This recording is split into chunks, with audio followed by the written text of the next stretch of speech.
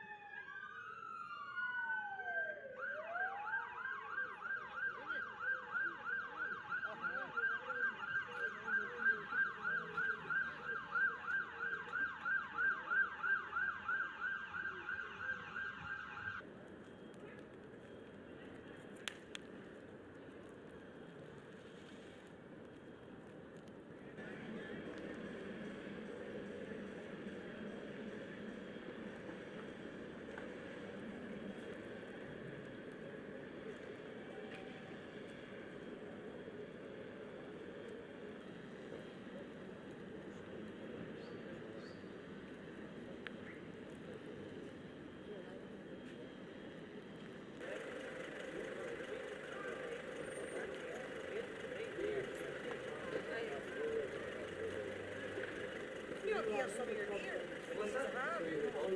Odd.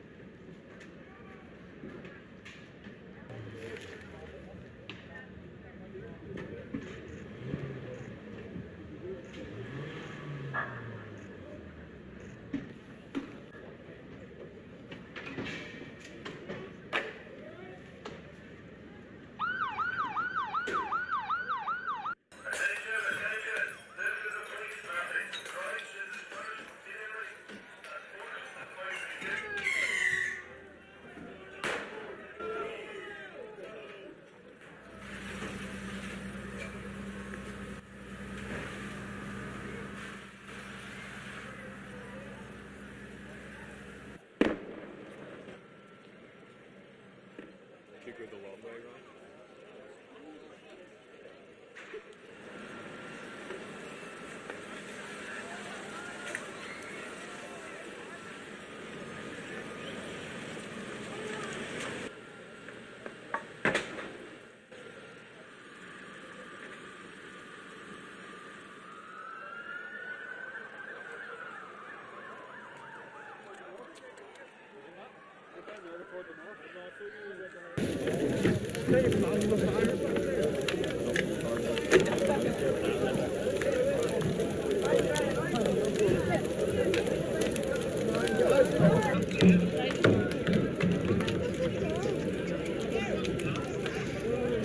Został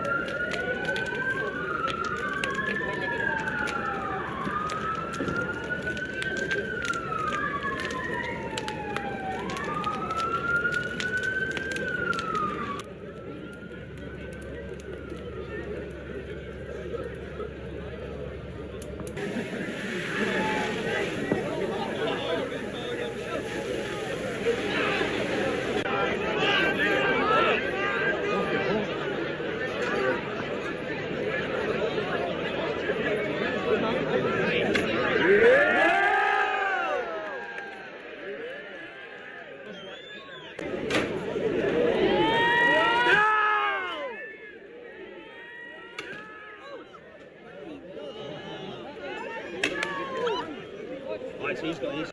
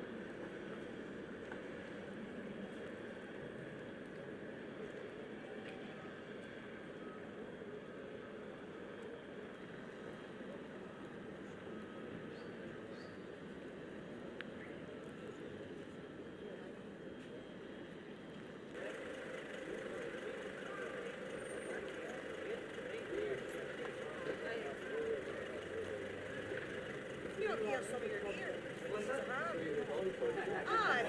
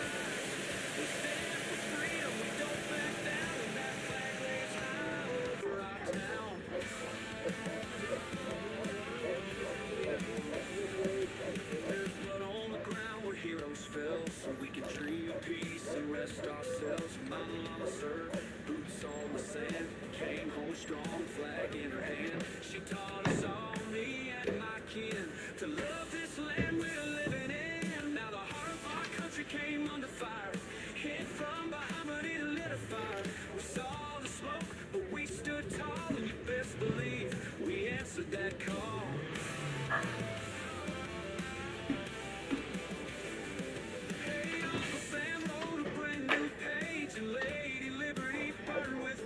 The eagle soar and the thunder roll, with freedom ring like it never gets old. It shook the earth, it shook the skies, a red, white, blue, every man on the rise.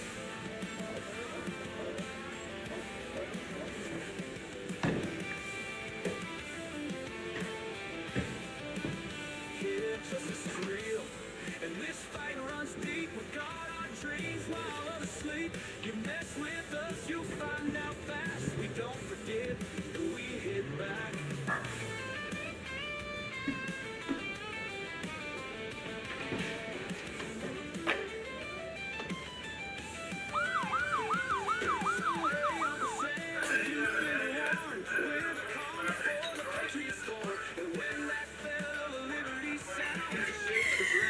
It shakes the ground. It feels like the stars and stripes come crashing through. Yeah, brought to you by the red, white, and blue. Oh, the red, white, and blue. Yeah, forever red, white, and blue.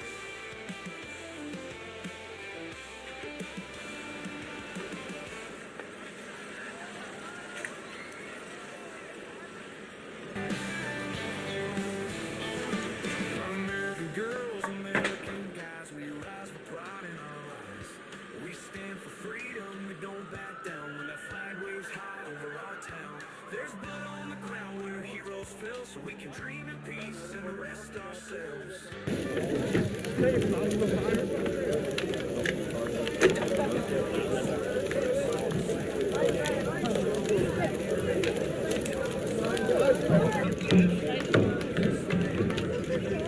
Now the heart of our country came under fire, hit from behind.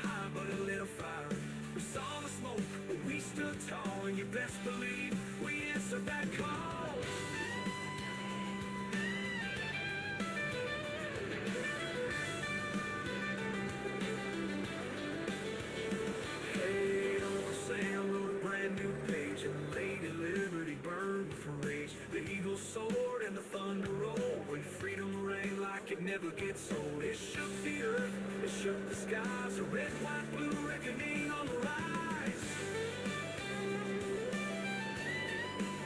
Yeah, justice is real and this fight runs deep. We guard our dreams while others sleep. You mess with us, you'll find out fast. We don't forget and we hit back. So hey, Uncle Sam, you've been warned. We're the calm before the Patriot storm.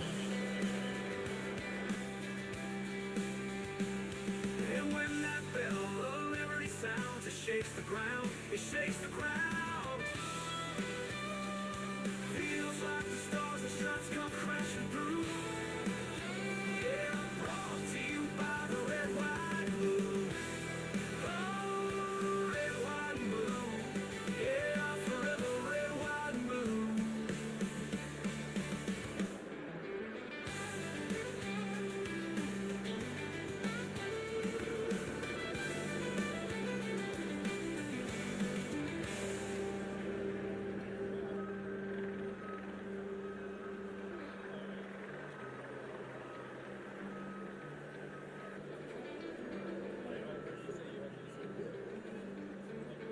Hey, Uncle Sam wrote a brand new page, and Lady Liberty burned with rage. The eagle soared and the thunder rolled, and freedom rang like it never gets old. Hey, Uncle Sam wrote a brand new page, and Lady Liberty burned with rage. The eagle soared and the thunder rolled, and freedom rang like it never gets old. Yeah, free Uncle Sam, you've been warned. When they come before the Patriot storm. When the bell of liberty sounds, it shakes the ground, it shakes the ground. We hit back. So hey, Uncle Sam, you've been warned. We're the calm before the Patriot storm. And when that bell of liberty sounds, it shakes the ground, it shakes the ground.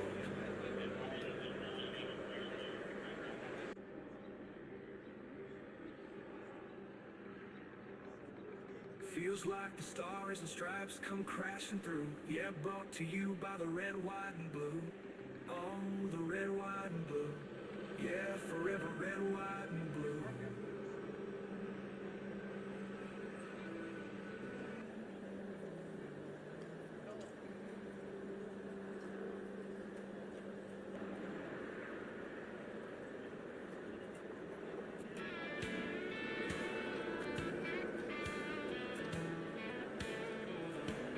American girls, American guys, we rise with pride in our eyes. We stand for freedom, we don't back down.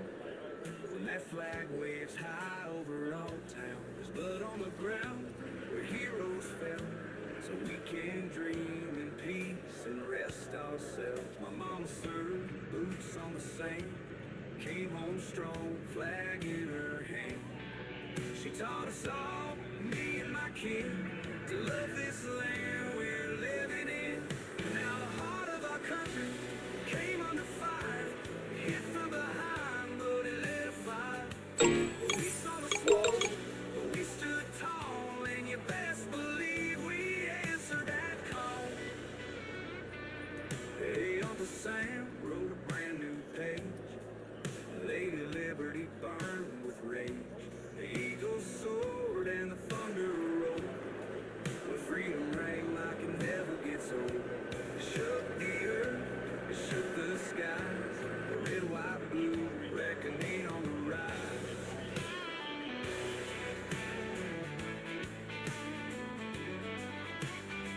Yeah, justice is real and this fight runs deep.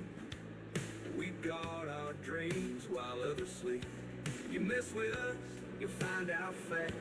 We don't forget, and we hit back. So hey, Uncle Sam, you've been warned.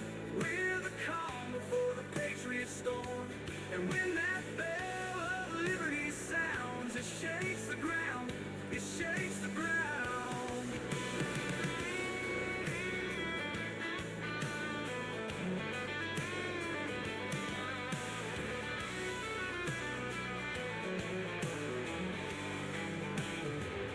Feels like come crashing through.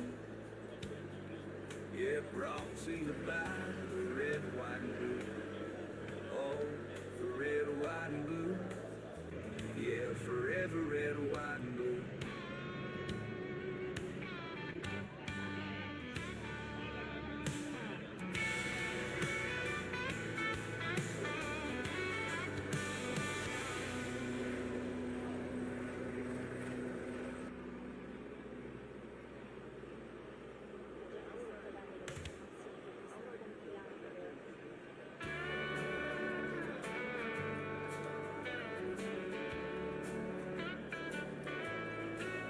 American girls, American guys, we rise with pride in our eyes.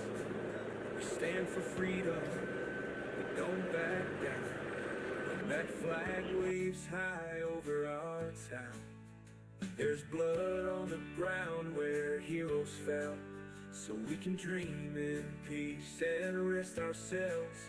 My mama served, boots on the sand, came home strong, flag in her hand. She taught us all, me and my kin, to love this land we're living in. Now the heart of our country came under fire, hit from behind, but it lit a fire. We saw the smoke, but we stood tall, and you best believe we answered that call.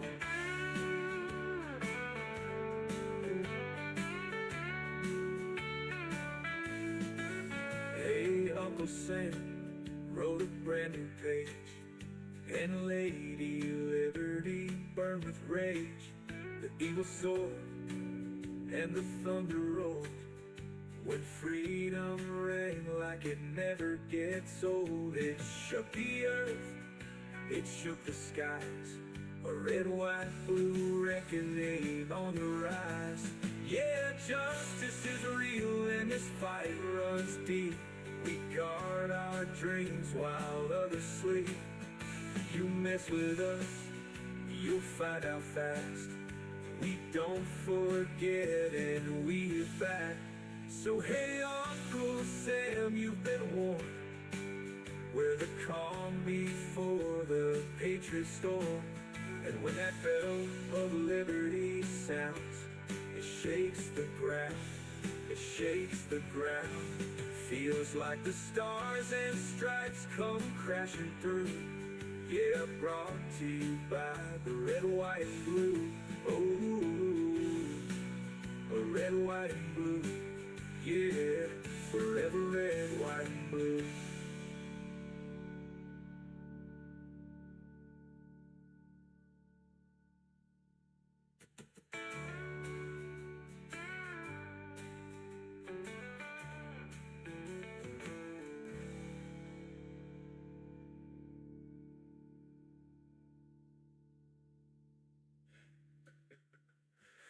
Hey, Uncle Sam, you've been warned. We're the calm before the Patriot storm. And when that bell of liberty sounds, it shakes the ground, it shakes the ground. Feels like the stars and stripes come crashing through. Yeah, brought to you by the red, white, and blue. Oh, the red, white, and blue. Yeah, forever red, white, and blue.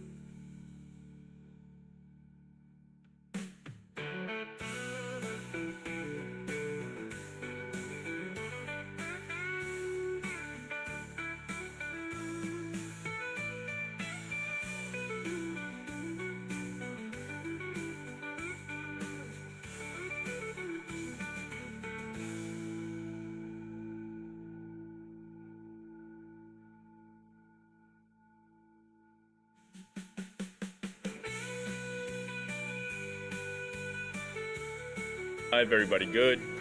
All right. Okay. American girl, American guys, rise with pride in our eyes. We stand for freedom, we don't back down. When that flag waves high over our town, there's blood on the ground where heroes fell, so we can dream in peace and rest ourselves. My mama served, boots on the sand, came home strong, flag in her hand. She taught us all, me and my king, to love this land we're living in. Now the heart of our country came under fire, hit from behind, but it lit a fire. We saw the smoke, but we stood tall, and you best believe we answered that call. Hey, Uncle Sam wrote a brand new page, and Lady Liberty burned with rage. The eagles soared and the thunder rolled, with freedom rang like it never gets old. It shook the earth, it shook the skies, a red, white, blue reckoning on the rise. Yeah, justice is real, and this fight runs deep. We guard our dreams while others sleep. You mess with us, you'll find out fast. We don't forget, and we hit back. So hey, Uncle Sam, you've been warned. We're the calm before the Patriot storm. And when that bell of liberty sounds, it shakes the ground, it shakes the ground. Feels like the stars and stripes come crashing through. Yeah, brought to you by the red, white, and blue. If your neck looks Red, white, and blue. Yeah, forever red, white, and blue.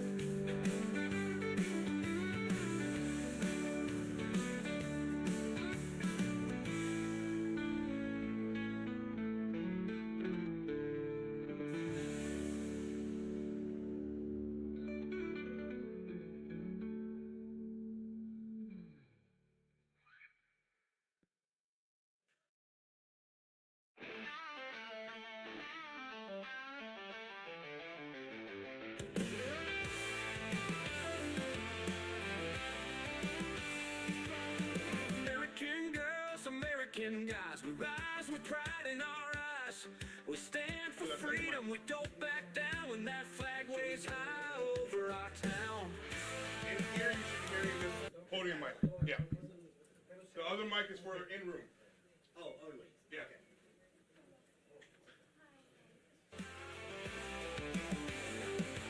There's blood on the ground where heroes fell, so we can dream in peace and rest ourselves. And my mama served, boots on the sand, came home strong, flag in her hand. She taught us all, me and my kin, to love this land we're living in. Now the heart of our country came under fire, hit from behind but it lit a fire. We saw the smoke, but we stood tall, and you best believe we answered that call.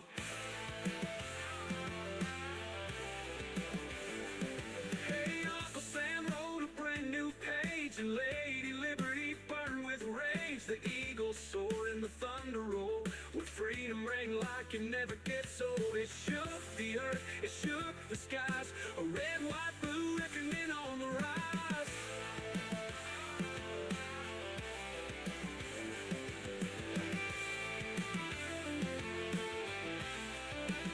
Yeah, justice is real, and this fight runs deep. We guard our dreams while others sleep. You mess with us, you'll find out fast. We don't forget, and we hit back.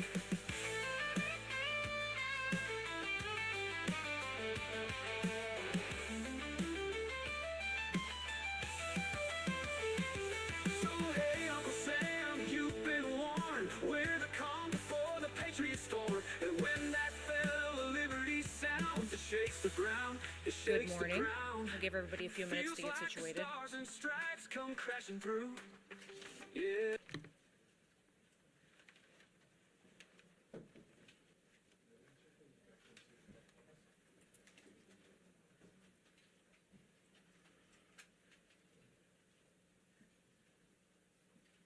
How we doing?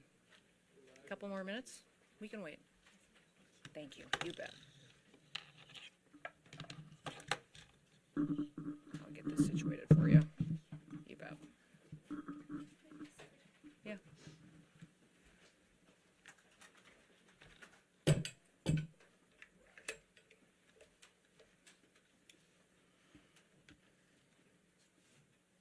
Test 1, 2. Test, test, test.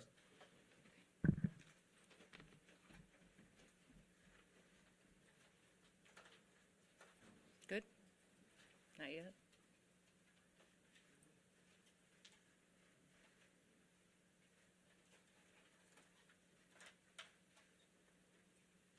Good morning, everybody. Grateful that you all are here. My name is Christy Nelm. I am the Department of Homeland Security Secretary for President Donald J. Trump, and I am so thankful for the men and women of law enforcement who have been working every single day to bring law and order and peace back to the citizens of Los Angeles and to the state of California. As you know, we've seen under this last week some operations that have been working to bring in criminals that have been out on our streets for far too long. Our HSI and ICE individuals have been out conducting operations with our government partners to make sure that these criminals, bad actors, murderers, rapists, pedophiles, traffickers, and drug traffickers are brought in and brought to justice finally under this administration. I do want to thank the men and women of law enforcement. They've been absolute rock stars in what they've done to protect this community and to protect this city. I want to specifically name those that are under the umbrella within our components, under the Department of Homeland Security. That has been our ICE officers who have been on the front line out there interdicting with many of these dangerous criminals. Also HSI with their investigative skill set and tactical teams have been absolutely imperative to us in helping us make sure we're running operations and really targeting these bad actors. Our Federal Protective Services and also our Border Patrol agents have come and been partners with us in an incredible way. They bring a skill set that has helped us have a whole of government approach under the Department of Homeland Security that has never happened before. The assets that they have and the willingness to do their jobs that this president has allowed them to do has been absolutely incredible. But what you see standing behind me too is also other federal partners. Federal partners that have come to the table that are here to bring safety and security to the city of Los Angeles. I want to specifically thank the Army. I want to thank the Marines, the National Guard, our soldiers, our military men and women who have shown up here to help make sure that we have security. Not only do they protect our country around the world, but they're doing it every single day here in the United States of America too, and doing it as service, public service to the people in this country because they took an oath to uphold the law.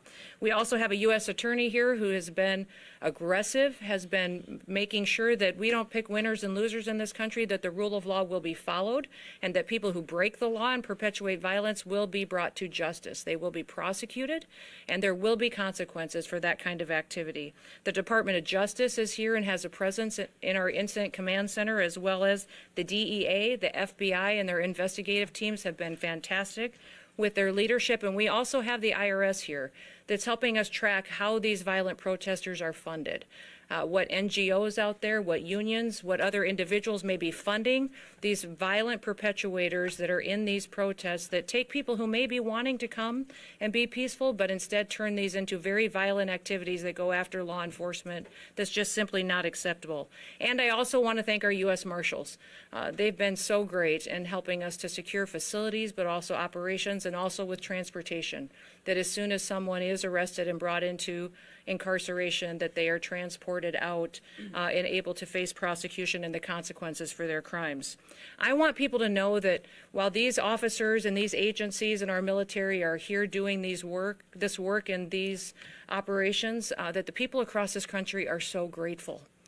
They are so grateful for the work that is being done here in Los Angeles. They are setting an example for what is happening across the country in other cities and putting together a model and a blueprint for how we can continue to work to make every single community great again and safe again for our kids and for our grandkids far into the future.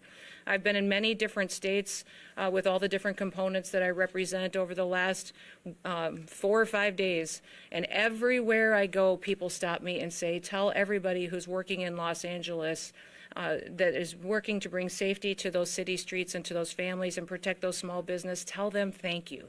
Tell them God bless you, that I hope that they are safe and they have been suffering. The people that live here under the policies of Governor Newsom and under the policies of Mayor Bass, and they recognize that it's a huge disservice to the people who have to try to raise their families here, and that these agents and that these law enforcement officers are working to change that and give them an opportunity to be successful and to live the American dream. Listen, many officers have been assaulted over the last several days. We did see before that assaults against law enforcement and ICE officers go up over 400%. In this situation, we've seen that increase even more. It's not acceptable. If you assault a law enforcement officer, we are going to come after you and we are going to arrest you, prosecute you, and put you away.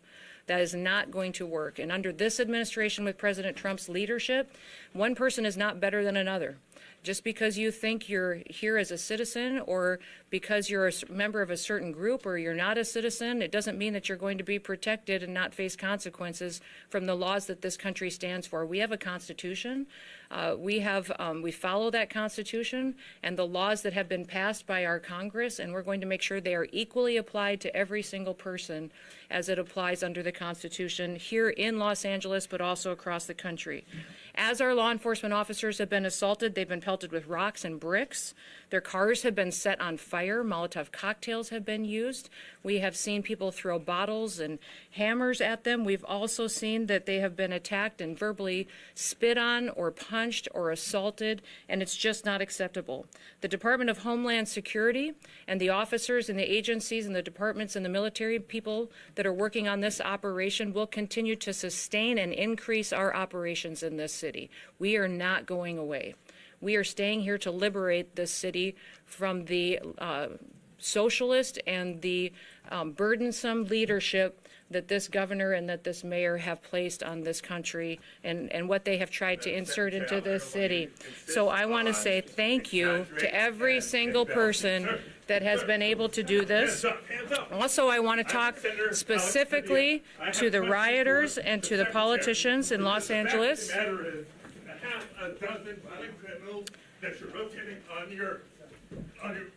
I also want to talk about specifically how many of our ICE agents have been doxxed for doing their duty, how they have been targeted, and how their families have been put in jeopardy, and that we're not going to allow that anymore as well. That those individuals who are purposely endangering our ICE agents and our law enforcement officers and their families will be prosecuted for what they are doing as far as perpetuating violence on them.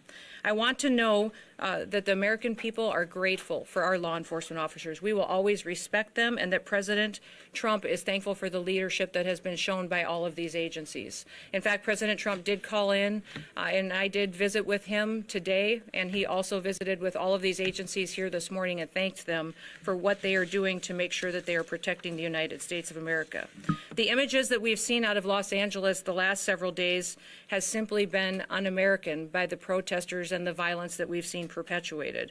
Masked thugs are assaulting police officers. They're setting vehicles on fire. They're waving foreign flags on American soil while burning American flags. And they've damaged public property and destroyed private businesses. We need to make sure that we are continuing to protect the citizens that live here and want this community to be safe. Let me give you just a few examples of those who have been rioting that many politicians like Gavin Newsom and Karen Bass are defending. There was a Vietnamese illegal alien who committed a mass shooting at a graduation party in 1994 that we've been able to take off the streets. A Filipino illegal alien that was convicted of an assault with intent to commit rape that we've been able to bring up into custody and incarceration. You see behind you some more profiles of individuals that have brought into custody through the operations we have here. A Mexican illegal alien convicted of willfully cruelty to a child, and on and on and on. Those individuals and those criminals are now off the streets of Los Angeles because of the activities that have been conducted here in the last several days and will continue to operate for days to come. When these riots first began on Friday night, a federal law enforcement building was surrounded by over 1,000 violent rioters, and it took Los Angeles Police Department 2 hours to respond. So we are going to continue to operate with our federal partners and continue to keep asking the governor and the mayor for their support and their backup in these operations to make sure that all of our law enforcement officers are protected while they do their work. We're going to protect American cities from lawlessness, and we'll do what it takes to put the American citizens first and make sure they have the opportunity to sleep safely in their beds at night. I just want to say God bless all of our men and women of the military that serve, all of those who serve in our law enforcement enforcement agencies and in public service that make great sacrifices away from their homes and from their families, but they do it because they believe in America, and they believe in freedom, and they believe in law and order, and that is what we are doing right here today and will continue to do for days to come until Los Angeles once again is at peace. So with that, we'll turn it over to our next speaker, which I believe will be Todd Lyons from ICE. Thank you, Madam Secretary. I'm Todd Lyons. I'm the acting ICE director. Also, I'm the National Incident Commander for the situation. But I would just like to say thank you to Secretary Noem. She said it best. There's really not much more I can say. It's without her leadership that we wouldn't be out here conducting this mission. President Trump fully has our back on this one, and we're doing the will of the American people. I want to thank the brave men and women of ICE, HSI, ERO, our attorneys with the Office of Public Legal Counsel, because without them, this would not be possible. They put their lives on the line every day. You also see my fellow agency heads here with me and many that are not up here on stage. The men and women of law enforcement have been putting themselves in harm's way every night since we've been here in Los Angeles. What we've done here is taken a whole government approach for this immigration mission. You know, under the last administration, there was millions upon millions of people that we don't know who came into this country, that were let in, that now have turned violent criminals. Also, we have known suspected terrorists and gang members. Since January 20th, we've been making arrests in Los Angeles and all around the country. But specifically, we've focused on gang members, human traffickers, violent drug dealers, and rapists. You know, the Secretary brought it up. You know, the rhetoric of a lot of elected officials and people, what really caused this. We've heard so much. If ICE had a criminal warrant, if ICE had a judicial warrant, cities would cooperate with us. On this past Friday, you saw that. You saw the men and women of ICE and these other DOJ partners executing a criminal warrant on a criminal immigration enforcement case. Yet the city turned against us and we had violent protesters. And that just won't happen because the men and women of ICE won't be deterred by this. We're going to be out there every day conducting our law enforcement mission. No protesters are going to block our way because the brave men and women of ICE and these DOJ partners you see up here, along with our partners with the Los Angeles Police Department, are going to ensure that we handle these protesters, but we are out there safely conducting these operations, and we will get the worst off the street. And I also like to thank the Department of Defense and National Guard who has come here to assist us on that. You know, we will prosecute all these cases. Just, you know, the Secretary highlighted so many, you see them up here. But we have a wanted man from Mexico who fled and hid in Los Angeles for killing a woman. You have an MS-13 gang member who killed 2 individuals during a botched catalytic converter theft ring case. These aren't the individuals you want in Los Angeles. These aren't the individuals you want in the United States. ICE is going to keep doing their job, and we're going to do it to the best of our ability with our DOJ partners. But with the Secretary's leadership and the full support of the U.S. Attorney to prosecute these criminals, we will continue enforcing the immigration mission that President Trump and the American people expect us to do. So with that, I'm going to turn it over to the FBI. Thank you, sir.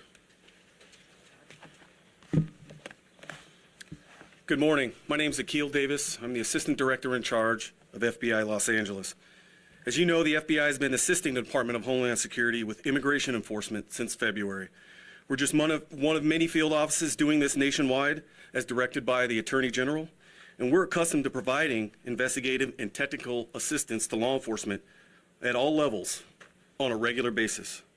We have agents embedded with our operational teams with DHS. Our help vary depending on what DHS needs, and they let us know moment by moment. We have significant tactical resources across the enterprise here throughout our 7-county AOR to assist and support these efforts. That said, we find ourselves defending operations from violent offenders.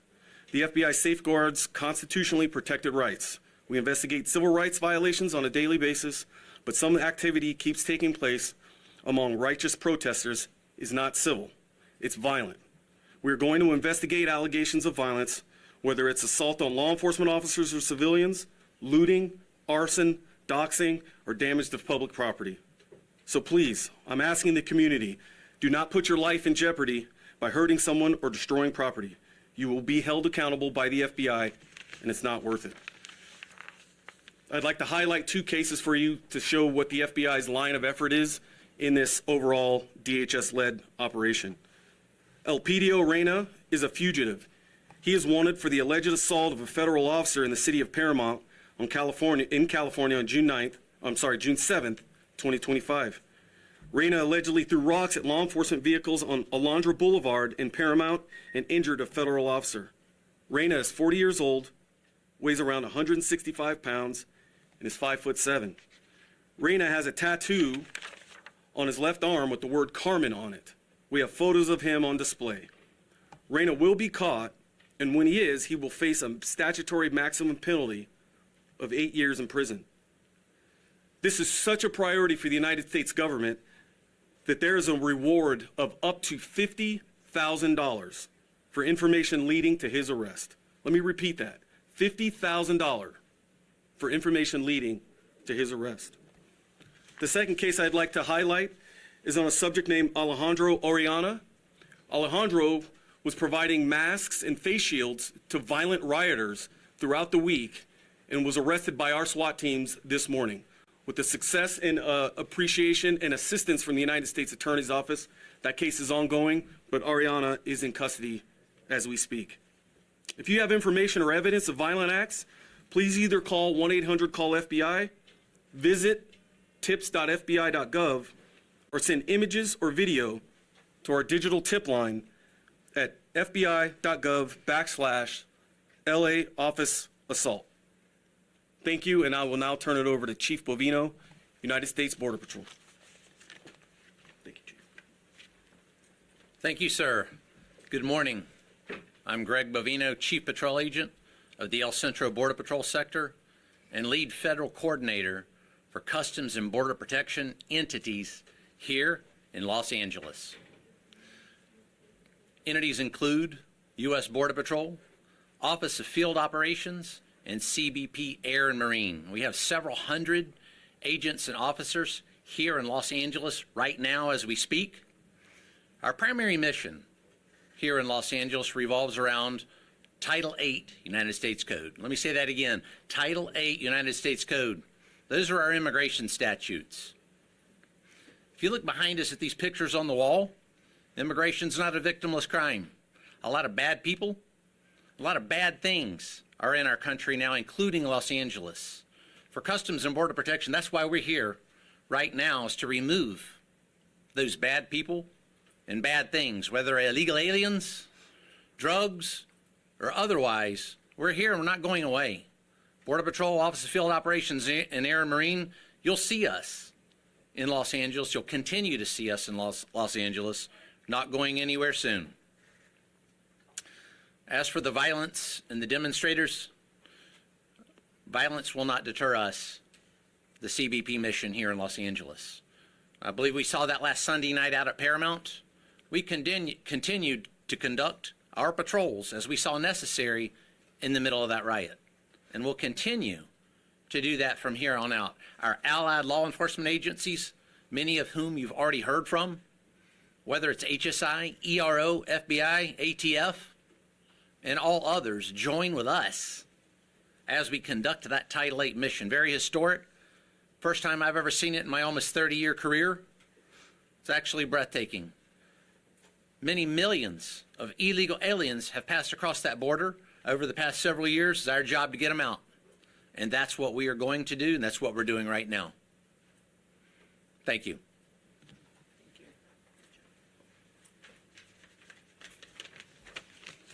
Good morning. My name is Kenny Cooper. I'm a Special Agent in Charge, ATF, LA Field Division. The Department of Justice will not be deterred from enforcing this nation's laws. ATF is on the ground doing what we do best, fighting violent crime and protecting our communities regardless of the environment around us. Our agents are trained to operate in high-threat, high-tension situations. When federal authorities move to execute court-authorized warrants, we support that mission with professionalism, precision, and resolve. ATF stands shoulder to shoulder with our federal partners in this whole-of-government approach.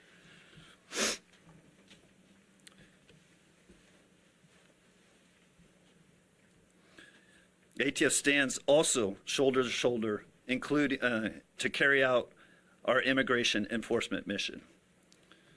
If a criminal threat intersects with that mission, we bring our full capacities to the table. Let's be clear, obstructing a lawful federal operation, especially through violence or threats, is not protective activity. It's a crime. And those who cross that line will be held to account. We don't get to pick and choose when to enforce the law. On behalf of my office and the Department of Justice, I'm here to show our support and our collaboration with the Department of Homeland Security in their mission to protect the American people and to do immigration enforcement operations, specifically at targeted known criminals, which is the primary focus of most of our missions to date. I want to also thank the National Guard and the military. We had judicial warrants to do what we did on both Friday and Saturday. And the amount of resistance and organized agitators that showed up to try to impede us was overwhelming. And we're really grateful to the President for deploying the Guard, which allowed us to continue our mission undeterred, to enforce the law, and to keep our people and our buildings safe. And that's really important. And my office has been aggressive in bringing charges. We charged several people over the weekend who dared to assault our agents. They threw rocks, they threw stones, they were breaking up concrete. It was out of control and it was violent. And some people in the state of California have been conditioned to think that there's no consequences for criminal activity. And you know, that might be true for the state of California, but it's not true with the federal government. And we will bring charges and you will go to federal prison. This is the federal government. This is not the state government. As the President said, if you spit, we hit, and we'll hit you with a felony. And we're committed to that. We're continuing to conduct, we're looking at hundreds of suspects. We're collecting media, social media, videos. We'll be combing over that stuff for weeks and months with the FBI. And just because you think you got away with something over the weekend, think again. In a few months from now, you could get a knock at your door. So anyone who's thinking about showing up to these protests to commit violence, I really caution you to think again. It's not worth it. We charged 2 individuals yesterday with throwing Molotov cocktails at police officers. That is extremely dangerous and could lead to death. They're now looking at explosives charges charged by the federal government and more charges to come. So I just want to reiterate that we will be aggressive, we will be filing, and we will be swift in our deliverance of justice. And I want to thank our partners at the FBI and the ATF and DHS and all our agencies for their hard work. It has not been easy. They've been working around the clock, but they're undeterred. And I can tell you, speaking to them, they are more committed than ever to delivering on the promise of the President to make America safe again. And we need that in California, probably more than anywhere else. So with that, I thank you very much. Thank you, Bill. I appreciate that, and everyone for their comments. And with that, we're going to open it up to questions, but we're going to keep it specifically to questions that pertain to this topic and some of the operations that are ongoing here in Los Angeles and how we will sustain and build on those operations in the future. So do you want to go first? Matt Rivers, Yes. ABC News. Yes. A question for you about future planning. We know that there's more protests planned for this weekend. Yes. Is DHS actively planning on requesting more assistance from DoD, more troops, given those protests that are coming? Is this the administration's new playbook? You know, what I would say is that I'm not going to telegraph exact statistics and numbers and what we are doing as far as participation with the military, but we do have several thousand engaged here in Los Angeles right now. We are assessing this weekend's threat levels, not just here, but in cities across the country, and pre-deploying assets. So we're using every tool that we have in our toolbox and pre-staging people, task forces, special swift response teams, people with specific gifts and talents that they can contribute to areas that we think they may be needed this weekend, so that we can prevent any kind of violence from being perpetuated. But it's on the table, the idea of bringing more troops. You know, I would say the President has the right to utilize every authority that he has under the Constitution to utilize Title X and to bring in military assets and National Guard units as needed, and he'll continue to assess that and use his prerogative to decide when it's necessary. Yeah. Madam Secretary, you had previously asked the Defense Secretary to direct troops to arrest people. Is that something you'd still like to see? You know, I think what I had talked was a conversation with the Department of Defense to ask them to use the authorities that they have in conjunction with the president to make sure that there's consequences for people who perpetuate violence. So that is what the assessment is, and they're being utilized to the fullest extent to which the president wishes to at this point in time. And I'm so thankful we have a U.S. attorney and a Department of Justice that is going out there and prosecuting these crimes as well. That's something that was very different under the Biden administration, that is a game changer now. We have a president now that believes in the rule of law and that is going to make sure that when people break the law, no matter who you are, that you will be prosecuted and you will be brought to justice. Yes, sir. Madam Secretary. Yes. Salvador Duran with the Innovation Network. Yep. Two questions for you. The first one is, do you have an estimated number of people that have been detained and deported? And the second question I have to ask you, would you please address Senator Padillas' interruption to your press conference? You know, I'm not. Consider Yeah. even pressing charges for what we just witnessed here. Oh, you know what? I don't even know the senator. He did not request a meeting with me or to speak with me. So when I leave here, I'll have a conversation with him and visit and find out really what his concerns were. I think everybody in America would agree that that wasn't appropriate. That if you wanted to have a civil discussion, especially as a leader, a public official, that you would reach out and try to have a conversation. For instance, I have left voicemails for Governor Newsom wanting to have a conversation. Has he returned them? No. He hasn't. I know that the White House has reached out and had conversations with Mayor Bass as well. And so that's what you do to try to start these conversations and ask for partnerships. Unfortunately, we haven't met that in this area. I'll visit with the senator and find out really what his concerns are and what we can do. And as far as the estimated number of people that have You know, what I would say is that we have over 1,500 people that we have been interdicting with, arresting for different situations, and we will continue to build on that. That's been just over the last few days. Know that we have more assets now today than we did yesterday. We had more yesterday than we did the day before, so we are only building momentum. This is only going to continue and be increased until we have peace on the streets of Los Angeles. The president has told me, Christy, use everything that we have to make sure that the citizens of Los Angeles know that we care about them, that they have lived with crime for far too long, and that we want them to be able to walk their children to school in the morning and feel safe. We want them to, small businesses downtown, to not have to worry about getting burned to the ground because some organized crime nonprofit funder is deciding that now is the time to send a political message or an agenda. So we're going to stay here and build our operations until we make sure that we liberate the city of Los Angeles. Yes, back there. I'm going to do two more if that's okay. Go ahead. Can you talk a little bit about the specific number in terms of immigration-related arrests that you made, both daily and in LA specifically? Well, we literally have tens of thousands of targets. So I think that's what's more important. People should know that there are millions of people that are in this city illegally, and that we have, I would say, thousands and thousands, tens of thousands of targets that we will be going after. And remember, this president has repeatedly said that he's going after criminals and the worst of the worst. And we're going after people that are in work sites that are trafficking drugs, that are trafficking human beings. We're DNA testing children, because many times when you see people claiming that their family members or the children they have with them that are theirs, many times when we DNA test them, they're not. They're really peddling our children, and they have human slavery going on, child trafficking, pedophilia. So we are going after those individuals that we have intelligence on, and we will continue to only build on that. And yes, I'm sorry to get to you right away. There is some rhetoric out there that some of the people who have been detained, arrested, in detention are not criminals or do not have a criminal history. Can you address that? There's a lot of rhetoric out there that claims... Well, there's a lot of rhetoric and there's a lot of false information and a lot of fake news. So I'd appreciate it if you guys would start covering the facts. And we'll get you all that information that we possibly can. Now, there may be people that because of the targets that we were out there arresting, that were with those individuals, they were collaterals that were spending time with them, and all those people will be vetted. And remembering, still in the United States, if you come into this country illegally, you have committed a crime. And so when you do that, we have to go through and follow the law and make sure that we're adjudicating that and dealing with that appropriately. So the president's targets and priorities are the criminals that have perpetuated violence. But also, once again, I'm going to remind everybody, you have the opportunity to self-deport. We will buy you a plane ticket. We will give you $1,000 when you land in your home country or if you go home to Mexico, and then we will get you scheduled so that you can come back to this country legally.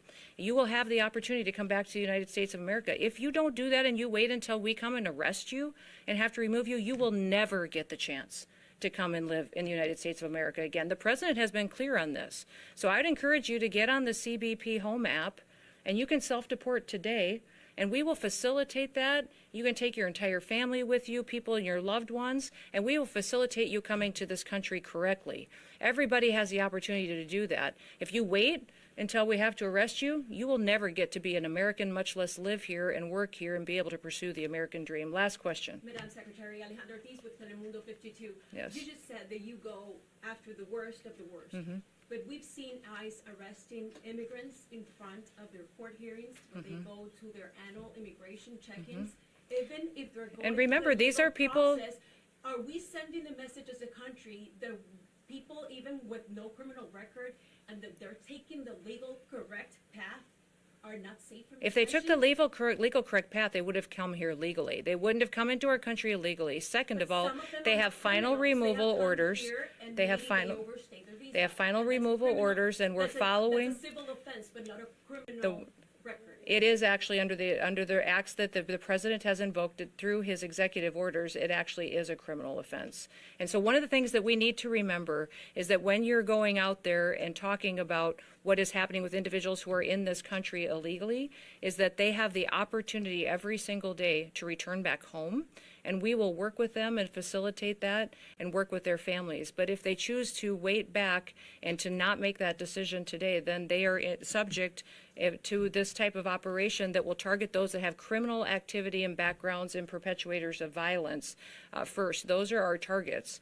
But we are going to make sure that we're bringing peace back to the city of Los Angeles. Attorney. She told me she has hundreds of cases of people coming in asking for asylum. They go to their immigration checking. So and my only arrested. question to you, I'd say a without question having back the- to you the is, right of their due process. which laws in the United States should be enforced and which ones shouldn't? I mean, my job, here's the deal, guys. My job is not to pick and choose which laws we enforce and which ones we don't. We have laws in this country, and they matter. If you want the law changed, go to Congress. When's the last time you went to Capitol Hill and told your senator or representative to change it? That's what they need to do. This is the perfect time for Congress to make a decision on how they want people in this country to be able to have an opportunity to come here legally and to fix this. We, as law enforcement officers and as a national security department and agency, my job is to uphold the law, and that's what I will continue to do. Yes, sir, I'm going to finish with you. And I kind of like the Bass Pro hat, too, so I'm going to go here, and then I'm going to go to you. So go ahead. Yes. Is this unique to Los Angeles? Nope, these operations... I will say these operations have been much more difficult because of Los Angeles and California's sanctuary policies. SB 54 has been difficult for us, and we don't have the backup of your local law enforcement. That's put our officers in danger. In fact, even this morning, we had Highway Patrol that we were working with. I was talking to officers. They were so happy that we were here, and they were grateful that we were here interdicting with these criminals. And then the governor found out that I was here, and he pulled them off of me and told him to go back home and to not cooperate with us anymore. So if you don't think your governor's being political, he gets up every single day and the first hat he puts on is the political one, and then he makes a decision that's best for him and his family, and then he makes a decision that's best for what his future is, and then maybe 10 or 15 steps down the line, he'll decide what's best for his people. That's what your governor does. Next, I'm going to come to you. Thank you, Mr. Secretary. Can you talk about the potential change in policy with President Trump talking about maybe suggesting exemptions for longstanding farm workers and hotel workers? Yeah, I think the president recognizes that we have some Department of Labor regulations and laws that we can utilize in certain situations, and he and I have discussed this at length and with other cabinet officials, and it's the president and I will continue to look at that and evaluate what we can do as far as individuals and facilitating a workforce in this country that we know are people who want to be here legally, what the consequences are for them breaking the law, because everybody, when they break the law, there has to be consequences. But what we can do to facilitate making sure that those who really do love the United States of America have the opportunity at some point to live here and to be a part of our future and to be a part of this country and our economy and the dream of raising their children here. All right. Thank you, everybody. Appreciate it. Have you been able to tour Los Angeles while you were here, and I've been traveling around Los Angeles all morning. You know, I saw a lot of graffiti, a lot of destruction. I saw quite a bit of, you know, where we saw some of the activity. We were staying close to downtown where we were last night. It was very interesting to me. I would have preferred to have gotten into some areas that I know I was respecting the curfew because I landed after midnight and then we left the hotel this morning before 5 a.m., around 5 a.m. So, but some of those areas that we were able to see, it makes me sad. This is a phenomenal state, and this is such a beautiful city. And people dream. But you only saw downtown since you've been. No, I've been driving. I mean, we've been in the car most of the morning doing different operations and out with our agents. But I mean, are you not? Don't you want your downtown to be beautiful? No, I just wanted to know. I would say. To know your impression of Yeah. what you've seen, if it was only downtown. Yeah. Or if you've seen other parts of. No, I mean, I've been here many times before. I've been, but as far as this trip, we've been out on operations with law enforcement officers, and so we've covered quite a bit of territory, and I'll still be here doing different things in different areas. But I would say that everybody should want their downtown, and if you're a business owner in a downtown, if you're a family that lives there, you want it to be safe, and you want it to be beautiful, and somewhere people want to come. Thank you, everybody. Thank you, everybody. Appreciate Thank it. you. We will take any follow-ups later. Thank you. You bet.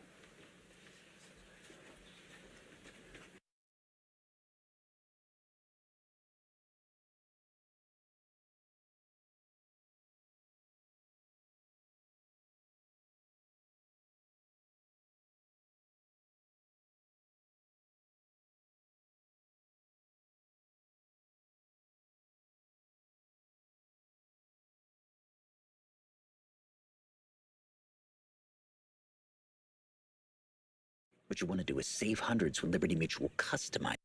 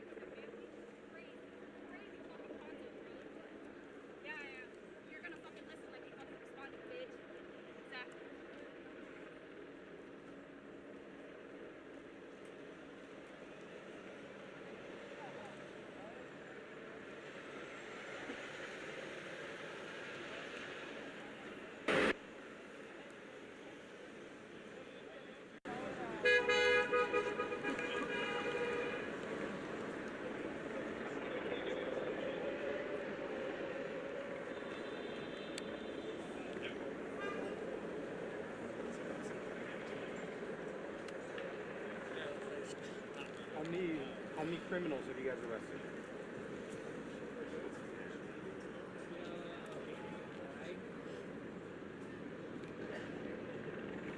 Right there, childhood, mustache.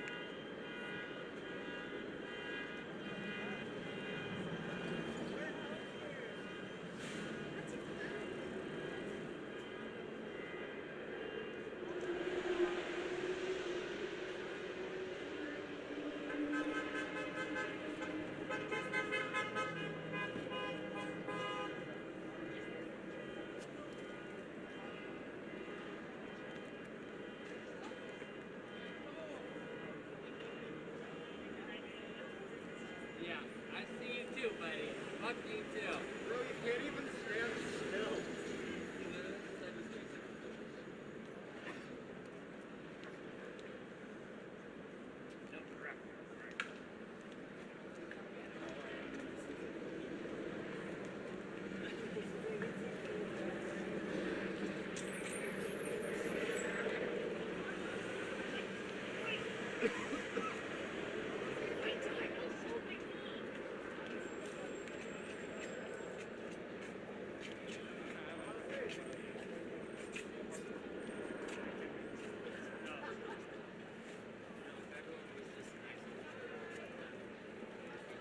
Take that little one away. They just need a loving family. Oh, thank God they got it.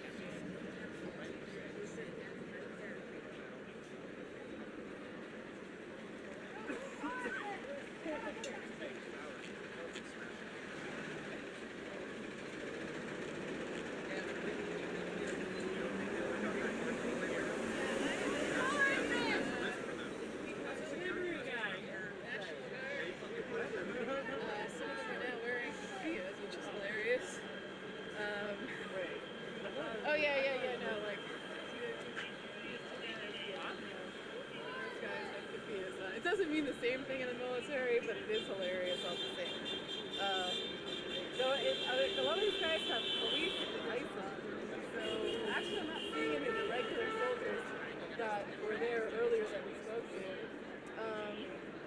which is kind of interesting because I'm not sure legally what their legal justification for wearing soldiers' uniform is, like what ICE officers justification is. So yeah, a lot of fun shit. So that's why I've had my camera off. I'm probably gonna turn it back off so I don't, distract everyone. But yeah, I'm here in LA. I came down with Military Law Task Force with some veterans to talk to the National Guard. Line, stand by. Start moving back. Move back, move back. Press, move back. Line, push, push, push. Push, move back. Get back. Get back. Go. Go.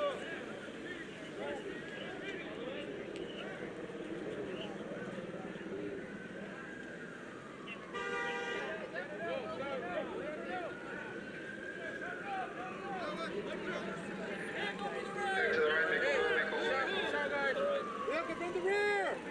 What's up? Away!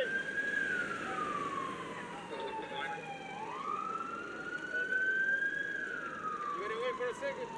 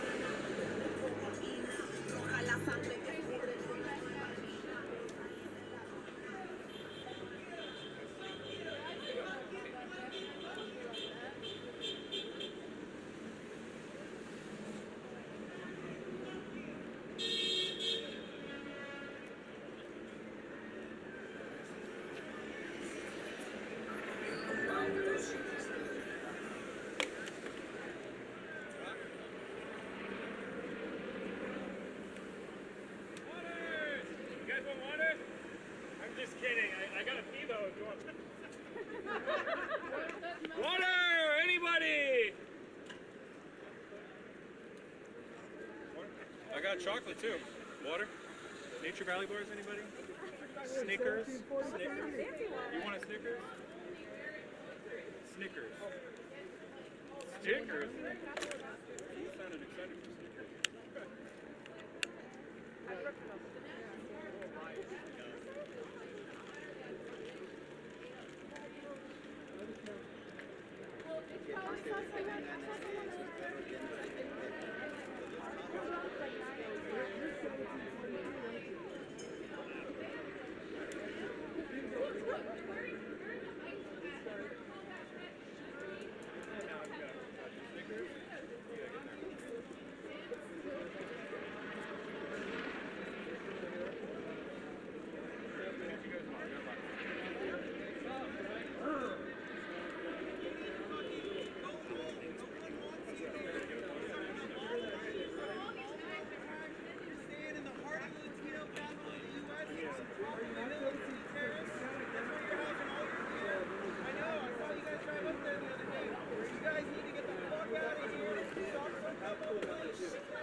Are you 1743?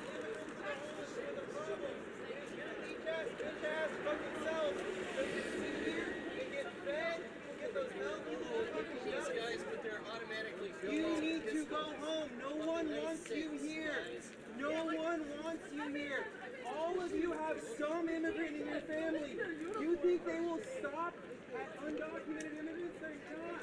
They're gonna feel bad. It's very emotional, Chad. There will be no sympathy. They will not have mercy on you.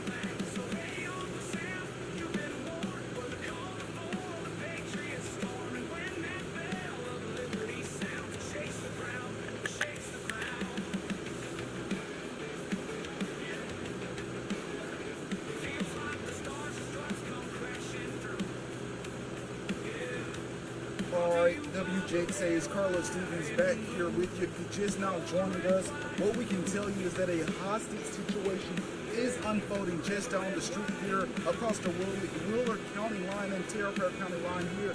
Now, this all started just over an hour ago in Lawrence County. I'm going to step out of the way so you can get a good look at the scene. But just over an hour ago, the Lawrence County Sheriff's Office issued a public safety alert as they search for suspects in an officer-involved shooting.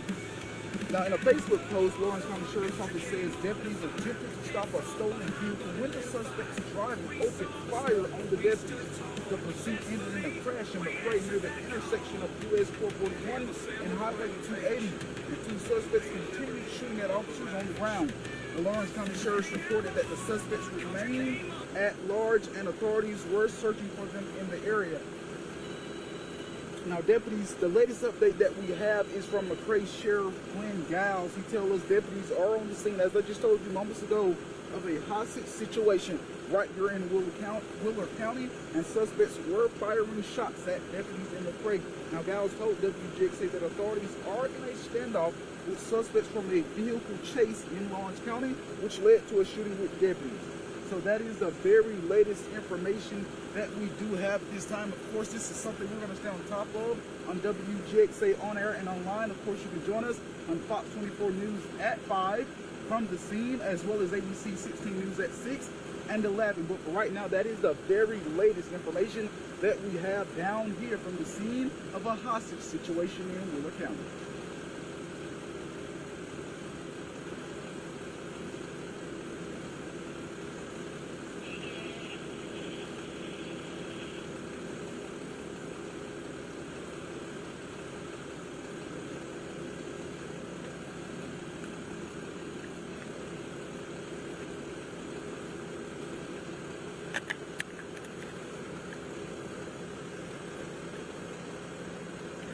Under fire,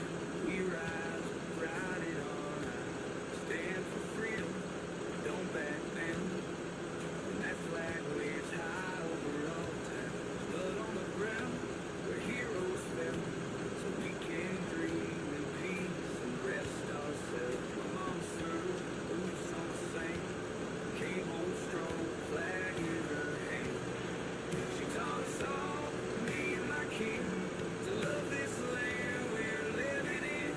Now the heart of our country came under fire, hit from behind, but it lit a fire. But we saw the smoke, but we stood tall, and you best believe we answered that call. Day on the sand, brand new day. Lady Liberty burned in the flame. The eagle soared and the thunder rolled. The freedom rang like it never gets old. It shook the earth, it shook the sky. The red, white, blue, reckoning on the rise.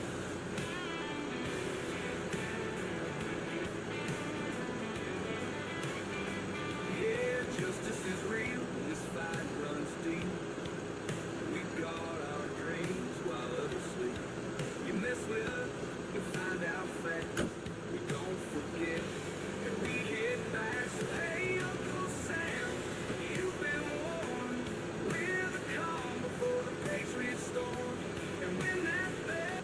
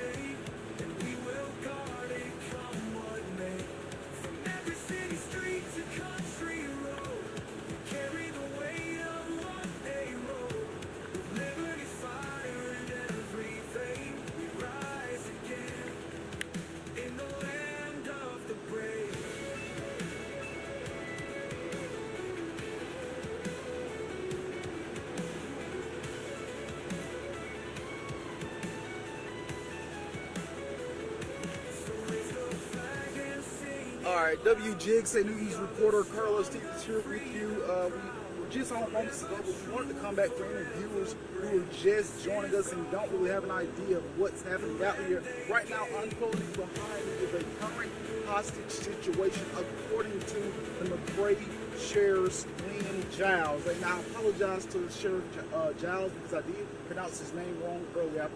Again, I apologize to him, but like I was saying, there's a hostage situation unfolding right here in the distance. Now, this is all according to, again, Sheriff Lynn Giles. Giles told WGXA that authorities are in a standoff with suspects from a vehicle chase that started in Lawrence County, which led to a shooting with deputies. Giles says it is a hostage situation, as I just mentioned, and locals are asked to avoid the intersection of US 441 and Highway 280 as the active scene is still currently unfolding. Now again, this stemmed from a police chase in Lawrence County, according to the Lawrence County Sheriff. Now in a Facebook post, Lawrence County Sheriff said deputies attempted to stop a stolen vehicle and the suspects driving opened fire on the deputies. The pursuit ended in a crash in McRae near the intersection, again, US 441 and Highway 280, and 2 suspects continued shooting at officers on the ground. Lawrence County Sheriff's Office reported that the suspects remain at large and authorities are still searching the area. That is the very latest information that we know, but of course you can watch WGXA News on Fox 24 at 5 and of course on ABC 16 News at 6 and 11. But again, that is what we know at this time. We will keep you updated both on air and online at WGXA.tv.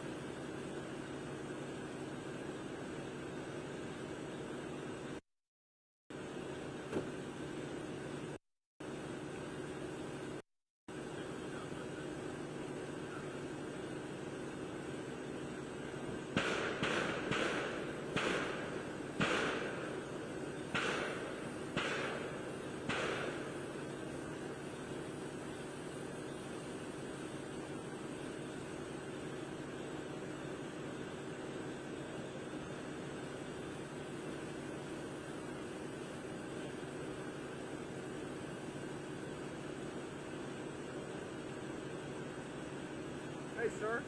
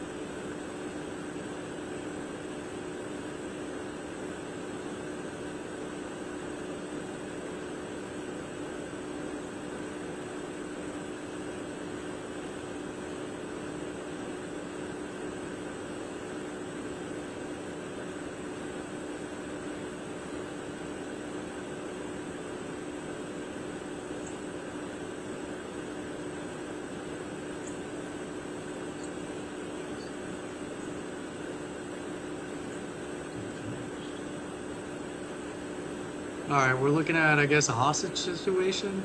I don't know what the seriousness of it is.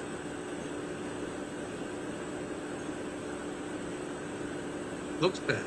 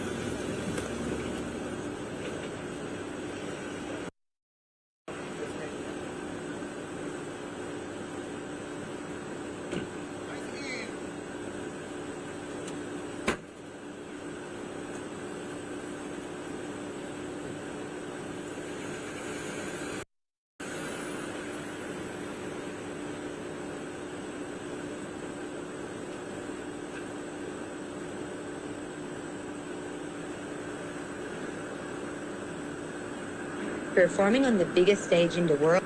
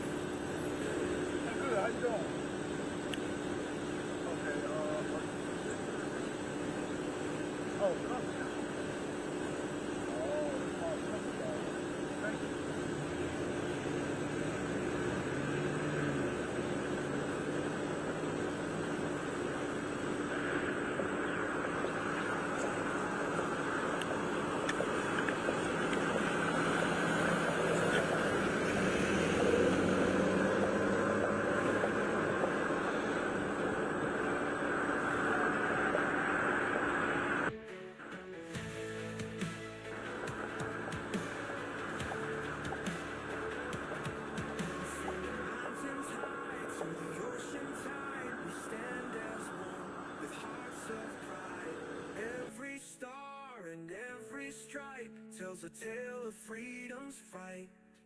We were born from revolution's flame, forged by heroes carved in name. Their voices. 4. Leave sight.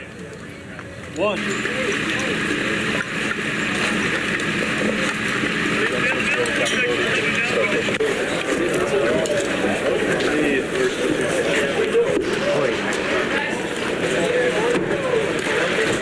You guys do the first one. Right here.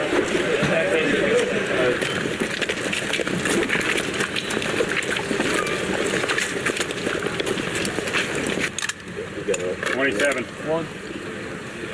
Trumpets. 1, 2, 3. 1, 2, 3, 4, 5, 6, 7. 2, 3, 4. Leave sight. 1.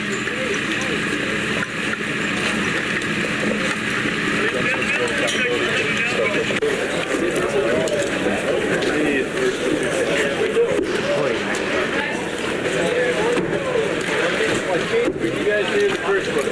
Right here.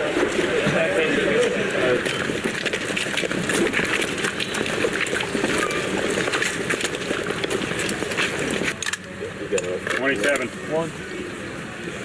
Trumpets. 1, 2, 3. 1, 2, 3, 4, 5, 6, 7. 2. I bet they made them shave everybody's mustache off before they went out there and get fresh haircuts like yesterday.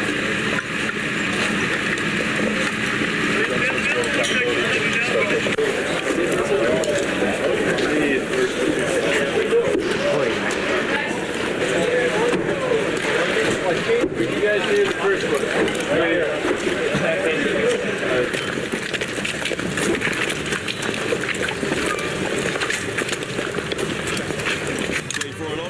27. 1. We're playing for ultras. Trumpet. Gracie for an ultra. 1, 2, 3. 1, 2, 3, 4, 5, 6, 7.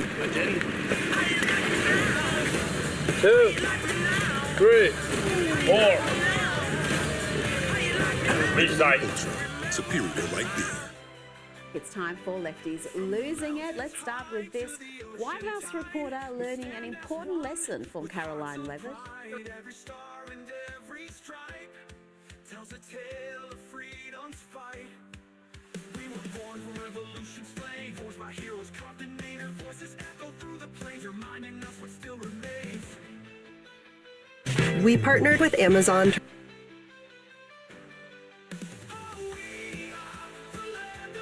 Trying to get some audio stuff situated. I don't know how phones crazy. Calling for an end to ICE. The protest starting outside of the ICE field office on Las Vegas Boulevard and Clark Avenue. Many with signs in hand, passionately making their voices heard. Early on, a man in a MAGA hat walked through the group, punches thrown on both sides as tensions rose.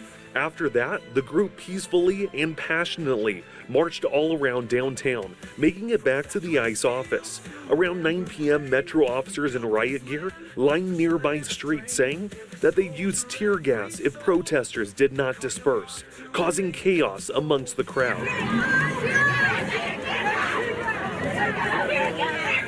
later declaring an unlawful assembly at Las Vegas Boulevard and Clark Avenue due to protesters engaging in illegal activity. Police issuing a dispersal order saying that if people don't leave, they'll be arrested or cited. Officers shut down several roads in the downtown area as they cleared the crowd out. Some still blocked off as of 11 p.m. Wednesday night. Many saying despite the dispersal, they were glad that they made it out Wednesday. I'm first generation born here, and my mom struggled, my family struggled, everybody in my family struggled, but they worked really hard, and they're so proud of being American now. They're so proud to be here. People are still wanting to have their opinions heard in a time where, there's definitely an opposition to this, and so I'm glad that people are still feeling powerful enough to get out and say what they feel. So. The group was specifically calling for an end to ICE and were chanting against President Trump's immigration policies and ICE deportations. Several protesters tell me they will continue to march to make their voices heard, and a nationwide protest is scheduled for this Saturday, with many here in our valley expected to take part. Reporting in downtown Las Vegas, I'm Ryan Ketchum.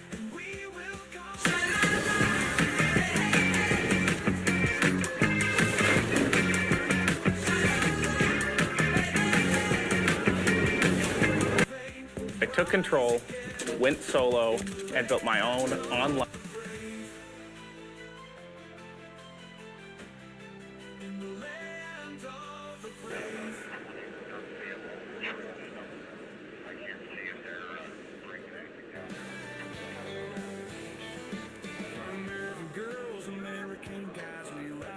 I don't even know what's good house.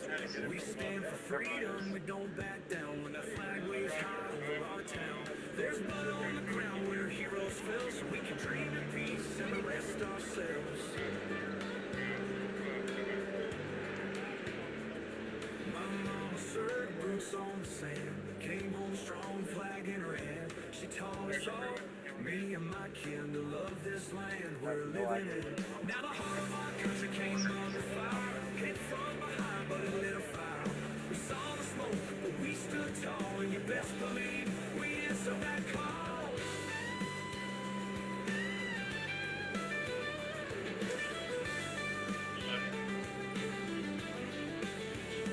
Hey, Uncle Sam wrote a brand new page. Lady Liberty burned from rage. The eagle soared and the thunder rolled. When freedom rang like it never gets old. It shook the earth. It shook the skies, a red, white, blue reckoning on the rise. I guess Texas sent in the National Guard already. Justice is real and the fight runs deep. We guard our dreams while others sleep. You mess with us, you'll find out fast. We don't forget, and we hit back. Uncle Sam, you've been warned. We're the calm before the Patriots storm. And when that bell of liberty sounds, it shakes the ground, it shakes the ground. Feels like the stars and stripes come crashing through. Yeah, brought to you by the red, white, blue. Yeah, forever red, white, blue.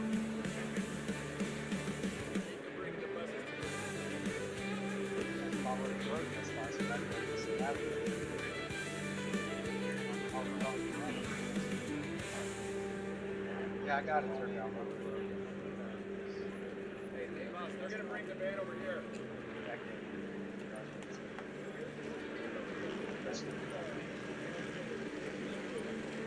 Hey, Uncle Sam wrote a brand new page. I need to buy an extra. Probably have. The eagle soared and the thunder rolled. When freedom rang like it never gets old. Hey, Uncle Sam wrote a brand new page. And Lady Liberty burned with rage. The eagle soared and the thunder rolled. When freedom rang like it never gets old. See what happens. We're the calm before the Patriots storm. When the bell of liberty sounds, it shakes the ground, it shakes the ground. We hit back. Someday, Uncle Sam, you've been warned. We're the calm before the Patriots storm. And when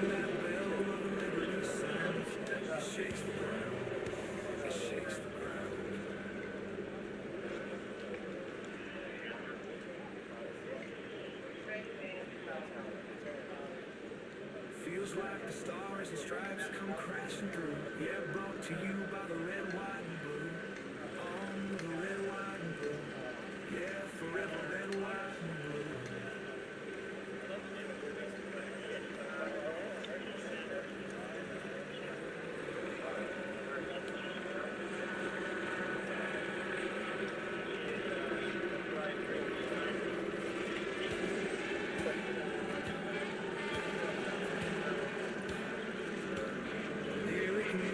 Oh shit. So that guy yelling at the Christie Nome, press conference, that was a senator. I think he got arrested. Senator Alex Padilla, California, was forced to be removed from the office in Los Angeles and pressed from Homeland Security.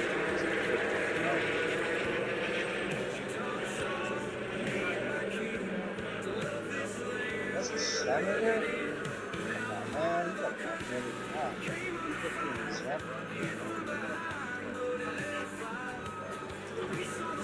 You act like that other people.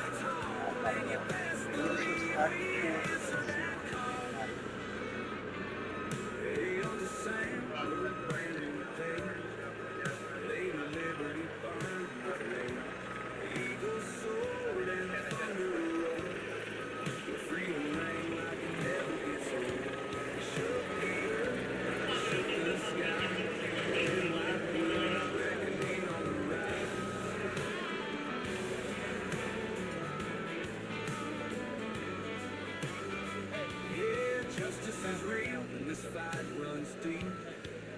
We got our dreams while others sleep. You mess with us, you'll find out fast. We don't forget and we hit back. So hey, Uncle Sam, you've been warned. We're the calm before the Patriot storm. And when that bell of liberty sounds, it shakes the ground. It shakes the ground.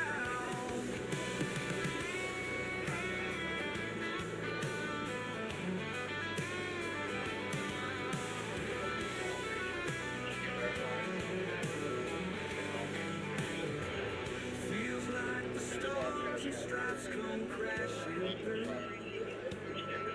Yeah, brought to you by red, white, and blue. Oh wow, that's been turning Antifa alive.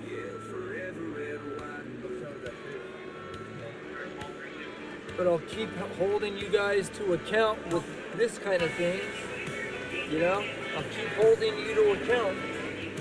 So keep violating my rights and think it's gonna go, you know, unanswered. Keep doing it. Keep doing you. Keep violating a journalist's rights, a United States Army veteran's rights. That looks really good in court, in civil court. Keep doing it.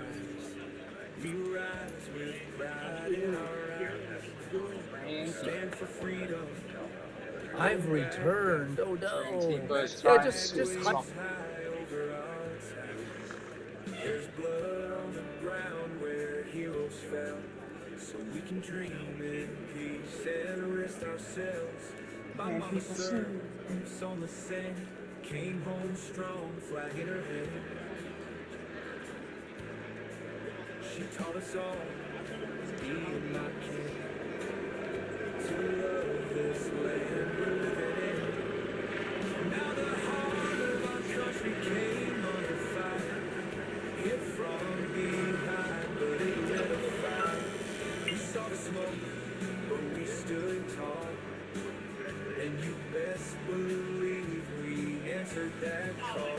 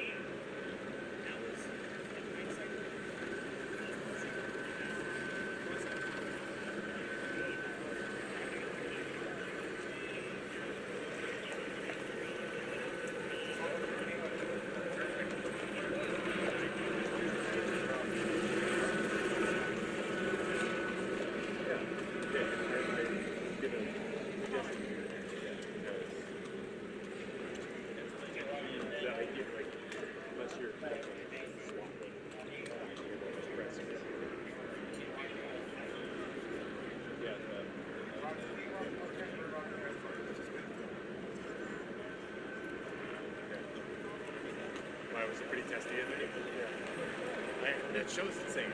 Insane. Yeah, it's nuts. Insane. I mean, I never watch it, but sometimes it's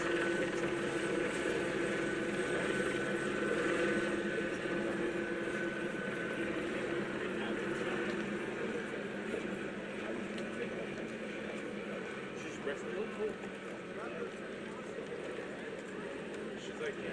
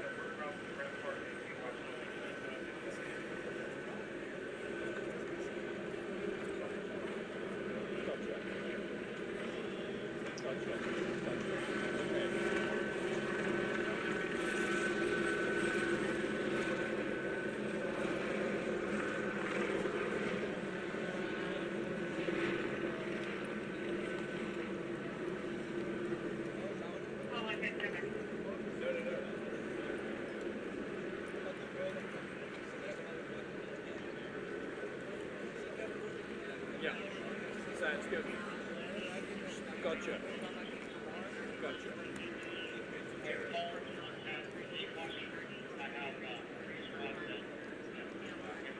Yeah. Cool. Okay. Good afternoon, everybody. Senator Alex Padilla.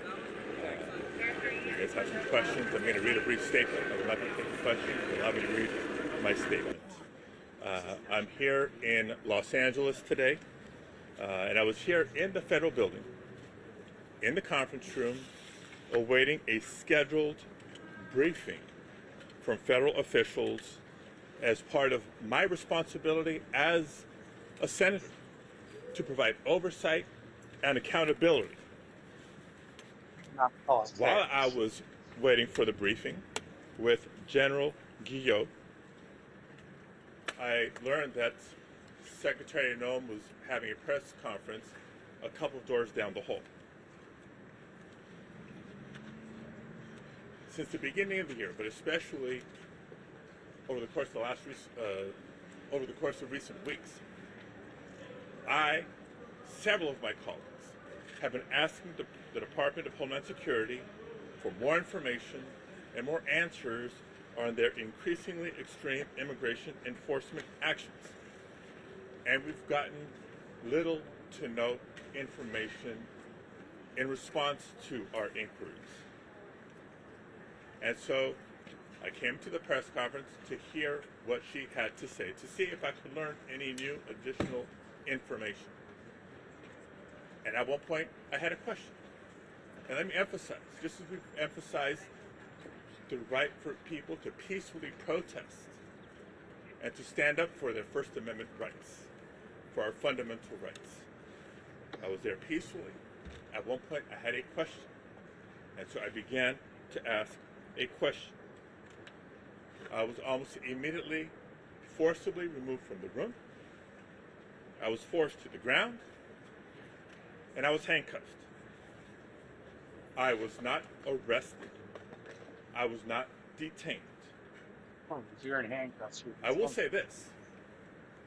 If this is how this administration responds to a senator with a question, if this is how the Department of Homeland Security responds to a senator with a question, you can only imagine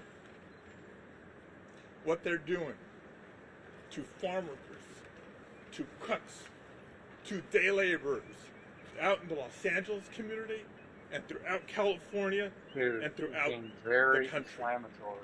We Extremely inflammatory. will hold this administration accountable. And we'll have more to say. We'll have more to say in the coming days. Let me say just briefly in Spanish as well. Jesus. Soy el senador Good way to Alex rile Padilla. everybody up, Y guys. estuve aquí porque tuve una junta para recibir más información.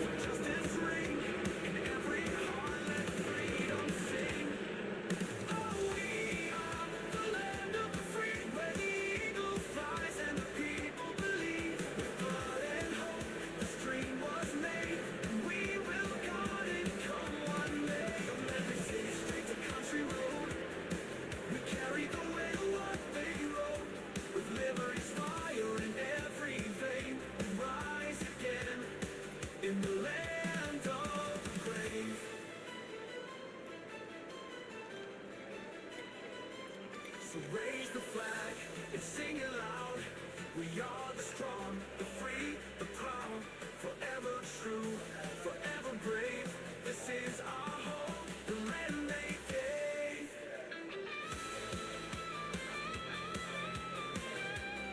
Oh yeah, dumb.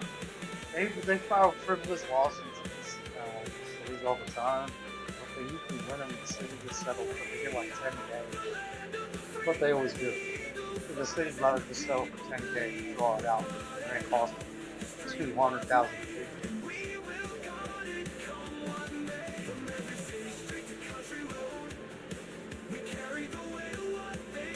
Big strategy. A lot of the auditors and stuff like that. I used to enjoy watching those First Amendment auditors, but it's turned into like a racket now. And most of them don't even know what the fuck they're doing because they don't know the difference between limited public access and full public access. I try to explain them like you can't just walk into the CIA, you know, as a public building. You can't walk into the library and start yelling. Public areas have limitations. You can't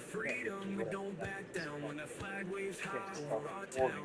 There's blood on the ground where heroes fell, so we You don't can have dream access of to peace and rest ourselves. My mama served boots on the sand, came home strong, flag in her hand. She taught us all, me and my kin, to love this land we're living in. Now the heart of our country came under fire, hit from behind, but it lit a fire. We saw the smoke, and we stood tall, and you best believe we answered that call.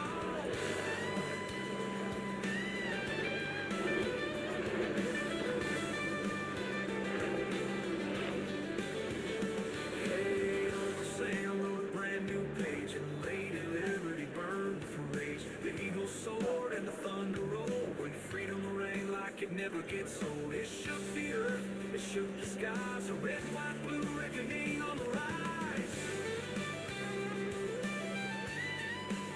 Yeah, justice is real and this fight runs deep. We guard our dreams while others sleep. You mess with us, you'll find out fast. We don't forget and we hit back. So hey, Uncle Sam, you've been warned. We're the calm before the Patriots storm. And when that bell of liberty sounds, it shakes the ground, it shakes the ground. Feels like the stars and shots come crashing through. I wonder how many people total arrested in LA are this far. Looks like they got quite a few. I know they got 8 in Seattle yesterday. I've seen 4. Not sure what they did. Oh, Lord, shit, God.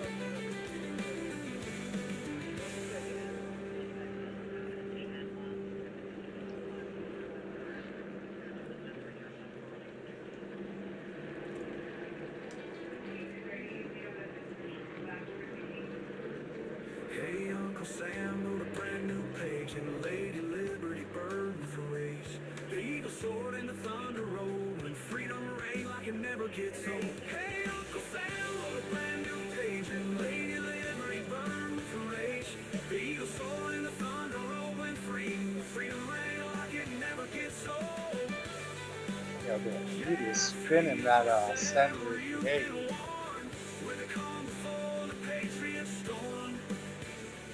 Federal against forced Senator Alex Diaz to be on the ground. Yeah, he calls him soon.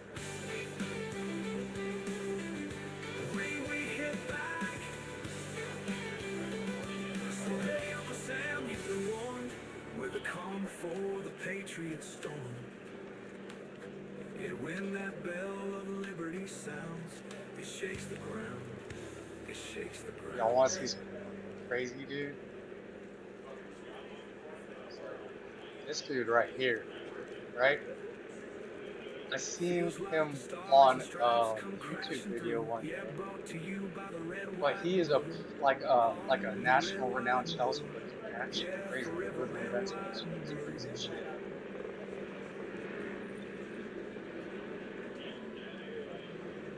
Guess this shit more. He's fucking actually crazy, but he's like an awesome cellist.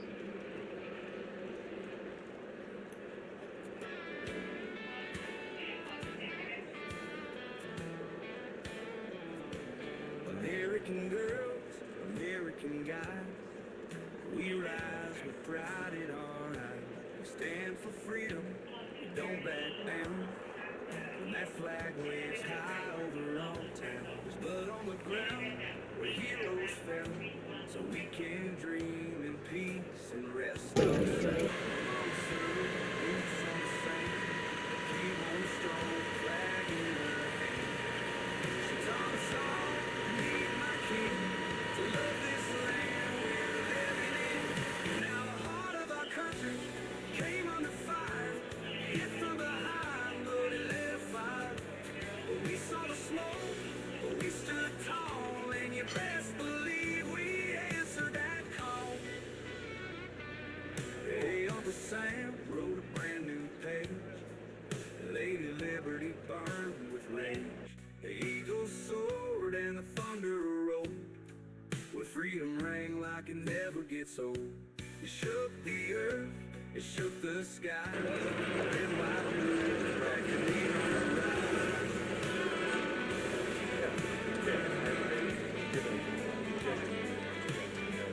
Yeah, justice is real, this fight runs deep. We got our dreams while others sleep. You mess with us, you find out fast. We don't forget, and we hit back. So hey, Uncle Sam, you've been warned. We're the call for the Patriot storm. And when that bell of liberty sounds, it shakes the ground. It shakes the ground.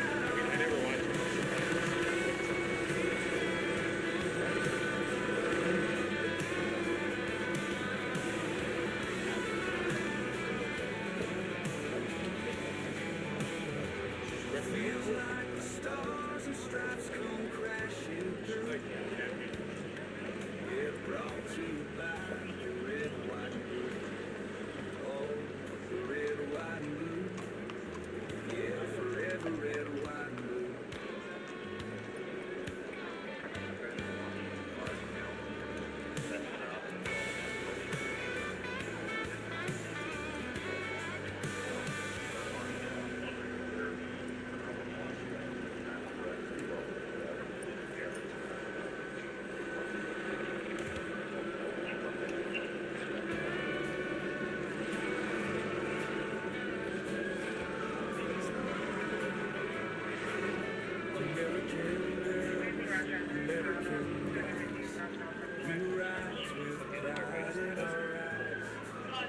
Stand for freedom, don't back down. When that flag waves high over our town, there's blood on the ground where heroes fell, so we can dream in peace and rest ourselves. My mama served, boots on the sand, came home strong, flag in her hand. She taught us all, me and my king, to love this land we're living in. Now the heart of our country came under fire, hit from behind, but it lit a fire. We saw the smoke, but we stood tall, and you best believe we answered that call. Sounds good. Gotcha.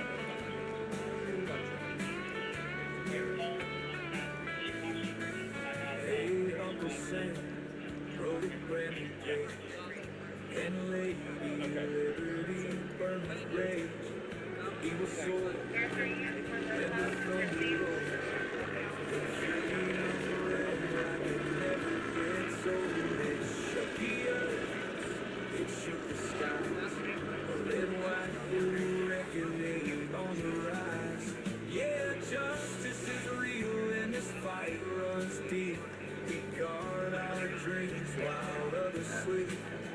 You mess with us, you'll find out fast. We don't forget and we back.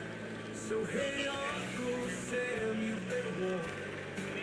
We're the calm before the Patriot storm. When that bell really sounds, it shakes the ground, it shakes the ground. Feels like the stars and stripes come crashing through. Yeah, brought to you by the red, white, and blue. Oh, red, white, and blue. Yeah, forever red, white, and blue. Up there, yeah.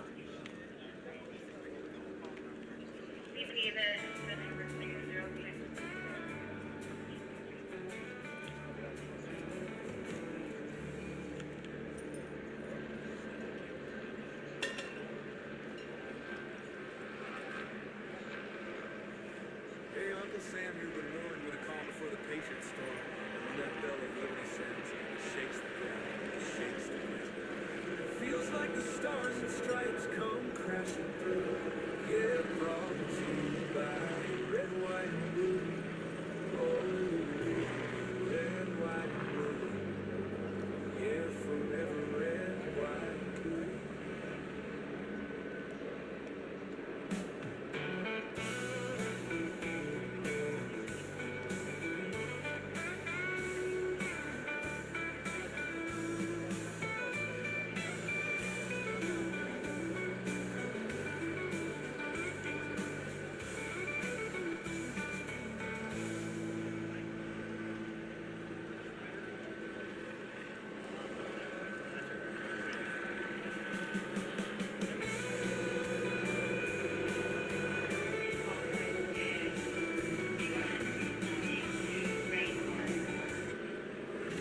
American girl, American eyes, rise with pride in our eyes.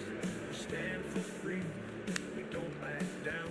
That flag waves high over our town. There's blood on the ground where heroes fell, so we can dream in peace and rest ourselves. My mama served, boots on the sand. Hey man, you're in front of the shot, yeah. Flag in her hand, she taught us all. Me and my king to love this land where I never lived. Now the heart of our country came under fire, hit from behind, but it never fire. We saw the smoke, we stood tall, let's believe we answered that call. Hey, Uncle Sam wrote a brand new page, and Lady Liberty burned with rage. The eagle's soared and the thunder rolled. The freedom rang like it never gets old. He shook the earth, he shook the skies. Red, white, blue, reckoning on the rise. Yeah, justice is real, this fight runs deep. We guard our dreams while others sleep. Rest with us, you'll find out fast. We don't forget and we get back. So hey, Uncle Sam, you've been warned. We're the calm before the Patriot storm. And when that bell of liberty sounds, it shakes the ground, it shakes the ground. Feels like the stars and stripes come crashing through.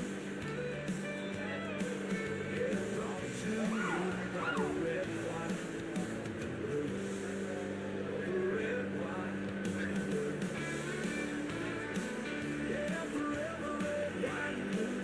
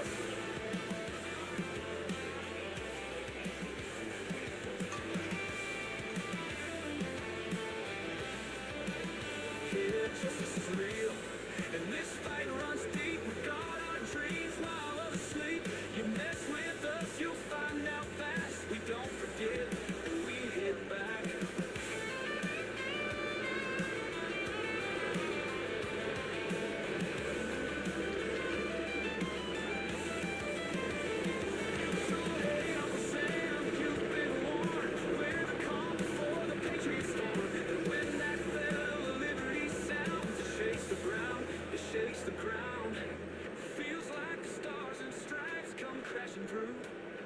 Yeah, brought to you by the red, white, and blue. Oh, the red, white, and blue. Oh, yeah, forever red, white, and blue.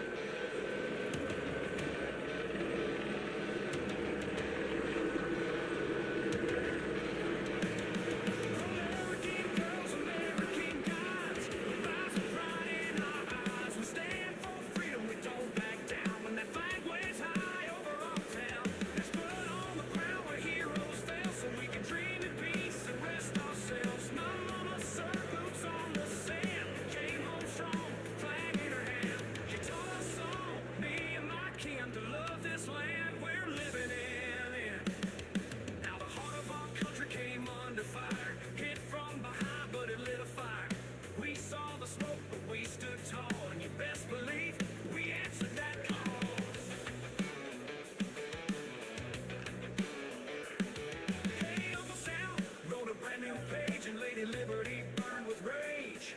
The eagle soared and the thunder rolled. When freedom rang like you never get sold. It shook the earth, it shook the skies. The red, white, blue reckoning on the rise.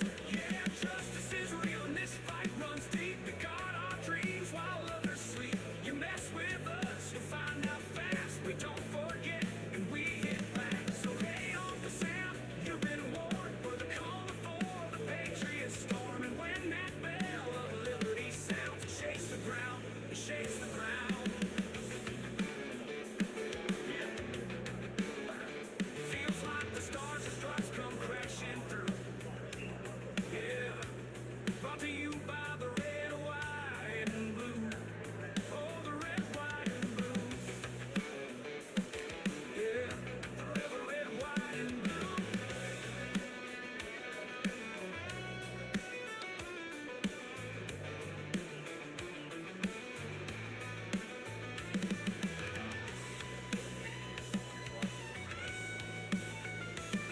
Fools out here.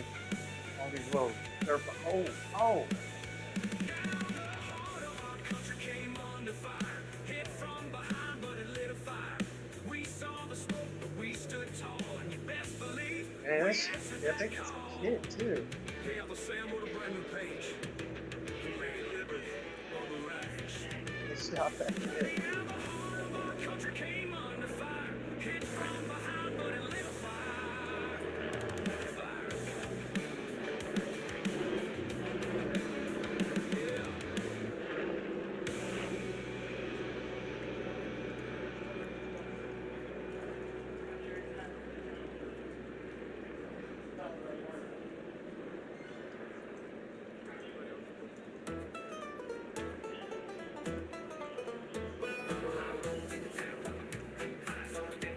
That's about as high as it'll go right there.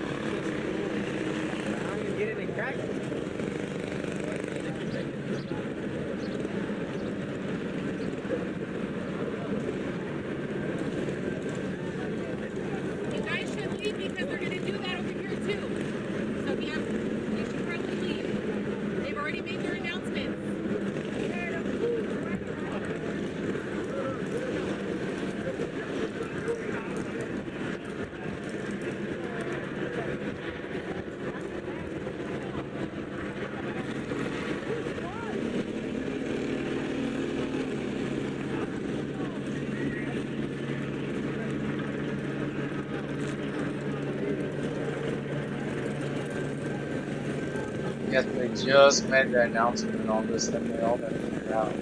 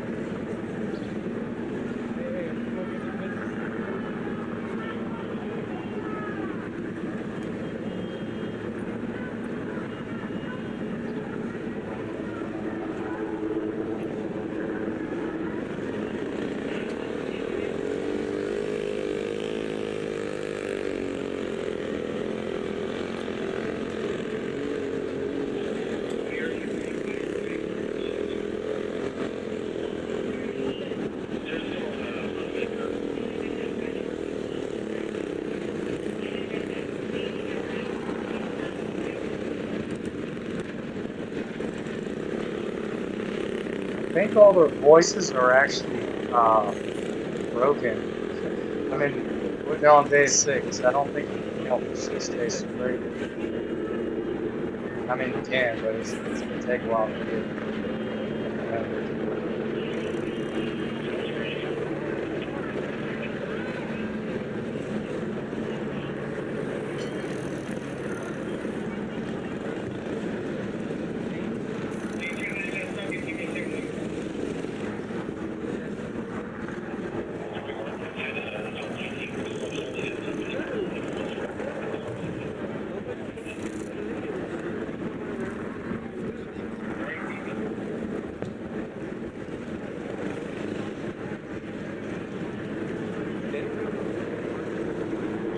I do not know. I don't even have a note. I just push the button and it automatically starts up.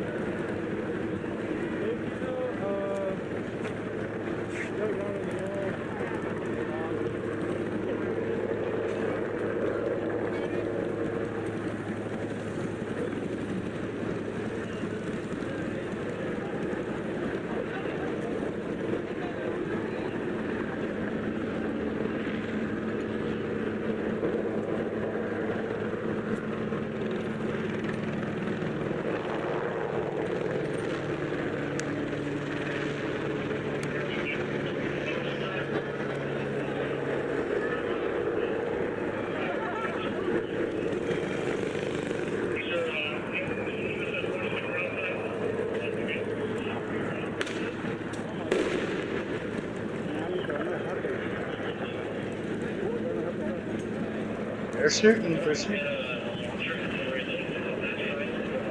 I don't know what they're shooting at. Damn.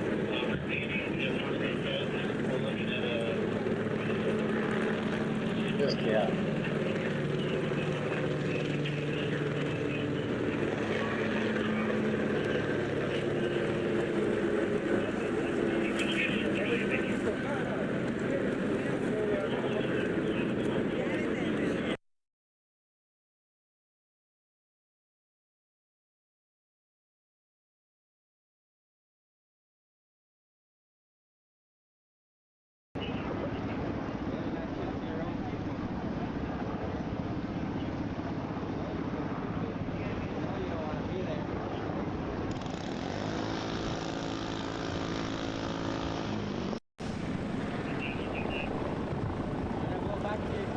I think they're shooting at those dirt bikers. Oh shit, that's locked us up.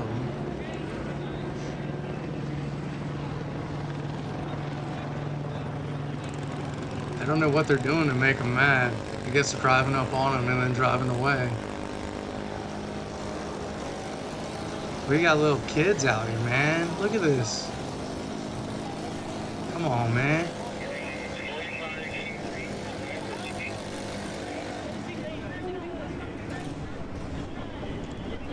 Come on, man. That's insanity. I'm doing all right. How about yourself?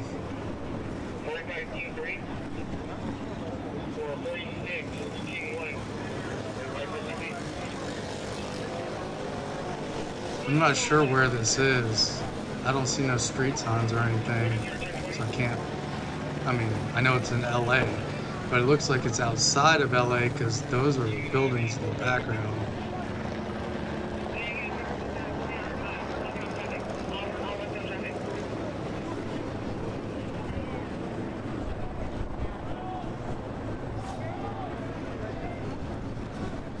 They got the sonic weapon up there.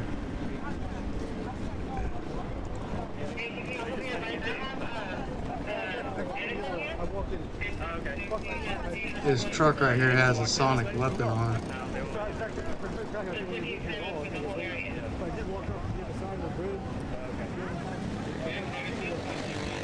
See that?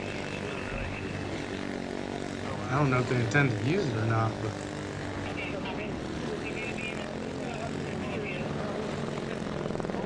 is this in the hood? I'm not sure what that is. Where it is.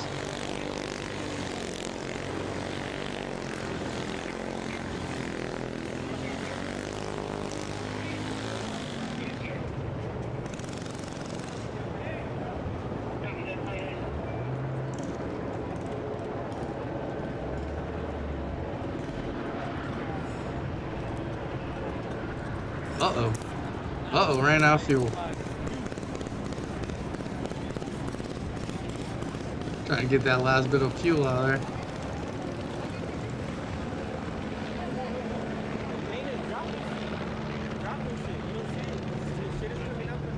What up, Brandon? How you doing? I don't know what they're seeing, but I guess they see something interesting.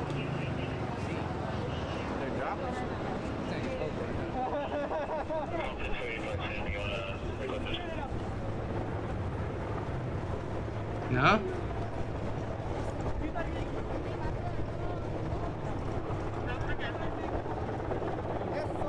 Car bomb? It's displaying for me. I got it right here.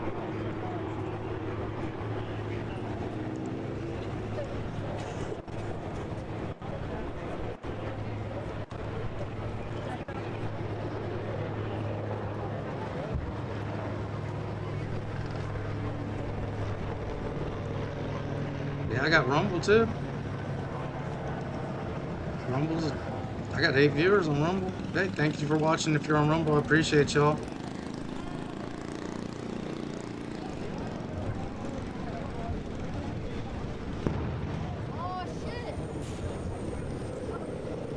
Kid getting scared.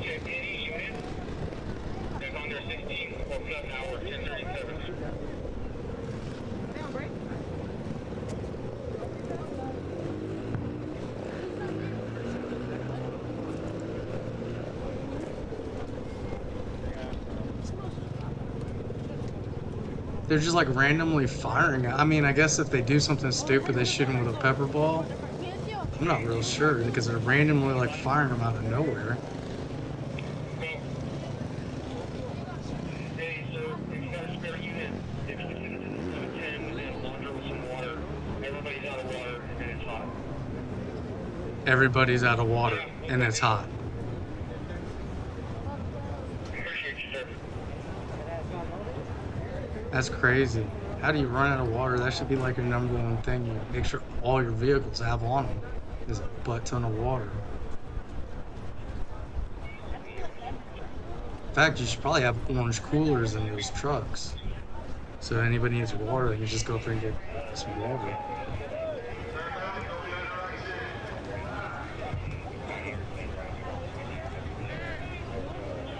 I wish I could figure out the cross section of this.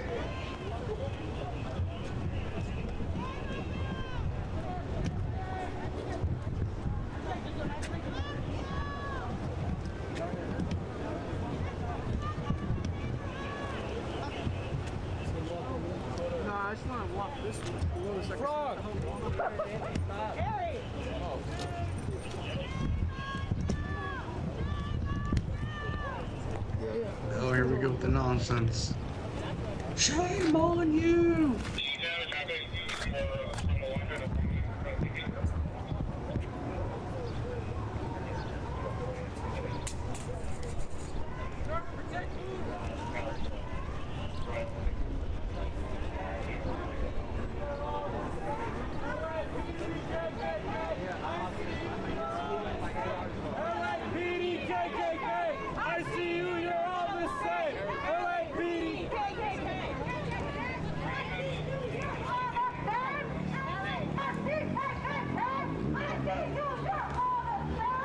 Damn, you've had so much time to figure out a new chant, and this is all you got still? Dirty fucking pigs! Y'all can do better. I mean, the majority of y'all are college educated.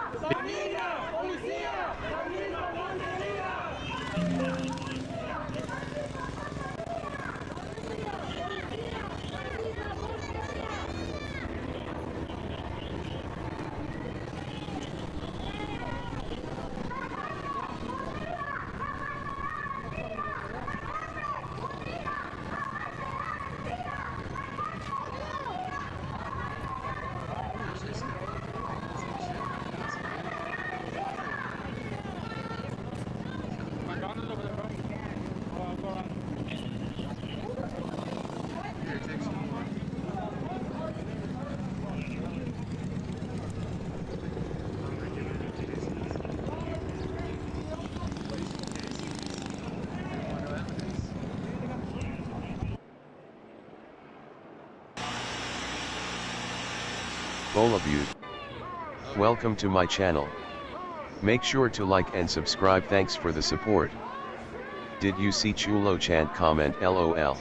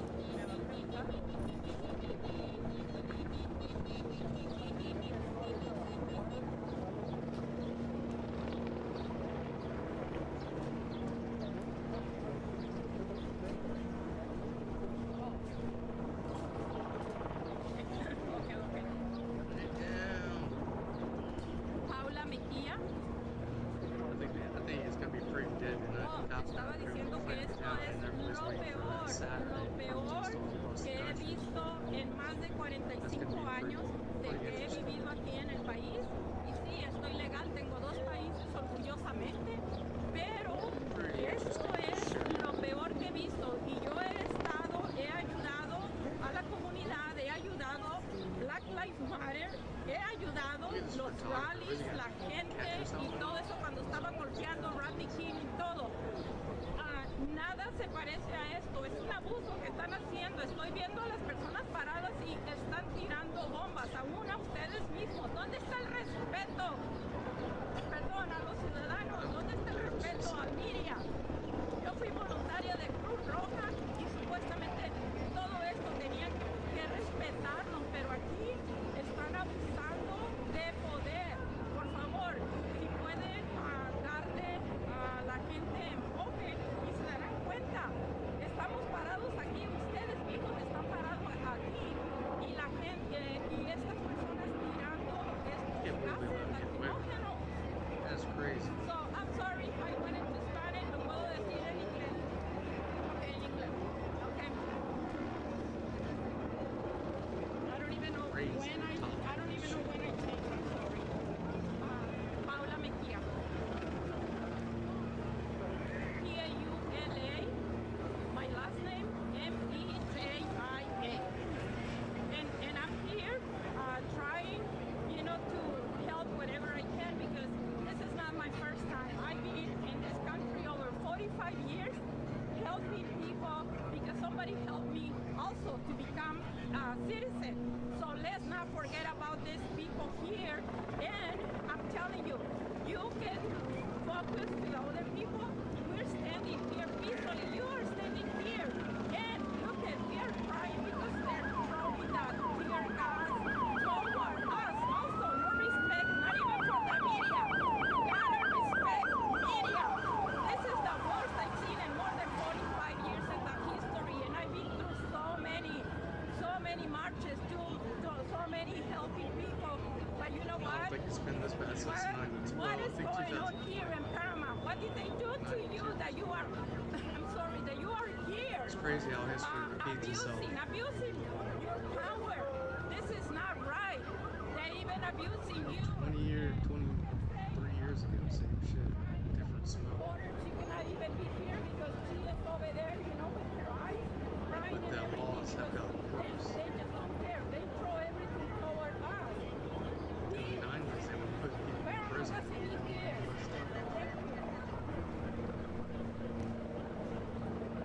Not saying it was right. It wasn't extensive.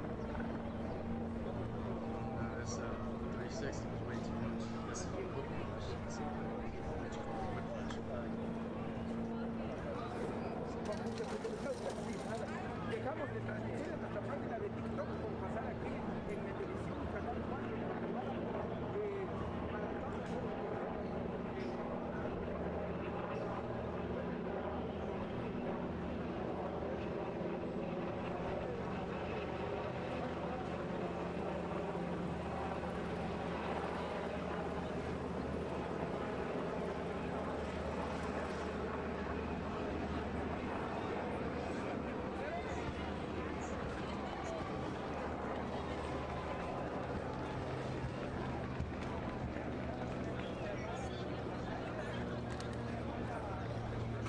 No, I think this is replay.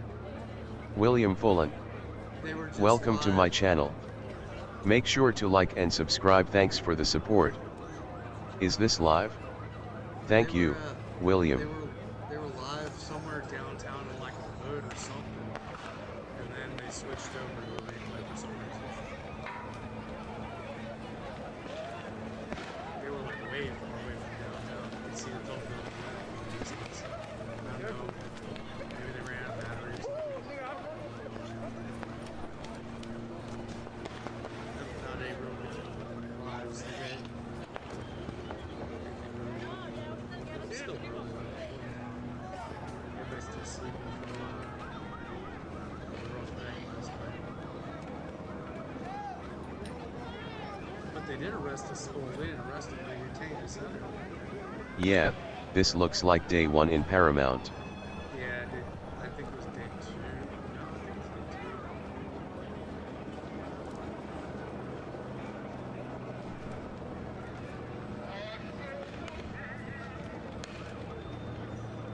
I don't mind it. I haven't seen this angle. It's in real life.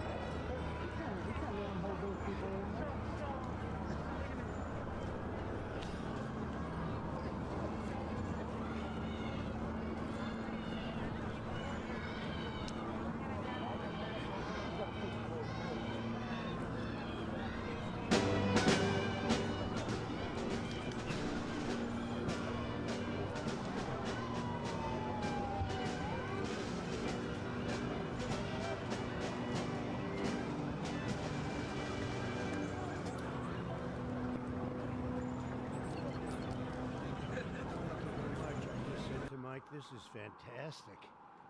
I didn't think we were going to see this coming for a while. Congratulations. This is a very, very important thing. Thank you very much, everybody. This is a very important thing we're going to be discussing. Please sit down. Thank you very much. This is good news indeed. People said it couldn't be done. You got it done. I just have to sign, right? That's very good. This is really something. And it has to do with the California Auto Regulation, CRA.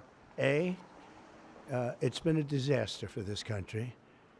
And I want to thank everybody for being here. We officially rescue the U.S. auto industry from destruction by terminating the California electric vehicle mandate once and for all.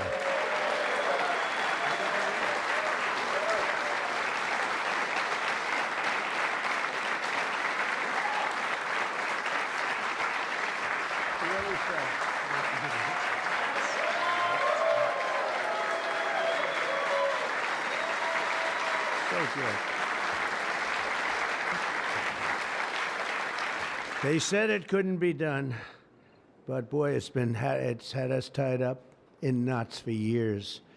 And they'd pass these crazy rules in California, and it would be 17 states would go by them. The automakers didn't know what to do because they're really building cars for two countries. When you have 17 states, you're building cars for two countries. And I want to congratulate you all. The Senate, the House, the whole thing. It's incredible. I was going to sign a executive order and give it a shot. But the one good thing with this, number one, it holds up forever. And number two, unless somebody votes it out, they'll never do that. And it's just so much better, huh? It's so much better. That's so great. Very proud of you. We're joined today by the great Speaker of the House. I think he's going to go down as a great Speaker of the House, too. I may be wrong. I may be wrong. Who knows? Who the hell knows? I think he is. And he's doing something, the only thing I would say is more important than this one, and I'll tell you what, it's almost close. That's how big this is today. But the great, big, beautiful, I added the word great, you know, I used the word. The great, big, beautiful bill. It's going to be one of the most, I said it this morning to a group, I think it's the most important, one of the most important pieces of legislation ever signed, ever approved. So it's going to be something very special. Thank you very much. Speaker of the House, Mike Johnson, thank you. Secretary Sean Duffy. And they had a problem in India today, and you're on that. Sean's doing a tremendous job. Secretary Chris Wright, everybody said you'd never be able to get him. He's the most talented man, they say, in the oil and gas industry. I'll let you know in about 2 years if that's true.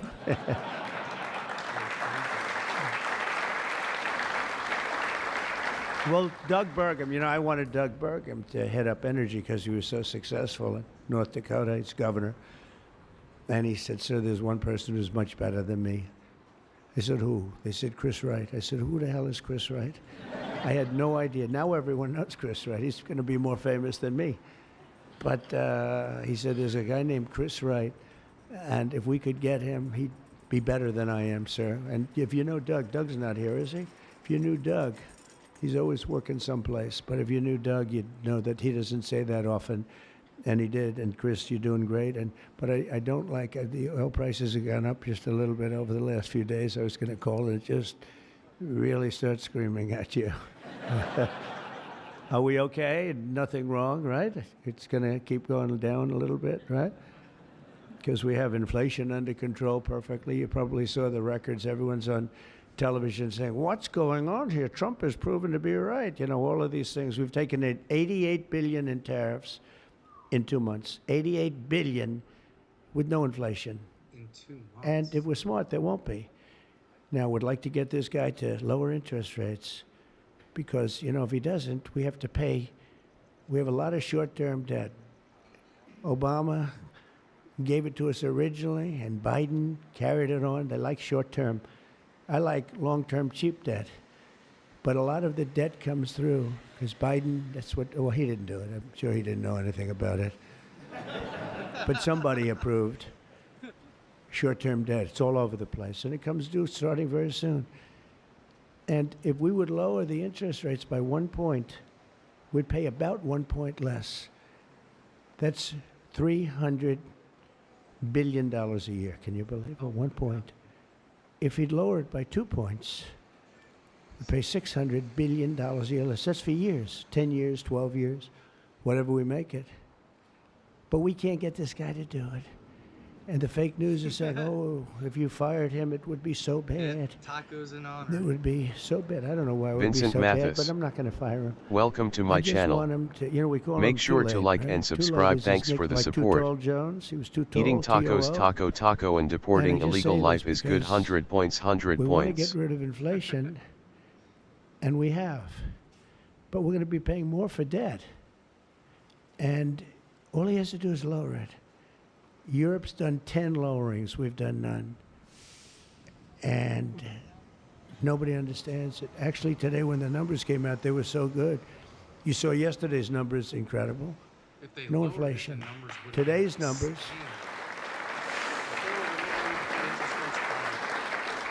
Today just came out, same thing, no inflation. They're all shocked. All these guys are watching from business, CNBC, and all of these different networks. Maria Bartiromo actually got it right. She's been getting it right for a long time, that one. I hope she's appreciated.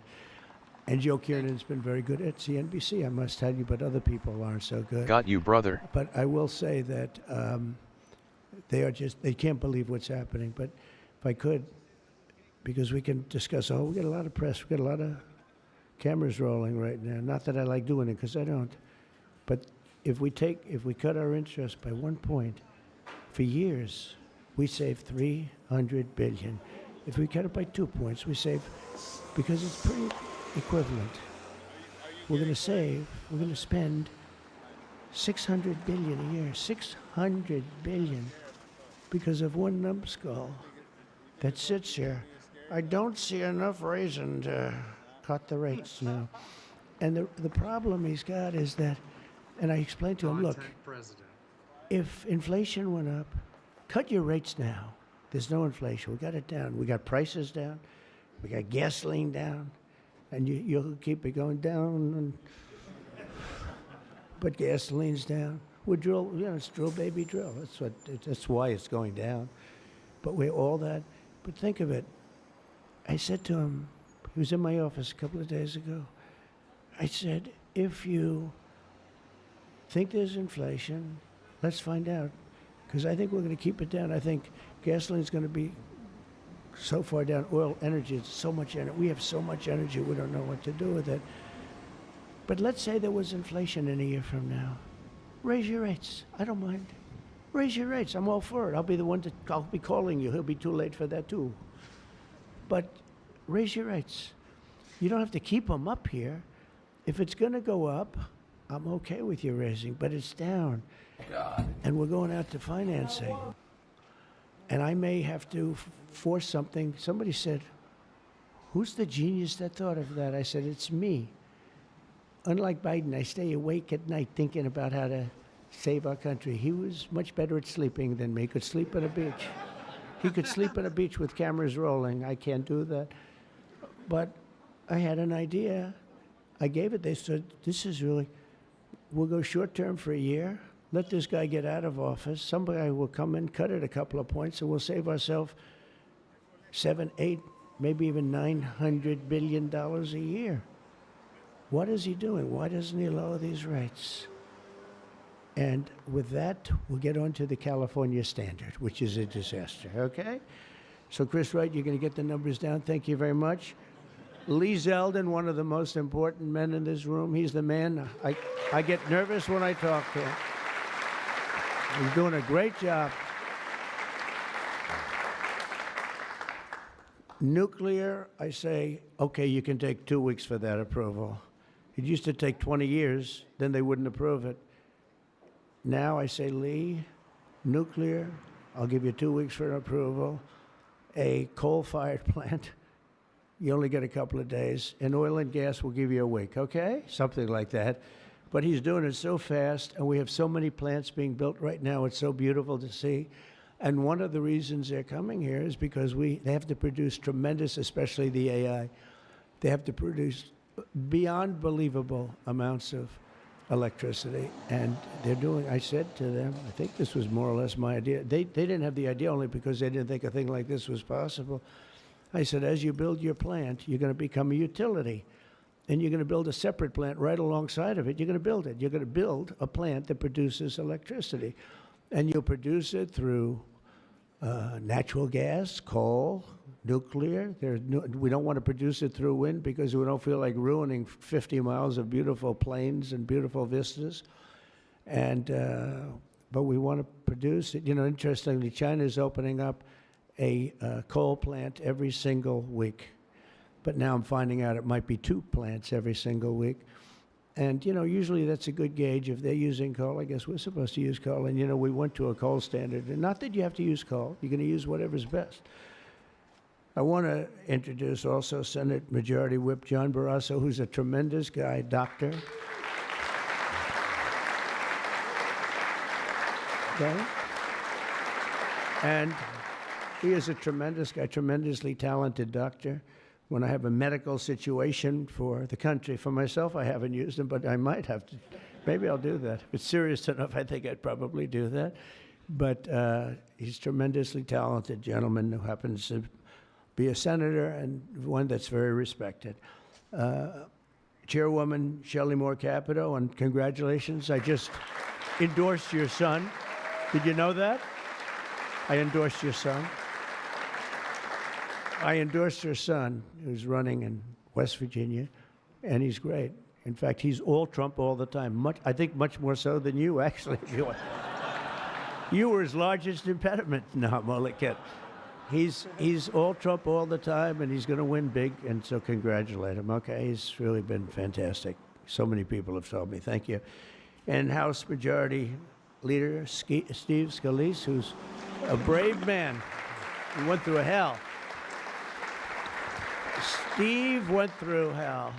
And we have a lot of other people here that I won't be able to because I don't have your name down, and I'm looking, and I see people's names. I'll do a couple of you, but thanks as well to Mark Wayne Mullen, Senator. Mark Wayne, thank you. Stand up, Mark Wayne. Don't fight him. He's a serious fighter in a lot of ways, and he's a great guy, too. Thank you, Mark Wayne. Deb Fisher. Deb? Thank you, Deb. Good.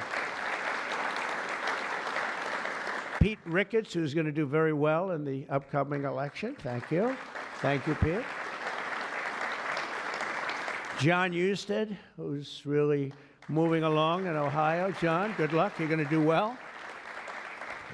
All endorsed people. John Curtis, who's doing terrifically. John, thank you. Good job. They all say excellent. What can I tell you? Good job. And Bernie Moreno, who won a race that was not winnable. They all said it's not winnable. He won in Ohio. They said, you can't win that race. It's a waste of time. You're just wasting your time. Right, Bernie? Wasn't a waste of time, was it? Huh? And he won by like 5 points, too. Won by a lot.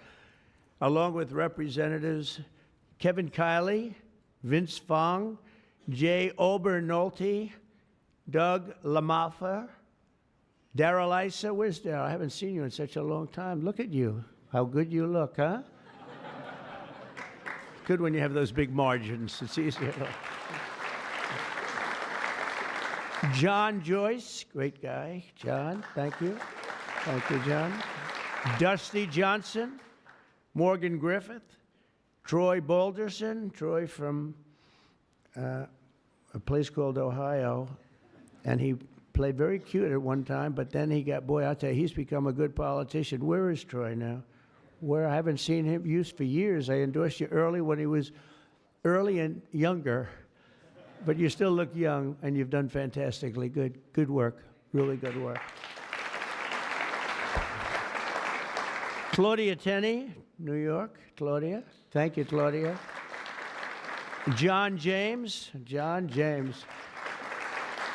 I don't know. You know, he's running for governor, but I'm not sure I'm happy about that, John. Do we have somebody good to take your seat? Because otherwise we're not letting him run for governor. We can't. You have somebody good, right? Okay. As long as you like them, they'll win.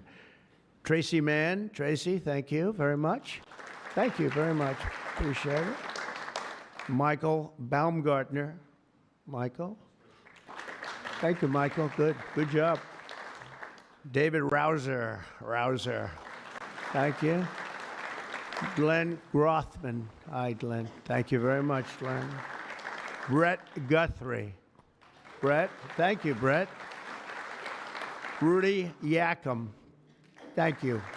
Thank you, Rudy.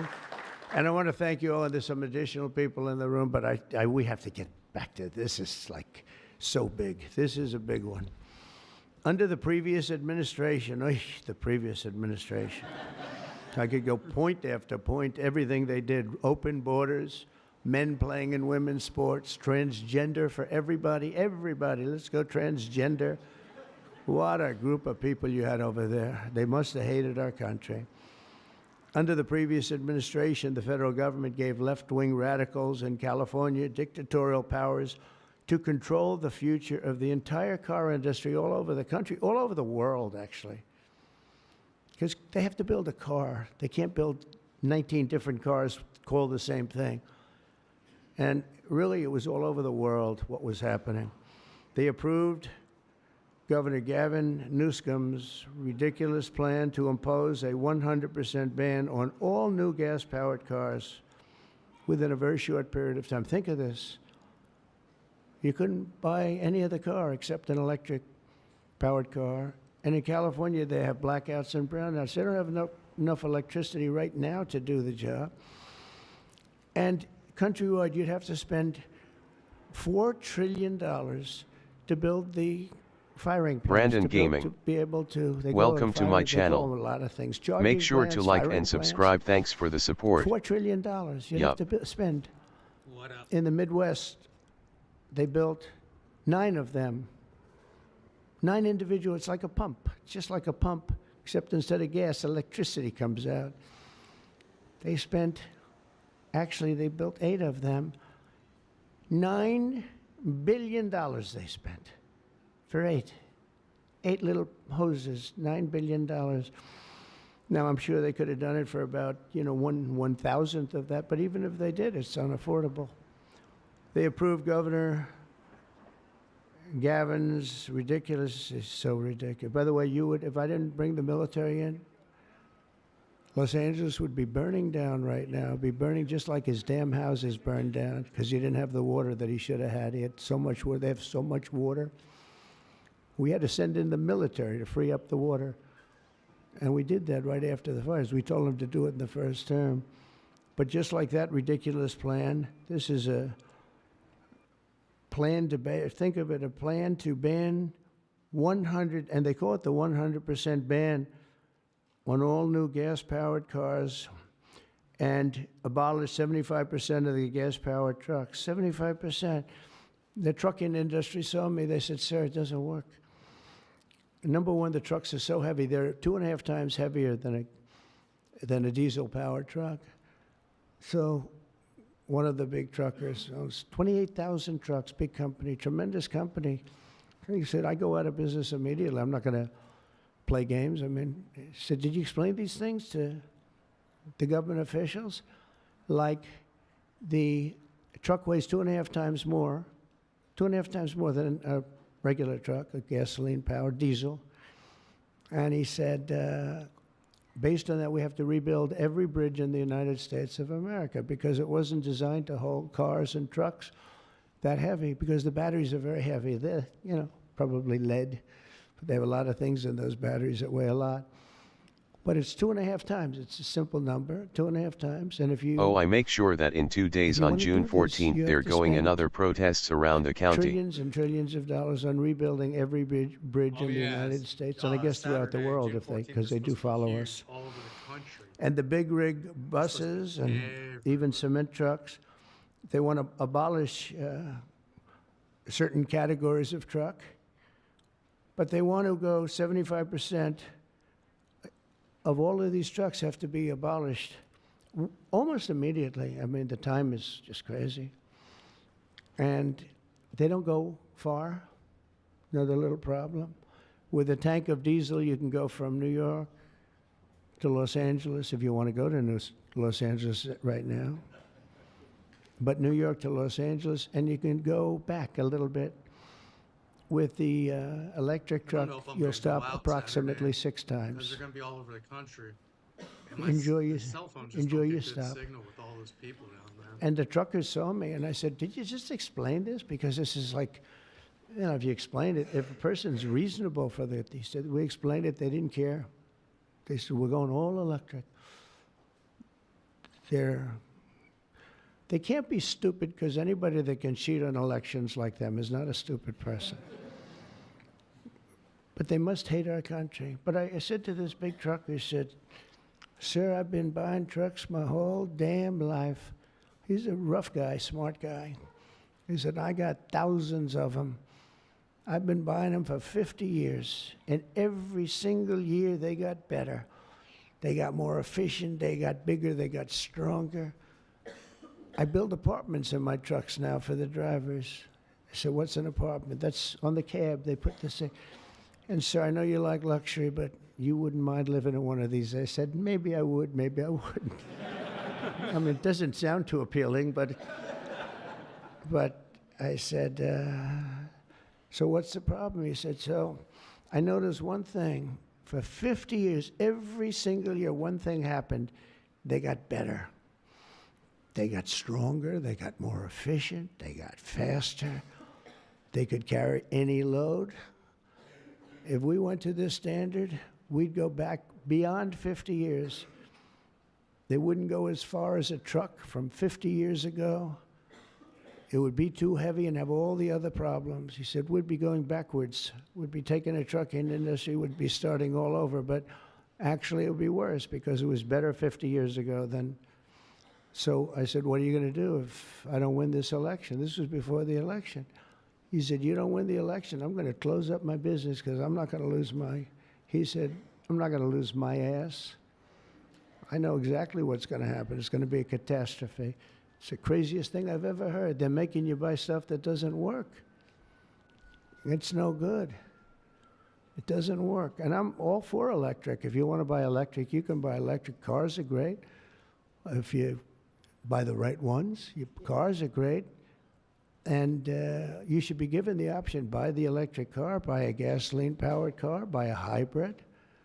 Probably not hydrogen, because hydrogen has a tendency that when it blows up, you're gonzo. It's over.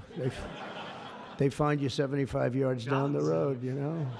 Where is he? Well, I think that's him, but I'm not sure. So, you know, they said, "We think we can solve the problem." I said, "That's not good enough." When they think. No, it sounds like it's quite severe. If it doesn't work, Steve, it'll work most of the time, but if it doesn't, it's over. It'll make your accident look like peanuts compared. You wouldn't be around, I'll tell you, because it's pretty bad. But some people like it. I don't know. Let's see what happens. But I would say it's off to a bad start. But because of the size of California's population and the fact that 17 other states follow California, that's the problem. 17 other states follow California. They have the most ridiculous laws I've ever seen for a lot of things. This is just cars, and trucks, and they have a lot of them for other things. But we have, it's called the California Car Standards.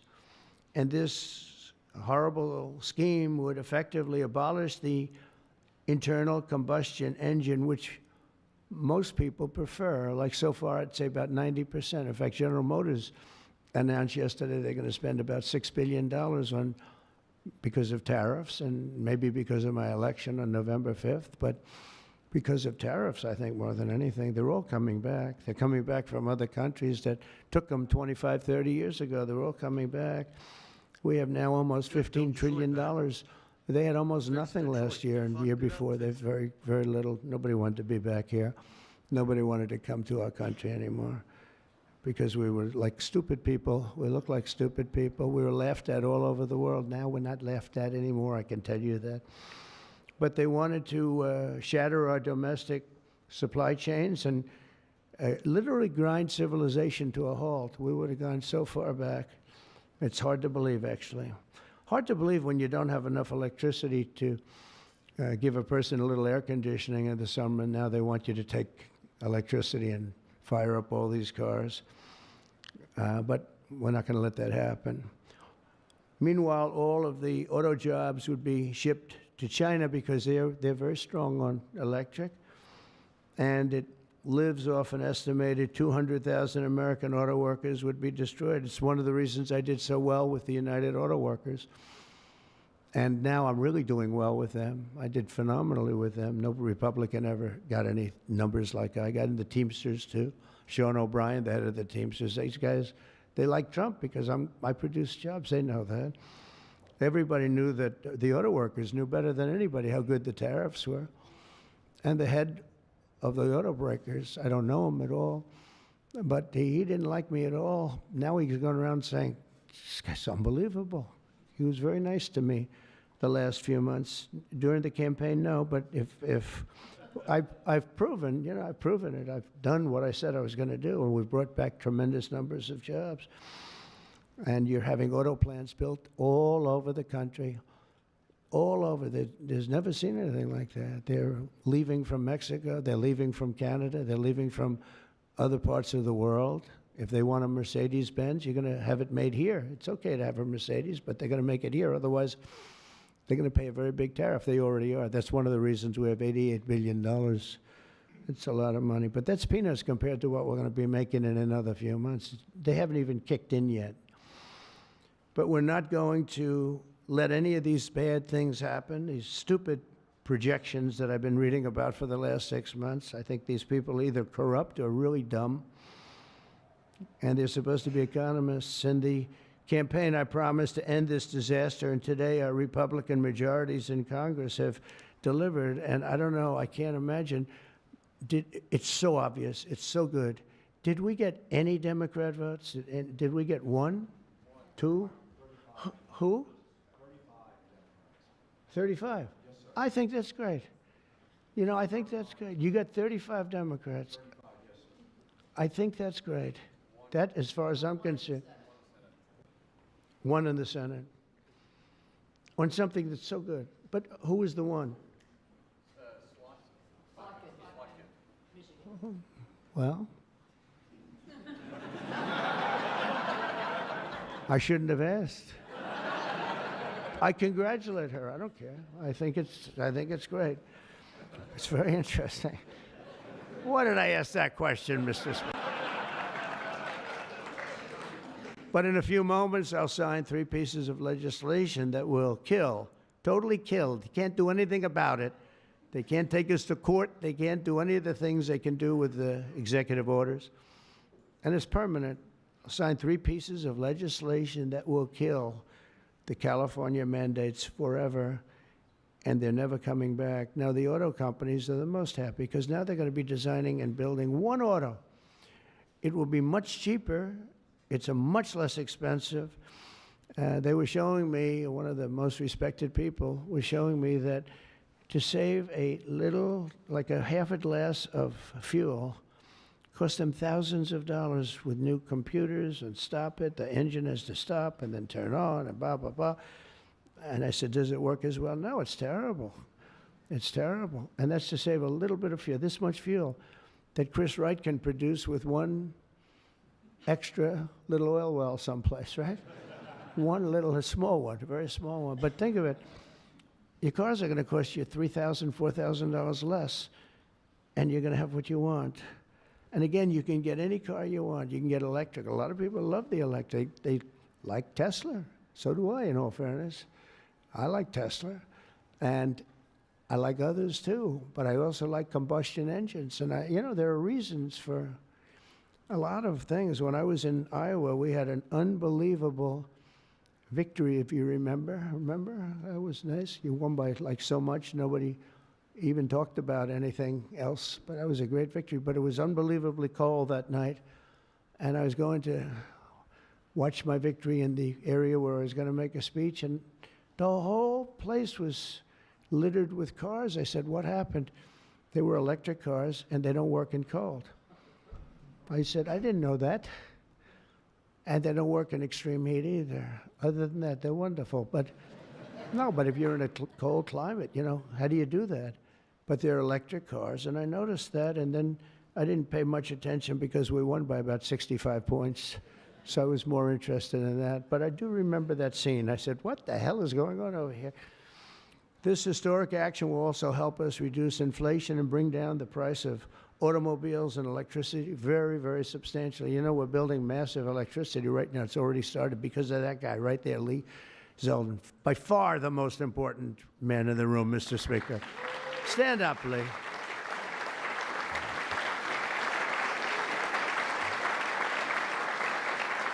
He blows you guys away, John. He blows the politicians away. I'm sorry right now. He's a great politician, though. He almost won for governor in New York, which is just missed by a few points. And that was another race that was not winnable, but you almost got it. But I think what you're doing now is even bigger if you want to know the truth. I think it's actually more important if you can believe that. Under the previous regime, car prices skyrocketed as a direct result of the mandates.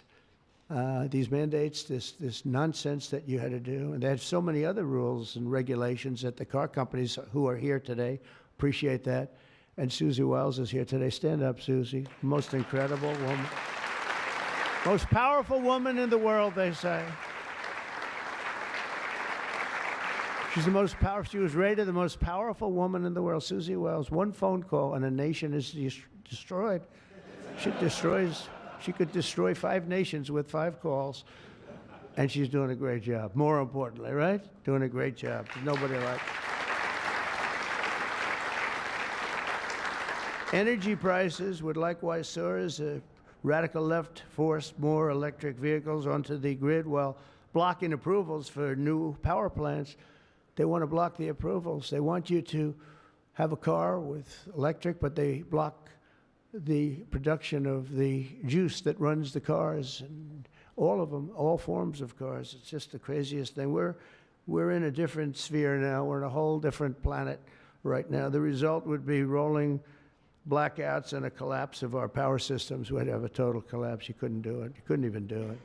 Think of it, they're forcing you to do something, and they want you to do boats also. I assume boats are being covered by this, and boats, they want you to go all electric, and the batteries are so heavy, the damn boat practically doesn't float. I used to have a lot of fun talking about that one on the tours. We'd talk about it. And I said, what would happen if the boat sank? Because we went to North Carolina, South Carolina. We visited boat factories. Unbelievable guys. And they said, sir, we have one problem. They're forcing us to go electric for the boat. I said, how's it going to work? The boat will not float, sir.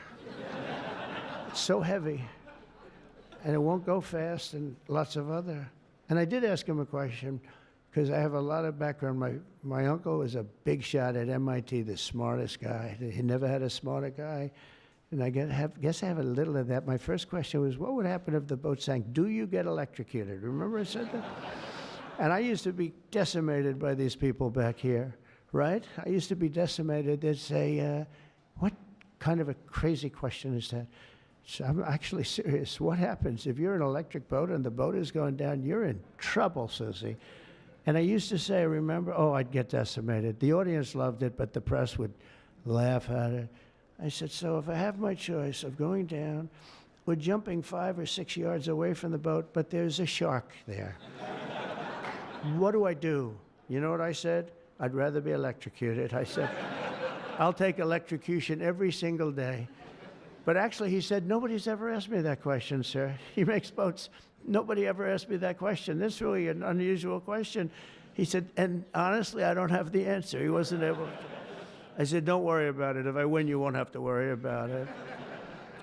But today, we're saving California, and we're saving our entire country from a disaster. Your cars are going to be thousands of dollars less money. And even the ones that, if you buy electric, we're not going to make you do certain things that are just a waste of money and just time-consuming waste of money. They make you do things that are no good for anybody, make the car worse, and make it much more expensive. Over the past 5 months, our administration and Republicans in Congress have fought for the American auto worker and for Teamsters and for, by the way, right to work. We have them all. We have, we just call them just workers. We fought for workers like no one has ever fought before. I understand that. It's why we won. We won with workers. We won with young people. I just saw with TikTok, I was #1 on TikTok in its history. Can you believe that?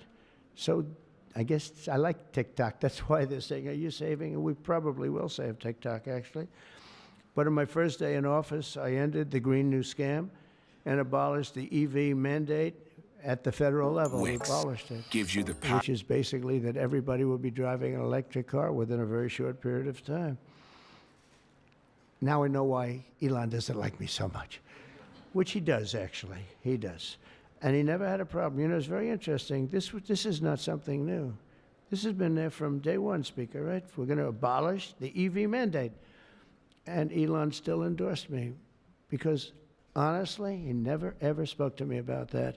And I used to say, I'm amazed that he's endorsing me because that can't be good for him. I'm abolishing the EV mandate. And I once asked him about it. You never talked to me about that. He said, well, as long as it's happening to everybody, I'll be able to compete. It was a very interesting answer. I thought it was a very honest answer, to be honest with you. And I talked about it, that incredible, you know, you would have thought he would have been, from day one, you got to make sure you don't do the EV mandate, the abolishing, and never did. Very honest in that sense. And he did say to me, I actually asked him because it was like really strange how I'm with him. He's very, you know, a friend of mine, and he makes electric cars, and we're saying you're not going to be able to make electric cars, or you're not going to be forced to make all of those cars. You can make them, but it'll be by the market, judged by the market.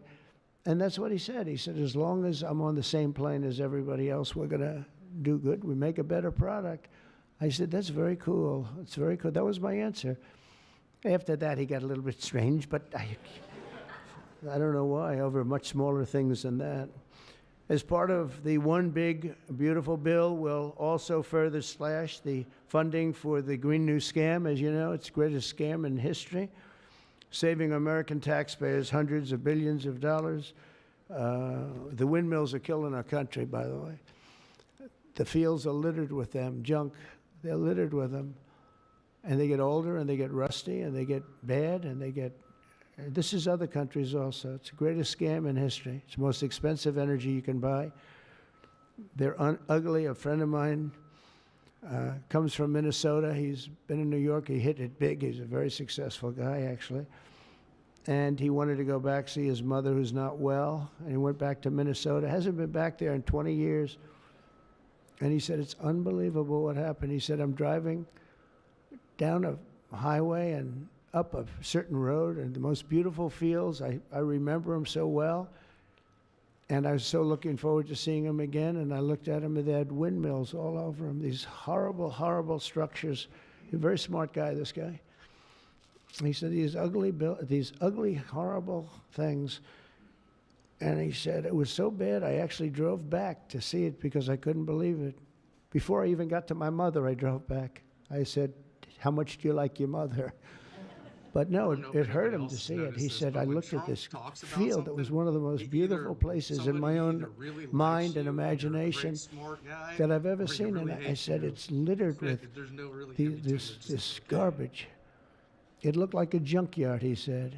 And some, you know, then you get different manufacturers, and they don't look alike, and they're not painted alike, different colors. You have, even if they're white, one's a beigey white, one's a darker white, one's a lighter white. And then they start to rust after 4 or 5 years. And then they start to wear out, and nobody takes them because you're not allowed to bury the propellers, the props, right? You can't bury the props for some reason. I don't know why, but they say that you can't bury a certain type of fiber, and if it goes in the ground, we're all going to die. It's what bullshit this is, okay? They can't bury. So what they do is they leave them up. If you go to Palm Springs, California, take a look. You go into this beautiful community. Before you go, it's like you're riding through a junkyard. Windmills all over the place. Tall ones, short ones, dead ones. They're all dead. Some are hanging over by a thread. They never take them down. They just leave them there, and they start to rust. It's one of the greatest scams, and it's also the most expensive energy. And the environmentalists say, oh, we love wind. It sounds so good, but it's a horrible thing. Environmentally, it's a horrible thing. I say that to you. It's wind, and we are going to have virtually no, one mandate we have, we're going to natural gas, nuclear. Nuclear, we just had a big signing with nuclear, making it easier, safer, and better. It's really, I would say, probably more than any other form of energy that's come about. It's been amazing what's been done. It's very safe, very good, and very inexpensive. But we're not going to let windmills get built because we're not going to destroy our country any further than it's already been destroyed. You go and look at these beautiful plains and valleys, and they're loaded up with this garbage that gets worse and worse looking with time. It starts when the rust comes. 4.5 years, it starts to rust. And it's very expensive to paint them. So they don't paint them, and they're horrible. What's happened is horrible. So we're not going to approve windmills unless something happens that's an emergency. I guess it could happen, but we're not doing any of them. I hope the Senate will soon pass a bill the House can quickly approve and get to my desk by the 4th of July. We'll have this done. And to further defend our auto workers, I imposed a 25% tariff on all foreign automobiles. Investment in American auto manufacturing is surging because of it. They have Mercedes all over. They pay 25% if they don't make the car in the United States. And because of that, and this could have been done long before Trump, this could have been done by any one of the presidents. I did it with China. The reason you don't have Chinese cars here is because I imposed it my last term.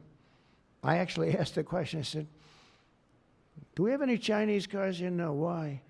Because you imposed a 25 or 27.5% tariff on Chinese cars. So they're not coming here, but they are going to Europe all over the place. But I love China. We just made a deal, and I respect President Xi a lot. And we made a deal that's good for both countries. The deal we made with China, good for both countries. Going to be a lot of money made, and it's going to ultimately open up China, which is the ultimate thing. And I'm going to be working with President Xi. We had a long talk about it. And that's going to be good for China. It's going to be good for us. But we're going to be opening up China. That's bigger than what we signed. And I think had we not signed it, that wouldn't be happening. It's going to happen. It's going to happen fairly soon. But to further defend our auto workers, I imposed this 25% tariff on all foreign automobiles and investment in American manufacturing and auto manufacturing. All manufacturing is surging. And I might go up with that tariff in the not-too-distant future. The higher you go, the more likely it is they build a plant here. Ford has just announced that it's going to invest $500 million in some of the things involved in what we just did. General Motors is going to spend $4 billion. They just announced that yesterday. Stellantis announced that it's going to reopen its Belvidere assembly plant. That's good. I know the plant very well. Had a lot of problems. They're going to spend $5 billion. And Hyundai announced that it will invest $21 billion in America. They wouldn't have invested 10 cents if we didn't have tariffs, including for manufacturing American steel, which is doing great. American steel is doing great now because of what we did. You wouldn't have, if I didn't put tariffs on steel, they were dumping steel. China and a lot of other countries were dumping steel in our country. Garbage steel, dirty steel, bad steel, not structurally sound steel, real garbage, but it was still there, lots of it. And if I didn't put tariffs, I put 25 and 50% tariffs on steel, right? John James would put tariffs on steel, and we were doing great with steel. Now we're really doing great. A big investment is being made in Pennsylvania. You've been reading about it. They're going to spend $17 billion on U.S. steel. And all the steel workers wanted it. And we have a golden stock. We have a golden share, which I control or president controls. Now, I'm a little concerned whoever the president might be, but that gives you total control. It's 51% ownership by Americans. And we have a company, a great company, Nippon. They're coming in from Japan. They're going to spend $17 billion. And somebody said, well, what happens if it doesn't work out? I said, they spent $17 billion. We can't put it on a trailer and drive it to Japan. This is a steel mill. You know, some businesses you can move. You move your office, and that's where the business is. with this business. They're spending 17, think of that, 17 billion. They're going to have them all over the country. I want to introduce several of the great Americans representing the millions of people whose livelihoods we're saving with today's action. I just can't tell you how incredible this action is, because nobody thought. This was one that I wasn't so, I would have rather had it than almost anything, but I was told by everybody, except that guy right there, that you couldn't get it. Bill Kent runs a chain of family-owned convenience stores that opened in West Texas in 1957, known as Kent Quick. And Bill, if you could come up and say a few words about what the signing means to you, please.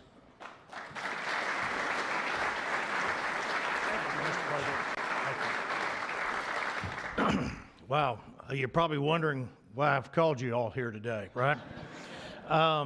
What a great day. From my perspective, I'm in the convenience store and petroleum marketing business, and what this does is it gives us freedom. It gives the consumers freedom to pick what kind of car they want, but more importantly for us, it gives us the ability to plan going forward, because with mandates, we were forced to have to look at putting in infrastructure that frankly is extremely expensive and doesn't give you any return. So this allows us, it's going to free me up and our companies up to invest in what people want, in the cars they want, and it's a great day. So, Mr. President, Congress, thank you, Steve, everybody, thank you so much. Thank you.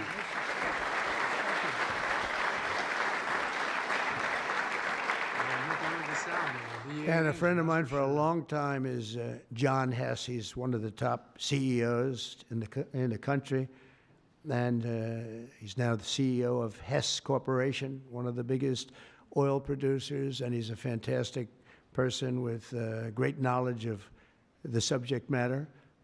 Can you say a few words, John? I see you in the audience. Come on, thanks.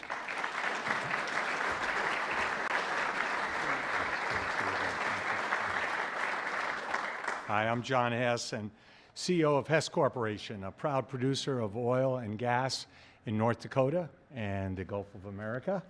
And so you all know, I was born in New Jersey, grew up in New York, and my father started our company by driving a secondhand oil truck. So, Mr. President, it's an honor to be before you today, and thank you for that. Mr. President, during your campaign, you made a commitment to the American people to repeal unworkable and costly mandates for cars and trucks and let the consumer choose what type of vehicle they drive. Today, with the bipartisan support of Congress, you're making good on that promise. I'd like to recognize Speaker Johnson, Leader Thune, other members of Congress whose tireless efforts were critical to the outcome we're celebrating today. And a special thank you to Senator Capito for her leadership.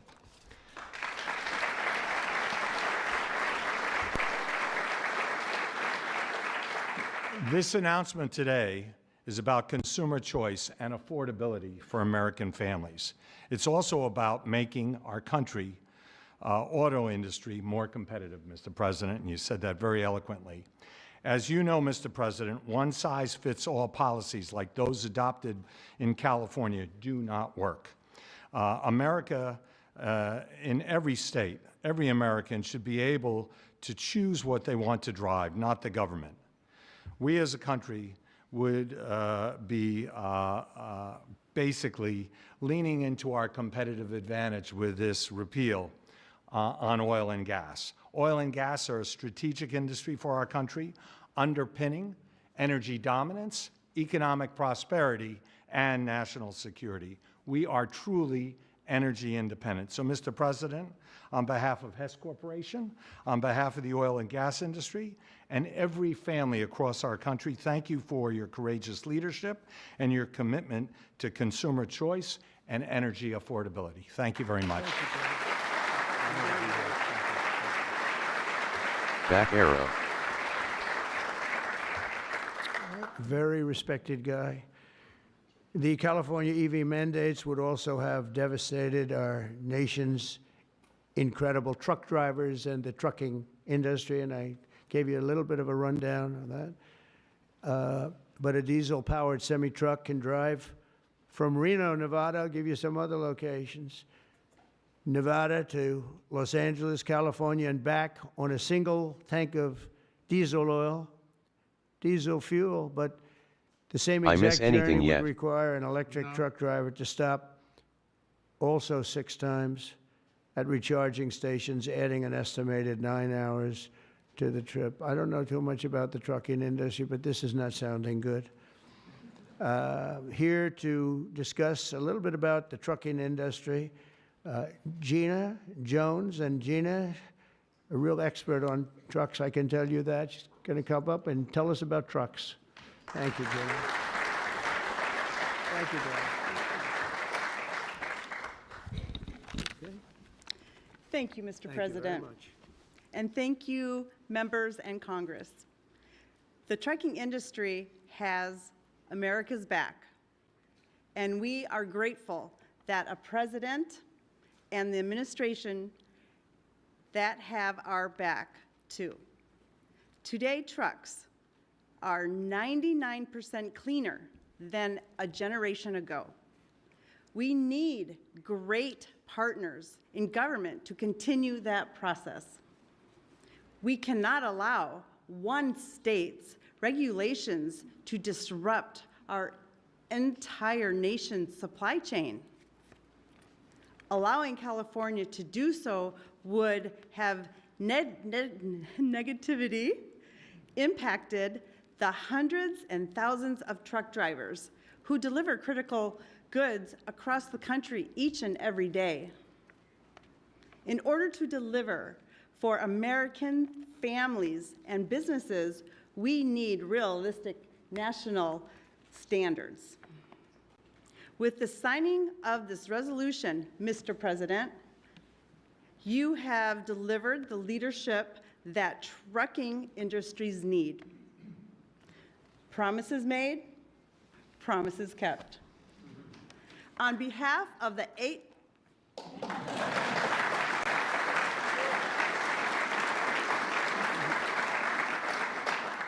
On behalf of the 8.5 million Americans who work throughout the trucking industry, I thank you.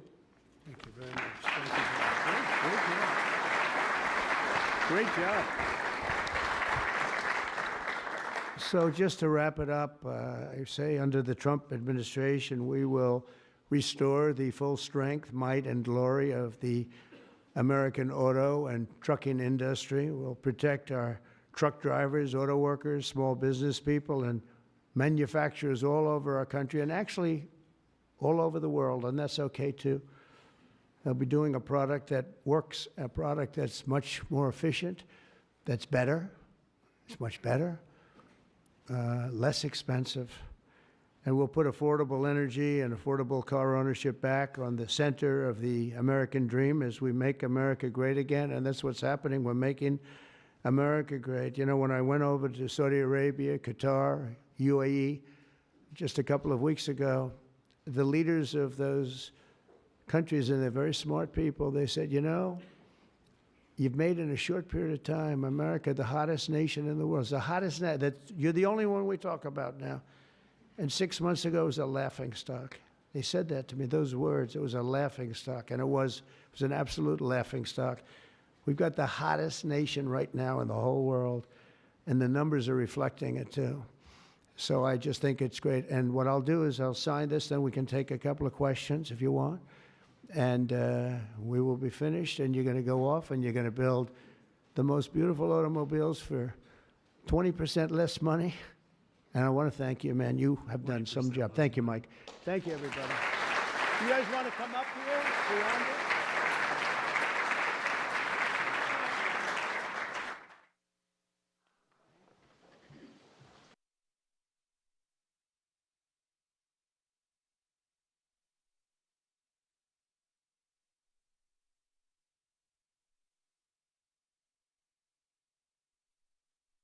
To order.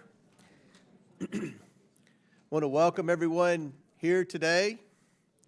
Without objection, the chair can declare a recess at any time. I now recognize myself for the purpose of making an opening statement. Good morning. Today, the House Oversight Committee will continue to examine the consequences of reckless and dangerous sanctuary policies that jeopardize public safety. 3 sanctuary state governors from Minnesota, New York, and Illinois are here to testify under oath about why they allow criminal illegal aliens to roam free in American communities. Let me be clear. Sanctuary policies do not protect Americans. They protect criminal illegal aliens.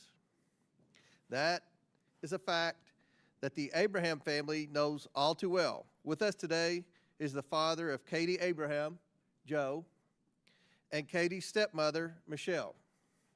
In January of this year, Katie was tragically killed in a car crash near the University of Illinois in Urbana. Urbana, like the state of Illinois, is a sanctuary jurisdiction. Katie's killer was a previously deported criminal illegal alien who was driving drunk. He fled the scene and the jurisdiction and was later apprehended by the U.S. Marshal Service in Texas. Katie was just 20 years old. She had a bright future ahead of her that was stolen from her and her very loving family. The illegal alien who took Katie's life should never have been allowed into our country. This was a preventable crime.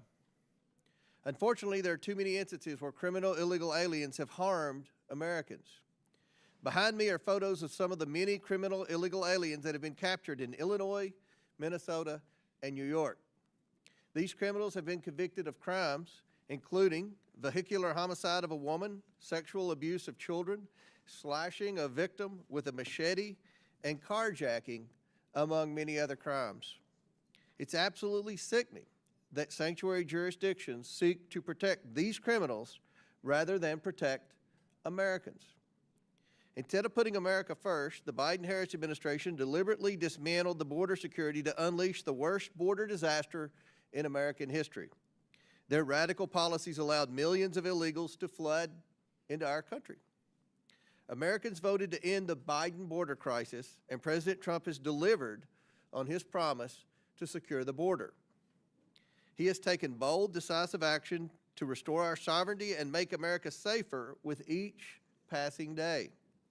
And here in Congress, we are working to pass the One Big Beautiful Bill to fund U.S. Immigration and Customs Enforcement so it can carry out the mass deportation of criminal illegal aliens.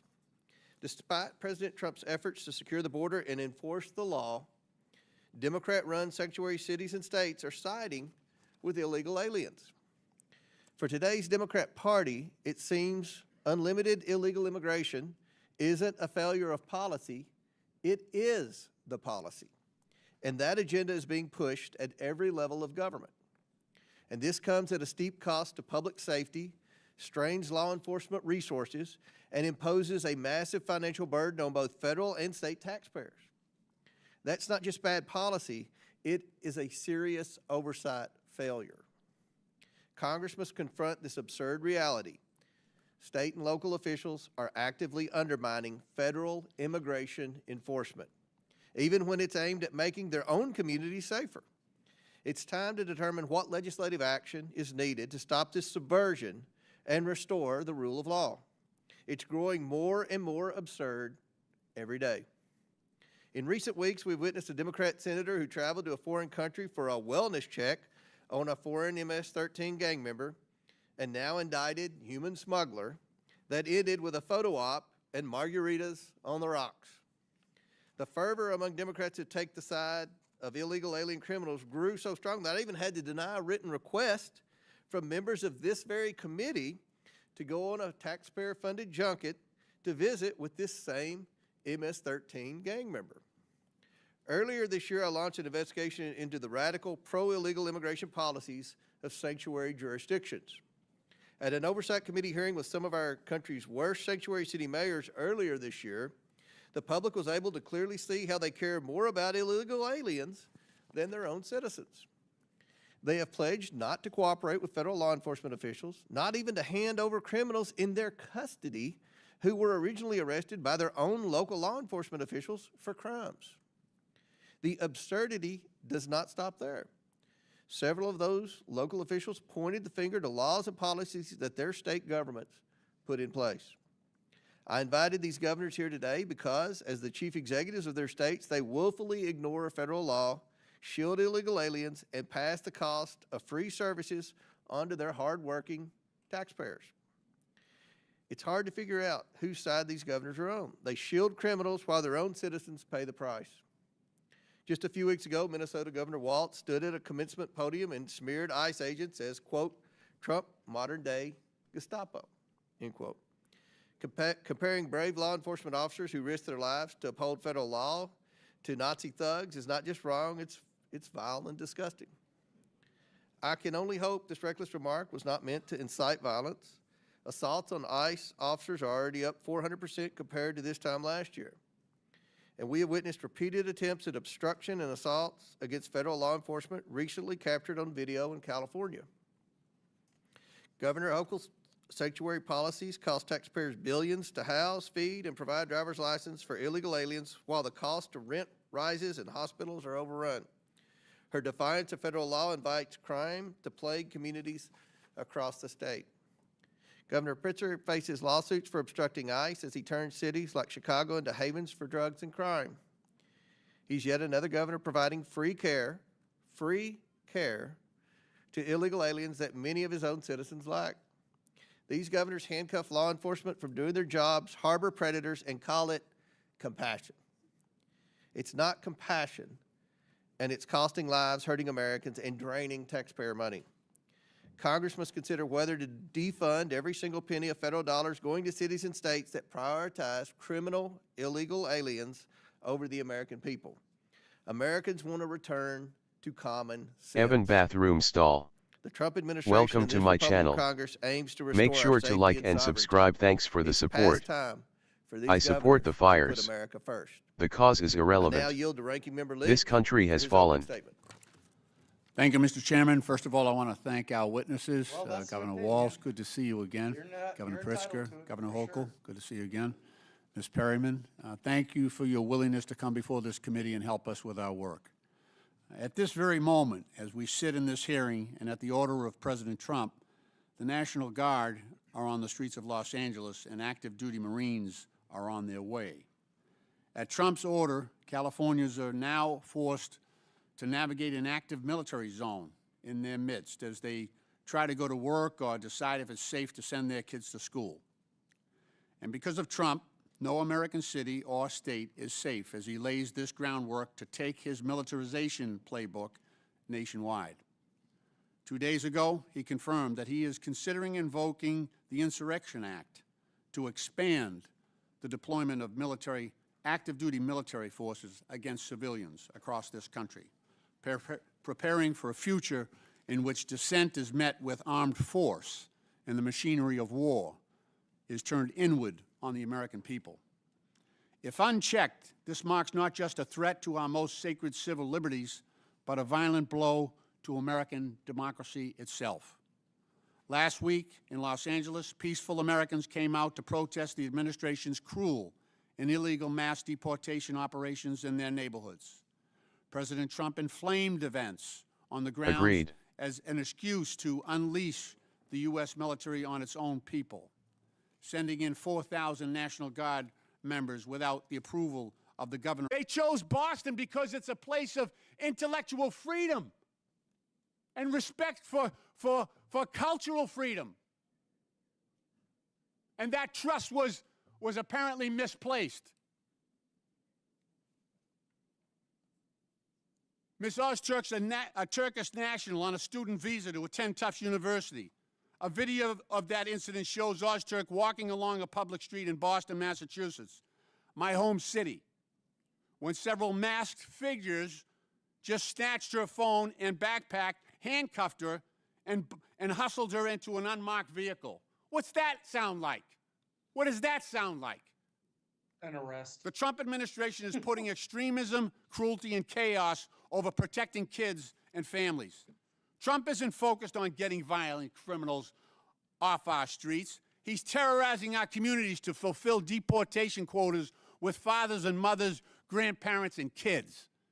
And he's trying to strong-arm our city and state leaders to divert their limited resources away from serious public safety threats to instead focus on peaceful, law-abiding families, just as he has diverted federal resources away from combating drug trafficking, violent crime, and terrorism to fuel his lawless mass deportation campaign. Trump isn't trying to protect us. He's trying to divide us. It's us and them. We're already divided, He's trying to divide us. But I think most And some Americans people are helping agree him. Illegal immigrants. He's should pitting not be- neighbor I against think it's neighbor. something like But it's not immigrant 66%. kids who are about to kick millions of Americans off their health care. It's not them. And he's doing that to pay for a tax break for billionaires. And it's not immigrants who are using the military to silence Americans exercising their right to speak truth to power. These are not the strong and measured actions of the leader of a free country. They are the ruthless maneuvers of an aspiring autocrat hell-bent on consolidating power by any means necessary. This is disgraceful. It should not happen in this country. This is wrong. Deploying the military against a civilian population is wrong. And if we don't step up, this will continue. If we don't step up and declare what is right under our Constitution, then other cities, other citizens will meet this same fate. I'm proud of my Democratic colleagues who are willing to stand up to this thuggery. Treelard. Trump is a wannabe Welcome gangster, to my channel. and he's showing the world Make sure to like what and he's subscribe. about. Thanks for the support. And I'm Deport proud. all You know, illegal my dad immigrants. served in the, They are in the criminals. Second World War. He fought the Nazis in Northern agree Africa. 100%. He fought the Nazis on the Italian Peninsula.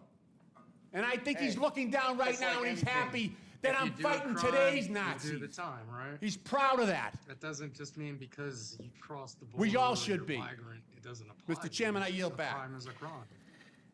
Without objection, Representatives Stauber, Finstead, Fishback, Emmer, Morrison, and Craig of Minnesota, Representatives Miller, LaHood, Davis, and Ramirez of Illinois, Representatives Stefanik, Tenney, Lawler, Goldman, Ocasio-Cortez, Gillen of New York, and Moskowitz of Florida are waived onto the committee for the purpose of questioning the witnesses at today's hearing. Without objection, so ordered. Our witnesses today include the governors of 3 states. We want to welcome you all here. First, we have Tim Walz, governor of the state of Minnesota. He was sworn into office on January 7th, 2019. His second term began on January 2nd, 2023. Governor, welcome back to the House of Representatives. Mike Lowe. Next, we have J.B. What I Pritzker, miss governor you. of the state of Illinois. He was sworn into office on January 14th, 2019. His second term began on January 9th, 2023. I'm going to yield briefly to my colleague Raj Krishnamurthy for further introduction. Thank you, Mr. Chair. Thank you for yielding. In Illinois, we like our pizza deep, our politics lively, and our budgets balanced. The last one used to be a miracle before Governor Pritzker took office. I know firsthand, as the son of immigrants who realized the American dream in Illinois, that immigrants make enormous contributions to our country. Governor Pritzker Is your team understands spending that more too. time on time? His great-grandfather fled pogroms in Ukraine in 1881 and settled in Chicago to build a better life. That legacy has shaped his lifelong commitment to public service, justice, and opportunity. Before entering public office, Governor Pritzker built a successful business career and became a leading philanthropist, supporting early childhood education and establishing the Illinois Holocaust Museum. Governor Pritzker has delivered historic investments in education, workforce training, infrastructure, technology, and clean energy, all while expanding paid leave, raising the minimum wage, and defending the rights of all Illinoisans. Governor, thank you for your leadership and for joining us today. Yield back. Next, we have Kathy Hochul, governor of the state of New York. She was sworn into office on August 24th, 2021. Welcome, Governor. And finally, we have Skye Perryman. She is the president and CEO of the Democracy Forward Foundation. Thank you all for joining us. Look forward to your discussion this afternoon.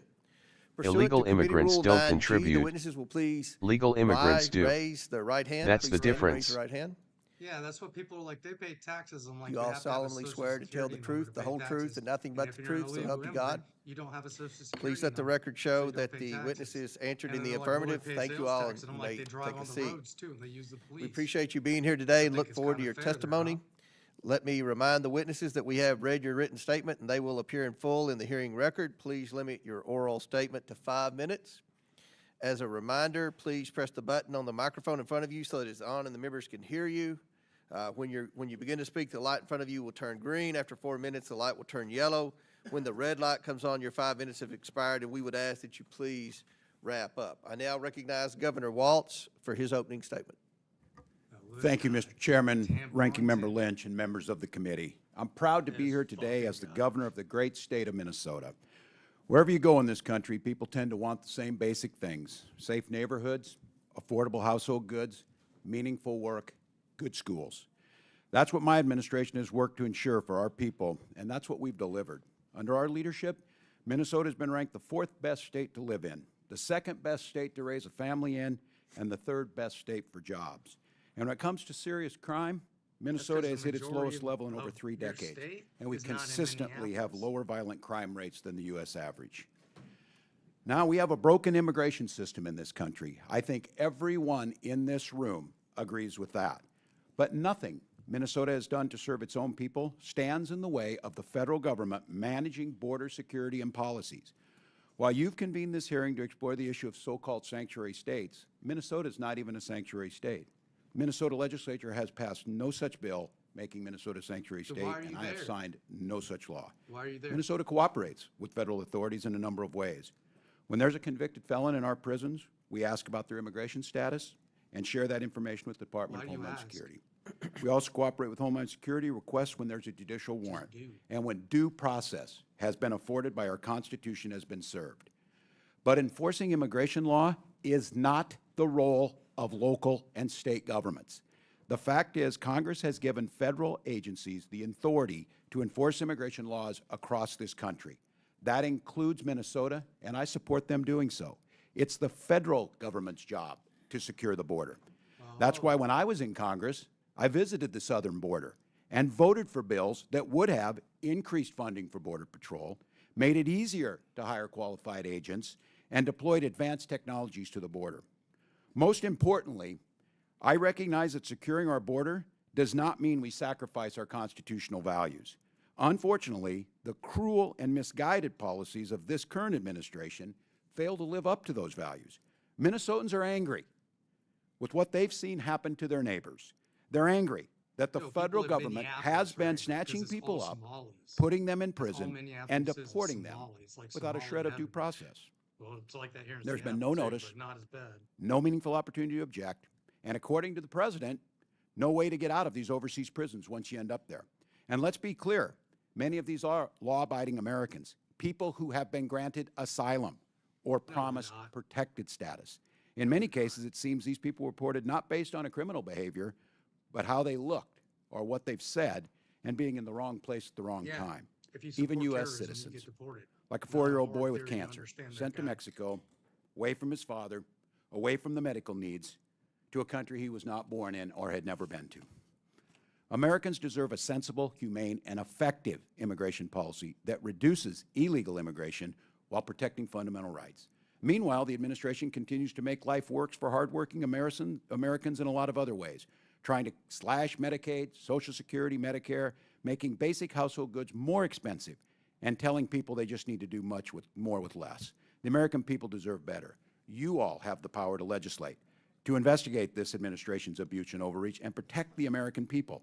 And I have to say I'm disappointed. At a crucial inflection point in our nation's history, Congress is choosing to spend its time trying to cast blames on states like Minnesota that have no hand in creating this crisis.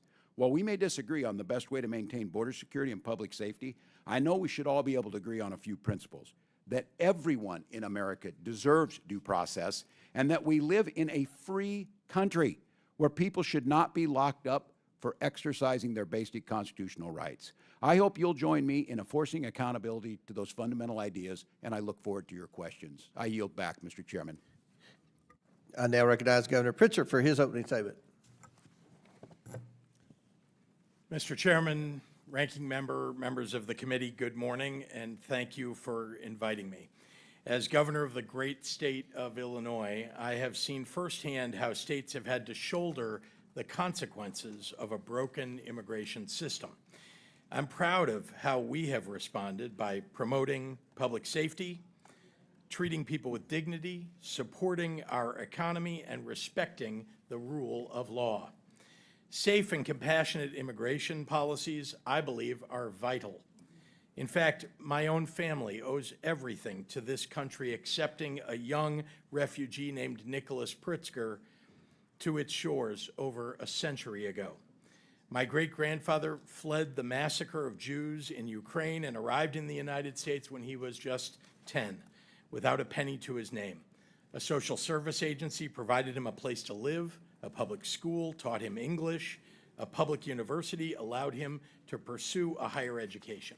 My father and grandfather both were naval officers and raised their families with a powerful sense of duty to community and patriotism to our country that still lives deep in my generation. Both were successful entrepreneurs. My family story is not unique. Today, Illinois is home to 1.9 million immigrants. Just like my great-grandfather, they are hardworking, raising families, and paying taxes. Our state and our country have been strengthened by people from across the globe seeking freedom, opportunity, and refuge here. Recently, children, pregnant women, and others fled poverty, violence, and persecution, seeking asylum at our border. Some border state politicians chose to treat them as political pawns, busing them to states like mine and dropping them off in the dead of night in the freezing cold. Illinois chose a different path. Faced with a humanitarian crisis, our state made sure children and families did not go hungry or freeze to death. By doing so, we helped to maintain safety and order in Chicago.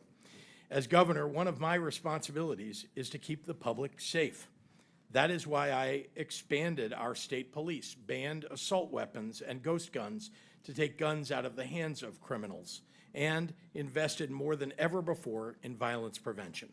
As a result, violent crime is down in Illinois, and Chicago ended 2024 with its lowest homicide rate in 5 years.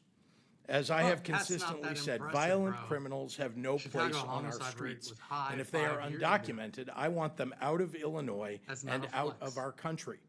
And as we are reminded in Los Angeles this week, we can all agree that violence of any kind, whomever it is directed at, is unacceptable. People must be held accountable to the law.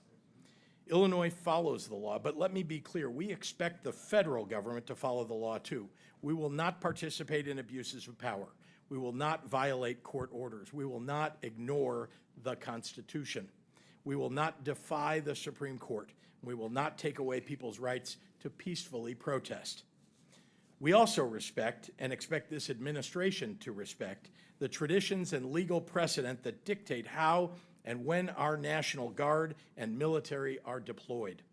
As governor, I've had to make the difficult decision to call the Illinois National Guard into service. I have always done it in partnership with my local governments and law enforcement, and with deep and abiding respect for the sacrifice I was asking of our volunteer armed forces.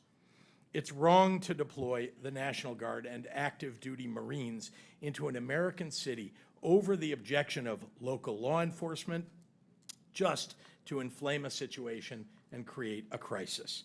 Just as it's wrong to tear children away from their homes and their mothers and fathers who have spent decades living and working in our communities, raising their families.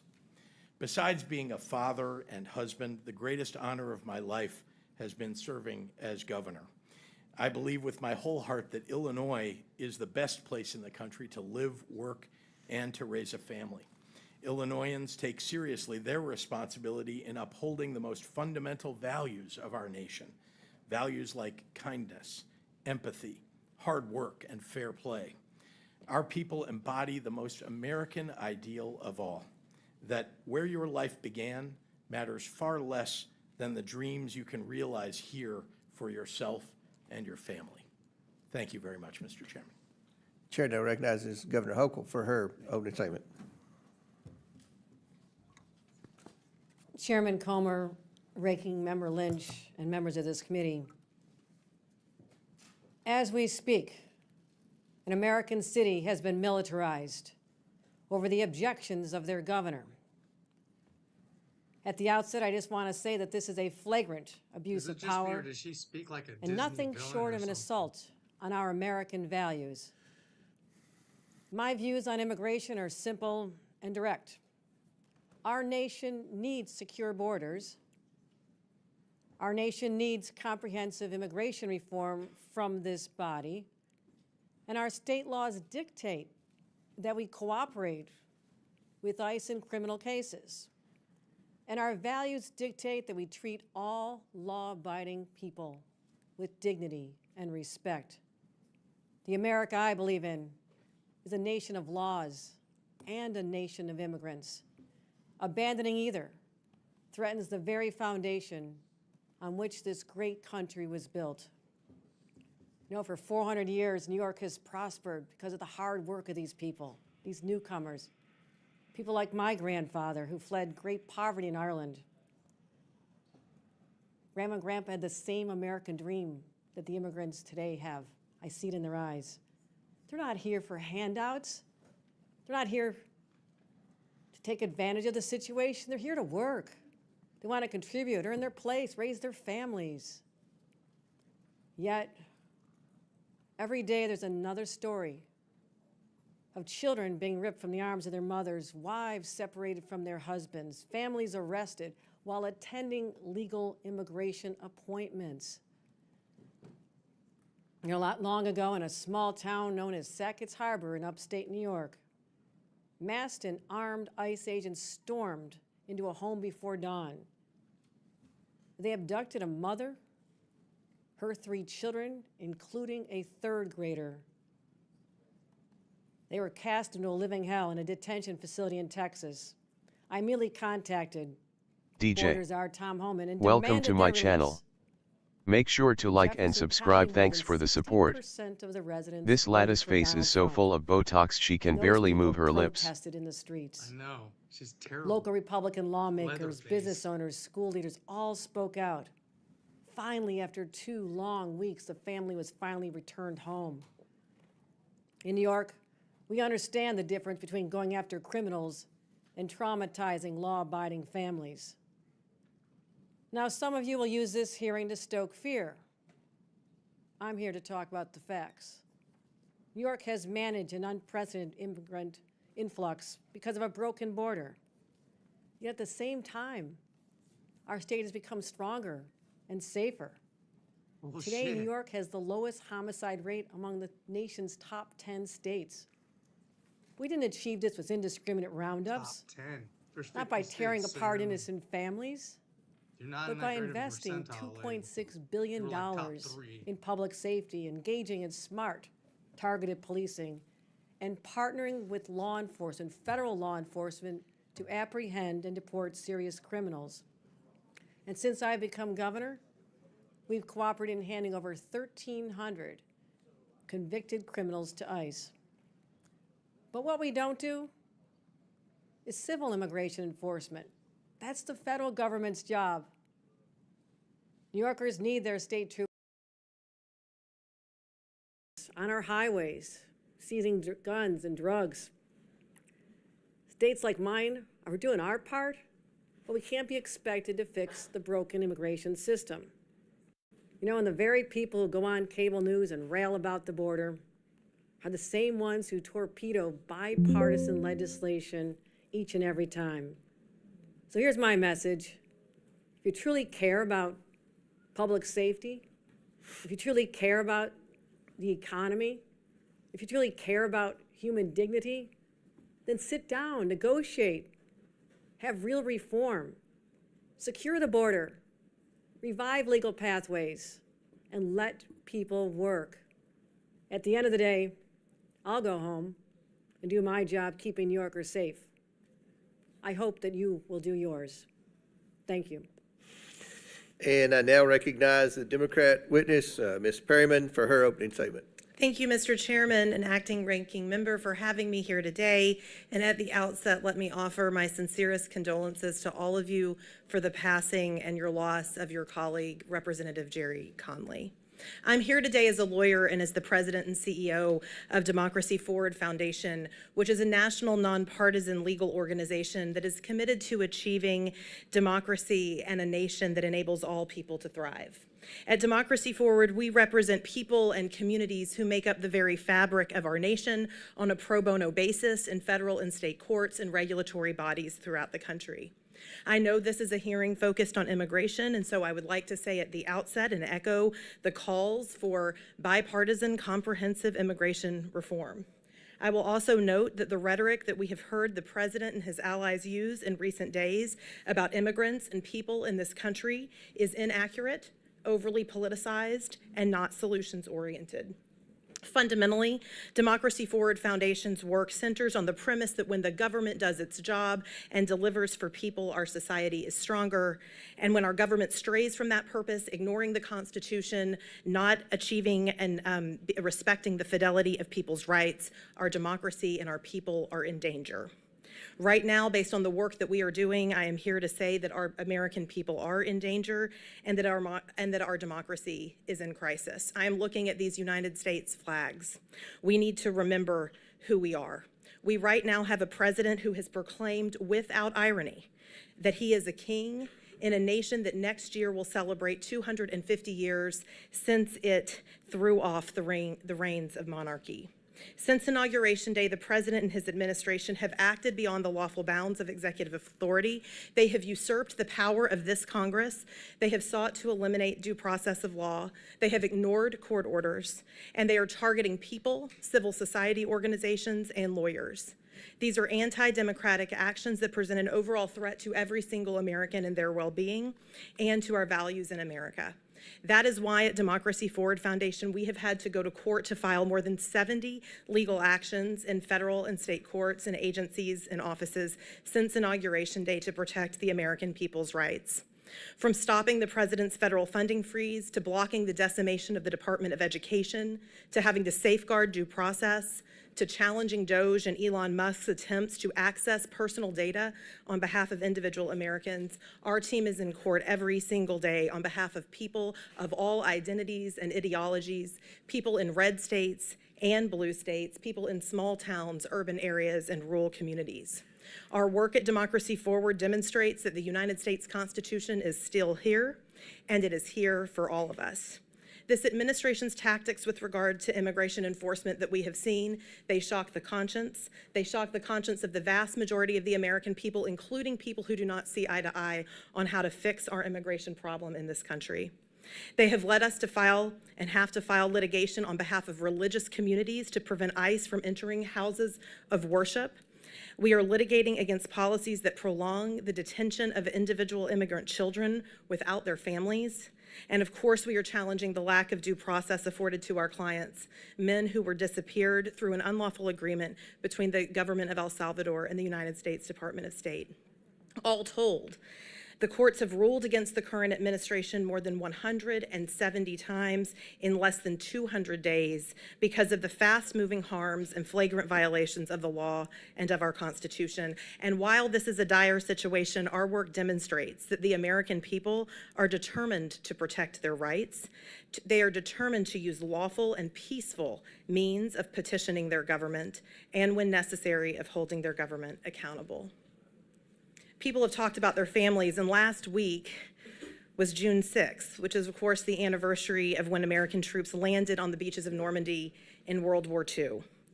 I, too, am the mother of a 9-year-old boy, and that 9-year-old boy's great-grandfather served in that battle, and many others throughout the European theater. But as I reflected last week, we don't need to be in Normandy to defend our democracy in June of 2025. We need to be here in these halls, doing the work in courts across the country and in our communities. And we do need to remember the essential and historical commitment that our nation made at the end of that war to advance democracy and to ensure that we never turn our backs on people who are fleeing persecution. I so appreciate you inviting me here today to participate in this hearing, and it is with a sincere hope that we can come together that I offer my testimony and comments. All right, opening statements have concluded. We're now going to begin the questioning portion of today's testimony. And I'm going to begin with Governor Walz. Governor Walz, I thought that maybe your statement referencing ICE as Gestapo was an outlier statement, but now that Mr. Lynch has endorsed it, it appears that it could be some type of Democrat talking point. Governor, do you and other Democrat politicians understand why referencing ICE as Gestapo is offensive? I'm going to explain.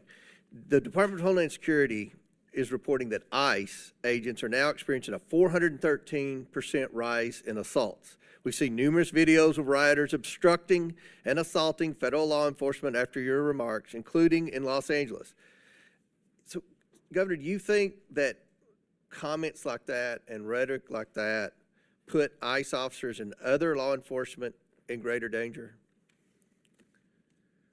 Well, thank you for the question, Mr. Chairman. First and foremost, any attack on law enforcement is unacceptable, wherever it's at, whether it's state, local. So you understand, and I've got limited time here.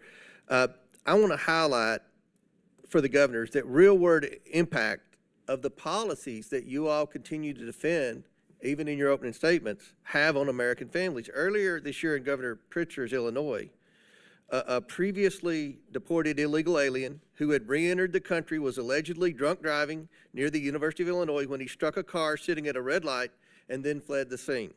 The crash killed 2 young women, including Katie Abraham, whose father and stepmother are here today. And this is her poster. Katie had her whole life ahead of her, cut off in an instant. Governor Pritzker, this illegal alien should never have been here. He didn't just flee the scene. He fled the state and was apprehended by federal marshals in Texas using a false name. He now faces criminal charges for reckless homicide, leaving the scene of an accident resulting in death, and driving under the influence resulting in death. And he faces a federal indictment for having a fraudulent permanent resident card, a fraudulent Social Security card, and a fraudulent use of passport. Governor Pritzker, do you agree that this illegal alien who killed Katie should never have been in the United States in the first place? Thank you, Mr. Chairman. First, let me express my condolences to the family, and those are terrible circumstances. Let me also say that anyone who commits a crime in the state of Illinois— I understand, Governor. Should that criminal have been here in the first place? Did he have a right to be in this country illegally? If the person is a criminal of any sort, then they ought to be so that person had a right to be in the United States. They ought to be given their due process rights, and they ought to be convicted. And the criminal who entered this country illegally, in your testimony, had a right to be in this country. No, I'm suggesting to you that when and I have responsibility for the state of Illinois, I can tell you that it's the responsibility of the federal government to manage immigration in this country. And if you're suggesting that the federal government didn't do its job, that is up to you. Let me ask you this, Governor. I can tell you that in the state of Illinois, do you believe that President Biden did his job in securing the border? I was critical of things that President Biden did. I think I've been very public about that. I wrote a letter to the president telling him that. Okay, thank you. Now back to Governor Walz. You were obviously selected by Vice President Harris to be a running mate in 2024. I'm curious, did you ever ask Vice President Harris about former President Biden's and then President Biden's cognitive decline? No, not that I can recall, Mr. Chairman. You saw President Biden's disastrous debate performance. I'm just curious, you never did comment to Vice President Harris like, wow, he may not be on the top of his game. Nothing was ever mentioned to Vice President Harris. And the reason I ask, obviously, is because I know you watch CNN, and other networks have interviewed a lot of people, including Jean-Pierre and Buttigieg and others that have suggested that they were shielded from President Biden and weren't allowed to speak to him, and that, you know, his mental decline was obvious. You never discussed that with Vice President Harris? No, not that I can recall, Chairman. And I, as governor and then being on the ticket, I was probably more concerned with my own debate performance than President Biden's, so no.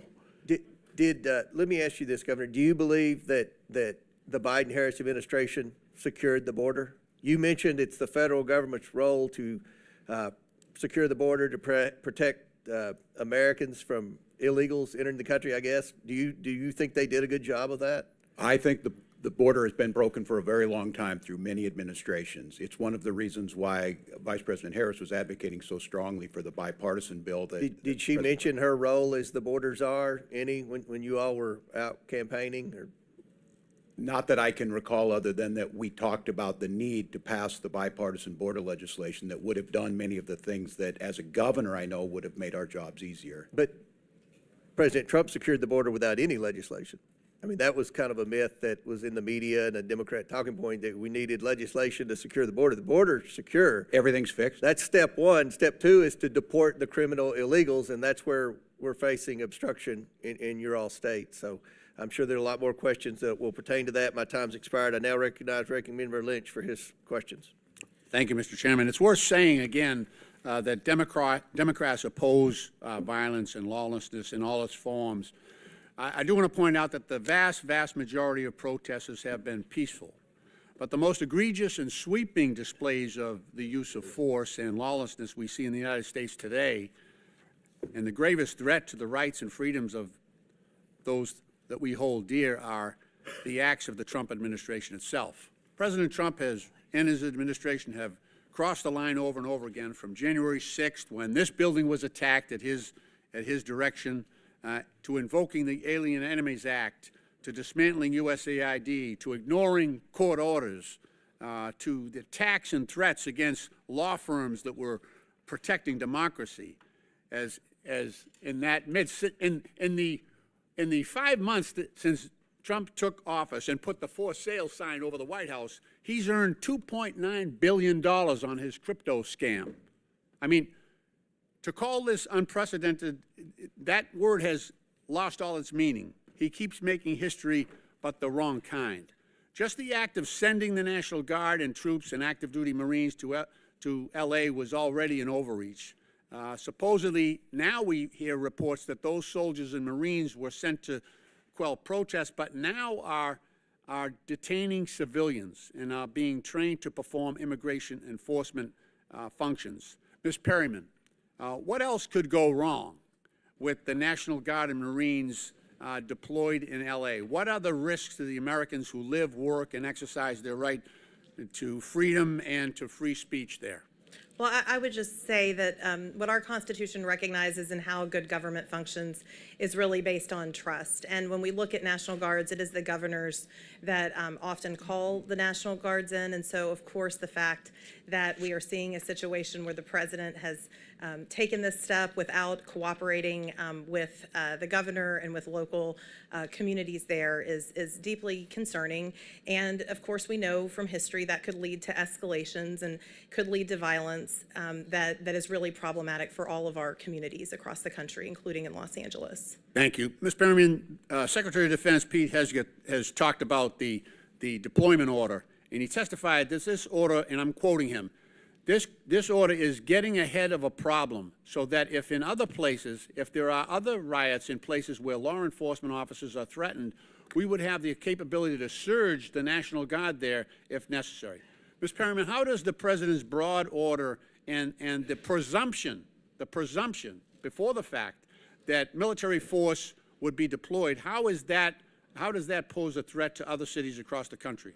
Well, again, it appears to be an escalation, and the main thing that's really important to so many Americans across the country, as well as local law enforcement in so many areas, that local law enforcement is there to help people be able to peacefully protest. And so there are ways that people in this country can express their views. We don't all agree with each other. And right now you really see the White House, for whatever reason, I think escalating, maybe seeking to create some made-for-TV moments. It's not clear. But I do think that there is a lot at stake here, as you've heard this morning. Thank you. I want to ask each of the governors, this is a general question, how could each of the governors answer briefly how President Trump's policies, his assaults on the rule of law, and his interjection of military force into California, how that would threaten your states, especially where Secretary Hastings has said that he would support that expansion. Mr. Walz, Governor. Well, thank you, Ranking Member Lynch. Well, first of all, it's one of the federalism policy of this, especially when it comes to posse comitatus and the Insurrection Act. Governors are in charge. Our National Guard, as all of you know, serve in either Title 10 or Title 32 status under the role of governor. Right. And on all of these operations, the absolute pinnacle and the most critical piece is the coordination amongst them. And as a governor not being notified as local law enforcement, it creates a chaotic situation that they cannot operate as a joint unit. And governors are always there. We do it for floods, we do it for civil unrest, but doing it without causes immense danger, not citizens to, but to those very law enforcement officers who are then put in that chaotic situation. Thank you. Governor Pritzker. Local law enforcement are the ones who indicate to the governor or to their local officials who talk to the governor about their need for National Guard. And indeed, I've had that situation in the state of Illinois and called out the Guard when I needed to. I'm careful about when I do it, but again, when local law enforcement indicate that they want that backup or they need that support, we do it. Now, I have to say, when the President of the United States is calling out your National Guard over the top of local law enforcement saying that they don't need it, that they have things under control, it tends to have an inflaming effect on what's going on the ground, just when local law enforcement and officials are getting things under control. And I think that's what we saw in Los Angeles. Governor Hochul. Those actions absolutely undermine the sovereignty of individual states. States' governors are the commanders in chief of the National Guard. They know what to do. As you've heard from my colleagues, we have deployed them in a number of occasions, but undermining confidence in local law enforcement, you're basically saying that there's not a belief that the highly trained individuals of our municipal police departments, like Los Angeles and the city of New York, for example, can't handle their jobs. I have more confidence in our law enforcement than perhaps the president does, and we ought to step back and say this is an overreach of epic proportions. Thank you. Chair recognizes. Thank you for your courtesy on the time. Appreciate that. Thank you. Chair recognizes Ms. Stefanik from New York. Thank you. Governor Hochul, on your first day in office, you signed Executive Order 1. Is that correct? I believe it is. And you extended this executive order not once, not twice, but 3 times, most recently January 16th of this year. Is that correct? If that's what your facts show, I signed countless executive orders. I would assume you'd know it's laws. Executive Order 1. And this is a continuation of your predecessor's sanctuary state policies, correct? Is included in that. I want to be sure we are defining sanctuary state properly. I'll define it for you. It is the policy of the state that state officers or employees shall not disclose information to federal immigration authorities for the purpose of federal civil immigration enforcement. It goes on to say, law enforcement officers may not use resources, equipment, or personnel for the purpose of detecting and apprehending any individual suspected or wanted for violating a civil immigration office. Law enforcement officers have no authority in the state of New York to take any policy action solely because the person is an undocumented alien. That's a quote in your executive orders that you extended. Now, do you know who Sakir Akan is? I want to get back to the first part. No, I'm asking question. a question. Do you know who Sakir Akan is? I want to make sure you understand that this simply says that we will cooperate with ICE. No, it does not say that. I read what it says, and let me talk to you about the results. Do you know who Sakir Akan is? You should, as the governor of New York State. Do you know? Refresh my recollection. He was an illegal migrant in New York. And do you know what crime he committed in addition to being here illegally? No, I do not. You do not. This was widely reported. He found a 15-year-old girl, threatened her with a metal pole, told her to get into the back seat of his car, he took her clothes off, and he violently raped her in Albany, New York. Do you know who Sebastian Zapita Khalil is? I'm sure you'll tell me there's many cases, whether they're These are high-profile cases. Yes. New Yorkers know about them, and you don't. So let's talk about Sebastian Zapita Khalil. Do you know who that is? I don't have the specific details at my disposal, no. Well, this is an illegal migrant in New York because of your sanctuary state policies. Do you know what crime he committed? I'm not familiar at this moment. I bet you're going to be familiar when I remind you, he found a sleeping woman on the subway, lit her on fire, and burned her alive. This is in Kathy Hochul's New York. And as I'm sure you are aware, and I'll remind you, that ICE issued an order to detain this violent criminal, but that was rejected by New York officials due to sanctuary state laws. Now, do you know who Raymond Rojas Basilio is? I just want to say this. These crimes are horrific. Because of your sanctuary state policies. In all of these cases, we would work with ICE to remove them. You did them not in this case. They are walking on the streets because of your policies and your executive order that you signed 3 times. DJ, now, you back to man. Raymond Rojas Basilio. Do you know who that is? I'm telling you this. I will explain to you the policies of New York. We cooperate with, I know you're just trying to. You do not. Specifically, ICE was told not to detain this individual, and he burned a woman alive on the New York subways in Kathy Hochul's New York. So I will keep on going. What about Raymond Rojas Basilio? Do you know who that is? I'm going to tell you our overall policy, which will address all this. I'll tell you who that is. He is an illegal who molested an 11-year-old in our state because, again, of your sanctuary state policies. This illegal was shielded from federal immigration enforcement and able to commit this heinous crime. And what about Wilson Castillo Diaz? Do you know who that is? I'm telling you this. We do cooperate fully with ICE in criminal prosecution. Our sanctuary You're not advocating for these victims. Only deal with This is a 5-year-old who was raped on Long Island in Nassau County. You are not advocating on behalf of these victims. You are shielding illegals. Even in your opening statement, you prioritize putting illegals first. That is not Rapes true. of young girls, beatings of NYPD cops by illegals who are here under Kathy Hochul's failed policies, burning New Yorkers alive. This is Kathy Hochul's New York. It's one of the many reasons why you're hemorrhaging support from hardworking New York families. These are horrific crimes, and they're heartbreaking. They're horrific crimes that are committed on your watch. You signed this executive order on your first day in office. You signed it again and again this January. We deserve a governor who stands up for law-abiding New Yorkers, doesn't put illegals first, but actually puts New Yorkers first. I appreciate Rather than going after the viral moment, I suggest you look at the facts. I'm standing up for New Yorkers. No. Rather than addressing the illegals in New York, you are prioritizing your far-left sanctuary state policies, which you put in place with executive orders. Instead of advocating for victims, a 5-year-old who was raped, you did not. They were released because of sanctuary state policies in New York State. No amount of words is going to clean up your failed record and these horrific crimes committed in sanctuary state that you created. And with that, I yield Your back. representation, the facts are Gentlelady absolutely false. yields back. Absolutely Chair false. recognizes Ms. Norton from Washington, D.C. Thank you, Mr. Chairman. Let's be real. Since the start of the Trump administration, each day has been more nightmarish than the last. But in the past few days and weeks, we have seen a significant escalation of Trump's mass deportation agenda. On May 29th, a 9-year-old child and his father were reportedly detained in Torrance, California, and separated from one another by ICE. A 4th grader ripped from the only community he knows and from the arms of his father. We have kids who are afraid to go to school, afraid that ICE will grab them, and their families from school grounds, and afraid their parents will not be there when they get home. Schools are supposed to be safe havens for our children that foster learning and growth.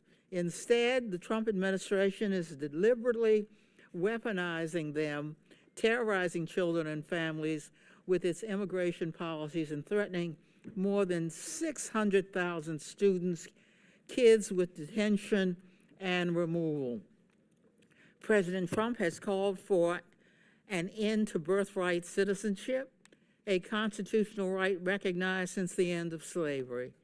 He has cut federal contracts that give 2-year-olds representation in immigration court. He has ripped the children who are immigrants and United States citizens from schools, their friends, their neighborhoods, and their homes. There is no other way to spin this. President Trump is waging a cruel and deliberate war against children. Ms. Perriman, do all children residing in the United States have a constitutional right to attend public schools regardless of immigration status? They do. Ms. Perriman, how is President Trump going further than past presidents in authorizing ICE to carry out enforcement activities in schools, hospitals, and places of worship? Yes, I mean, this is what brought us to court on behalf of the Baptists and the Quakers and the Sikh communities and other religious communities that are having to challenge this. For more than 30 years, the country had a policy that prevented indiscriminate enforcement activities at what we call sensitive locations. That includes houses of worship, and it includes schools. We saw in the early days of this administration, the Department of Homeland Security rescind that policy and endanger people, all people, not just immigrants, but people who are seeking to engage in communal worship, people who are seeking to go to school, and to be present in other sensitive locations like hospitals. Governor Walz, what does it mean for children in Minnesota if ICE comes to their classrooms? Well, thank you, Congresswoman. Minnesota prioritizes education. We're proud of our education system. We're proud that when students come to school, they get a good meal, they have well-qualified teachers, and it's a place where it's safe. It's a safe place where they can learn. We prioritize it because our economy depends on it, and it's the right thing to do. Disruptions at places like school, when ICE is free to operate in Minnesota within the laws, but to disrupt schools, to disrupt and come to those schools, not only the impact to that individual student, but to the entire learning environment in those schools are disrupted by it. And again, we agree with everyone here, those committing crimes is where we need to focus, but being on campuses in elementary schools is not getting at that. Thank you. Governor Pritzker, when ICE detains and arrests parents as they drop off kids at school, how does this affect educational outcomes? Thank you very much, Congresswoman. Let me begin by saying that, as you may know, under President Trump, ICE showed up in Chicago nearly immediately and began terrorizing our neighborhoods, our schools, and parents. Indeed, many parents felt like they needed to go into hiding, even though their children needed to go to school every day. And so disrupting that environment, frankly, not just for the children, but for the parents and for teachers and the entire school community, it is something that, we believe in Illinois in educating all of our kids, making sure that they get what they need in our public schools. In fact, we've invested significantly in making sure the results have been very good. 8th graders in Illinois rank 2nd in reading in the entire country. 8th graders in Illinois rank 5th in the country in mathematics. And it's because we have a safe environment, but not when Tom Homan brings Dr. Phil with the overreach of force with ICE to disrupt our education system, and particularly our elementary schools. Thank you. Gentlelady's time's expired. Chair recognizes the Majority Whip, Mr. Emmer from Minnesota. Mr. Chairman. Thank you, Mr. Chair. Welcome back to Washington, Governor. I'm going to run through a series of facts before I get to my questions, so let's get started. Governor Walz, you signed the Health and Human Services Omnibus Bill into law in May of 2023. That bill expanded Minnesota Care to provide free health care to illegal aliens. You signed the Higher Education Omnibus Bill into law in May of 2023. That bill allows illegals to have their college tuition paid for by the state. You signed the Driver's License for All Act into law in March of 2023, and that bill allows illegals to receive driver's licenses. So, you claim you're not a sanctuary state. You just provide free health care, free college, and driver's licenses to illegal aliens.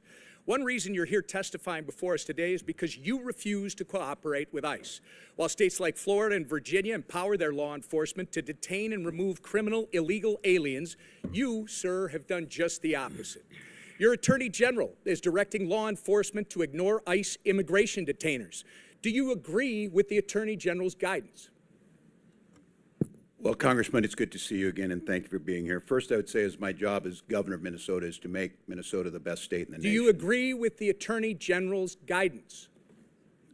Congressman, what I would say on this is that Minnesota follows all law. I Sir, would say it's a very easy question. And again, if you claim you're not a sanctuary state, you just claim that you support policies. You're not a sanctuary state, but you support policies that prevent ICE from doing their job.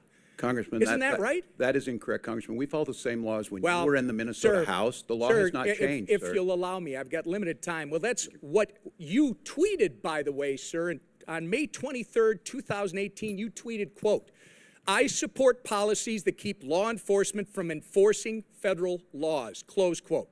On May 17th, just this spring, at the University of Minnesota Law School's commencement ceremony, you said, quote, "Donald Trump's modern-day Gestapo is scooping folks up off the streets." When you said the words modern-day Gestapo, you were referring to ICE agents. Gestapo, by the way, sir, was the official secret police of Hitler's Nazi Germany. So you're calling ICE agents modern-day Nazis.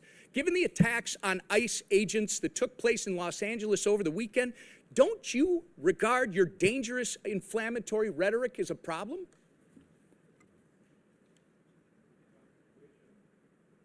The questions do you want me to answer first? So, sir, it saddens me that you refuse to express regret from comparing ICE to Nazis. ICE agents are brave Americans who get up every morning, leave their families, and put their lives in harm's way to protect our country, sir. You, at the very least, owe an apology to these dedicated public servants. I will say, sir, inflammatory rhetoric such as yours and the other governors on this panel is responsible for putting a target on the back of every ICE agent who is risking their life to protect our communities. Minnesota is all too familiar, by the way, with the chaos that ensues when you refuse to work with law enforcement to enforce the law. In May 2020, looting, acts of violence, and arson occurred on your watch in Minneapolis after you refused to bring in the National Guard. Governor, your agenda is clear: free health care, free college and driver's licenses for illegals while handcuffing law enforcement when they're trying to protect our citizens and their communities. If you think that's not a sanctuary state, you shouldn't be governor.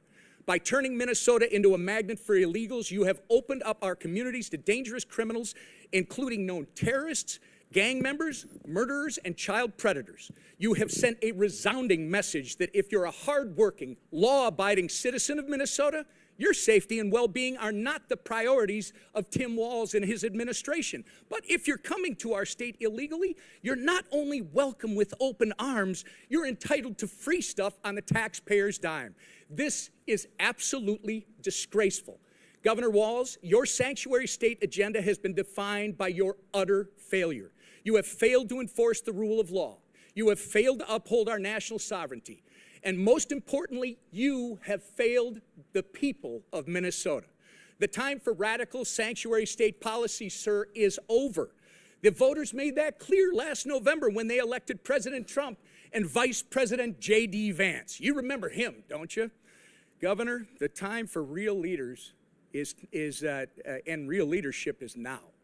And with that, sir, actually, Mr. Chairman, I ask unanimous consent to introduce into the record the governor's tweet that I referenced from May 23rd, 2018, which makes it clear his hatred for federal law enforcement. Thank you. Without objection, so ordered. Mr. Chairman? Yes. Chair recognizes Mr. Mfume. Mr. Chairman, thank you very much. I have a unanimous consent request, and I'd like to present both of those to you at the same time. Proceed. Okay. I ask unanimous consent that we enter into the record an article from The Hill of the 8th day of June. Latinos for Trump co-founder blast inhumane immigration arrest. Without objection, so ordered. Thank you, sir. And the second one is from the Independent of May the 28th. Trump ordered a critically ill 4-year-old Mexican girl to leave the country. Experts say she could die in days. I ask unanimous consent. Without objection, so ordered. Thank you, sir. Chair recognizes Mr. Kristamorte from Illinois. Thank you, Mr. Chair. Governor Pritzker, when it comes to immigration, you've been clear that Illinois follows the law. I'd like to go into this issue just a little further. First, there's been a lot of misinformation about the Illinois Trust Act. As you know, this is the 2017 law signed by then Republican Governor Bruce Rauner, which requires state agencies to cooperate with ICE when it presents a criminal arrest warrant for an individual, correct?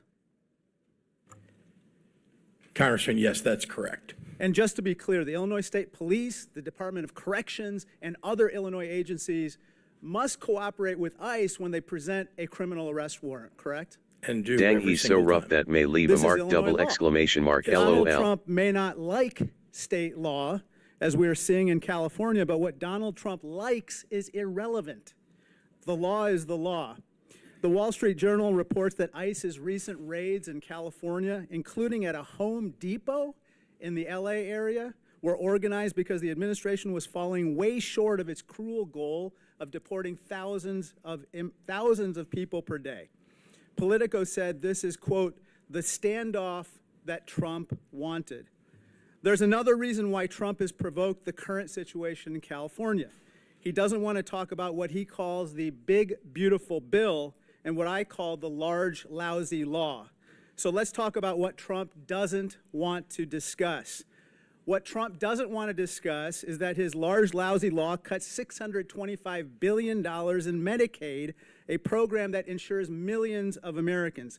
Governor Walz, in a press release on Medicaid cuts, you said, quote, the victims of these cuts will be families, children, veterans, rural Americans, and pregnant moms. That's what you said, right? That's correct, Congressman. And Governor Hochul, in a recent op-ed, you wrote, even if you don't rely on Medicaid, these cuts affect you. Because when millions lose coverage, hospitals and other vital health care institutions lose funding. And that strains the entire system. That's what you wrote, right? That is correct, sir. Governor Pritzker, cuts in the large, lousy law are going to leave upwards of 700,000 Illinoisans without health insurance. Isn't that correct? Yes, people will die. Trump's large, lousy law adds trillions to the national debt as well, which could force $500 billion in automatic cuts to Medicare, in addition to the cuts in Medicaid that we just referred to. And of course, Medicare is a program that every senior relies on. Let me turn to my final topic. Governor Pritzker, President Trump has called Illinois, quote, a poorly run state. But the truth, of course, is the opposite. Governor, Illinois has had 7 consecutive balanced budgets, right? That's correct, Congressman. And our credit rating has been raised 9 times in the last 6 years, correct? After 21 downgrades under Republican and others. And it now stands at an A rating, right? It does. In contrast, under President Trump, every credit agency has downgraded America's credit rating below the top level, the first time in history that's happened. Isn't that right? That's correct. Trump and others claim the federal government props up Illinois. But in reality, we're one of 13 states in the country that actually give more tax revenue to Washington, D.C. than we receive in return. Now, let me turn to some of the reasons why Illinois is a donor state and not a taker state. Illinois has a $1.1 trillion economy. We produce the most soybeans in America, and we're the #2 producer of corn, right? That is correct. We're the #2 manufacturing state in the country. We are. And we're the #2 destination for corporate expansions and relocations, right? And Chicago is #1. Thanks to you, we have the world's first quantum and microelectronics park, correct? That's right. And we're ranked top in the Midwest for workforce development, correct? Yes, we are. And startups? That's right. Illinois is the heart and soul of America, Governor. It's where the cell phone was invented, was home to the first McDonald's, and was the home of amazing leaders, Lincoln, Reagan, Obama, Grant, even Superman, and yes, the Pope. And here's a picture of the Pope wearing a Chicago White Sox cap. The next Pope's going to be a Cubs fan. There you go. Illinois has terrific jobs, people, and pizza. Some may even say that God is on our side, Governor. I'm proud to be from Peoria. I'll always stand up for Illinois, loud and proud. I yield back. Chair now recognizes Mr. Jordan from Ohio. Thank you, Mr. Chairman. Governor Hochul, third paragraph, second sentence in your written testimony, you said New York State cooperates with U.S. Immigration Customs Enforcement in criminal cases. Governor, who's Jesus Romero Hernandez? Thank you. I want to reaffirm that we do cooperate in cases where... That wasn't the question. I just read your statement. I can read your statement. Who is Jesus Romero Hernandez? I don't have the details on every I'll single tell you. person in a state of 20 million people. I understand, but this guy's a citizen of Mexico, deported 7 times, came to your state, assaulted one of your residents with a machete, choked a police officer, then when he was in custody, assaulted a corrections officer. ICE finds out this guy is in your state's custody, and they send you a detainer. You're familiar with a detainer, right? Yes, I am. Notice of action, immigration detainer to Tompkins County Jail from Syracuse Immigrations and Customs Enforcement. Section 1, they check a couple boxes. The first one they check is a final order of removal against the alien has taken place. That means a court has said this guy needs to go. This machete-wielding, cop-choking, corrections officer assaulting guy needs to go. Then they also check another box and they say biometric confirmation of who this individual is, this alien's identity. So they got the right guy, and a court has said he needs to go. Any idea what Tompkins County Jail decided to do? This guy's a sexport and simport expert. JK face with tears of joy rolling on the floor laughing. Question. No, I'm what telling did Tompkins County do? the descriptions you have put forth are absolutely chilling and disturbing and they are. reprehensible to all of us. My job is to protect the why I'm people of asking New the York. question. What And did Tompkins County do? What I have I responsibility will for tell you, are since you're not going to state answer. courts, We state cannot police. and will not hold Mr. Hernandez. Yeah. We can't keep the machete guy who had choked a police officer and assaulted a corrections officer. We can't keep him. In fact, we have the back and forth from Tompkins County and ICE on January 28th of this year, 8:56 p.m. Tompkins County tells ICE, we're not going to hold this guy. 7 minutes later, ICE responds back, we will be there to take custody this evening. 24 minutes later, Thompson County reiterates, we're not going to have him. We're not going to turn him over. 10:45. ICE arrives at the jail. 1 hour and 18 minutes later, and guess what? Mr. Hernandez is not there. They couldn't wait 1 hour and 18 minutes for a guy who assaulted one of your residents with a machete, choked a police officer, and then when in custody, assaulted corrections officers. That is sanctuary policy in a nutshell, and that is what your state supports, and so do these other governors. That is what is so wrong, why the American people hate this concept. You're conflating what the state of New York does is I control state police and prisons. We have turned over 1,300 people. So you disagree with it? We turn over 1,300 Did the sheriff make the people. wrong call? Those are local policies that we would not have done in the state of New York. State of New York, that is So a you're local saying the sheriff's decision. wrong? I would say this, if it happened in a state prison, we have already turned over 1,300 people. Sheriff In in fact, Tompkins County, I a want to say Democrat or this. Republican, Governor? There Hochul? have You any been idea? times, excuse The me. sheriff in Thompson County, a Democrat or Excuse me. Republican? Excuse me. There have No, been excuse times me, I when- ask the questions, you give the Well, I'm answers. Is he a asking Democrat or for a Republican? Do second. you know? I'm asking for this moment to explain that I'm sometimes waiting I'm asking, for ICE is he a to come Democrat pick or up Republican, people. and do you agree with the believe actions he's a he took? Democrat. Do you agree with the actions he took? How about that question? They are in conflict with what the state of New York would do. Well, maybe they're scared. By the way, he is a Democrat sheriff. Maybe the county guys are a little scared because you said this. I'm quoting from, it looks like the New York Times. We all know you can trust them. This is last month, May 25th. You said we have some counties that are renegade counties and work with ICE. Maybe they're nervous of being called a renegade county by their governor. So the Democrat sheriff says, we're not going to keep the machete-wielding, cop-choking, corrections officer assaulting guy. We're not going to keep him here for you to get here. We can't even wait an hour and 18 minutes. Oh, you know what else was interesting in this case? You know what else was interesting? There was actually an arrest warrant from United States District Court, Northern District of New York, signed by Judge Wiley Danks, magistrate from Syracuse. There was an arrest warrant, and they still couldn't keep him. The state of New York cooperates.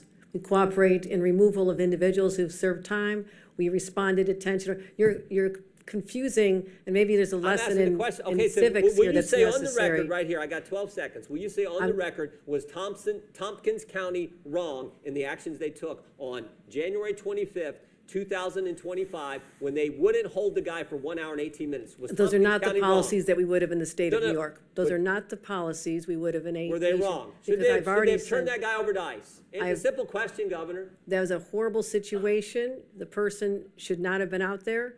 And It's a horrible situation, but it's a yes or no question. it is a response that this is a locality. Do you agree or in the disagree? state of New York, Agree or the person disagree? should have been held. Yes or no? The person should have been held, and in the state of New York, we would have turned him over. That is in conflict with what we would do as a state appreciate with the chair's respect to indulgence. I prison. yield back. And I want to know why ICE won't come and pick up the individuals who have served time in our state. I have cases where they have not even shown Governor, up. a court order and a detainer for a guy who did the things Mr. Hernandez did, and Tompkins County can't hold him 1 hour and 18 minutes, and you won't say that's wrong?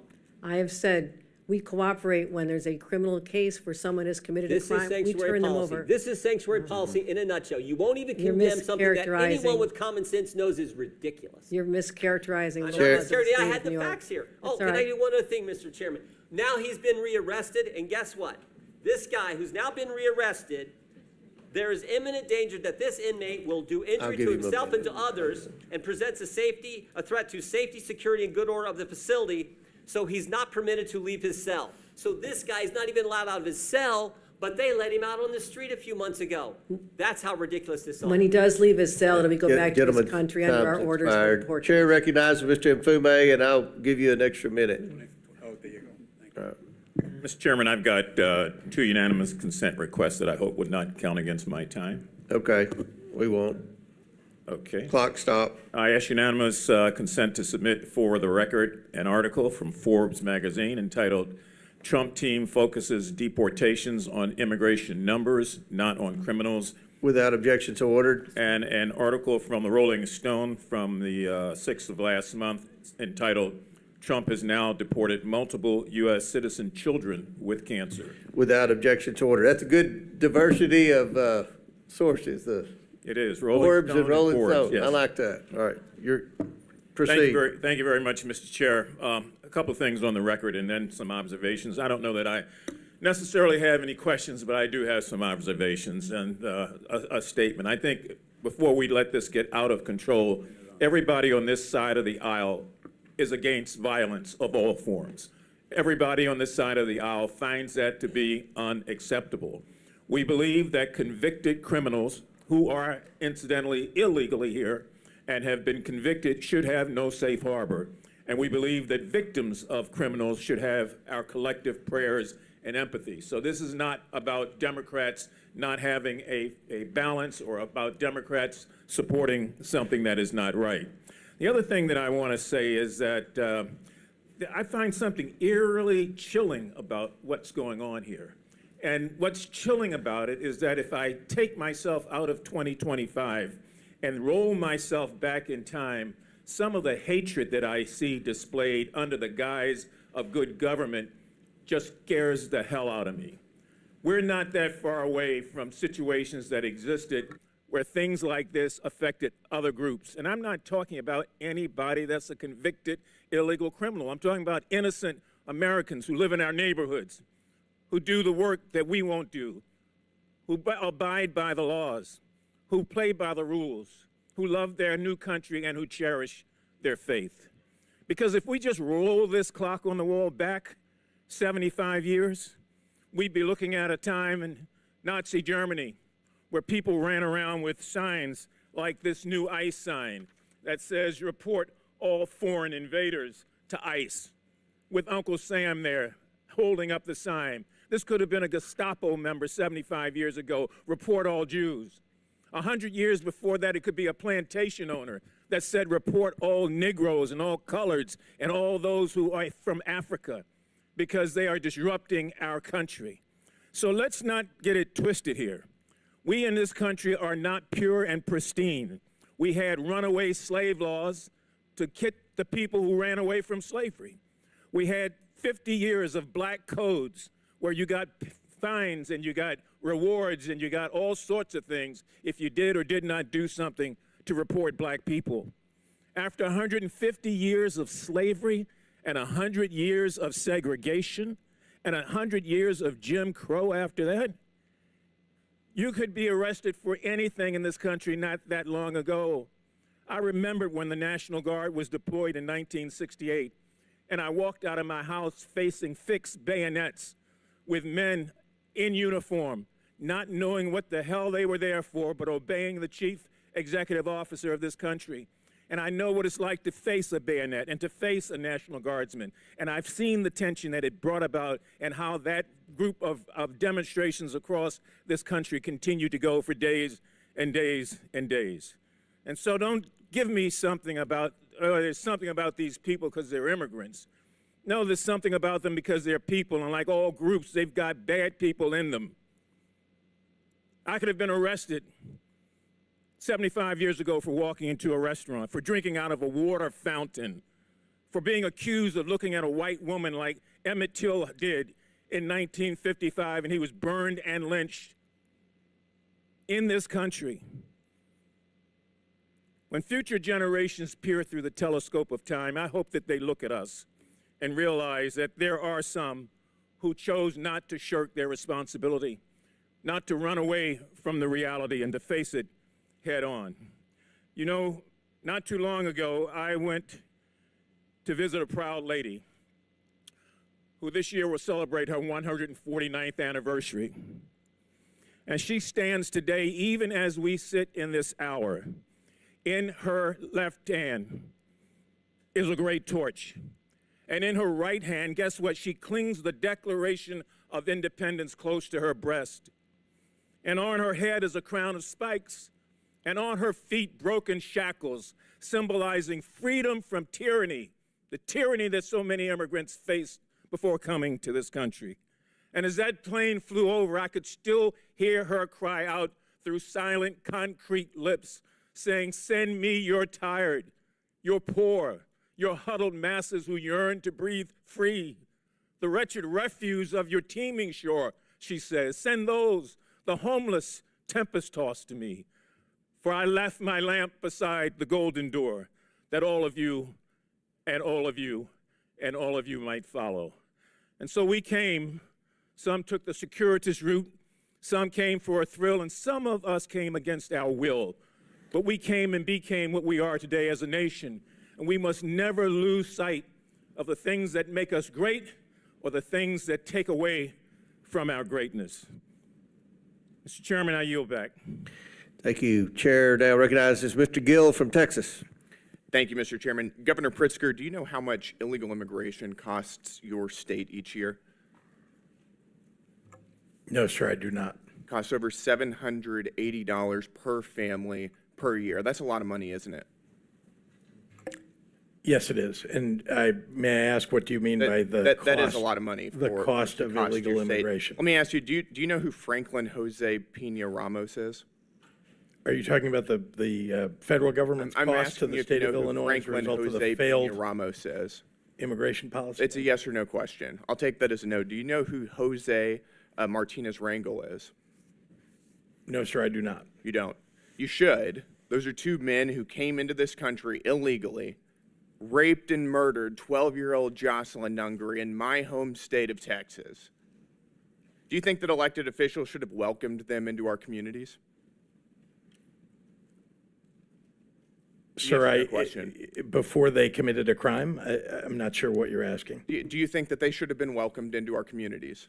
That's a very straightforward question. Someone who commits murder, no. Someone who commits murder should be apprehended. Why did you state during Biden's border crisis that illegal aliens, quote, should have been welcomed and helped by elected officials? When you say illegal aliens, these are people who are given asylum and helped into our communities. People who are asylum seekers. That's an easy yes or no question. You're mischaracterizing them. It is your position that they should have been welcomed into our communities. Is that correct? There were asylum seekers who were here legally. And then they went on and murdered and raped 12-year-old Jocelyn. Someone who commits murder should be held accountable. We do that in the state. And you think they should have been welcomed into our communities before they did? I don't know how you can tell before somebody commits a crime that they are going going to secure the border and not let illegal aliens come into our communities. Do you support abolishing ICE? Asylum seekers. Do you support abolishing ICE? No, I believe we need an immigration force in the United States. You don't. In fact, you believe a budget is a moral document. Is that correct? I do. You do. You tweeted that. Your administration gave $12,000 to the organized communities against deportations, which just this past month was marching in the streets of Chicago with signs saying abolish ICE. Do you support this? I do not Is this a support reflection of abolishing your an moral immigration values? force. Is this a reflection of your moral values? I do not support abolishing an immigration force. That's good to hear. Mr. Governor, do you think that biological men should be able to use women's restrooms? I'm not sure how this has to do with immigration. It's just a yes or no question. Why are you? It's very easy to politicizing answer. this? Do you I think thought that we were men here should be using doing women's fact restrooms? finding. I'm sorry. Do you think men should be allowed in women's restrooms? I'm not sure why this has come to this issue. You It has tweeted nothing that to do as with a immigration. protest against President Trump, everyone should use the other gender's bathroom today. Have you ever used the women's restroom? Not that I can recall ever, sir. No. You wanted everybody else to do it, but you didn't? Sir, I'm not sure why we're on a topic that has I'm nothing asking to do you, with you're today's hearing. advocating for men to use women's restrooms, but you didn't do it? I do not advocate that, no.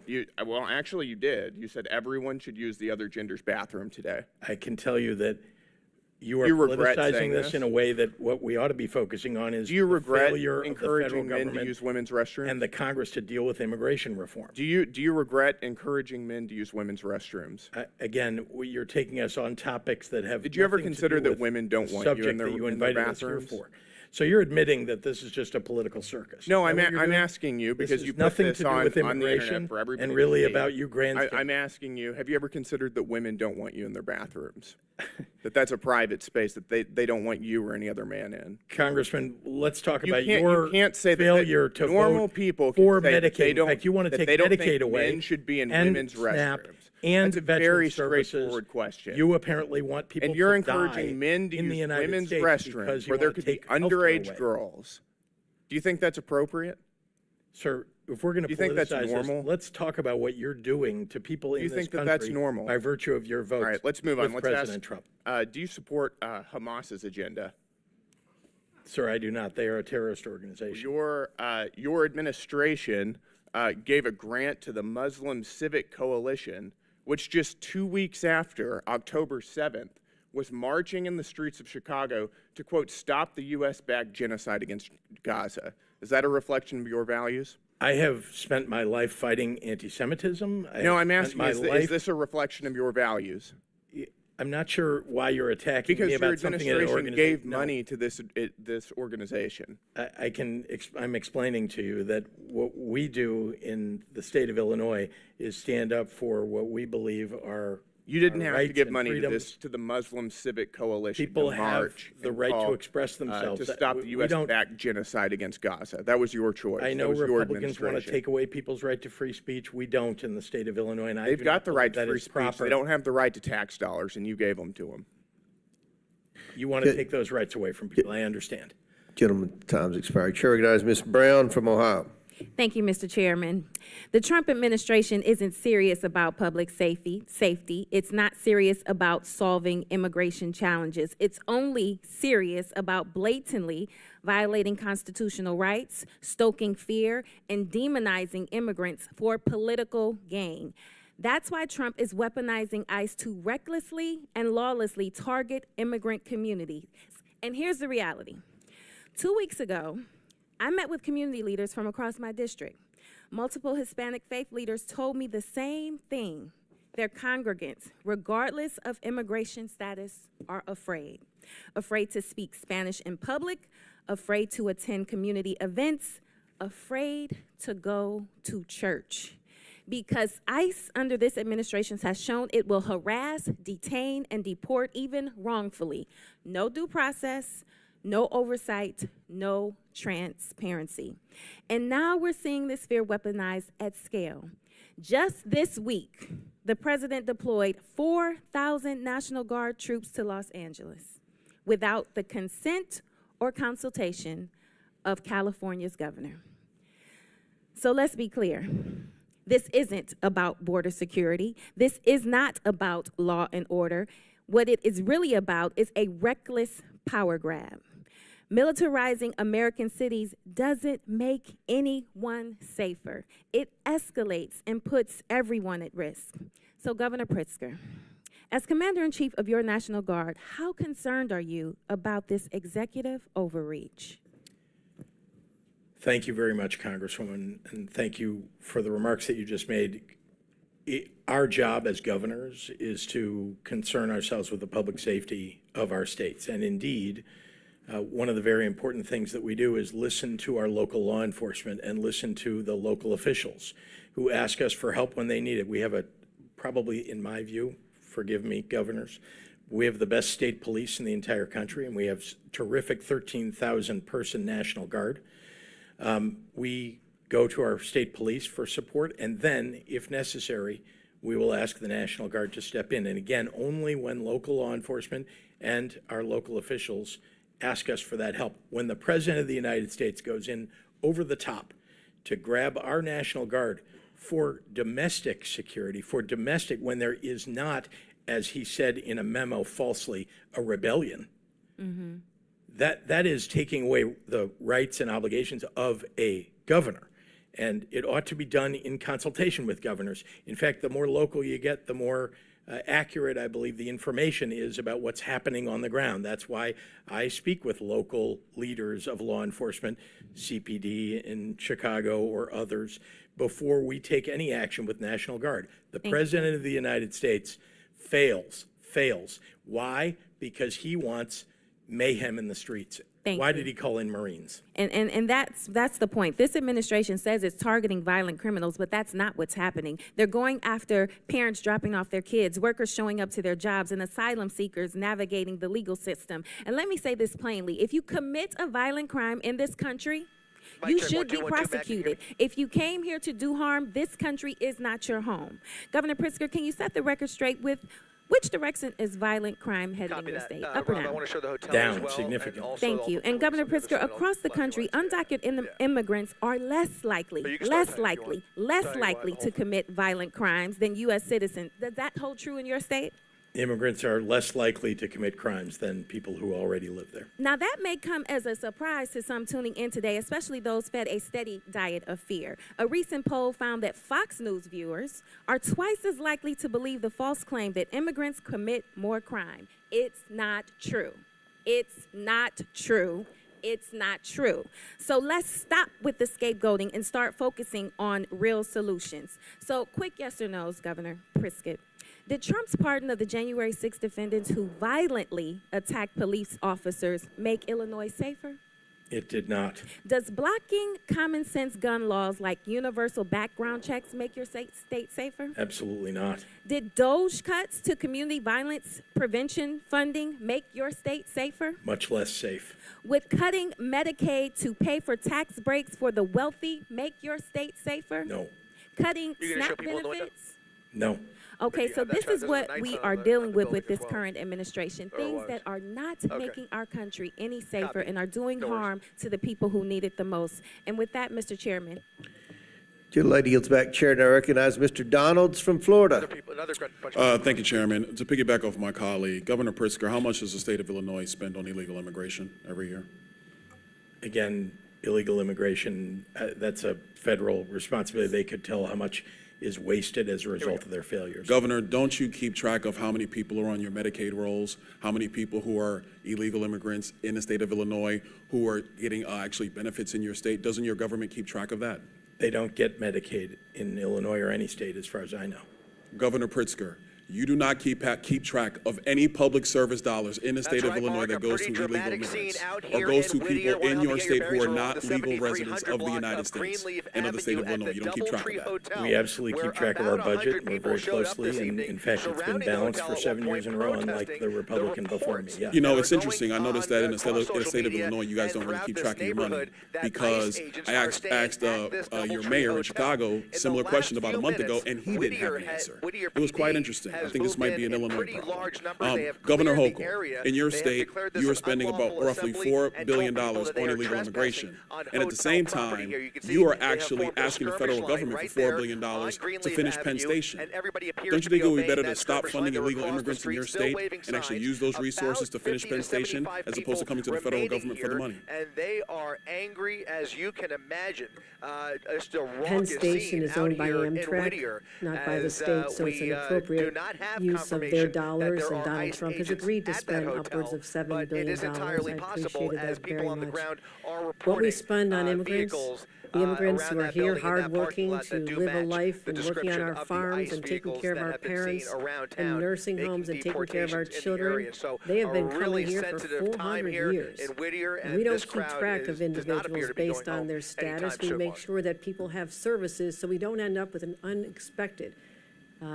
So essentially what you're telling me is that you keep no track of money that is going to people who are not legal in the United States, resources that are taken away from New Yorkers, resources that are taken away from Illinoisans. You guys do not keep track of any of this. You know what's really challenging is that many people came here with legal status. I mean, temporary protective status, 300,000. Do you all of a sudden they wake up one day and it's gone. Do you go along with the strategy from the Biden administration, which massively expanded immigration protocols that overwhelmed your city and overwhelmed your state? Do you agree with that? We call for secure borders. We call for this body to I never do its remember job. you calling for secure borders at all, Governor Hochul. We certainly have. That We doesn't certainly sound have. like him to my many, memory. Many conversations I had with the White House. We asked for federal resources. I mean, you're putting a federal problem on our laps, and you know what? It gets old after a while. I wish you would just do your job. If your here party and actually would pass do the job of meaningful securing reform. the nation the way President Trump has now had to do twice, we wouldn't be in this predicament. Wouldn't you agree? Okay. Do you agree or disagree that securing the nation's borders is the job of the President of the United States? President Trump has done that job twice now. Well, And previous Democrat presidents have not done that job. Wouldn't you agree with that?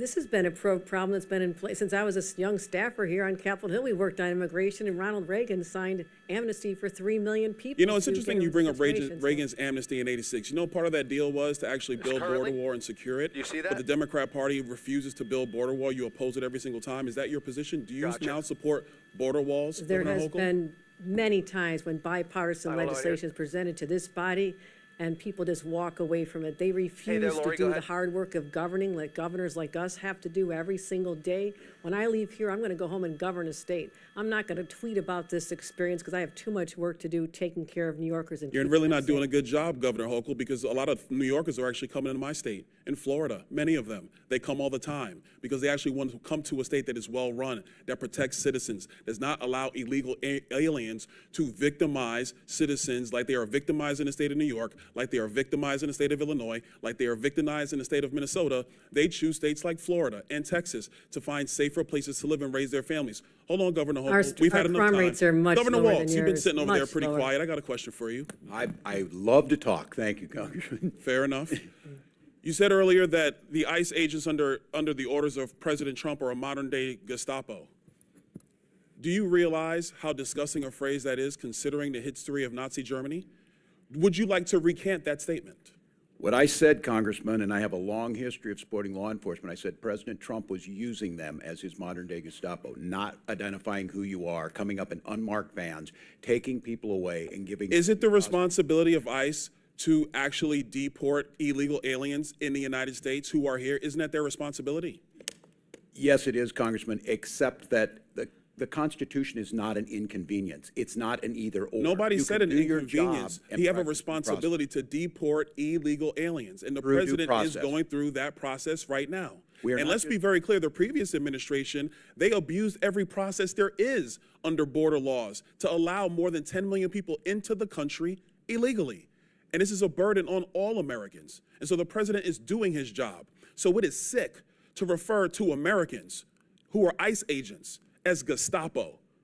Governor, you're wrong. You need to apologize to these agents. They're doing their jobs. They are Americans. They serve this country with honor and decency and respect.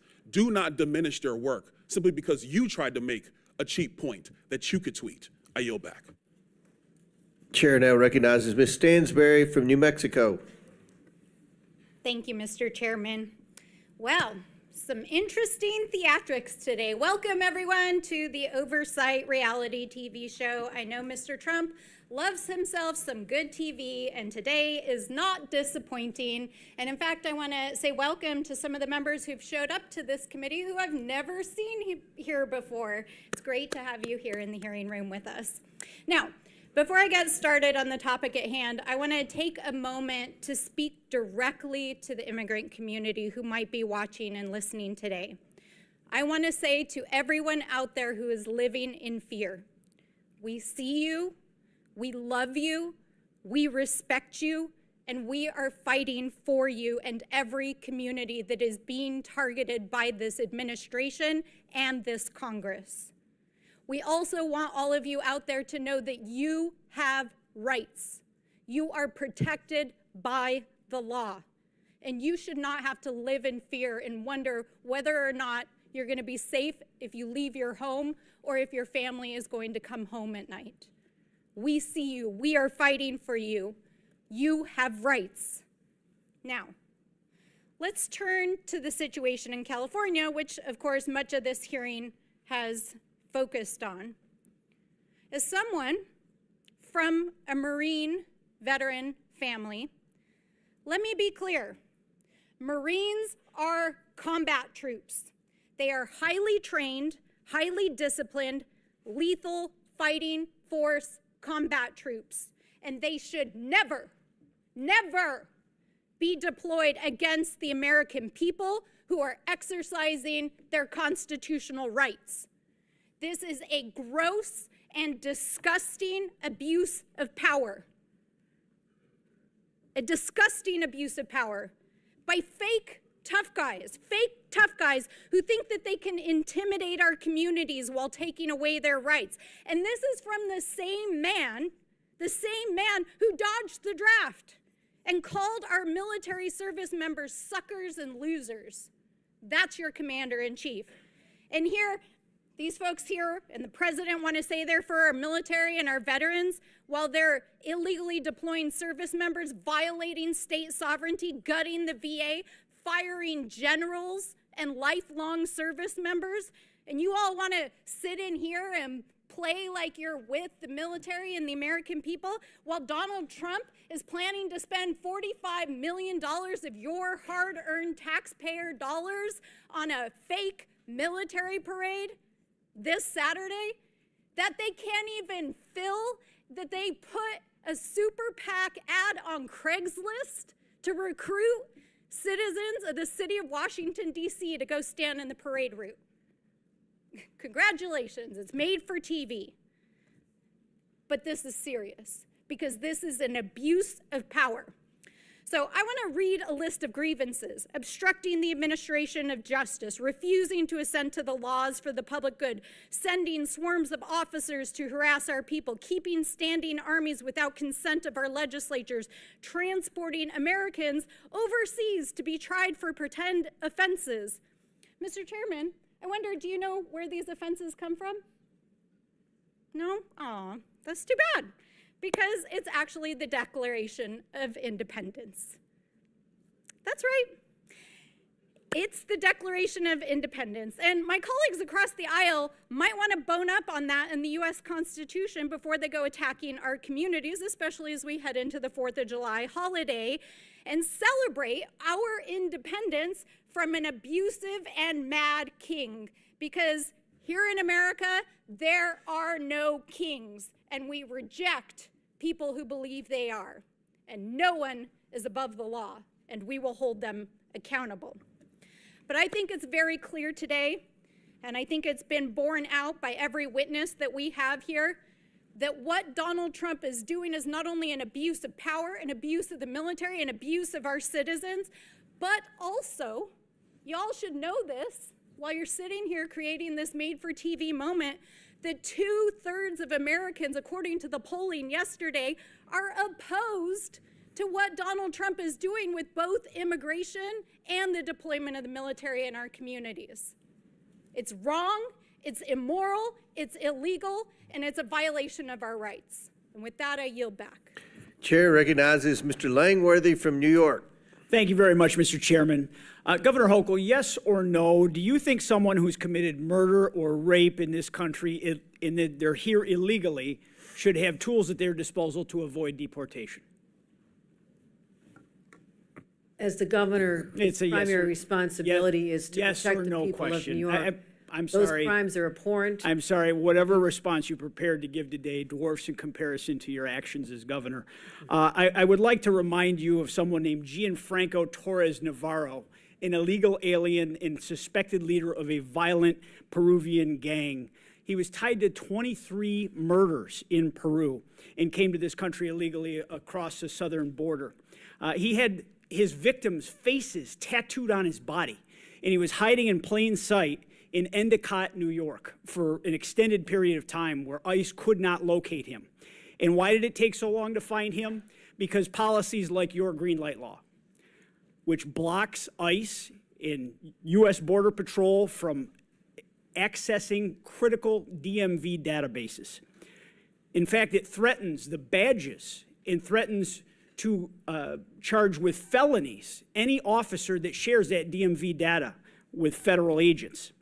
These agents rely on data to be able to know who they're pulling over on the side of the road. They're taking their lives into their hands every time they're trying to, keep our streets safe. The really sick irony here is that your government in New York, my home state, freely shares that same DMV data with the government of Canada at our bridges in you and my hometown. But it doesn't share that data with your American federal government. Why, Governor? You're misstating the green light law because I'm we not. are able to cooperate with federal authorities when there's a Why crime do you shield involved. the database, Governor? Anything they want from us related to investigating a crime This is is data available that's to needed them. in real time to enforce the laws on the streets. They can't subpoena these records from your government. And I've had these conversations with my county sheriffs all across the state of New York, state police. They want to work with the federal officials. They want to clean up these messes, but they can't because they are being threatened by you and our Attorney General that they'll take away their badge and end their careers. Been countless instances where we've cooperated with federal law enforcement. It happens on a daily basis. And so your characterization is just incorrect of how we provide information to people who ask for You it. share the database in its entirety with Canada, but you don't share it with the federal government. It's beyond belief. I mean, this is denial and excuses, Governor. You know damn well that the New York State Sheriff's Association, the State Association of Chiefs of Police have both condemned the green light law. Sheriffs from Erie County, Niagara County, Monroe, Albany, Broome, Dutchess, and Oneida counties, multiple parties represented here, not just Republicans, have warned that your law ties their hands. It puts officers' lives in danger, and it shields criminals from accountability. When you refuse to work with law enforcement, when you refuse to hand over data that can protect communities and save lives, you are actively aiding the illegal alien criminals who have crossed our borders and committed violent crimes. And the consequences are not hypothetical. Your bail reform law is the reason that Laken Riley is dead. He should have been in jail in New York, and he wasn't. He went to Georgia. He fled our state because he should have been in prison. These are tragic and real circumstances. In Buffalo, a Venezuelan illegal immigrant hacked his wife to death with an axe. In Syracuse, an Ecuadorian national strangled a young woman on her birthday and dumped her body in a park. In Irondequoit, in Monroe County, a Dominican national slaughtered an entire family, including 2 toddlers, and he set their house on fire. Governor Hochul, you took an oath to serve the citizens of the state of New York, and you've allowed violent criminals who came here illegally to hide in plain sight and to avoid federal officials because of your support for the green light law. I mean, this is an abomination. This is not keeping New Yorkers safe. We turn over the information you're referring to all the time. You're misstating the laws and its purpose. We cooperate all the time. As much as I want to believe you, Governor, I believe the cops more. I believe the cops that I know and I trust in our same hometown that are out there in the streets every single day. Your laws put lives in danger. Your laws have led to people being murdered. My job is to protect the people of New York, and I fight hard every single day. I'm doing a very lousy job, reduce Mr. the Governor. crimes. Murder rates are down to historic lows, and we're working hard to make sure one crime is one too many. I take this very seriously, but we do cooperate anytime they need help with law enforcement. And you're just that is just not what the law enforcement officials tell me, Governor. You're just not accepting the facts. I can't help it. I trust the professionals. You and I aren't police officers. I trust the people out in the field that wear a badge, that are honorable, decent, hardworking people. And that's why they should And be you have a record of disrespect to law enforcement, just like you disrespected every corrections officer in the state of New York. You have a lot of gall to come here and criticize the president for using the National Guard to actually bring law and order to the streets of our country. When you sent those same National Guard officers to become corrections officers after you destroyed the lives of so many of the hardworking corrections officers of the state when you broke their union. You're absolutely right. There is a distinction. I have the authority over the National Guard in the state of New York. The president is usurping the sovereignty of another state, of the 50 states, when he imposes the National Guard against the will of the governor. Just a difference of understanding of basic civics. Thank you, Mr. Chairman. I yield back. Mr. Chairman, I have a unanimous consent request. I'm sorry? I have a unanimous consent request. Proceed. First, I'd like to seek unanimous consent to enter into the record this article. Counties that provided sanctuary to undocumented immigrants saw falling crime rates, steady fines. Without objection, so ordered. Second, data shows sanctuary policies make communities safer, healthier, and more prosperous. Without objection, so ordered. And third, Trump team focuses deportation on immigration numbers, not criminals. Without objection, so ordered. Chair now recognizes Mr. Garcia from California. Thank you, Mr. Chairman. I want to thank our governors for being here as well. Thank you all for your service to your states and to our country. I want to just be clear, Donald Trump clearly and House Republicans are really not serious about helping our states and our cities. Before I came to Congress, I was a mayor and I worked closely with our police department, incredible men and women that worked really hard to promote policies that actually make the public safer. Now, during that time, our city actually reported some of the lowest murder rates in history. And I've been in close touch with our current police departments, our local sheriff, and local law enforcement. And I want to be clear. Donald Trump is intentionally provoking chaos, hate, and division. Now, Trump is trying to intimidate. He's using our military to create fear, and there's no legal justification for his actions. I strongly believe he's trying to keep American citizens from peacefully making their voices heard.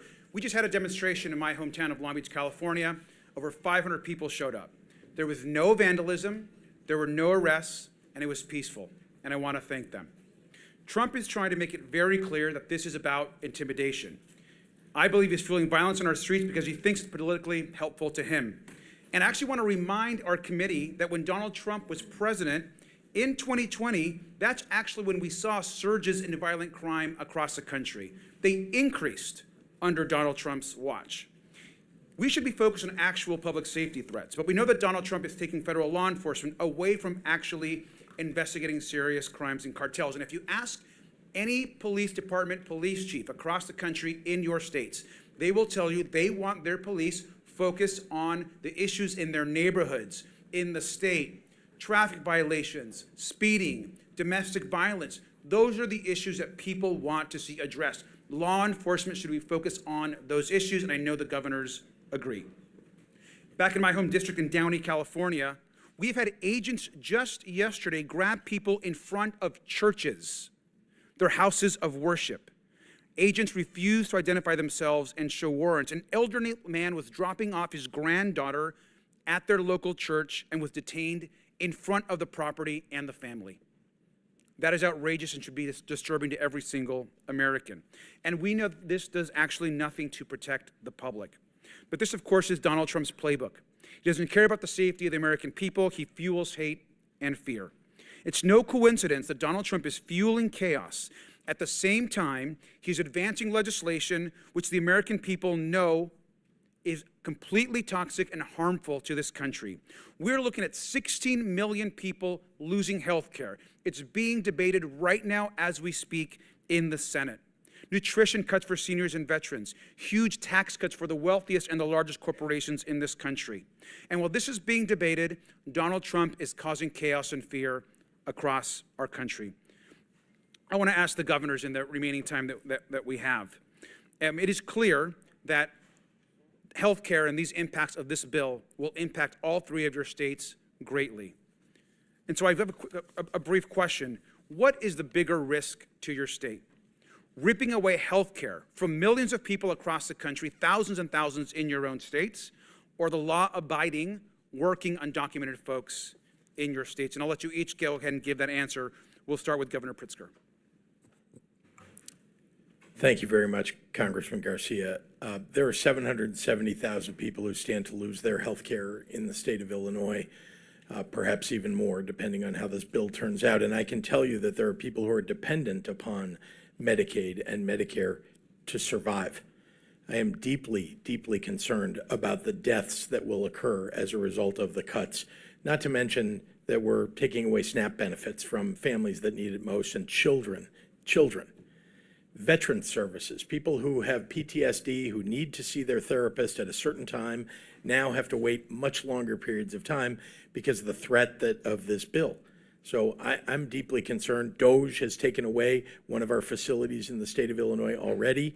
It's a huge problem, and that is the threat. Thank you, Governor Walz.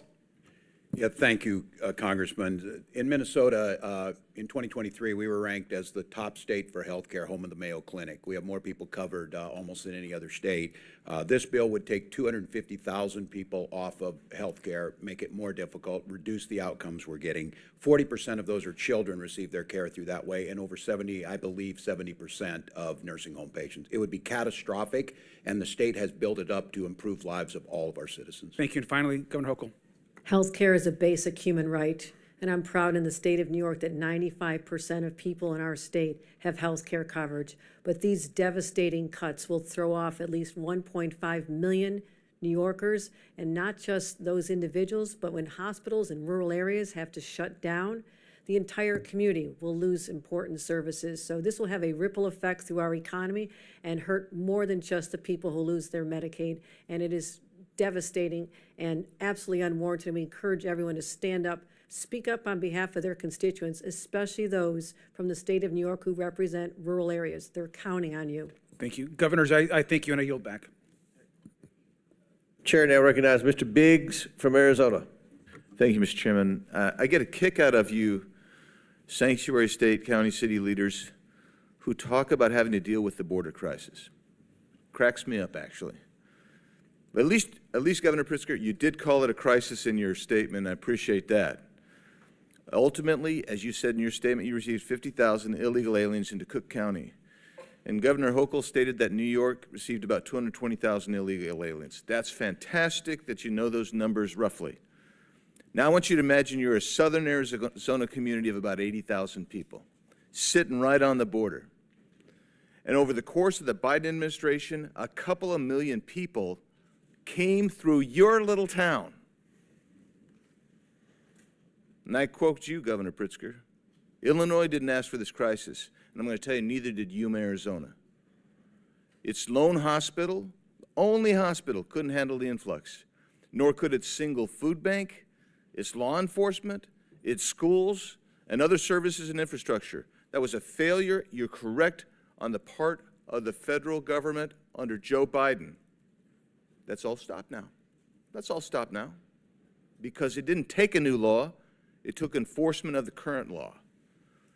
But you know what drew a lot of those people? Because you might have been down there once. I've been down there dozens of times. I've taken more people from Congress down there than anybody else here.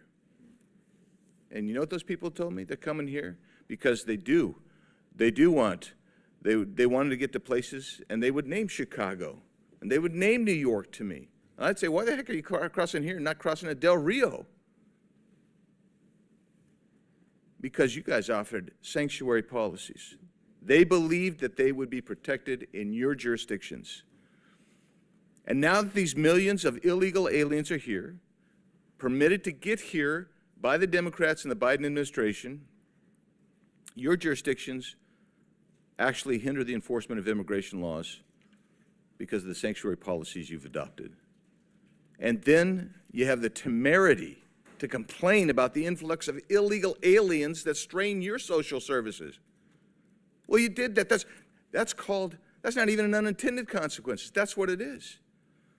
So I'll ask you, Governor Walz, do you agree with Minnesota your Attorney General's opinion stating that it's not lawful for Minnesota counties to hold people for immigration authorities, even if there is an immigration warrant? Do you agree with his statement? That's his statement. It's not yours. I just want to know if you agree with him. Yeah, well, I know you know this, Congressman, that all 87 Minnesota counties follow federal law. I don't know that. I just want to know. I haven't got the I chance don't to know that. Why would I explain. know I that? haven't got the I'm chance just to going by your Attorney General. I haven't He got the says not chance to to do explain it. it. Do you agree with the Attorney General? That's all I'm asking. The Attorney General is elected independently in Minnesota. Nothing in his opinion allows it. In Minnesota, So are you telling me you disagree with him? Could I Do you have 20 disagree with him? seconds just to say? I just want you to answer the question. You're not answering the question.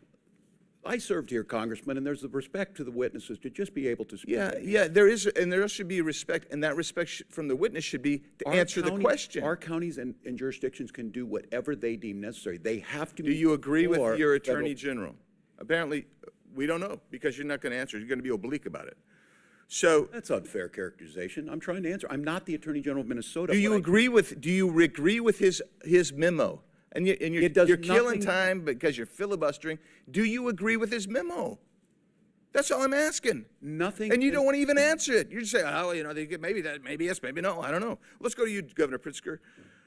A lawsuit was filed against you in the state of Illinois, and you responded. Your response to the claim is that Illinois has a quote constitutionally protected choice not to assist federal authorities with deportation, close quote.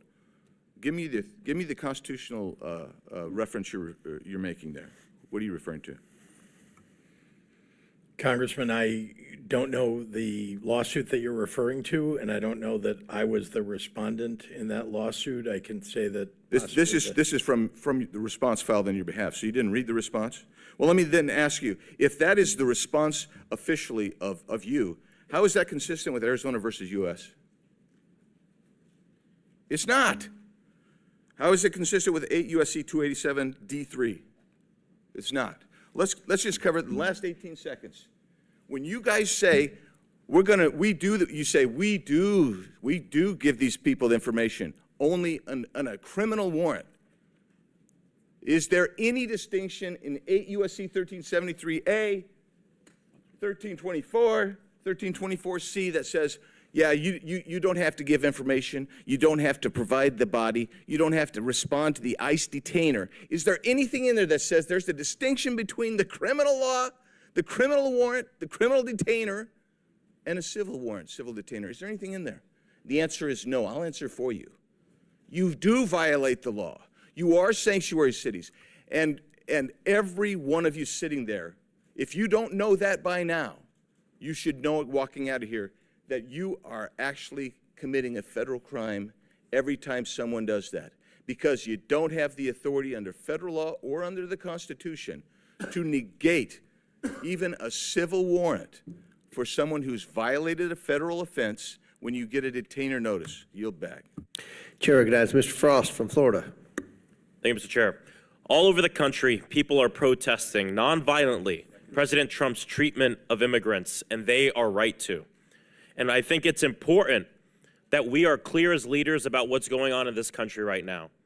There is no mass deportation campaign. Deportation is a process that is not being followed right now. What's going on is people are being snatched up in the middle of the streets, trafficked, kidnapped in the middle of the streets, trafficked to other countries without due process. Trump is taking blatantly illegal and inhumane actions to stoke protests and then escalating things from there. Over the weekend, he sent the U.S. troops to California. This is dangerous. First, the California National Guard without the governor's support, and now the Marines. The Marines are trained to fight and win wars, not to de-escalate a protest in the heart of an American city. Members of our armed services have sworn an oath to the Constitution. They didn't swear an oath to Donald Trump, and they're not his personal army. And so in the face of a wannabe dictator, we have to have strong opposition. First, the Trump administration says they're going to arrest judges. Then they arrested a judge. Then they talk about arresting elected officials. Then a mayor gets arrested. Then they said they'd arrest a member of Congress, and one has been indicted. A Democratic member of Congress has been indicted. And now we have Trump's border czar, Tom Homan, who's threatened to arrest the California governor. And I don't think we should take this as an empty threat. Why is Trump now saying he wants to arrest governors? It's because he knows that some of the people who are going to be the greatest opposition to his lawlessness are Democratic governors standing up for their people. And so I'm just curious to hear from our three governors here today, because these things can be put forth as hypotheticals, but they're not hypotheticals. Elected officials are being arrested. This is happening. The DOJ is being weaponized against us. So if federal agents were to come to your door, to the governor's mansion, approach your security staff to arrest you, you have Tom Homan on the news saying, I want to arrest Governor Hochul, Governor Pritzker, Governor Walz. What do you do? What do you say? I'm just curious. Governor Hochul, if you can start. If Tom Homan comes to Albany to arrest me, I'll say, go for it. You can't intimidate a governor. What is this country coming to? When people can threaten us on social media and on cable news and try to stop us from doing our jobs, we're here on the front lines every day, fighting to defend our rights, our values, and the public safety of our residents. And so anything threatening our responsibility is an assault on our democracy, nothing short of that. Thank you, Congressman. Let me begin by saying I have the highest duty to protect the people of my state. And indeed, if Tom Homan were to come to try to arrest us, I can say, first of all, that he can try. I can also tell you that I will stand in the way of Tom Homan going after people who don't deserve to be frightened in their communities, who don't deserve to be threatened, terrorized. I would rather that he came and arrested me than do that to the people of my state. Well, thank you, Congressman. And I was just sitting here listening today again. Are you still there's many live? of you in here, I have friends on both sides of the aisle that I served here. The job of governor is very different than the job you're doing, but we need you. We need to work together. No one here wants to hear these horrific stories, but we have a job to do on limited resources. And equating that not doing ICE's job means we're not cooperating.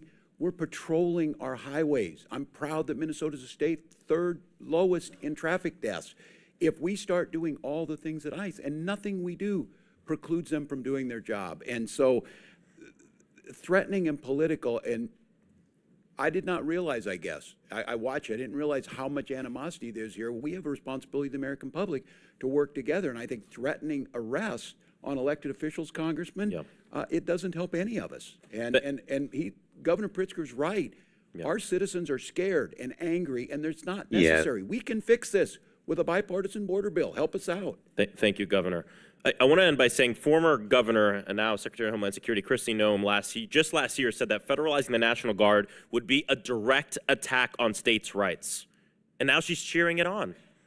President Trump has consolidated power so much in his own party, there's little to no, pretty much zero, opposition left to his lawlessness. We hear it in this room right now. And the last thing I want to say, too, is what's going on right now is not just a distraction from the fact that they want to pass a massive tax break for the richest Americans and take away services and things from working families, but it's to enable it. These aren't two different stories, because the only way you rip away healthcare from 15 million Americans in this country and not feel like you have to fear for your job or that you're going to be protested every day is by scaring the people and suppressing their First Amendment right. What's going on in Los Angeles and what this Donald Trump wants to do around the nation is directly connected to the fact that he's going to take away health care from all of these people, 15 million Americans, to benefit people like him and his donors. And it's shameful. These aren't two different things. It's the same thing. I yield back. Chair recognizes Mr. Higgins from Louisiana. Thank you, Mr. Chairman. Governors, I guess thank you for being here today. This was staged to be a... Now not showing message on Kickchag. It was bound to be, political conflict here. But I like to get pretty real with each of you. I know Governor Walz pretty good. He and I came to be, believe it or not, America, Governor Walz and I came to be quite friendly. I consider him a friend for many years. And it was fascinating that we disagreed on almost everything politically. I doubt there was a vote we had in common, but I'm pretty sure I could call Governor Walz and get a straight answer, even now, at least in private. But in a setting like this, it's difficult to get a straight answer because you're being viewed so closely. All of us are. So I'm going to try and be real with you. Governor Pritzker, I don't know you. Governor Hochul, I don't know you. I can tell you that that you strike me as extremely political, and rather arrogant, quite smug, good lady. And this is a serious topic, man. We have hundreds of thousands of Americans dead from fentanyl that came across our border. Our nation suffered generational trauma for 4 years from open border policies.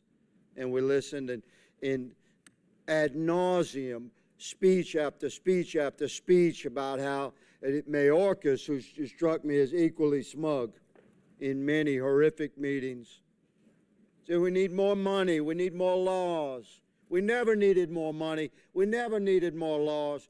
We needed an executive branch that had the will to enforce the law and thus end the trauma that the American people were continually suffering at our southern border. Now, the impact of that policy remains, and sanctuary cities are a large part of this thing. Now, I don't know the life of you three, your background. I don't know if you've held the hand of a mother or father had to deliver to them the news that their child had been killed by a violent criminal. Prayed with that person, but I have. And the victims of crime commonly have a simple refrain. Why?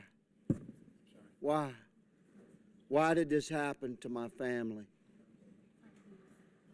And I'm going to ask you, Governor Pritzker, and you, Governor Hochul, what do you say to those people when, have you ever had the courage to speak with one in person, in private, without cameras, and when they ask you why was this horrible person invited to Illinois or New York? Why do your sanctuary policies encourage, why did this guy that killed my daughter, why was he in my state? Why? Representative. Don't tell me it's limited resources. Representative. Don't tell me it's limited resources. I'll let you know when it's time for you to answer the question, madam. Okay. Don't tell me it's limited resources, because we're talking about the resource of righteousness and goodness. And God controls the bank of righteousness and goodness. And there's no limit to that withdrawal. Governor Pritzker, what do you tell a family when they ask you why? Why was this murderer in my state that came here across the border illegally and was encouraged to come to my state by your policies? Go. You said invited or encouraged. 50,000 people invited were and encouraged by 50,000 sanctuary people were policy. shipped to my state by a Don't border beat state around the governor. bush. Own it, man. I'm not beating Own around. it. I'm telling you, 50,000 people were shipped to my state by a Would you ship Republican them back? border state governor. 50,000 is a smidgen. We have 15 million cross the border. I understand. I'm glad they bust some to your state. I have been clear your sanctuary about policies favoring border Governor security. Hochul, There was a I'll give bill you the last last year couple of on that seconds very here. subject, sir. On the Governor question of Hochul. what And I'd you say to opposed that it. family, I would say my heart is breaking for you. I'm a mother. When you describe the pain of a family like that, I've been there. I have held victims' families in my That's a arms. good start. And I'll tell you Mr. this, Chairman, you appear my to be a time has religious expired. I person, yield. but we are called. Gentleman's time's expired. Chair recognizes Ms. Lee from Pennsylvania. Mr. Chairman. I recognize the ranking member for unanimous consent. Okay, a couple of things. One, I want to raise a point of order. It is against the rules to attack or to breach the decorum with respect to our witnesses. You can't. Well, the ranking member You has a look different like this, definition or of you look attack like than I that. do. You That's look for like sure. this. You cannot criticize the countenance of a witness when they come before the committee. You can raise issues, no question, but you cannot personally attack a witness. That is not within the rules. That is not in accordance with decorum here.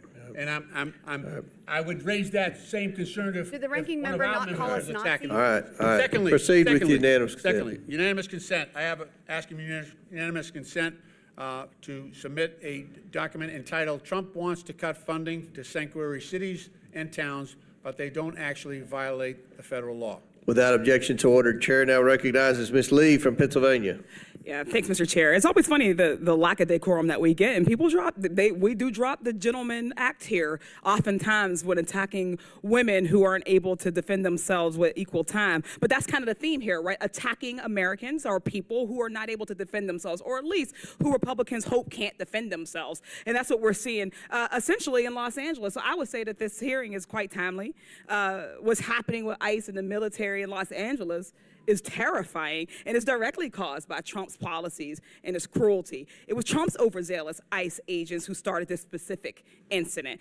And now they want us to get bogged down in arguing over the right types of protest or the right types of way or the right way to defend yourself, the mythical perfect type, so that we could ignore that Trump is the one who is escalating all of this. Trump is the one who ordered in thousands of National Guardsmen over the objection of Governor Newsom, something that hasn't been done since 1965. Trump is the one deploying Marines, not on an enemy abroad, but on the American people who are exercising their First Amendment right in this instance. The only opportunity that they have to defend themselves against lawless lawmakers who are imposing cruelty upon them. For a party of so-called law and order folks, they sure are stampeding over people's constitutional rights and intentionally inciting more chaos, more fear, more anxiety, and increasing the likelihood that people will get hurt. In the end, what's happening in Los Angeles is just one of many incidents where Trump and his administration have not given a single damn about people's safety. For one, the ICE and DHS agents that are arresting people and raiding places often don't even have any kind of uniform or identifying badge. They're masked, and they're in unmarked cars. Ms. Perryman, just briefly, why is it so dangerous to have masked, plainclothes ICE agents arresting people? So I'll just thank you, Congresswoman, for your question. I'll go back to what I said before, that we know our Constitution recognizes and our country recognizes the importance of trust between local law enforcement, the federal government, and governors. And what we're seeing here is a breach of trust. It's an escalation, and it's dangerous for the American people. Trump said he was only going to go after undocumented criminals, but that's clearly not the case. Whether through incompetence or straight up racial profiling, ICE and DHS agents are wrongfully arresting U.S. citizens. We've talked about it today, and catching these mistakes often happens too late, after an American citizen has already been illegally thrown into another country, and Trump's administration is doing nothing to get them back. These agents are also going into previously protected spaces, as we've discussed, like churches and schools and hospitals. DHS agents tried to get into an elementary school by lying that they had the permission from the parents. That is a cartoonish level of evil. ICE also arrested a Massachusetts high school senior, Marcelo Gomez da Silva, on his way to volleyball practice. Governor Walz, you're a former teacher and coach. Do you think these kinds of actions create instability for students? And do you worry about increasing anxiety of kids coming to school? Well, thank you, Congressman. I certainly do. Creating that safe environment where our kids can come and the expectation is to learn, they certainly do. Once again, there's no reason to use these enforcement actions at those locations when there are other tools. And I think, again, this false equivalency that we do not want violent criminals to be arrested, detained, and go through due process, we do, but hugely detrimental to the educational system, hugely detrimental to a system that is dependent on trust and the goodwill of everyone in that school system. So yeah, it is detrimental. Thank you, Governor Walz. These same kids getting arrested are often being separated from their families. They are scared, they're alone. An attorney is one of the few resources they had access to that is now being taken away as well. The Trump administration has canceled contracts with legal groups that represent those undocumented children in immigration court. This is going to force thousands of kids as young as 2 years old to represent themselves very quickly as we're running out of time. Ms. Perryman, how's a 2-year-old supposed to represent themselves in court? A 2-year-old can't represent itself in court, him or herself in court. And I'll just say that we are in court every single day seeking to try to ensure that people have access to legal representation, which of course this administration is really seeking to curtail. They're seeking to ignore due process rights. I was going to say, would you say that it is due process if a 2-year-old is left to represent themselves? Absolutely. It's a flagrant violation of our Constitution. It's also something that shocks the conscience. We'll leave it there. Thank you. I yield back. The witnesses have requested a 15-minute bathroom break, but before we do that, I'm going to go to Dr. Fox for 5 minutes of questions. After Dr. Fox, we'll take a 15-minute break for the witnesses, and then we'll start back with Mr. Kassar. So Chair recognizes Dr. Fox from North Carolina for 5 minutes. Thank you very much, Mr. Chairman. Governor Walz, as you're aware, Minnesota saw the largest COVID-19 fraud scheme in the nation. The so-called nonprofit Feeding Our Future falsely claimed to have served 91 million meals to children, for which it received nearly $250 million in federal funds. According to the FBI, the $250 million in federal taxpayer money was, quote, funneled into luxury homes, cars, and lavish lifestyles while families struggled. In March, 2 individuals were convicted in connection with this case, and I understand related investigation continues. The FBI stated that, quote, the egregious fraud uncovered in the Feeding Our Future case represents the blatant betrayal of public trust. The FBI will not allow criminals to rob federal programs and walk away unscathed. We'll expose their schemes, dismantle their networks, and ensure they face the full weight of justice. Do you support the federal government's efforts to bring to justice those who stole federal taxpayer money at the expense of hungry children in your state? Thank you, Dr. Fox, wholeheartedly. And this is a great example. When the federal government works with the state, we reported it, they prosecuted them, they are in prison. So do you support federal efforts to bring to justice those who commit federal crimes in Minnesota? I most certainly do. Okay. Does Minnesota honor ICE detainer request? Congresswoman, thank you for the question. I've been making sure I get my opportunity here. Minnesota follows all federal law. State law requires, and I would say the state law requires all state and county facilities to ask for immigration status when a convicted felon is committed and tells DHS if they're Are you able view chat on all Rum state and Kick? facilities. DOC calls DHS before a convicted felon leaves prison. We have a controlled handover.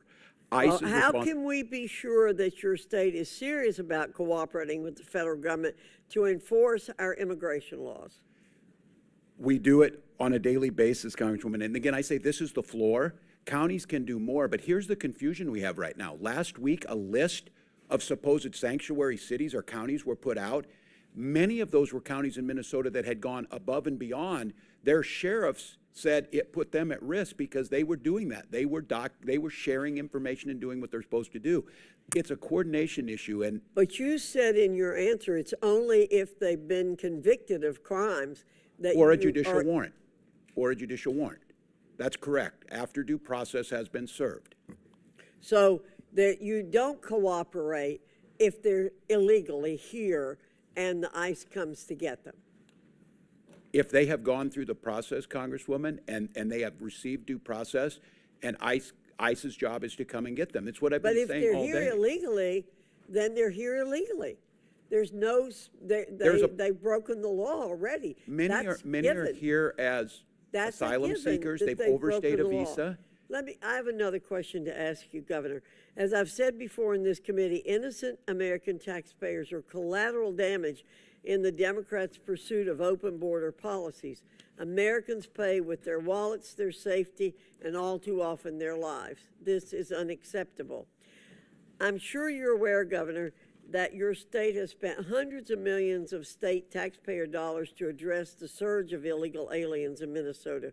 Are you also aware of any NGOs operating in your state that provide services to illegal aliens, and have those NGOs received any federal funding? I can't answer that at this time. I don't have it in front of me.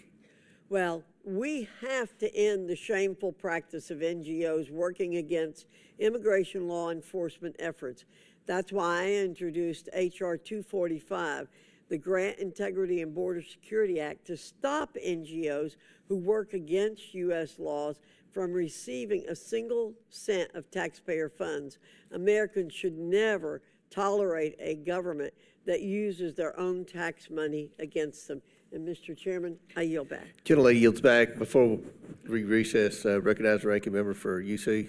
Thank you, Mr. Chairman. I ask unanimous consent to submit an article from the Seattle Times entitled "National Sheriffs Association Head Tears into Fed's Sanctuary List."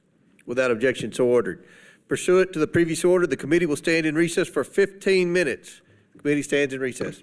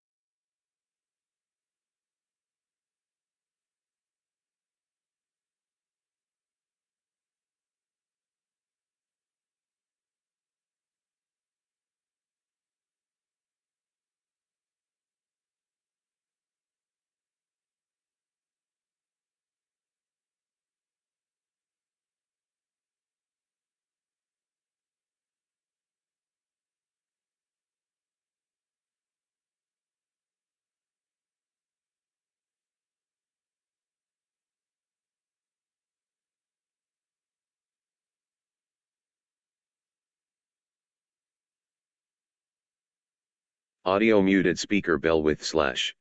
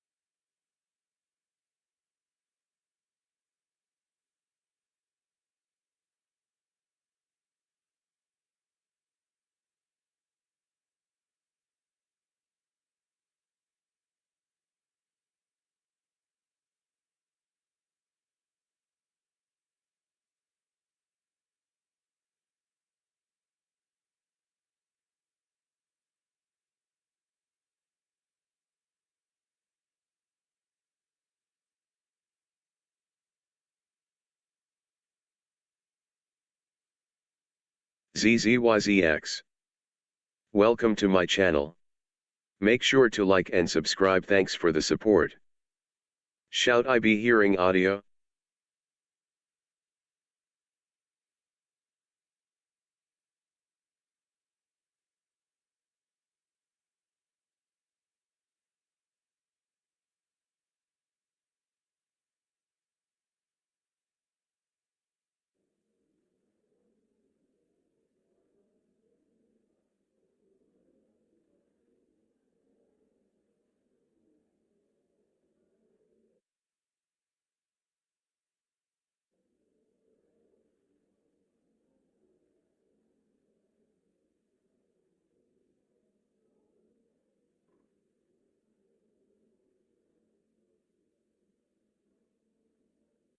Were unaccompanied alien children.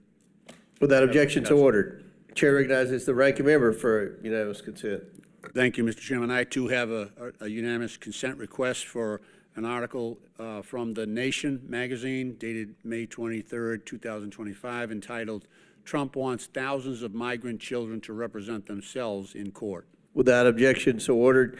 Chair recognizes Ms. Tlaib. Thank you, Mr. Chair. To all the witnesses, all of our governors, thank you for being here. I want to start with questions, just really quick, yes or no. Do you believe in due process for everyone, no matter their immigration status? I do. I do. Yes. What if they didn't vote for you? I still support them. I represent everyone in my You know, they disagree with you on immigration. They disagree with you on climate, LGBTQ, right? All of you? We take care of everyone who lives in our state. So what about Palestinian human rights? I'll start with you, Governor. Yes, support. Human rights for everyone, yes. Do you believe they deserve due process, even if you disagree with them on Palestinian human rights position? Yes. Governor? Yes, we have, and by the way, we have Well, the Governor largest Hochul- Palestinian American population. Oh, I know. in the I'm country. aware of that, Okay, sir. yes, ma'am. Governor Hochul, how about you? Yes, we do. Your constituent Mahmoud Khalil is still in ICE detention. Are you aware of him? Very much so, and I'm hoping he's returned home on Friday because Yeah, we're he has working been on den- that. he So has been he's a legal denied due permanent process. resident. I know, this is important. He's a legal permanent resident. He was kidnapped over 3 months ago. And Due process is one of not the things I same wanted to under do all is, if I may, circumstances. Chairman, submit for the record a letter from Mahmoud Khalil to his son, who was born while he was kidnapped and illegally detained by our country. Without objection, so ordered. I'm going to read a little bit from what he said what he wrote to his son. Quote, "I waited on the other line, end of the phone, as your mother labored to bring you into this world. I listened to your pain breaths. Do you understand they had to put the phone next to his wife birthing his child while he was illegally detained? I listened to your pain breaths, her pain breaths, and tried to speak comforting words into her ear over crackling line. During your first moments, I buried my face in my arms and kept my voice low so that the 70 other men sleeping in this concrete room would not see my cloudy eyes or hear my voice catch. The cruelty of what is happening in our country. Everyone, to all my colleagues, should understand the human toll of separation of families. Read this letter, take a moment. And maybe Governor Hochul, sometimes I feel like because he's Palestinian, you didn't speak up enough. And I say that as a Palestinian American serving here in Congress. We all need to always support due process for everyone, no matter if you disagree with them politically or not. The judge said they might release him on Friday. You should use this opportunity, Governor Hochul, to redeem yourself and welcome that decision. I urge you to all protect your constituents' constitutional rights, no matter if you disagree with them politically, including the right to boycott. Right, Governor Pritzker? Including the right to protest, boycott, do whatever. That's right. I want to discuss the next item. This is a person that is now, I believe, already on a plane to Colombia. This is Michael Bogoya Durante from Southwest Detroit. He was on his way to Call a me field Congresswomen. trip while local police racially profiled him, said, oh, he don't speak English, let me call Border Patrol. He spoke English just fine. That set in motion to separate him from his mother and his community. Where's the action from? 3.5 credits away from graduating high school. To us, he was our son. Our son. He was not a criminal. He was trying to do the right thing. He had attorneys. Replay at a for now. nonprofit legal Nothing yet. agency. And you know, governors, I think about him and his trip, and he's there, and he's with all his friends, and he's trying to experience this beautiful thing that we all have experienced. But what makes me angry about the fact that he went on this flight, he's probably in Colombia now, without his family, without his school community, without his classmates, is that many of my colleagues on the other side of the aisle, and maybe some on mine, their donors benefit from a broken and inhumane immigration system. The President of the United States benefited financially and personally by having a broken immigration system that keeps our immigrant neighbors in a broken system that doesn't allow them to come out of the shadows. Why? Because that's cheap labor. Let's be honest. They're arresting dishwashers, people at Home Depot at work, and their donors benefit. You know it. The restaurant industry benefit. They know exactly what they're doing. If they even wanted to fix this immigration system, they'd go to the people that employ them. And we know it. Now, detention centers. Guess who's going to benefit from private detention centers and holding our immigrant neighbors? Their Anything donors. yet? So shame on us in bringing these governors here when we know exactly what is happening here. This is all for profit, all for cruelty, and fear and division. Fix our economic system in our country. People are starving. People can't afford basic needs. And you're ripping our loved ones away from us because you don't have the courage to fix our broken immigration system. It's been inhumane for decades. Shame on us, both Democrats and Republicans, for not doing what's right in this chamber and doing what is right for the American people and making sure we're not separating families. With that, Mr. Chair, I yield. Chair recognizes Mr. Palmer from Alabama. Thank you, Mr. Chair. First of all, I want to point out that under Article 6 of the Constitution, the Supremacy Clause, that ZZYZX. by declaring your states sanctuary Thanks states, for you following. declared your intent to violate federal law.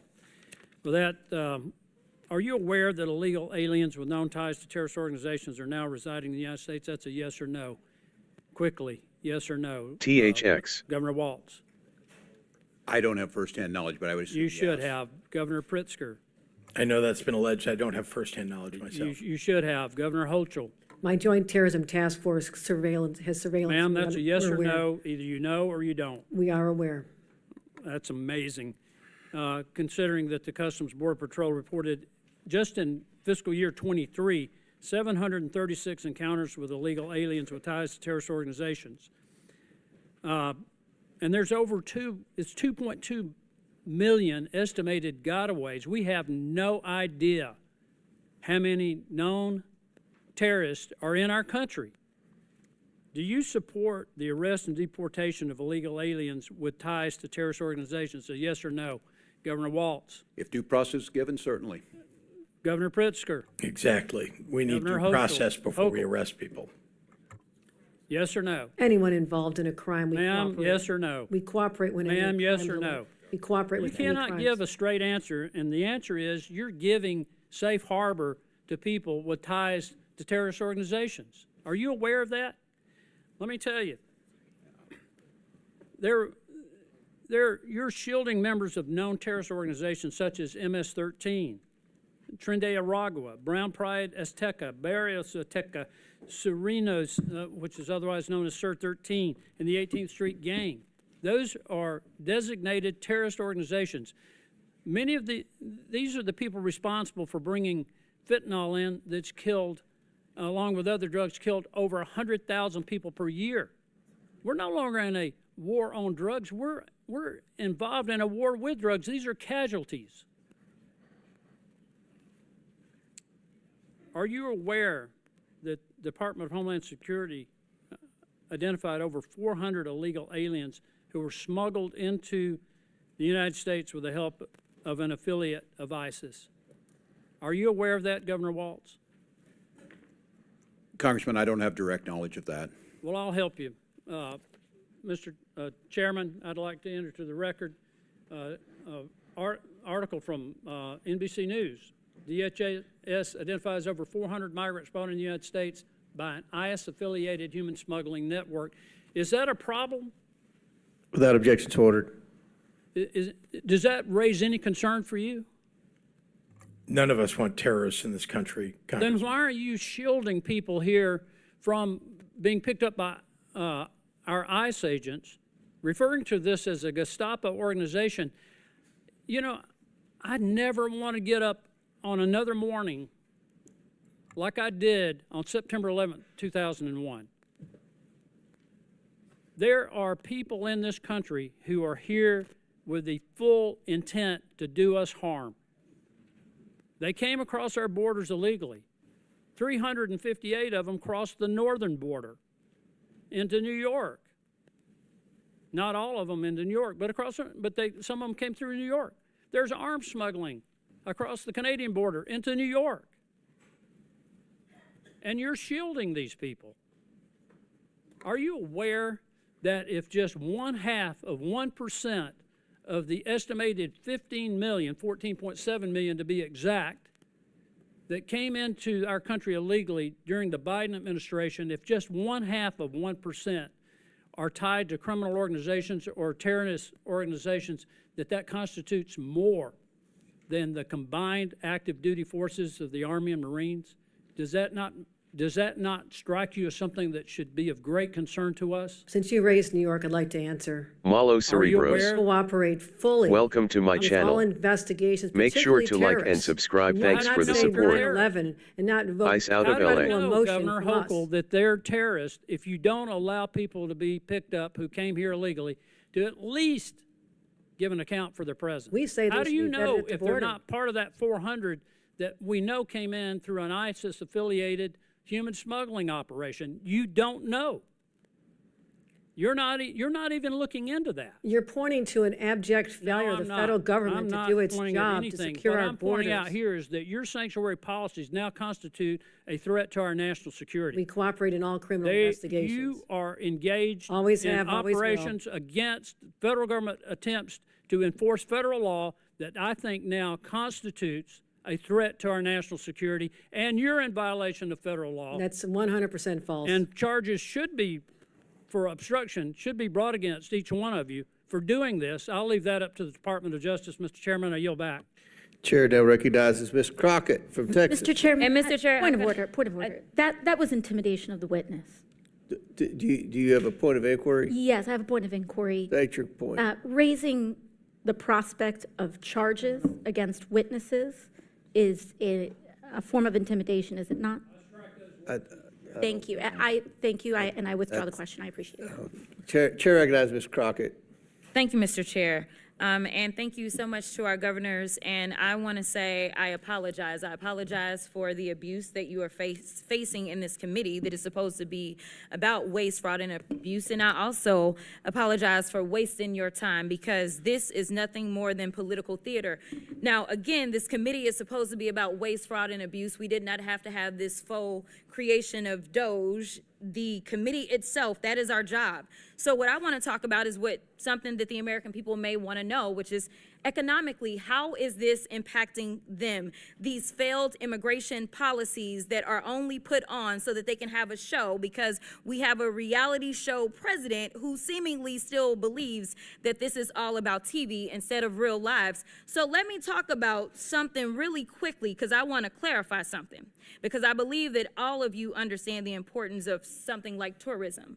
Are you aware, any of you, are you aware as to whether or not tourism in the United States is anticipated Ghetto trash on the theater to decrease stage. to the extent that we are estimated to lose $12.5 billion in international vendor spending in just the year 2025? I can answer as the tourism capital of the country. I assume you could. Tourism's already down. It is down in the North Country. If you hear where her the talk Canadians before refuse to come Congress over and now because it's of the crazy she hostility puts toward on the their ghetto country. show, she's It's actually happening in New super York well City. spoken. It's happening at our sporting events here, our theater. There is a ripple effect throughout our entire economy because of the change in attitude that our country, that once welcomed people from all over the world to visit and recreate and to live here, now feels like a very hostile place to them. It is going to have an economic impact on our bottom line, without a doubt. So let's talk about it a Illegals little out bit of more. America. So I am supposed to have a number of FIFA games in Dallas, and I am fully anticipating that we are going to have a problem because I've been receiving phone calls that people don't feel safe coming here, and it's not the immigrants. It's this government that is making them feel unsafe. But let me also do this, because they love to cherry pick. They can find, any one person that has been killed. And if they've been killed by an immigrant, then God darn it, every single immigrant is going out. There is a compromise if all illegals leave LA, ICE will leave LMFAO. I don't know how many hearings we gonna have about the fact that there's been this one immigrant that killed this one person. And no, I'm not excusing any killings by them or white supremacists, but they haven't had these hearings. We didn't have a hearing on Buffalo and what happened there. We didn't have a hearing on El Paso and what happened there. What state is she spoken from? We didn't have a from? hearing on Charleston and what happened there. So it's interesting that they pick and choose, because it seems like they love to pal around with the white supremacists. Texas, I and so think. they don't want to talk about certain other things. But economically, I want to make sure that we're making this point again, because I know that Governor Pritzker, you were the beneficiary Or what of a state lot of she things rep. from the state of Texas.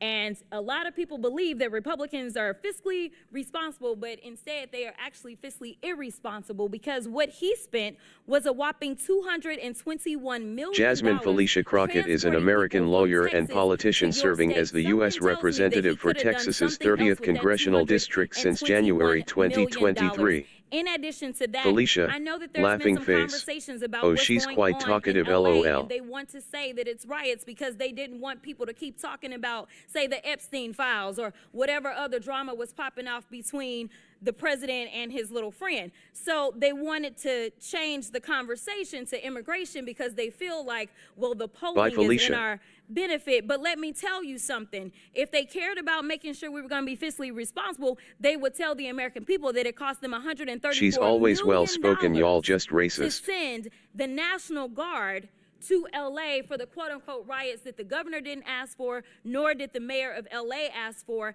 and they sent them over there, and they say that they care about our service members, yet they sent them and they were laying on the floor. They did not provide for food. So I don't know why we would believe that, number one, they want to fix this. They don't want to fix this, because the brokenness is a feature, not a flaw of the system, because it is beneficial to them when it comes to campaigning.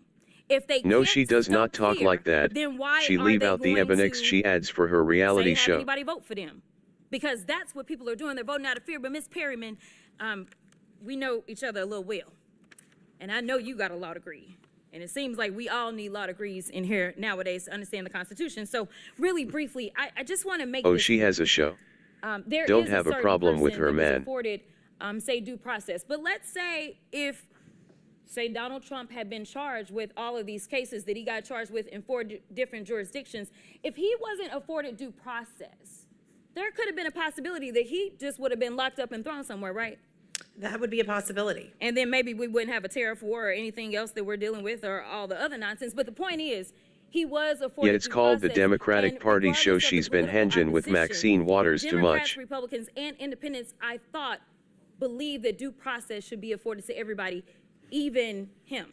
Due process is for everyone. Okay, so the Fifth Amendment doesn't say that it's just for the people that are Americans? It does not. It says anybody on our soil? It's for everyone. Okay, it's pretty simple. I don't know why we are having issues, but I thank you and I will yield. Chair recognizes Dr. Gosar from Arizona. Oh, before I recognize Dr. Gosar, Mr. Palmer has a unanimous consent request. To enter to the record testimony before the Subcommittee of Oversight and Government Reform, Subcommittee on Federal Law Enforcement, from Joseph M.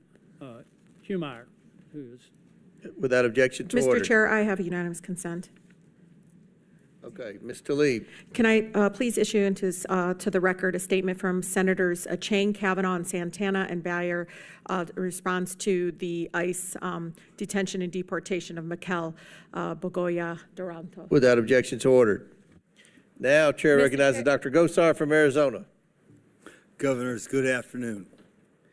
Would you agree that good process builds good policy, builds good politics? Pretty normal, right? Would you agree, Governor Pritzker? Yes, sir. How about you, Governor? I would agree, Also, Congressman. Governor Hochul? I would agree with that. Good. Now, would you support the disclosure of federal fundings to nonprofits, either directly or indirectly? Governor Pritzker?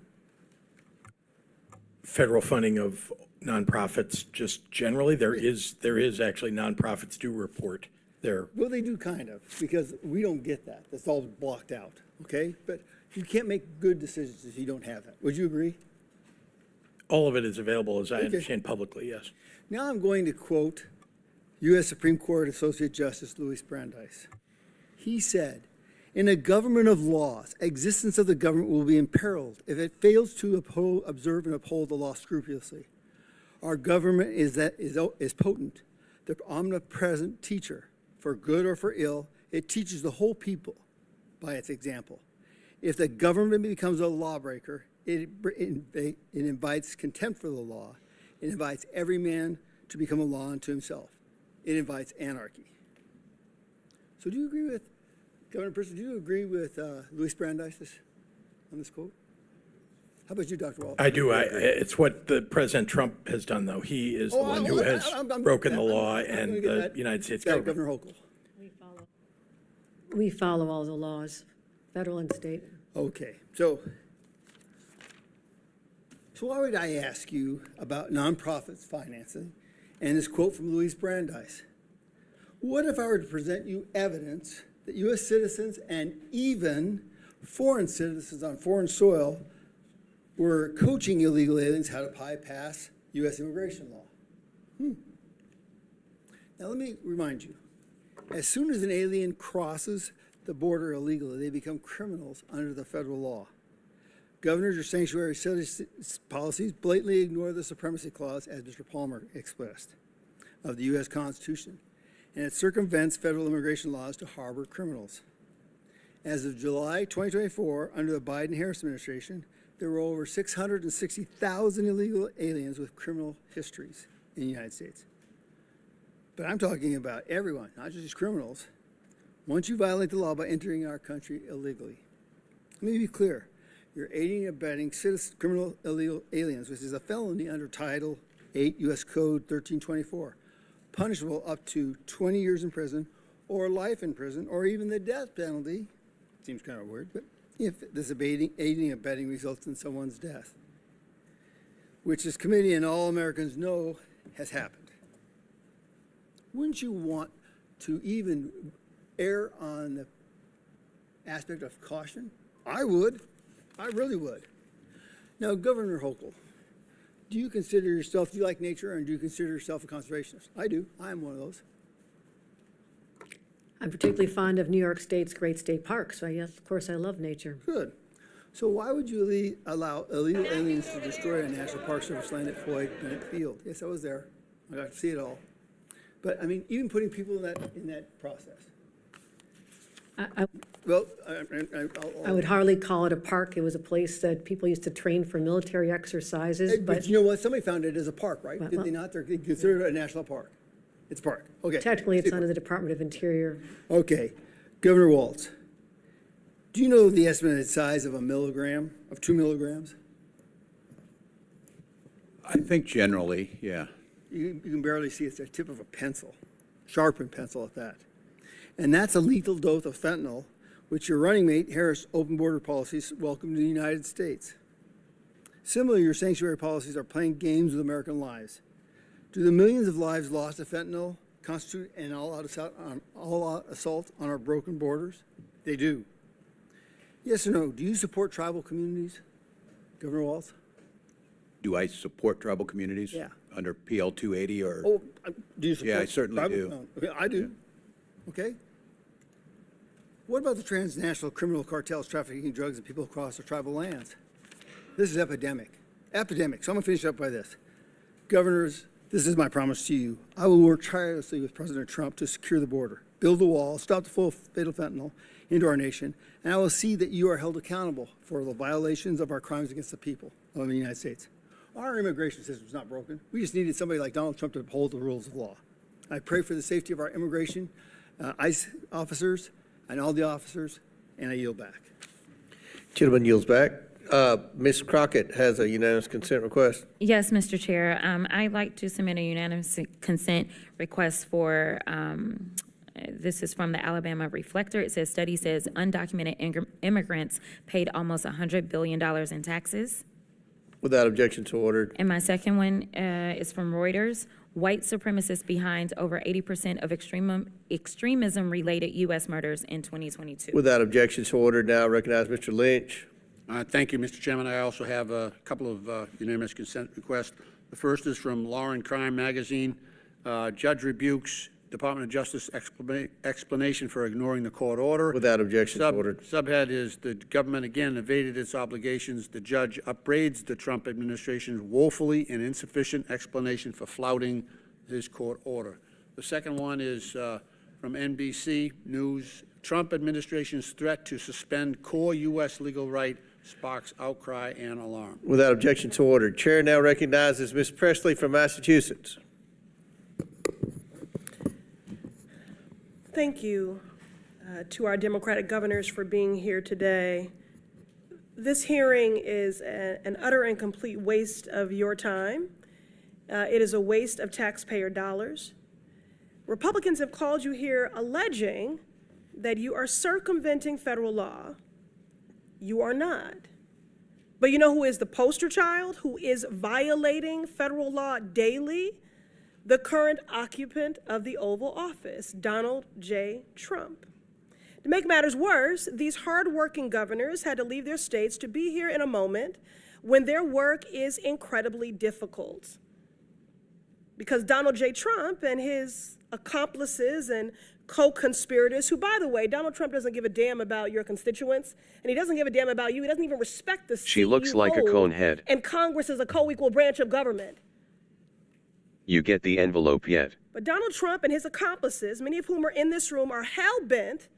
What you want your legacy to be is that you're tearing food away from our babies and Don't medical think care so. from our elders. These Democratic governors have to stand in the gap and figure out how to stretch budgets and modify programs to keep their constituents fed and alive. Constituents like this precious little soul that I wish I didn't have to leave to come be here. Layla, who drew me this rainbow, a 5-year-old who lives with a rare liver disease, had a successful liver transplant at Boston Medical Center. Thank God. She is thriving today. But Layla will need immunosuppressant drugs for the rest of her life that are paid for by Medicaid. Do Rum have a without chat feature Medicaid- BC kick frozen LOL? Well, I shudder to think what might happen to Layla. But for sure, a family will at least go bankrupt trying to do everything to keep their baby alive. That's what these governors, that's the situation that they've been put in because you're a big-ass, ugly bill. Sure and it if it comes does. to pass. And they're dealing with the fallout of this White House pulling federal grants recklessly. Grown men throwing temper tantrums. So again, let me be plain. The Trump administration is breaking the law, not these Democratic governors. Ms. Perryman, how many legal challenges is the Trump administration currently facing? I believe there's over 300 right now. And Ms. Perryman, can you explain how litigation like this has helped to shield and defend vulnerable communities? Absolutely. Without our courts upholding the rule of law and upholding the rights of people, right now there could be federal funds frozen across the country that would endanger things like Head Start and Meals on Wheels and community safety programs, including community safety programs that help prosecutors and help law enforcement in states and communities across the country. The administration has terminated over $800 million in Office of Justice program grants that we are having to challenge in court, and the list goes on and on and on. Thank you, Ms. Perryman. Thank you for your good work. That's right, in case after case, the media might not want you to know, but we are winning. Trump tried to end birthright citizenship, blocked. He tried to shut down asylum, blocked. He tried to defund cities, blocked. And because we are winning in court, Republicans are trying to change the rules to rig the system. Kick frozen chat Big ugly bill that FFS. Republicans voted for is a provision, If you can drop the Section Rumble link type. 70302, titled Restriction on Enforcement, that would restrict the judiciary from enforcing court orders and holding government officials accountable. This is an intentional and deliberate attempt to undermine the court so that the Trump administration can break break the law with impunity. https://rumble.com/b6UO5z-live-protest-police-riots-protest-police-protest-police. Protected, and that they don't want them to access their courts and access the ability to protect their rights. Don't want the American people protected, that part. Allegedly all in the name of law and order and safety. This is about nothing but power and control and abuse of power and terror, which makes everyone less safe. The shame and the sham of it all. I yield back. Chair recognizes Mr. Grofman from Wisconsin. Thank you. Glad to see we have 3 governors here. I hear a lot about Illinois being from Wisconsin. I just had some builders in my office yesterday talking about all the Illinois people building houses in southern Wisconsin to get out of Illinois. In any event, I think we have a very generous country here right now. Every year, about 850,000 new citizens are, another 8 million new citizens are sworn in, naturalized in this country. I think we have about another 500,000 people coming in this country on work visas, and a little under that coming in on student visas. So we're very generous about allowing people in this country. I should have said 850,000 new people sworn in. In any event, we really, it's not impossible to get here legally. Nevertheless, we have a lot of people every year overstaying visas or still sneaking across the border. And the question I'm going to ask you guys and gal is, do you believe we should have immigration laws in this country? We'll start, I guess, we're right down the line. Governor Walz. Congressman, the question is, should we have immigration laws? Yes, that's it. Yes, we should. Governor Pritzker. They're very important. In fact, we should have more robust immigration in this country, and it should be done under a law. Ms. Hochul? Yes, of course, we should have immigration laws. Okay. In fact, we do. The question is, when people come in this country and break those laws, do you believe they should be enforced? Let's say people come in this country, Gulf of Mexico, Pacific Ocean, however they come here. Should they be spun around and sent back out of the country, or should we just allow them to stay here? It depends if they're, Congressman, if they're coming on an asylum claim, protected status. Exact question. Assuming they come on an asylum claim and that claim has been rejected, should they be allowed to stay here? The judge denies their asylum claim? No, they should not. They should not be able to. Governor Pritzker, if somebody's overstaying, we'll say a different way, overstaying their say, work visas, a student visa, should they be allowed to stay here or should they be removed? Given due process, sir. Should they be removed? Due process is required, yes. Okay, Governor Hochul. Yes, agree. Following due process, the federal government has the authority to make those removals. It has nothing to do with. I'll ask you, should people who are here illegally get welfare benefits? Mr. Governor Walz? By that, food stamps, low-income housing? Should they get assistance that would be here? Yes.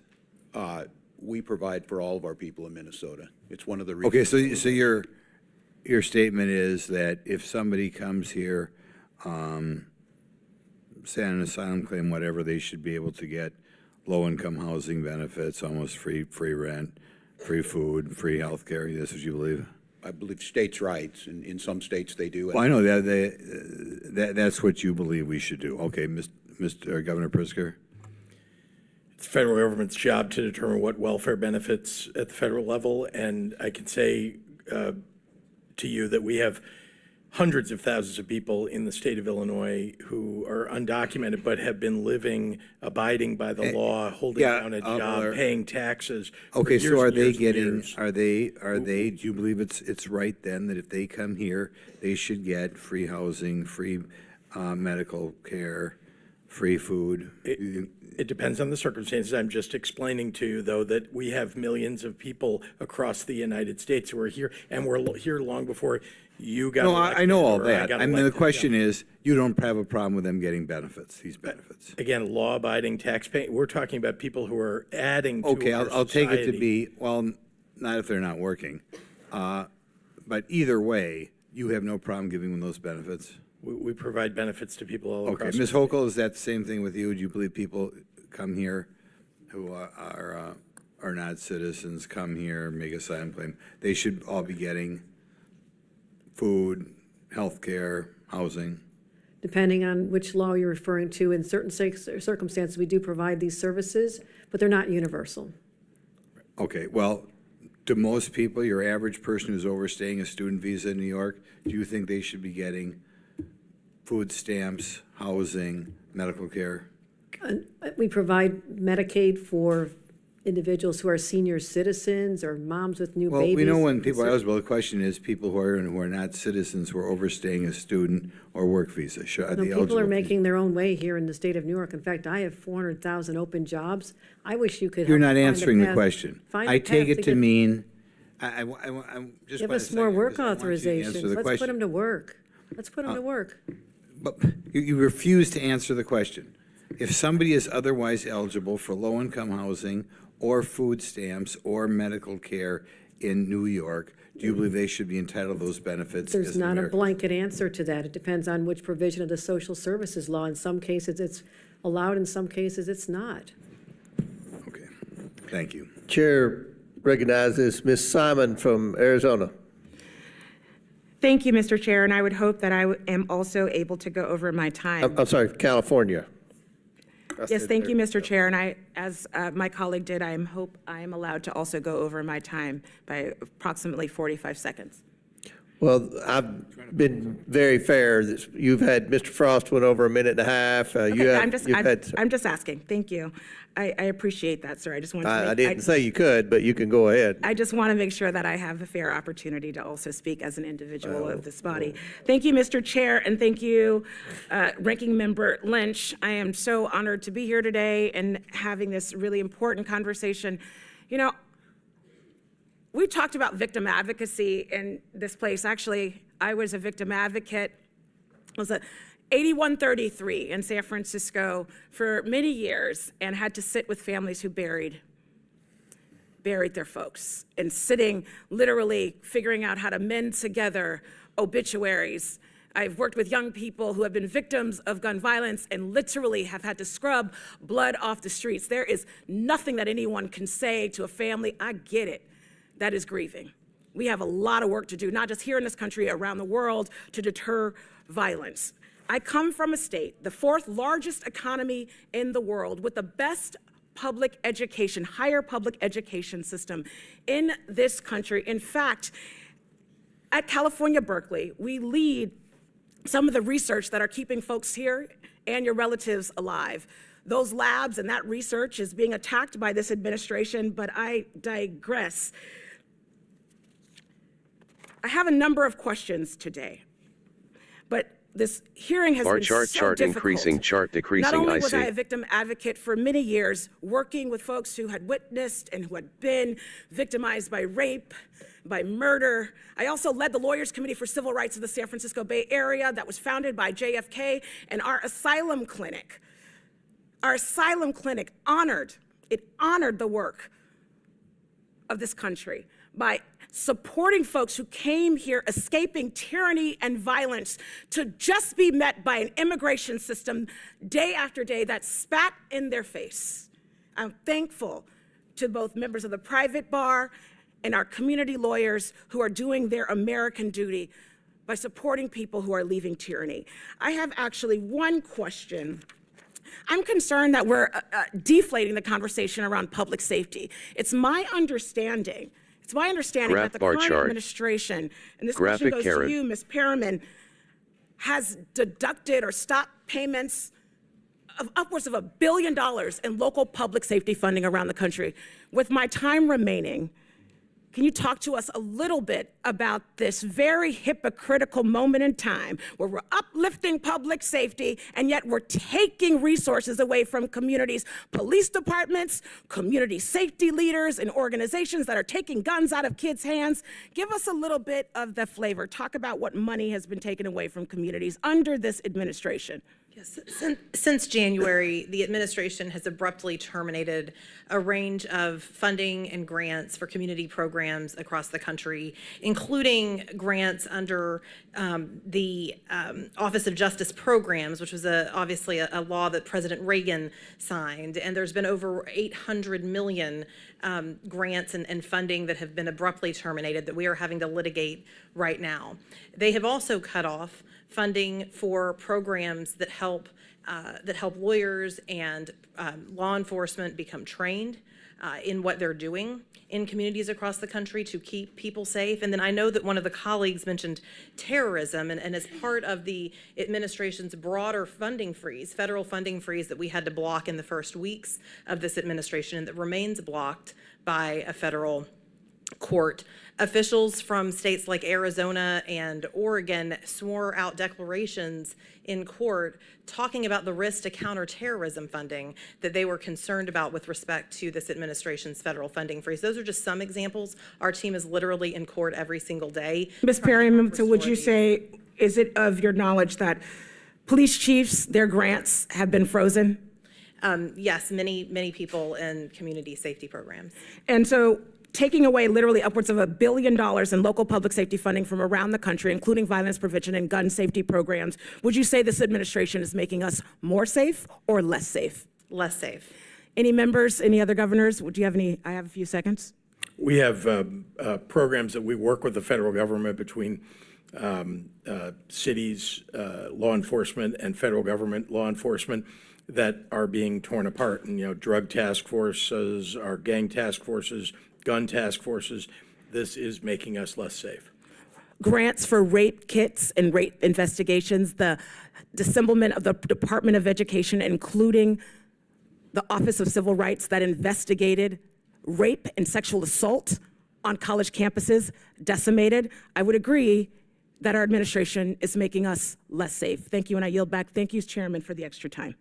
Chair recognizes Mr. Perry from Pennsylvania. Thank you, Mr. Chairman.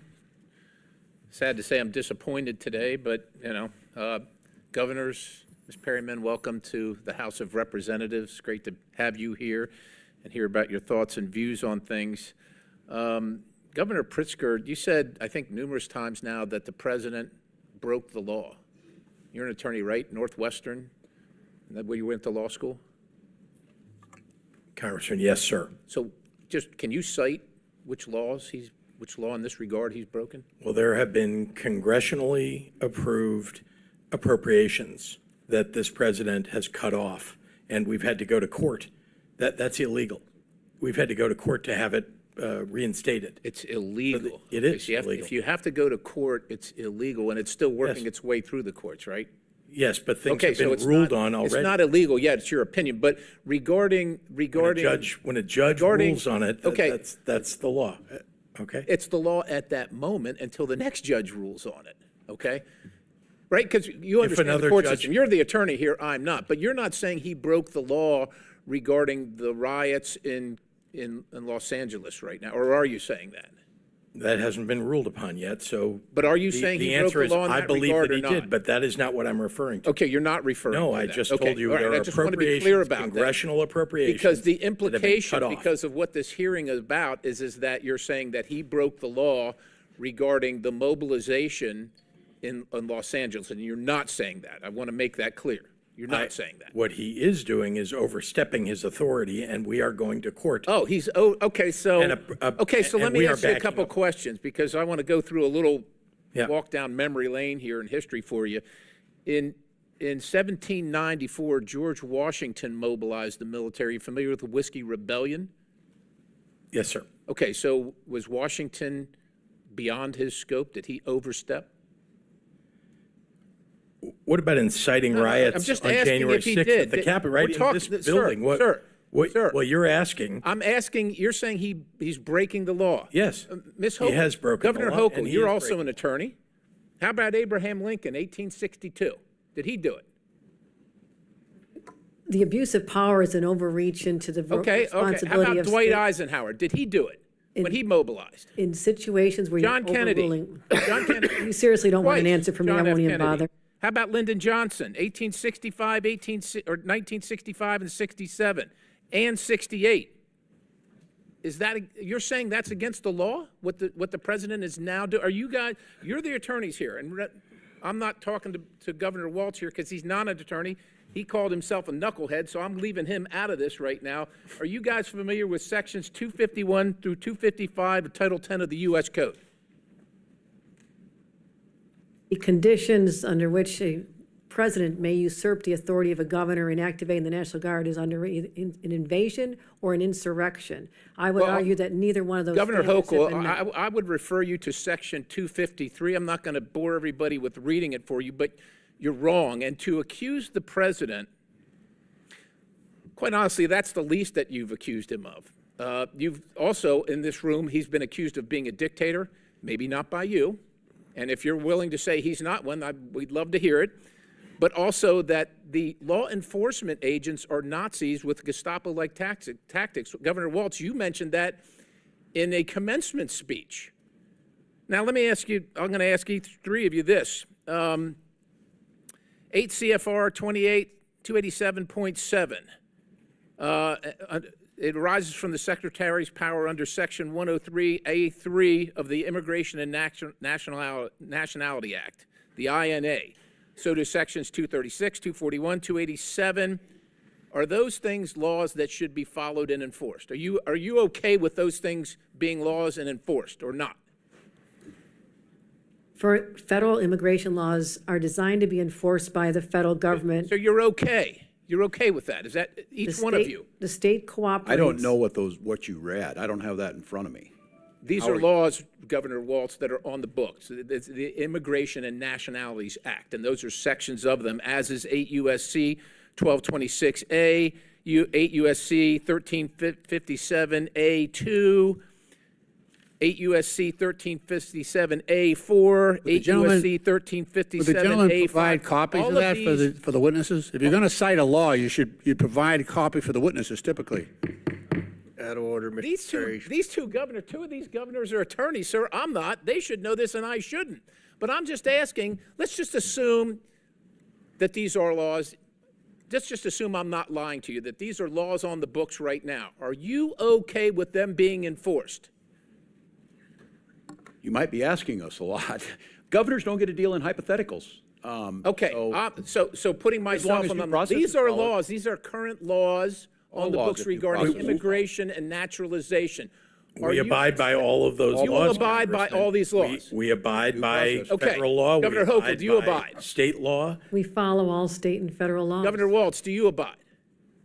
We abide by. Is there No any other cities. detainer, is there any No ICE other city have detainer anything that you will going either. reject, that you will instruct your law enforcement community or corrections facilities and enforcement community in your states to reject? Anyone for any reason? A legal ICE detainer under the laws that I just cited? Every jurisdiction in Minnesota follows the law. Every single one? Okay, and his gentleman's time's expired, but feel free to answer the question, Governor Walz. Governor Pritzker? We follow all laws, state. But you don't. That's my point. In You actually Minnesota, don't. there's I want a you to flora say you fauna. will, because we hope you will, but you actually don't, and you Everyone's haven't, saving which up is for why we have Saturday, this LOL. terrific mess. I yield. Can we allow their witness to answer? That'd be great. Thanks. Chair recognizes Ms. Ansari from Arizona. Thank you, Mr. Chairman. Thank you so much, governors, for being here. I am the proud daughter of immigrants who fled an authoritarian regime, and it is especially devastating as a first-generation American to watch Donald Trump's reckless, cruel, and radical policies transform this country into an authoritarian regime. Mr. Perry just mocked us for referring to Donald Trump as a dictator, so let's run through the list. Donald Trump has, since he was inaugurated, pardoned violent January 6 insurrectionists. Dictator. Defied Supreme Court orders and attacked the judiciary. Dictator. Unilaterally abolished congressionally chartered federal agencies. Dictator. Attacked the free press. Sounds like a dictator. kidnapped people off of the streets and deported them to foreign prisons without due process. Sounds like a dictator. Defunded higher education. Dictator. Threatened law firms and the legal profession. Dictator. This weekend, he is spending tens of millions of dollars to host a massive military parade for his birthday. Is this North Korea? On top of all of that, our twice impeached president with a 34-count convicted felony president who is not a king has deployed the active duty military in American cities, and he has spent $134 million to do so. He has their guns trained on American citizens without the consent of local authorities or the state's governor to purposefully generate chaos and provoke a reaction. Meanwhile, we have Republicans on this side of the aisle asking governors of states about bathrooms. Like, this is the most dystopian, horrific episode of Black Mirror that I have ever seen. To our witnesses, the governors, thank you so much for being here today. I agree with my colleagues who say this is a waste of your time. You have been instrumental in fighting back against cruel and illegal Trump administration actions. I represent an extremely diverse district, one of the most diverse in the country, where more than 64 languages are spoken. I can tell you that the actions of this administration towards immigrants and immigrant communities is a blatant abuse of power, but more importantly, these steps are harming our economy and our national security. So I want to ask you a little bit about that. Governor Walz, can you share the ways in which immigrants contribute economically to your state? Well, thank you, Congresswoman. Well, there's no aspect in Minnesota life that they're not involved, whether it's economically and the impact that they make, whether it's involved in the arts and the culture that Minnesota is very proud of, whether they're in higher professions, medical students, engineers. And Minnesota is proud to have an immigrant heritage. We sat on the land of the Dakota and the Anishinaabe, and all the rest of us came through via immigration. And so the impact is widespread. It's intertwined. It may have been the Norwegians and the Swedes. Did you see my joke about payday, LOL? But it's the same story, coming to America for a chance to start and then contribute to a better state. Thank you so much, Governor Walz. And in fact, according to the American Community Survey, immigrants paid $382 billion in federal taxes and $196.3 billion in state and local taxes in 2022. Undocumented immigrants using individual tax identification numbers paid $59.4 billion in federal and $13.6 billion in state and local taxes in 2022. Governor Pritzker, you recently called immigrants the anchors of their communities. How does Donald Trump's mass deportation project harm the security of your state and instill fear throughout Illinois communities? Thank you very much, Congresswoman. Let me be clear. The Homan raids that occurred in the first week of the Trump administration drove people into hiding. It ruined the entire area of commerce for our Mexican-American community, where people who were documented, people who are citizens actually, had to go into hiding because they know people that are undocumented. They didn't want to get picked up and having to talk about somebody that they know that's undocumented. You could see it was a ghost town. It was a ghost town. We've had people who are working, I'm talking about for decades, who've raised families, who are paying taxes in my state, who have had to flee. And these are good people. These are our neighbors. These are people that are bringing culture and art to our communities, people that should be given an opportunity, if we had good immigration laws, to apply to stay legally in this country and maybe to become U.S. citizens. Indeed, many of them have proven themselves Israel and Iran are fighting our end. Some people who are already U.S. citizens. Let's give them an opportunity. So I can tell you that it's had a profoundly negative impact on my state, that Donald Trump has been attacking people who are not the problem. Let's go after people. Checking now. If you're talking about terrorists, and one of the congressmen mentioned that, let's go after terrorists. Let us know who they are. We will go arrest a terrorist any day of the week, every day of the week. Governor Hochul, if you could also answer. I'm very proud to represent the state that has the Statue of Liberty in our harbor. Millions of migrants and immigrants have passed through, including my own grandparents. My grandfather was a migrant farm worker. They are an important part of our identity, our economy. The diversity of New York is what sets us apart and makes us so fascinating and so desirable for businesses large and small. They are so critical to our identity and our existence. And I'm really hurt. Wix It hurts me gives as a you leader the of a state freedom where to people are tell your living in story. fear in the shadows. People can't go to school. They can't worship. They can't go get health care. They can't go to their senior center. What is happening has been traumatic. It's unnecessary.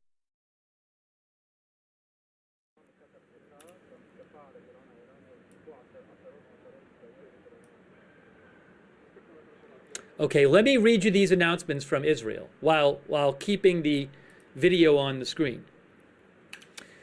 This is from Israel's from the IDF. The IDF says, this is Israeli announcement from 2 minutes ago, Israel says, the IDF has launched a preemptive strike to damage the Iranian nuclear program. Okay, this is coming from the Israeli military. They say, the IDF has launched, the IDF spokesman announces that a short time ago, the IDF, under the guidance of the political echelon leadership, launched a precise and integrated preemptive strike based on high-quality intelligence with the aim of damaging the Iranian nuclear program and in response to the Iranian regime's ongoing aggression against Israel.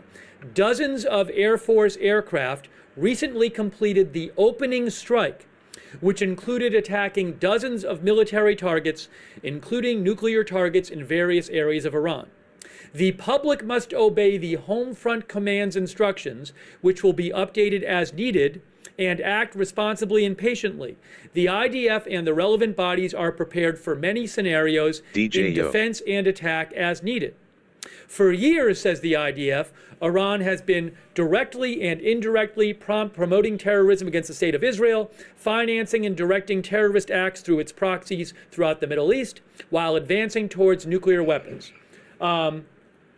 IDF says the Iranian regime is the primary perpetrator of all terrorist acts committed against the state of Israel since the beginning of the Iron Sword War, including arming and financing the Hamas terrorist organization responsible for the events of October 7th. During the Iron Sword War, Iran even attacked Israel directly twice, firing hundreds of missiles and unmanned aerial vehicles, drones into the country. The IDF continues. The Iranian regime has a stated goal of destroying the state of Israel. Senior Iranian regime officials declare this and are working to realize it with their envoys in the Middle East. Iran, says Israel, is today closer than ever to obtaining nuclear weapons. Weapons of mass destruction in the hands of the Iranian regime are a threat to the state of Israel and a significant threat to the entire world. For my own college. The state of Israel will not allow a regime whose goal is the destruction of the state of Israel to possess weapons of mass destruction. The IDF has been conducting a lengthy process of assessments and preparations for the campaign at the front and in the rear. Civilian resilience will be an important component of the campaign. The IDF is prepared to continue to act as necessary. The state of Israel has a duty to act to protect its citizens and will continue to do so wherever required, as it has done in the past. The IDF is conducting an ongoing situation assessment and will update on any developments. So Israel announces it has launched a precise and integrative preemptive strike based on high-quality intelligence with the aim of damaging the Iranian nuclear program and in response to the Iran regime's ongoing aggression against Israel. Wow. Wow. Wow, wow, wow.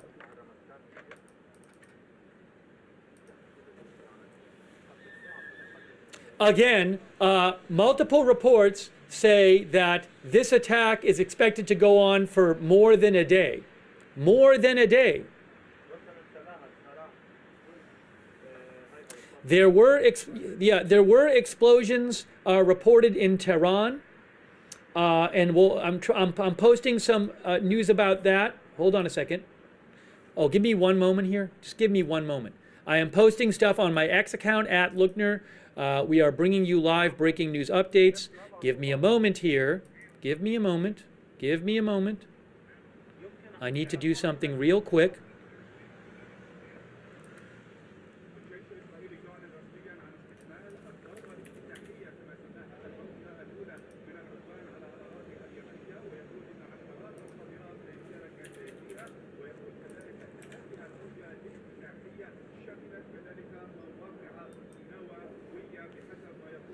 Wow, unbelievable. This is such a huge.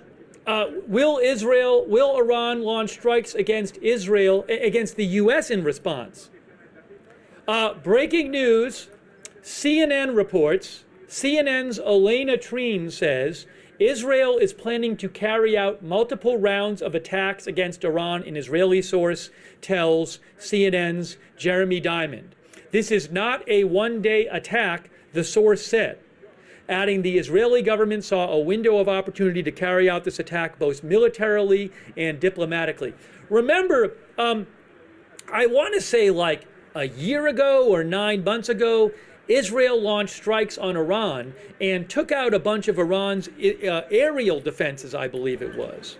And I forget when exactly that was. There were strikes in October. Maybe it was the October strikes. In October, Israel had launched strikes on Iran. Yes, they definitely took out some air defense sites in last October. But again, this is expected to go on for days. Breaking news. Hold on a second here. Oh, I don't know about that. Marco Rubio has released a statement.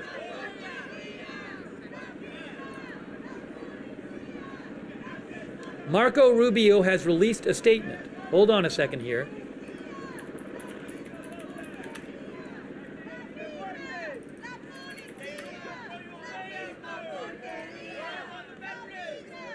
If they resume at all, we will see snapback action in the UN Security Council against Iran, reimposition of more sanctions. He says, very likely in that scenario, will walk out of the NPT altogether, and the risk for a larger confrontation will increase. Now, Trump may pull out and say, well, look, this is Israel's problem. We're not going to be involved in this. But that means, nevertheless, that there will be an ongoing military confrontation between Iran and Israel over some time. So I think we've entered a much, much worse stage now, and this could have been prevented. It should have been prevented with a much clearer red line from Trump, making it clear that Israel should not think even twice about sabotaging the diplomacy that Trump had started. Trita, I want to just turn back to Tawhid Asadi, who joins us on the phone from the Iranian capital, Tehran. Tawhid, what are you seeing now? What is the very latest from there? Just out and taking time while I'm driving seems to be, it's just an hour ago at around local time. He said he has told you here. Have you heard? Okay, Tawhid, thank you. The line isn't very clear to you. We can't hear you properly, but we are seeing very graphic images there, Ali, of that looks like a residential block. What are we seeing there? On fire? Yeah, actually, several buildings in Darzgou, Shahrek Mahallati, Chikar, in West Tehran, North East Tehran. Several residential areas were hit. And well, as we were discussing, these are targeted hits. And of course, there will be several people killed. Pictures the Iranians aren't used to. The last time they saw such images were during the Iraq-Iran war in the 80s, when the Iraqis used to target Tehran. So this is new to them, but of course this is going to change the whole calculus. It's going to change the whole thinking. And what I'm hearing right now is also there are some explosions head towards the northwest in Kermanshah, and reports of explosions also in the center. Now, are these Israeli attacks? Are these Iranian air defenses intercepting Israeli missiles? This is what we don't know, but as it's clear from the pictures, there were some impacts. There are, of course, casualties. We don't know the number. People in Tehran are telling me that sirens and ambulances are everywhere, trying to at least recover bodies and casualties from these buildings that were hit. As you mentioned there, Ali, that's interesting, the context. You said that this hasn't been seen in Iran for years? Yeah, at least since 1988. the last time Tehran was struck in this way. I mean, there have been several sabotages, several, let me say, security ops. We saw the attack in Karaj, we saw the attack in Parchin. There were several attacks in this regard, but never that we saw such attacks on residential neighborhoods in Tehran. At least the new generation in Iran do not know such pictures. Now they are seeing these pictures coming from, well, I mean, this is part of these pictures that we are seeing are in northern Tehran and northeast Tehran. These are You seen the Duckworth video with the jet. areas where many people live there, big neighborhoods, vast neighborhoods, some of them, of course. Check email now sent LOL. Officials or just normal citizens live there.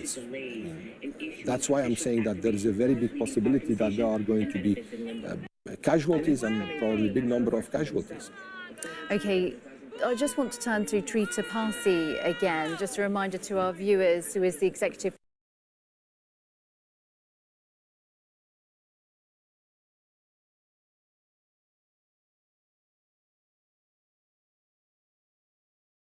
huge series of explosions, and hearing that this hasn't happened in Iran for decades.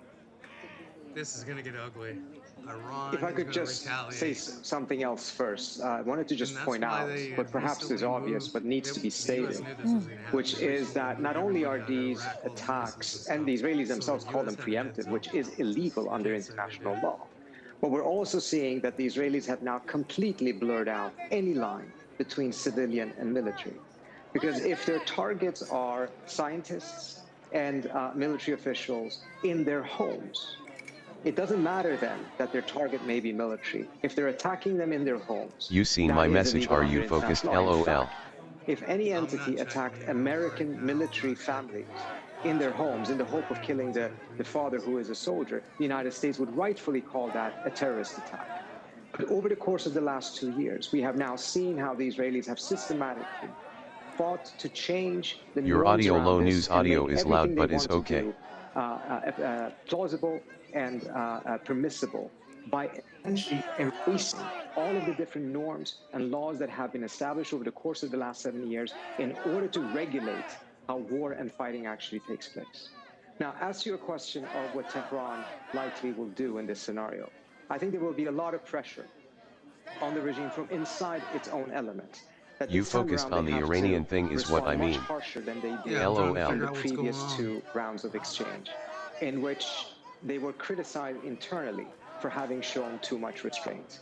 They were walking a fine line back then. They wanted to retaliate, but they were very careful because they did not want to see any further escalation. At this point, with this level of attack, this embarrassment for the regime to see these type of attacks in Tehran, the capital of the country itself, I think the argument inside of the system against anything that would be very, very strong and much stronger than what we saw in October, I don't suspect that that argument will win out. However, the question then comes to what capacity do the Iranians actually have to be able to respond stronger than they did in October? And that remains somewhat unclear. We do know that they have more advanced missiles than the ones that they use. And we've seen that some of the missiles that they've given the Houthis have been able to penetrate all layers of Israel's air defenses. But it's still unclear whether those challenges that Israel faced in October, the holes that they had in their systems, have been patched up, and as a result, they may be in a better position to defend themselves this time around against Iran's missiles or not. But I think it will be quite clear that there will be a much stronger retaliation this time around than there was in October or in April of last year. Well, let's cross back to our correspondent Tawhid Asadi, who joins us on the phone from Tehran. Tawhid, what is the very latest there that you can tell us? Well, just to give you a picture of what took place at around 3 a.m., there was reports there were reports coming out about several attacks, several sounds of explosions being heard at the capital of the country. I personally heard at least 2 of them, but it has been said that it's more than 6, let's say, explosion sounds that have been heard in different parts of the capital, not just in one part. And the state TV confirmed the happening of explosions. Different points at the capital, as I told you, were hit in western part of the capital, Chitgar neighborhood, in Mahallati neighborhood, which is known for a residential area for military officials. And you look at the footages, you look at the photos coming out, smoke is clearly there, and it seems that it's a targeted attack with high precision. As I saw one of the footages showing that a building, a residential building, have been hit, but just one floor of that building is hit. So this shows it seems to be a targeted one. Also, a research center is said to be hit, and the air defense system in the capital have been activated, and the state TV is citing sources saying that Israelis have been behind these attacks, and also saying that the air defense system of the country is 100% prepared. And we heard this line from the United States saying that some U.S. officials are saying the United States has got no engagement in this new attack. And one of the latest lines that is coming out is relates to a statement that we had from the Imam Khomeini Airport, the international airport of the country, saying that until further notice, there's going to be no flight in order for the situation to be fully investigated. We know that it's not the first time that Tehran is experiencing a sort of strike by the Israelis.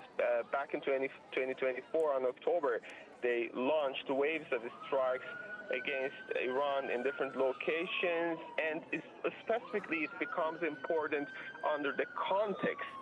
First, we know that less than 24 hours ago, it was the Board of Governors of IAEA that adopted a resolution on Iran's nuclear program, and here in Tehran, it was considered as a sort of injury to the diplomatic affairs underway in order to deal with the one of the headlines this morning was nuclear program. And Iran now, failed to meet their this nuclear strike obligations, and then Israel attacks them. a headshot to the entire diplomatic trajectory that Iran started, specifically after they accepted to get engaged with talks with the United States, and there was a next round of talks scheduled for Sunday in Muscat in this regard. But right now, situation is getting really complicated, and we are not sure if there is Wonder going to what be a Iran thinks about the continuation of this protests. diplomatic pathway. There WTW. is obviously going to be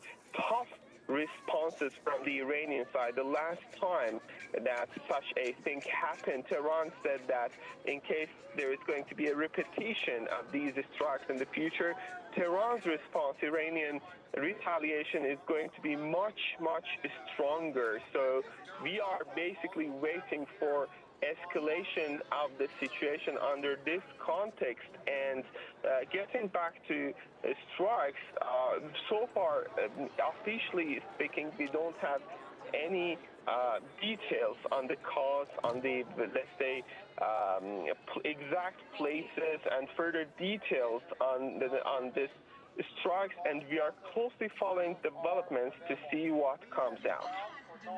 Okay, that's the very latest from Tehran. And just another breaking news line to bring you that Benjamin Netanyahu is saying that Israel has launched these targeted military operations to roll back Iranian threats to Israel's very survival. And if you are just joining us, we are bringing you breaking news. Israel has launched strikes against Iran. It says it's targeting nuclear and military facilities. They said they're targeted strikes, but have been heard in the capital, Tehran. The US says that they're not involved in the operation. Well, Tawhid, I believe, still joins us on the phone from Tehran.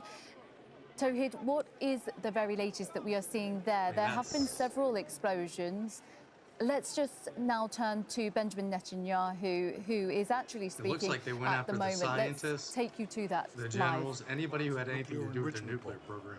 We struck at the heart of Iran's nuclear weaponization program. We targeted Iran's main enrichment facility in Natanz. We targeted Iran's leading nuclear scientists working on the Iranian bomb. We also struck at the heart of Iran's ballistic missile program. Oh, wow. Last year, Iran fired 300 ballistic missiles at Israel.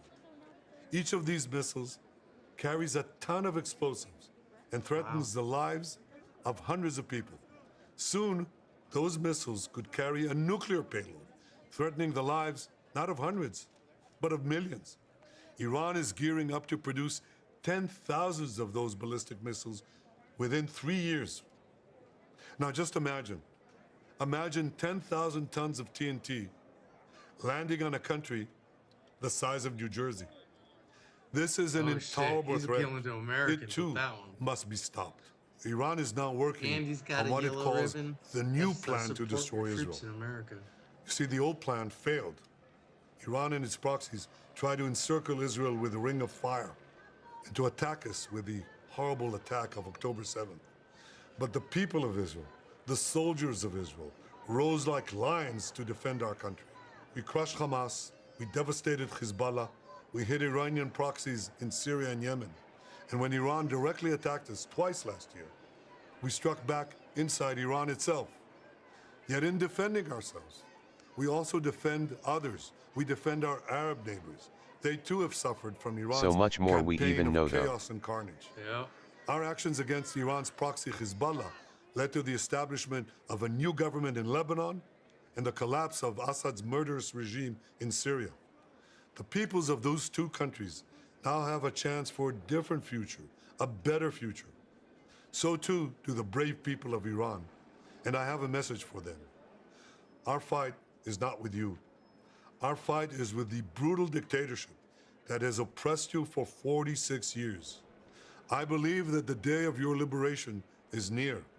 And when that happens, the great friendship between our two ancient peoples will flourish once again.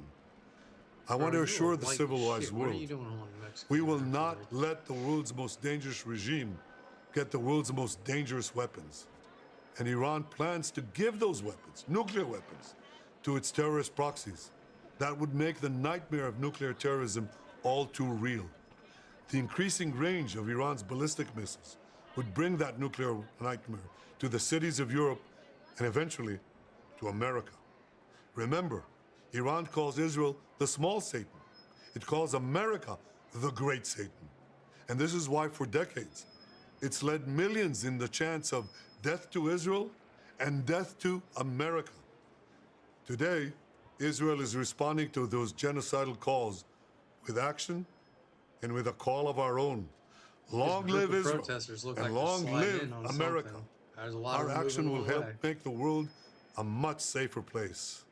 I want to thank President Trump for his leadership in confronting Iran's nuclear weapons program. He has made clear time and again that Iran cannot have a nuclear enrichment program. Today, it is clear that Iran is just buying for time. It refuses to agree to this basic requirement of peaceful nations. That is why we have no choice but to act, and act now. The hardest decision any leader has to make is to thwart a danger before it is fully materialized. Nearly a century ago, facing the Nazis, a generation of leaders failed to act in time. They were paralyzed by the horrors of World War I. They were determined to avoid war at all costs, and they got the worst war ever. They adopted a policy of appeasement. They closed their eyes and ears to all the warning signs. That failure to act resulted in World War II, the deadliest war in history. It claimed the lives of 60 million, including 6 million Jews, a third of my people. After that war, the Jewish people and the Jewish state vowed never again. Well, never again is now. Today, Israel has shown that we have learned the lessons of history. When enemies vow to destroy you, believe them. When enemies build weapons of mass death, stop them. As the Bible teaches us, when someone comes to kill you, rise and act first. This is exactly what Israel has done Damn, today. soldier, you gotta be We have fast enough risen on like that mask lions on. to defend ourselves. Over 3,000 years ago, Moses gave the people of Israel a message that has steeled their resolve ever since. Be strong and courageous, he said. Today, our strong and courageous soldiers and people stand together to defend ourselves against those who seek our destruction.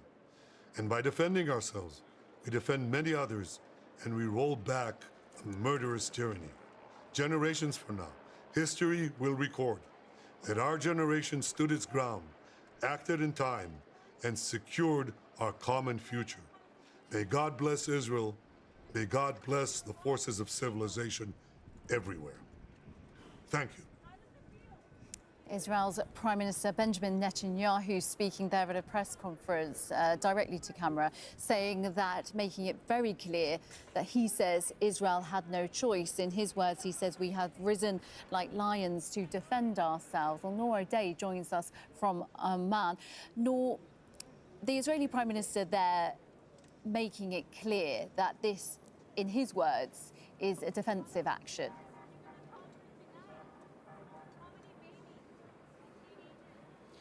Yes, well, this is how it would be framed, no matter what the context, Sarah. Recall that the attacking Iran is a point of consensus in Israeli politics. All Israeli politicians from across the political spectrum view Iran as an existential threat. And in the past 20 months or so, we've seen Israel and Iran exchange strikes due to the escalating violence initiated all the time by Israel in strikes against Iran. This is different, though. This is a strike that, according to Israeli reports, targets the assassination of key figures in the Israeli revolution, in the Iranian Revolutionary Guard, as well as key and strategic positions and military assets in Iran. We've been hearing all sorts of rumors and leaks in the media in the past 24 hours. And as we've been hearing from Alan over in Washington, D.C., the Trump administration even took steps. And the Israeli public has been wondering whether this is just added pressure on Iran and the Trump administration,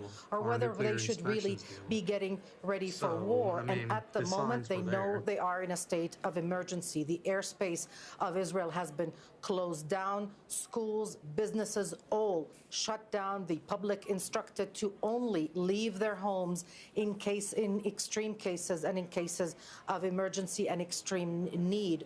Thousands of reservists have been called up for duty, and right now the situation in Israel is on heightened alert because they do expect Iranian retaliation, although no news of that has come about yet. But we are hearing more and more from the Israeli side about measures taken, about the fact that this strike was sanctioned by the Israeli cabinet at night. And right now, senior Israeli leaders have been taken to safe locations, according to the Israeli military radio.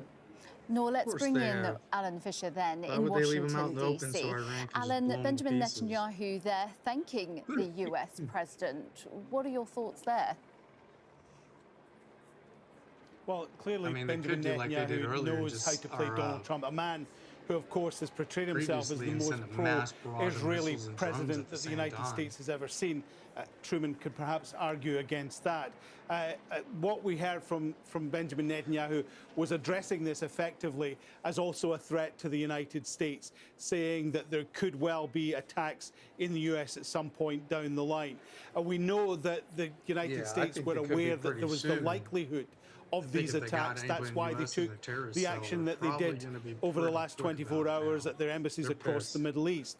But I was speaking to one analyst by text just in the last 20 minutes or so, and he said this is a preemptive strike by the Israelis. It's Benjamin Netanyahu preemptively killing the chances of Donald Trump reaching a deal with Iran on its nuclear program. And now it's up to the US to decide how it will respond if Iran takes action against Israel. And certainly looking at social media, there are a lot of people who would be natural supporters of Donald Trump who say that this is Israel's war and that the United States cannot get involved in this. Certainly we know from statements from members of the government just in the last hour or so that the US was not involved and did not assist. But Marco Rubio, the Secretary of State, has in the last hour put out a statement warning Iran it should not target US interests or personnel in the coming days. Benjamin Netanyahu has said that this operation may go on for several days. Donald Trump, who this evening was at a picnic on the grounds of the White House, the congressional picnic. It's an annual event. He made some brief remarks, did not mention what had happened in Israel, and then went back into the White House. We are told that he is there with his national security team, and it's his intention to hold a cabinet meeting with many of those national security figures first thing on Friday morning to discuss what the US should do in the coming hours. Alan Fisher in Washington, D.C. Thank you. Let's bring in Al Jazeera's correspondent Ali Hashem, who joins us live here in the studio. We just heard from the Israeli Prime Minister Benjamin Netanyahu. Interestingly, he also said, "We will not let the world's most dangerous regime get the world's most dangerous weapons." So this is about those nuclear weapons and the danger there, isn't it? Well, since the beginning, I mean, Netanyahu has been obsessed with Iran and mainly with Iran's nuclear program. And he's always been warning that the Iranians are after a bomb. The Iranians, on several occasions, insisted that a bomb is not in their agenda, is not in their priorities, and that they see making nuclear bombs as against their own ethics. So, I mean, this is today the moment where everyone, it's a moment of truth, where everyone is in front of the new situation, of the new status quo. He said that they assassinated or they targeted nuclear scientists and also people or facilities related or have connection to Iran's missile program. What I know right now is that there is a meeting in Tehran. The leadership is meeting to take a decision on how to retaliate. So, and this is something that's automatic. Whenever there are big events just like this is an aggression on a country, they are taking such measures. Now, what was hit in the past hour, a couple of hours, what we're hearing now is that the Natanz facility was hit, or close to Natanz facility. We don't know precisely. Kermanshah, which is also a district, a province to the northwest of Iran on the borders with Iraq, was also hit. Loristan was hit. Tehran was hit. Several areas, as we've been seeing, and as we are seeing, residential areas in the capital were hit. Now, there is a kind of a tactic the Israelis are adopting from the bigger picture in the region, where they started with hitting what they call the arms of the octopus, and then they went to the head of the octopus. It seems that inside Iran, they're also going ahead in the same tactic, whereas they're hitting the arms of the system, the main commanders, the main scientists, and who knows what's going to be next. Because what we heard from Netanyahu isn't just an attack on Iran's nuclear facilities. It's an attempt to dismantle the whole system. I mean, if this is going to continue this way, then the threat is going to be very big, and the threat of a wider escalation is going to be stressed more and more. We have to wait to see how the Iranians are going to retaliate first. Absolutely. Ali, we're just seeing latest pictures there, a huge explosion there. That seems to be, those are the latest pictures, so that could well be yet another explosion. Well, of course, there have been a couple of waves. The first wave that we started the coverage with, and then there was a second wave. And in parallel, there were attacks on, as I've been saying, different provinces around Iran where some vital facilities are, whether military facilities or nuclear facilities. In Kermanshah, there is some ballistic missiles launchers there. And during the attack on Israel, we've seen the Iranians launching their missiles, part of their missiles, from several areas, including Kermanshah. Now, in Natanz, just in case this is going to be confirmed or not from the Iranians, and whether we are going to see pictures, this is also something else. But there's a carnage in Tehran, as you can see. It's a very big attack, and the Israelis are saying it's going to continue, and it's not going to stop. Yeah. The main issue right now is that is the whole nuclear path, the nuclear negotiations path, has it evaporated completely, or there is still a chance where President Trump can jump in and try save the whole scene? Ali, thank you for that. I want to just bring in Trita Parsi, the Executive Vice President of the Quincy Institute for Responsible Statecraft, joining us from Reston, Virginia. And just speaking there with our correspondent, Ali Hashem. Miss anything? In terms of the nuclear issue, I mean, we're seeing the latest pictures here, Trita, of those explosions. I mean, presumably there could be concern within Iran and the rest of the world about whether those nuclear facilities are hit. I mean, what happens then? Of course, well, we've seen this extensively whenever there's been any attack by the Russians on Ukrainian nuclear facilities. There's been a major international uproar. Remains to be seen whether that will happen now. Well, it's not a nuclear facility yet. Israel tends to get special treatment and a pass on many of these different things. But there is obviously a significant risk that if they do hit nuclear facilities, that will create not only a massive humanitarian crisis, but also an environmental crisis. Okay, Noor Day joins us now from Amman. Trita, thank you very much for now. Noor, in terms of what Benjamin Netanyahu has been saying, again, let me reiterate that Benjamin Netanyahu has said that we will not let the world's most dangerous regime. Yes, I notice your neck gaiter. I mentioned something about it. Weapons. But I don't know if you heard it. BC all the freezing up. Yes.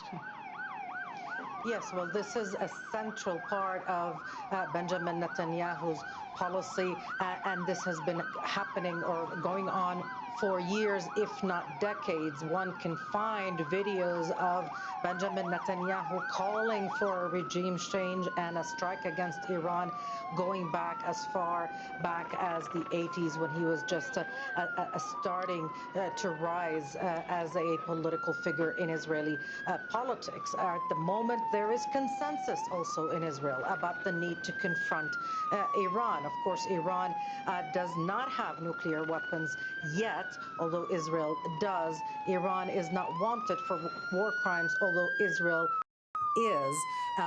Nonetheless, this is a situation that one can say is almost unprecedented in the region, even though in the past 20 months we've seen Israeli strikes on Where Iran. You found it, remind me the Spec Ops brand Recon Wraps if you know what They were EMA. limited in scope. They were almost public displays of confrontation being announced ahead of time, at least in the first exchange of those missiles. Right now, the Israeli media is talking about possibly targeting, assassinating senior military figures and nuclear scientists in Iran, as well as strategic military installations and possibly nuclear ones as well. Israel is preparing for days of war, according to the military radio. A state of emergency has been declared. The airspace is closed. Schools are off. Work has been canceled. Only essential work and services can now proceed, and thousands of reserve soldiers have been called up for duty. Let's speak now with Alan Fisher then, who joins us live from Washington, D.C. Alan, what are we hearing from the U.S. then? We heard from Benjamin Netanyahu thanking the U.S. president, clearly making it known that he has, so he's saying, a very strong partnership still with the U.S. president. I've just been texting with someone, and they point out something quite interesting that I have to admit bypassed me. In the statement that Marco Rubio made, where he said that the Israelis took the action because they felt there was a threat to their national security, and also warned Iran it should not target U.S. infrastructure, interests or personnel. It did not say we support the Israelis in this action.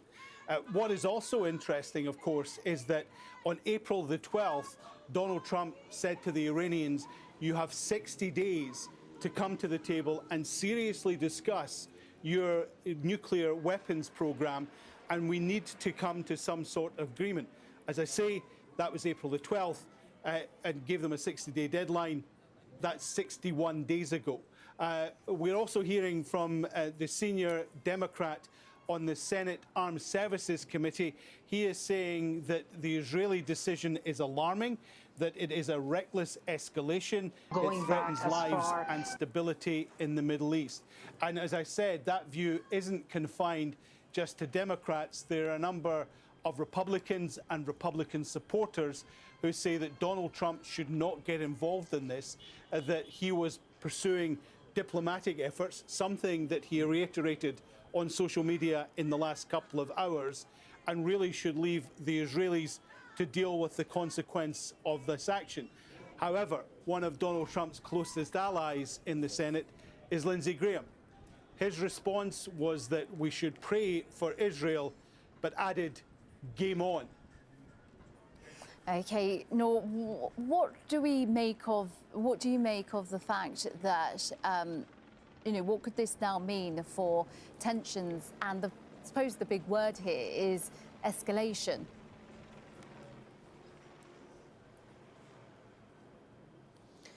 Right now, everything is really up in the air. And let me try and paint a picture for our viewers.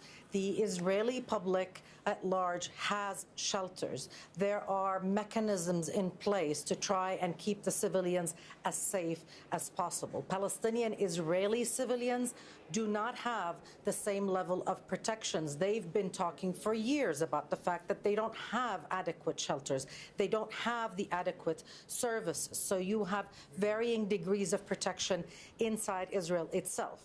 In the occupied West Bank, which is also open to dangers in this confrontation or possible escalation, there are no shelters.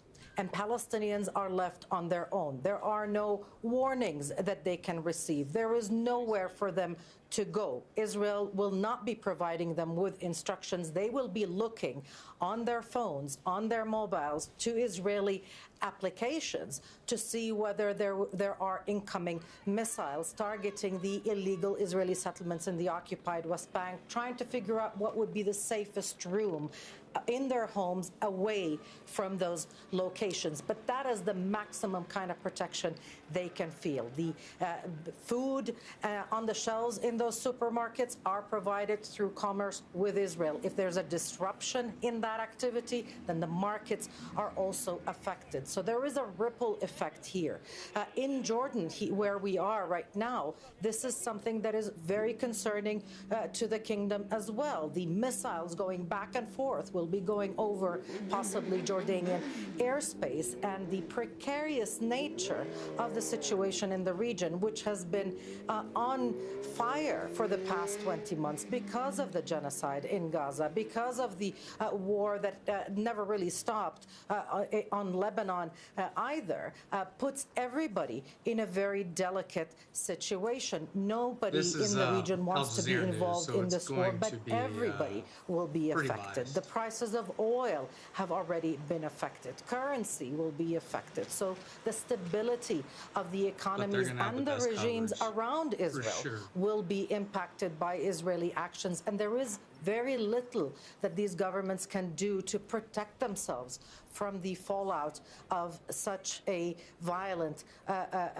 clash between such powerful military actors, Iran on the one hand, but Israel on the other, knowing full well, of course, that the United States is a strategic, very important ally of Israel. It may not be involved in this strike, but the calculus in the Middle East would say, the wisdom, if you will, that the United States is not going to abandon Israel. So the discussions, one would guess, in the rooms of the various governments in the region would be what will be the next step for Donald Trump's administration? Will the U.S. get involved? How can we shield ourselves and protect our people from what's coming next? How wide will these fires that Israel just started reach in the region? Let's go back now to Tauhid Asadi, who joins us from the Iranian capital, Tehran. What is the very latest there, Tauhid?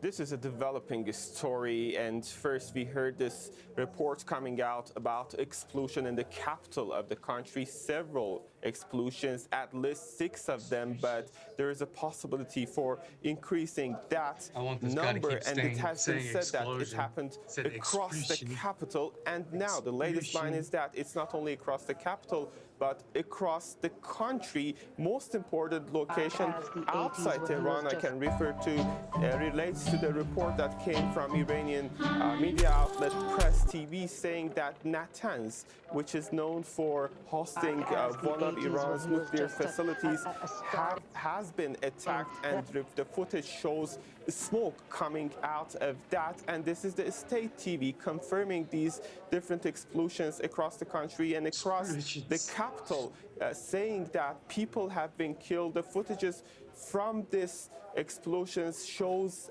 bodies of women and children being taken out from one of the scenes that explosions happened. The exact cause, whether it's an airstrike or anything else, it remains to be seen. There is no detail so far as we are speaking, but we know that there are at least a couple of points, one in the western part of the capital, Chitgar, another one in northeastern part of the capital, and a couple of these places under attack are residential. I saw a footage of a building which was attacked, and just one floor of that building was attacked. That shows a sort of targeted strike with a high precision. Also in other places, we saw actually massive explosion that damaged the nearby buildings. And also it's coming at that day, a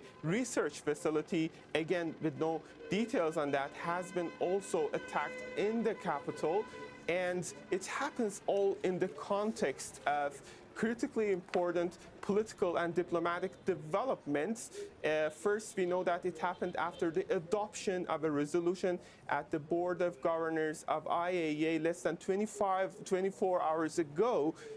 And also it happens after weeks of rhetoric that we heard from the Israeli side threatening to attack Iran's nuclear facilities, and now the Israelis are coming out to say that we were behind that. But it is not the first time that Iran is being hit by the Israelis. Earlier in October 2024, there was a wave of attacks on Iran by the Israelis, to which Iran responded. And back in time, military officials of the country said that in case there is going to be a repetition of such attacks in the future, Iran's retaliation is going to be much, much stronger. So now the situation seems very complicated, very escalated. The United States so far has announced that it's already informed, but is not going to get involved. That's what we know so far. But still, if the situation becomes more complicated, there is a possibility of expansion of this conflict. We know that what happened yesterday at the Board of Governors just injured the diplomatic trajectory, the talks that Iran is holding, and specifically the next round of talks between Iran and the United States, which was initially scheduled to be held on Sunday. But now the situation is different, and there is a possibility for cancellation of that round of talks, seeing the current situation. And also, we heard from the Imam Khomeini International Airport, the airport for Tehran, that flights have been all suspended under until further notice, until they finish their investigation. But still, as I told you, the story is developing. I miss anything? We are receiving Asked about the reports recon from, RAF neck gator. Guess I don't know. parts of the country. Lots going in the world. I don't know Sounds what of you're talking explosions about, being neck heard, gator. but still we have to wait for further details coming out pertaining to this specific, critically important development that is taking place. It's going to pave the way for escalation. Iran is going to respond to that under this circumstance and seeing the previous statements, but still we have to wait for the next hours for further details to come. Okay, and we are just seeing the latest pictures there, just to remind our viewers that if you are just joining us, we are bringing you breaking news that Israel has launched strikes against Iran. These are the pictures of those strikes that you are seeing coming into us. So residential buildings, reports that LOL, the black circle mask you had out filming yesterday, LOL.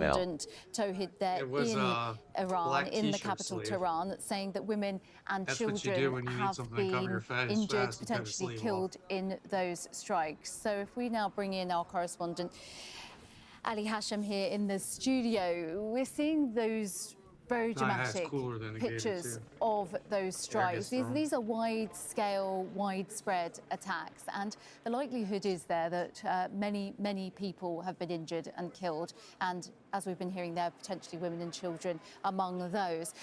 In terms of Tehran's escalation and then how they will respond, what are we likely to see there? Well, absolutely, this is, as I've been saying, this is a new status quo. And given these new givens that we have, and Iran being attacked directly, the next steps by the Iranian leadership are going to be crucial to understand the direction of this conflict. Where are we going? The Israelis are keen to continue their bombardment for as much needed, and this is what they've been saying. And now with more reports coming on the level of commanders that have been targeted, nuclear scientists that were targeted in these attacks, also civilian areas that were hit, the Natanz nuclear facility that was hit, and now we're hearing also from Ilam on the border with Iraq that there's also a strike there, Kermanshah. So it's a nationwide Israeli Iran's going to start wave making all their of scientists live in bombardment. bunkers. And this, of course, like will give us an indication that like probably the next Iranian retaliation, in case the Iranians are going to retaliate, is going to be big. It's going to be vast. Now, whether the Israelis were capable of dismantling the Iranian was gonna say it looked comfy FS.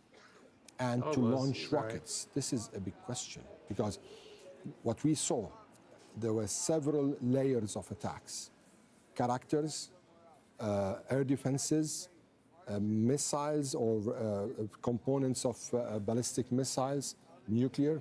So the Israelis are trying also as much as possible to contain the Iranian retaliation. Whether they are successful in this is what we are going to see in the next hours. Also, over the past years, the Iranians were always trying to showcase the missile capabilities, showing the missile cities underground. Whether these missile cities are untouched, this is going to pose a very huge threat on Israel, because what we saw in October 2024 and in April 2024 is that several Iranian missiles were successful in penetrating the Israeli spaces, and also they were able to go across and hit inside the country without, of course, killing anyone or without casualties. But at this time, what is the calculus in Iran? What are the calculations? What are they looking for the next step? Because what they were trying to contain is the total escalation. Now we are in the heart of the total escalation. Will the Iranians have in their mind a kind of a tactic to try and keep the United States outside this confrontation? This could be one of the issues that the leadership in Iran might be taken into consideration. But now they are under attack, and being under attack is a very serious issue for Iran, because one of the main mandates the Islamic Republic has always spoke about and has always glorified itself for is keeping the integrity of the country and keeping the independence of the country and defending the country. The moment where they are not capable of doing that, then they are losing a part of their own legitimacy, and this is what they don't want to risk. Okay, Iran State TV, we're just hearing saying that children are among those killed in the Israeli attack on the residential area that you mentioned earlier as well. Israeli Prime Minister, meanwhile, Benjamin Netanyahu has announced strikes on Iran in a televised address just a while ago. We struck at the heart of Iran's nuclear enrichment program. We struck at the heart of Iran's nuclear weaponization program. We targeted Iran's main enrichment facility in Natanz. We targeted Iran's leading nuclear scientists working on the Iranian bomb. We also struck at the heart of Iran's ballistic missile program. Last year, Iran fired 300 ballistic missiles at Israel. Each of these missiles carries a ton of explosives and threatens the lives of hundreds of people. Soon, those missiles could carry a nuclear payload, threatening the lives not of hundreds, but of millions. Well, Hamid Riza Gomanzadeh is director of Diplo House, a think tank focused on foreign policy. And he joins us now from Tehran. What is likely to be Tehran's response then? These are widespread, wide-scale attacks on the country. What are they likely to do now, do you think? Thank you very much for having me. Actually, unlike what Netanyahu just said, the attack is not against military things, or there is no military activities on nuclear weapons or something like that. What they have targeted are civilians, and they have attacked residential areas, and that remains no other choice for Iran but to strongly and harshly respond to these attacks this morning. So several areas, several residential buildings have been targeted, and we are hearing from the news that there have been casualties from children and women and families in several parts. So this means that Iran needs to respond, and any target in the Israeli areas would be a legitimate target for the Iranians, because they have attacked civilians and there is no other choice but to respond to that in any way. And the Americans, by just announcing that we are not involved in the attack, or we are not informed or something like that, it doesn't mean that they can avoid responsibility for that. Because if there is going to be attacks, we can be quite sure that they would defend Israelis, and that makes them a legitimate target again as well. So Iran needs to attack Israelis and possibly the Americans in different areas, like the bases in Iraq or in Persian Gulf countries, in order to balance the situation. Because if it continues like that, the situation would be much different in the region. And in order to de-escalate the tensions, Iran needs to escalate the tension and to strongly attack to stop this entity, in the Zionist entity in the Israeli occupied land. Hamid, what are we hearing in terms of, you are joining us from Tehran, so do you know much about what the reaction has been there? Are you hearing anything there on the ground? So it is early in the morning, and what you can see is that people have casualties in areas that residential buildings were targeted. One of them just close to my residence, and I've been hearing sirens and people going to the streets. And what we are seeing on the social media, the news outlets, and where people are discussing that is the support for a strong response from the Iranian side. So people are demanding because, as I said, civilians have been targeted. There are some footages of civilian casualties. Unfortunately, a child and some other news about a mother, a child, and such things have been appearing in the media. And that means that people are asking for a response for that. It cannot be stopped here, and it cannot remain here. So what you can see among the social media activities, the people who are discussing it in these or other places, they are requesting some reactions from the Iranian side. Okay, Hamid, in terms of where we go from here, in terms of Iran, you mentioned that in Tehran, people are hearing about residential areas being hit, then women and children being potentially targeted. That is likely to create anger, and then the retaliation issue comes in. What is likely to be the response in Iran from the population, and where does that take the tensions that are going to rise from here on in? With the speeches from Netanyahu and the media campaign that we are seeing from the Israeli side, it seems that they are trying to have this implosion inside Iran as well. They are trying to trigger the Iranian civil society in order to protest against the establishment, something like that. It seems to be in that regard. But when Iran is attacked, the Iranians get united more than ever before. At the time of attacks, Iranians put aside any differences and they will stand against the enemies and intruders. So that scenario doesn't seem to be very probable and likely, and they will continue to demand a fight against the Israelis. So there's some protests inside the country. They would try to trigger that. That has been something that for the past 2 years we can say. Or for the past year, clearly they have been trying to invoke inside Iran to turn people against the government. But it doesn't seem to be a realistic scenario, and it is just based on the, let's say, assessment that they have had, and doesn't seem to be true. So I would not expect such protest inside Iran. There would be some people who try to do that, to trigger it, but I don't expect it from the majority of people or for the normal people to follow the same path. There are some people who are intruders, and the Israelis have clearly said that they have someone here inside Iran, some agents inside Iran to do several activities. One of them includes such campaigns in psychological warfare, we can say. But I don't think that they would be successful in promoting that campaign.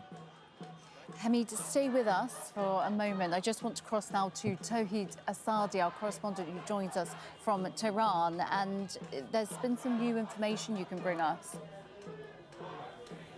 Yes, the story is developing, but one critically important line that just came out is the unconfirmed report from the IRIB that there are several important military officials being assassinated, on the top of which the state TV has given out the name of IRGC commander. The chief commander of IRGC, Hossein Salami, is initially reported again let's say unconfirmed, I have to put emphasis, that he has been assassinated in this round of Israeli strikes, and now there is news coming out that there is another wave of Israeli attacks on the country. Other important figures, including Feridun Abbasi, Tehranchi, and Ghulam Ali Rashid. These are highly important figures in Iran's nuclear industry and in Iran's military, among military officials. They have been reported to be assassinated after these strikes. Several residential areas, as we were already told, and as I told you earlier, were attacked, but military residential places Places where military commanders are living have been attacked in this round of strikes. Chitkar in the western part of Tehran, Mahallati in northeastern part of Tehran, Abbasi Square. These are the names of the places that so far we have reports and footages coming out to show that they have been, let's say, under attack. A research center, no details of which is out there, is reported to be hit, and people have been killed, including civilians. Footage shows the bodies of women and children coming out of the scene of one of the places. In some scenes, we see very targeted, precise attacks, as it was showed that in one building, we've got just one floor of that building being hit. But in other occasions, we see massive explosions damaging the nearby buildings as well. Again, I have to say there are reports coming out about the possibility of assassination of Iranian top military officials, including Hossein Salami, the head, the force, the chief commander of IRGC, and also the report is coming out that one important headquarters of IRGC have been targeted. We know that Imam Khomeini Airport, the airport for the capital, has just announced a suspension of all the flights, showing how critical the situation is. And now we've got reports that not only residential areas, as we were already we have heard explosion sounds, the most important of which refers to Natanz, a city which hosts one of the most important Iran's nuclear enrichment facilities. Added to that are Ilam, Hamadan, Khurramabad, and now Tabriz and Qom. We are receiving reports saying that explosion sounds have been heard across the country in these cities. That shows a massive development that is taking place. The air defense system of the country is set to be activated under 100% preparation.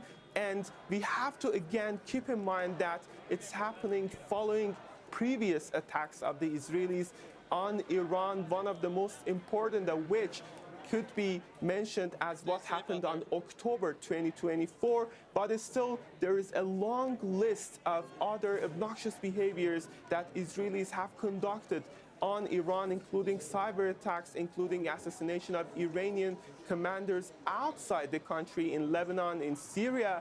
And now we see a new round of unexpected, unprecedented escalation that could pave the way for any unexpected scenario down the road. Last time when such a strike happened, Iran said that its retaliation is going to be strong if such strikes will be repeated, and now we see a repetition of such a strike. This time it seems that the strike from Israelis is stronger, and as Iran previously mentioned, there is going to be a retaliation. So we are expecting not only for statements, not only for diplomatic courses of action, but for practical actions from Iranian side for the next hours and days down the road.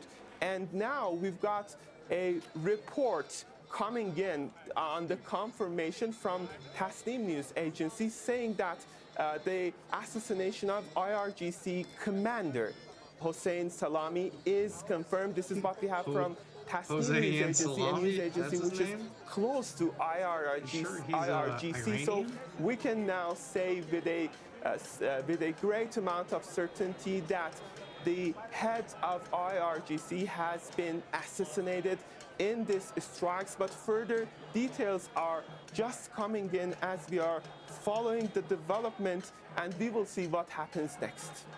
Okay, yes, and that report also being shown on Iranian state television, that the head of Iran's paramilitary Revolutionary Guard is, as they've said, feared dead after the Israeli attack. Let's go to Noor O'Day, who joins us from Amman now, and the military chief of staff saying, and the latest line we're getting into us, that we are prepared across all borders. I warn anyone who will try to challenge us, they will pay a heavy price. That's right, and that is in reference, of course, to Gaza, to Lebanon, to Syria, and others. Let's remember, Israel considers itself to be carrying out a multi-frontal war. Netanyahu always says there are 7 fronts at least in this war. Now that this confrontation with Iran has begun, the strike on Iran has begun, Israel will begin to posture itself and to present a very strong defensive posture and warn any actors in the region from attempting to, attack Israel or to carry out any actions in support of Iran. We are also hearing more about these attacks. The Israeli Army radio says that in addition to the airstrikes, which continue, they have not stopped. In addition to that, the Israeli Mossad, the external intelligence service, carried out several sabotage activities and attacks inside Iran. There are also reports and leaks in the Israeli media talking not just about the assassination of the top chief of Iran's Revolutionary Guard, but rather a very large number of senior military commanders, in addition to prominent academics and nuclear scientists. So we wait, of course, to hear confirmation from Iran, but the news in Israel, the leaks in Israel say that the Israeli army estimates that their assassination, their targets for assassination have been, in fact, hit, and they've been hit successfully. So this is a very large-scale attack, not just on military installations, but also on the people who could potentially be making the decisions about what Iran can do next, how Iran can respond to this attack, which continues as we speak. The Israeli military radio keeps saying that the attack will happen in waves, and those waves will continue, and there will be hundreds of munitions used in the attacks. And I just want to remind our viewers, if you're just joining us, about those attacks. There's breaking news that we have now coming into us over the last couple of hours that Israel has launched strikes against Iran. You are seeing the latest pictures of what appears to be residential tower blocks, flats, that have also been targeted, and reports coming into us of women and children potentially injured and killed in those attacks. Ali Hashem joins us, our correspondent in the studio here. Ali, we were speaking earlier about the fact that these attacks have happened in different areas of Tehran, but also different areas of Iran. Can you tell us more about, there seems to be 2 different sorts of attacks here, some targeted and others slightly different? Well, it's clear this is a multi-layered attack. Airstrikes or whatever strikes, surface to surface, submarines or airstrikes, because we need to confirm this, first of all, that targeted the nuclear facility, targeted ballistic missile centers, and also there were also some attacks on certain characters, personalities, instrumental in the Iranian IRGC or in the nuclear program, such as the head of IRGC, and now we hear that it's confirmed that he was assassinated, Major General Hossein Salami, Major General Ghulam Ali Rashid, also the Iranian nuclear scientist, and he was previously the former head of Iran's nuclear agency, Freydon Abbasi. For now, these are the names that are circulating, and actually Tasnim news agency just confirmed that Hossein Salami, Major General Hossein Salami, was killed in this attack. Now, it's clear that this is the octopus strike strategy.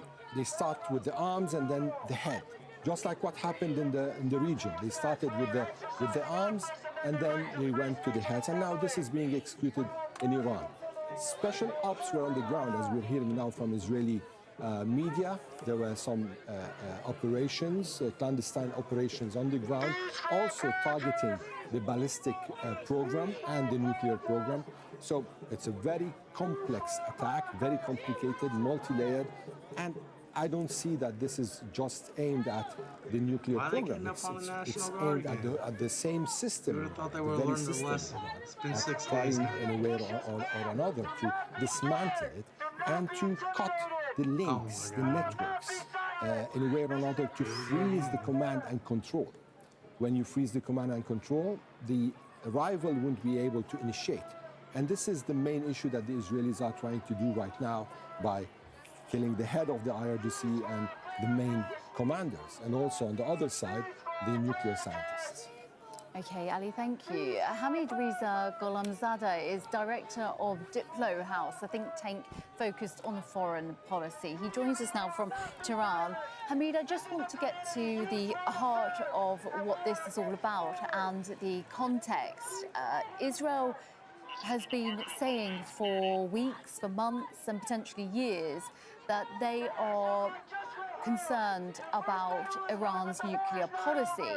But then on the other side, Iran has been saying that it doesn't want to develop a nuclear weapon. Is that the point that we're at the moment? And then what is Iran likely to do?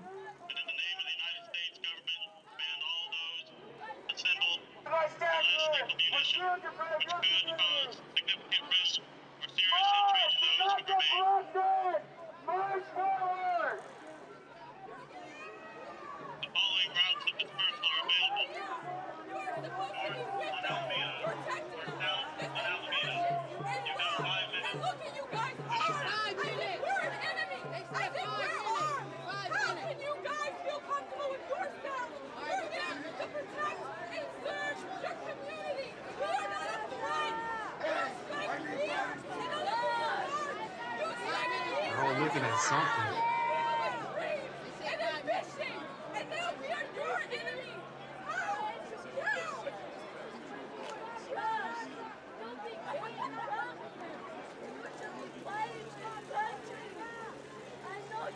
Hey, they gave the last warning.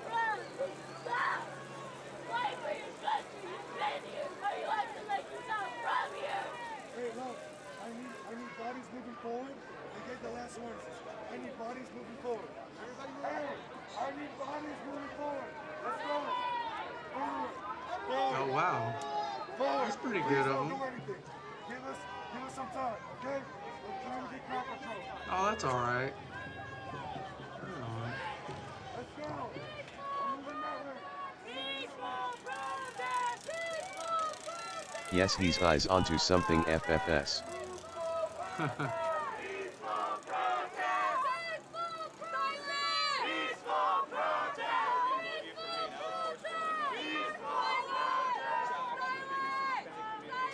Documents that we have acquired from the intelligence services, and then I would expect an all-out war between the two sides, something that the Americans would be dragged into that, and this would change the face of the region in a very serious manner.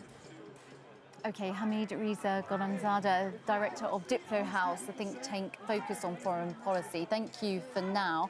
I just want to remind viewers, if you're just joining us here on Al Jazeera, that we are bringing you breaking news lines that Israel has launched strikes against Iran. It says that it is targeting nuclear and military facilities. Now, there have been Missed it back. What was missed just caught that dot. Crowd dispersed. Since those reports of the several coming in initially, and you are seeing the latest pictures there of those attacks. Well, the US Secretary of State Marco Rubio has commented on Israel's strikes on Iran. He said, tonight Israel took unilateral action against Iran. We are not involved in strikes against Iran, and our top priority is protecting American forces in the region.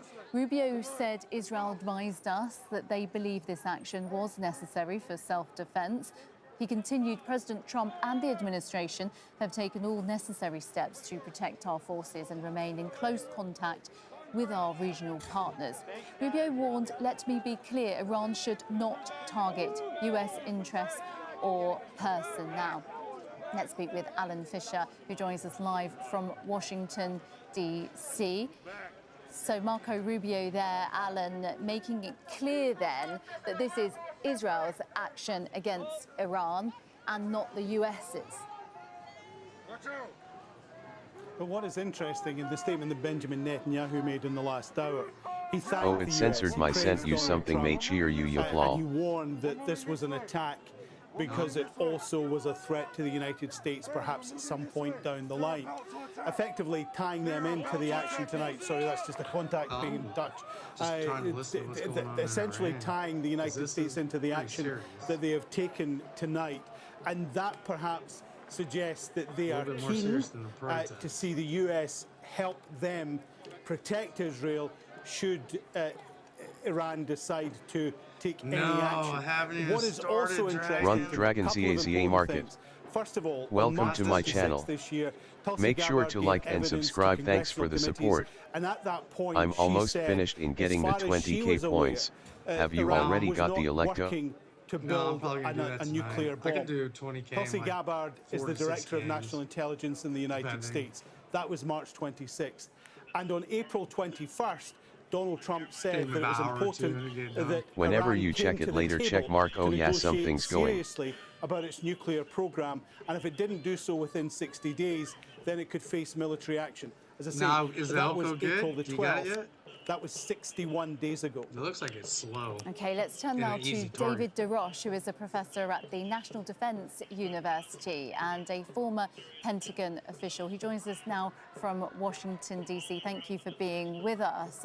Hearing then there from our correspondent in Washington, D.C., that the Israeli Prime Minister being very clear that he thanked the U.S. President in his address to the public.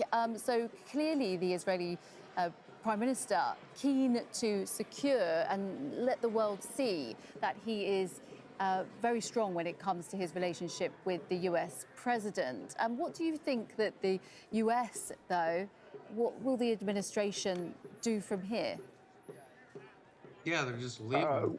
They were told to it's not the answer you want, but it something's going on. Seen. I mean, I'm not sure how much you can read into making effusive Globe remarks showing about America's Donald Trump, wide. other than the fact that the United States is very important to Israel, and Donald Trump is not a person who shrinks from receiving praise. So it may just be that this is part of the speechwriter's formula when you do a talk that needs U.S. support.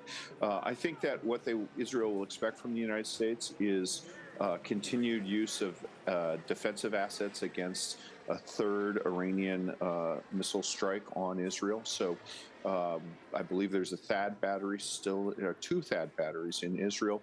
And what they really need are us to move anti-missile ships into the Mediterranean so that they could conduct high atmospheric and exo-atmospheric intercept of Iranian missiles, the top flight Iranian missiles, if they're launched at Israel.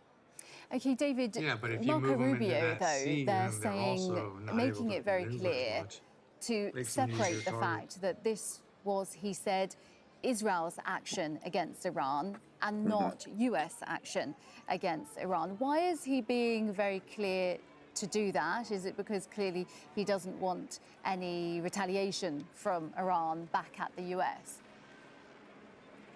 Well, occasionally a politician tells the truth. I think this is the truth. Israel has always pursued its own security interests as it sees fit. And if they think their security is imperiled by a difference with the United States, they will not take any counsel from the United States.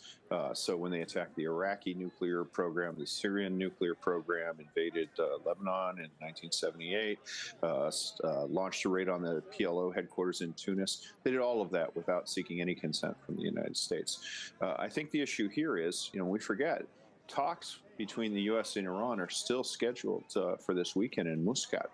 And Rubio, I think that the Israelis were chomping at the bit, were restraining themselves to see if there was progress in the talks, and finally said, we can't wait anymore, our security is imperiled.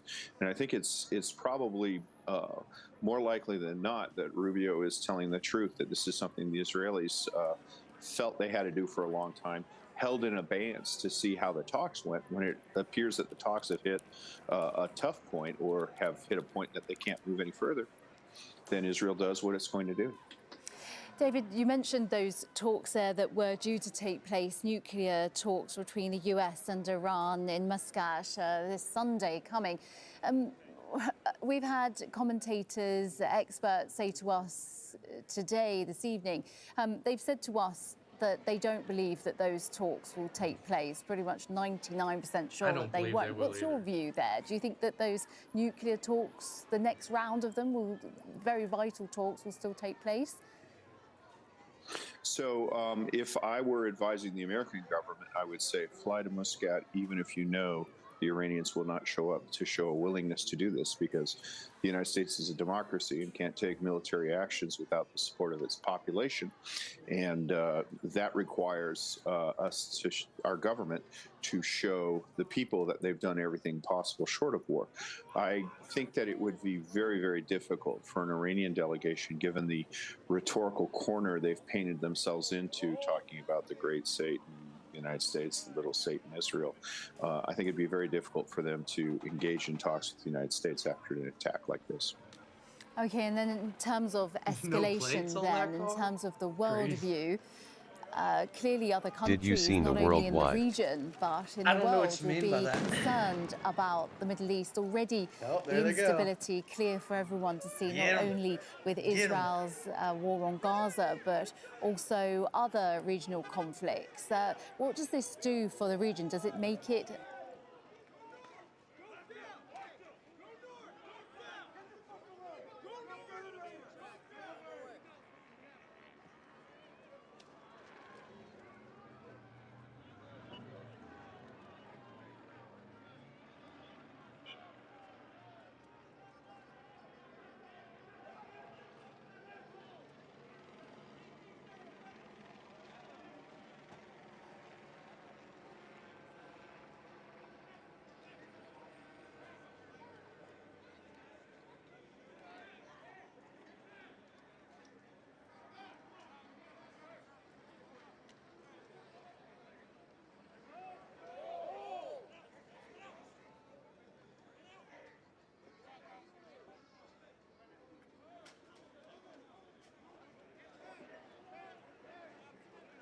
Oh, they got him. They got him. I didn't see what he did, but he pissed him off. That came out quick.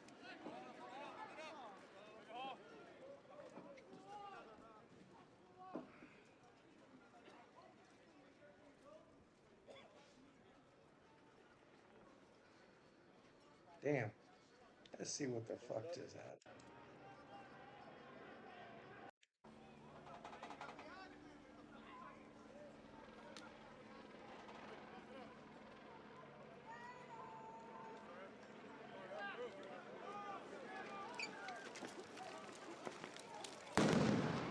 Oh, he probably threw something at the car.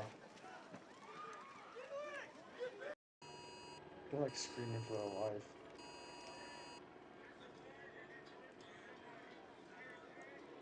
but they first must completely give up hopes of obtaining a nuclear weapon. He ended, "Thank you for your attention to this matter." That was the President of the United States, then Alan Fisher, who joins us live from Washington, D.C. So the President there speaking on Truth Social. Is that the very latest that we have from Washington then? Well, that was a few hours ago. That was several hours when perhaps Donald Trump was aware that the Israelis were going to launch an attack. But as we've heard from a number of officials, the US was not involved and was not assisting in the attack. Donald Trump still believes that there is room for negotiation. Of course, that seems highly unlikely now, given what has happened over the last couple of hours in Tehran. Steve Witkoff, who is, of course, his negotiator with the Iranians, was planning to be in Oman on Sunday for the 6th round of talks. But as I pointed out earlier, 61 days ago, Donald Trump warned the Iranians that they had to come to the table within 60 days and discuss their nuclear program unless they could face military action. And now, 61 days later, that military action has taken place. The United States, through Marco Rubio, the Secretary of State, did say that they knew that the Israelis were going to take this action, or were informed that the Israelis were taking this action. As far as they were concerned, it was an action in self-defense. He did not say that they welcomed the operation. He did not say that they supported the operation. He just commented on the fact that it actually happened. Donald Trump has been keen to try and bring peace to various places in the world, but it hasn't worked incredibly well. You'll remember that, of course, during the election, he said that he could have a peace deal in Ukraine within 24 hours. That now seems to be further away than ever. He said he would bring a solution to the ongoing fighting in Gaza, the ongoing Israeli operation in Gaza, and would bring a ceasefire. That hasn't happened. And of course, he was very keen that there could be some sort of new Iranian nuclear deal.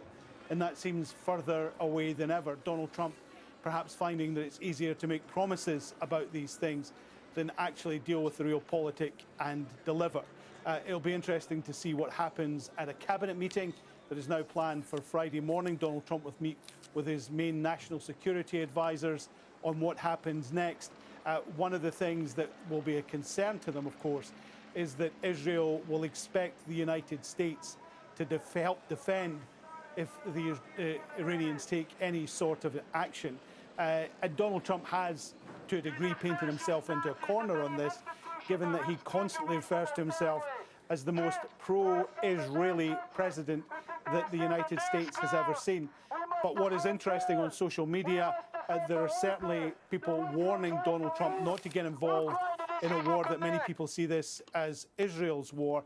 And certainly we've heard in the last The Globe hour showing America's from the senior Globe. ranking Democrat on the Armed Forces Committee, who said that this was an alarming decision by the Israelis. It was a reckless escalation and threatens the lives, threatens innocent lives and stability in the Middle East. So he doesn't have blanket support, and so it'll be interesting to see what his next move is, particularly given that Benjamin Netanyahu essentially tied the US to the Israeli action by thanking him so profusely during his short statement.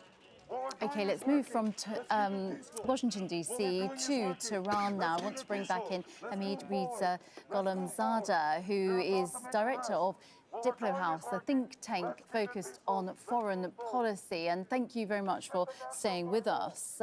Just latest reports then coming into us that 2 leading nuclear scientists could have been killed in these attacks. What are you hearing then? You are joining us from Tehran, and what has the reaction been there?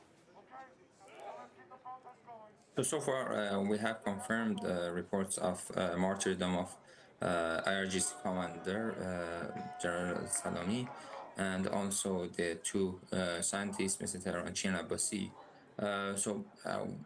As far as we can say, they were not very actually active in nuclear activities. Mr. Tehranchi was head of a university, and Faridun Abbasi was not in the nuclear program anymore, and we cannot say they were, let's say, we can call it active nuclear scientists who were involved actively in the nuclear program. But this do, though, then, Hamid, to the talks that were planned for this weekend coming? What does this do for the diplomacy that was meant to take place between Iran and the US in terms of securing a deal on Iran's future nuclear policy? Does that mean that those talks are now in jeopardy in your view? It's clear now that, more than before, it's clear now that the talks were the carrot part of the story, and now the threats and these strikes are the stick part of the story. So with this situation, the talks doesn't mean anything anymore, and I would not expect the negotiations to continue, and I would expect a cancellation of the meetings on Sunday, because it has no meaning for Iranians to sit at the table with the Americans, who are a staunch supporter of the Israelis, and they have been involved in this attack. They cannot distance themselves from the strikes that were carried out this morning. because they are supporters. They have provided them with the weapons and the bombs, and they will continue to support the Israelis. So when Iran is going to react and respond to the strikes, there is no doubt that the Americans would try to stop the Iranian missiles and would try to defend the Zionist regime. So they are not separate, and it doesn't have any meaning for the Iranians to sit at the table with the supporters of the ones who have just carried out strikes against Iran, have killed Iranian civilians and have killed Iranian officials. So what is the use of that? Iran just wanted to prove that it is open to diplomatic solutions to ensure the world that Iran is not pursuing a nuclear weapon and is open to mutual respect discussions to show that it and give guarantees that its nuclear program is peaceful. When the other side does not want to do such a thing, there is no meaning into sitting at the table and discussing with the Americans about guarantees and about making the nuclear activities transparent to the whole world. So Iran needs to actually step back and to cancel the negotiations and stop the nuclear deals with the discussions with the Americans, and actually with considering the recent resolution of the Board of Governors of the IAEA, Iran might actually consider other steps, further steps as well, to quit NPT and to completely make its nuclear program something that would be not transparent to the whole world. Hamid, do stay with us. I just want to bring back in our correspondent here in the studio with us, Ali Hashem. We're seeing the latest pictures coming into us, as we have been for the last couple of hours now, with these breaking news lines that Israel has launched attacks on Iran, on Tehran, but also other areas of Iran. I mean, looking at those pictures there's widespread destruction and likely to be a huge number of deaths, not just with these figures, these high-profile figures that we've been hearing about, commanders in the military, but also women, children, just ordinary people. Well, this is an act of war, and actually, as it's now clear, the Iranians are currently in a situation where they are deciding what's going to be the next step. Of course, what's obvious is that a next step is going to be retaliation. Now, what's the scope of this retaliation? Is it going to be a declaration of war? Is it going to be a tit for tat? These are all issues that, of course, we won't know, and we'll need to hear from the officials to understand whether they are going to take this path. Yet, the most important point here is whether Iran is going to change its nuclear doctrine. There have been several indications in the past, and actually in different conversations between myself and Iranian officials with respect to the Iranian nuclear doctrine, there were some kind of analysis from them, or at least they were suggesting that in the future there might be a change in this doctrine. However, without having any kind of a, let me say, military dimension. But with such an attack on Iran, take this leadership towards deciding to change or diverting its nuclear doctrine towards pursuing nuclear bombs. This is actually the game changer here. And actually, I wanted to ask this question to Hamid Reza Gholamzadeh. I don't know if he's still with us. If he's still with us, I would like to ask Hamid Reza. Yeah, Hamid Reza, Ali Hashem here. I wanted to ask you whether these attacks, which is actually a kind of an act of war, will change Iran's calculations and will impose on the Iranian leadership a change in the nuclear doctrine towards pursuing nuclear bombs? I don't expect it to happen like that, unless there are serious threats against Iran with nuclear attacks from the Israeli side. In that case, it would be a defense approach, and it would be necessary for Iran to acquire a nuclear weapon. Other than that, I would not expect Iran to change its doctrine, at least in short term, because the fatwa by the leader is still in place, and the only situation that comes to my mind to change the situation is, as I said, if there is serious threats about nuclear attacks against Iran, then a defensive capability of nuclear bomb for the Iranian side would be a requirement, a demand for Iran to take it. In that case, it is possible, but I don't think that we are there yet.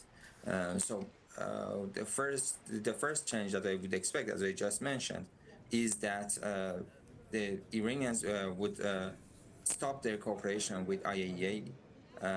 Maybe gradually. First of all, they're not going to be that cooperative that they used to be, especially after JCPOA. They might leave NPT and other protocols and such things. So in that case, it would be the first response from the Iranian side, technically, about the current Wait, that is situation wrong. we are Year in. is 2025, not 2026. Okay, But let us is turn now next year. to Tawhid Asadi, who joins us from Tehran. Tawhid, I just want to ask you about reports coming into us that Iranian TV saying that nuclear sites and nuclear figures have been targeted in these attacks. What more can you tell us on that front? Well, let me just give you a picture of what happened so far. We know that at around 3:30 local time in the morning, there were reports coming out about the different explosions being heard in the capital of the country. 6 of them were initially reported, but right now the footages are coming showing that there are more, not only limited to the capital of the country here in Tehran, but also across the country in different cities. There are very important lines about this unprecedented strikes that Israelis conducted against Iran, and there is going to be further consequences down the road, obviously. But from what I can say, so far we know that residential areas as well as military headquarters have been under attack after this strikes by the Israelis. The source, the means of which is not clear, whether it's airstrike or any other type like missile or anything else. There is no confirmed report on that, but it's still, we know that several people have been killed, including civilians. The footages showing, let's say, the bodies of women and children taken out from one of the scenes of this strike. But the breaking news here is that it was reported and later confirmed that the commander of IRGC, the chief commander of IRGC, Hossein Salami, has been assassinated alongside with another, let's say, top commander of IRGC, which was assassinated in these strikes. And also we've got 2 at least nuclear scientist, Feridun Abbasi, who was the former head of Iran's nuclear energy organization, assassinated in this strike, as well as Dr. Tehranchi, another nuclear scientist who is the head of Islamic Azad University, right, who was actually the head of Islamic Azad University. And speaking of other targets, in addition to, let's say, different civilian places in different parts of the city, including Chitkar, including Abbasi Square, including Kamraniya neighborhood, and Marzdaran. From these neighbors inside the capital, we are seeing footages of pictures showing attacks on different buildings, and the extent of this strike is very massive. And there are different types, it seems. For example, in one of these scenes, I saw that just one particular floor of a building has been hit, showing the targeted and precise nature of these attacks. Also, in other cases, we see massive explosions damaging the nearby buildings in the city, and also a research center, the detail of which is not known yet, is reported to be attacked. And also a skyscraper in Tehran is reported to be attacked. And in terms of other facilities, we know, or at least we have confirmed and unconfirmed reports on other military and nuclear sites across the country being hit, most important of which I can refer to Natanz nuclear facility, which is critically important when it comes to the enrichment program of the country. But still, reports are coming that the sound of explosion has been heard from different cities and provinces across the country, including Ilam, Hamadan, Khorramabad, Tabriz, Maraghe, Piranshah, and other cities. There are reports coming that the voice and, let's say, sound of explosion have been heard. Air defense system of the country is said to be activated and under 100% preparation. Also, reports are coming that there is a possibility for a next wave of attacks, and Iran is getting ready for that.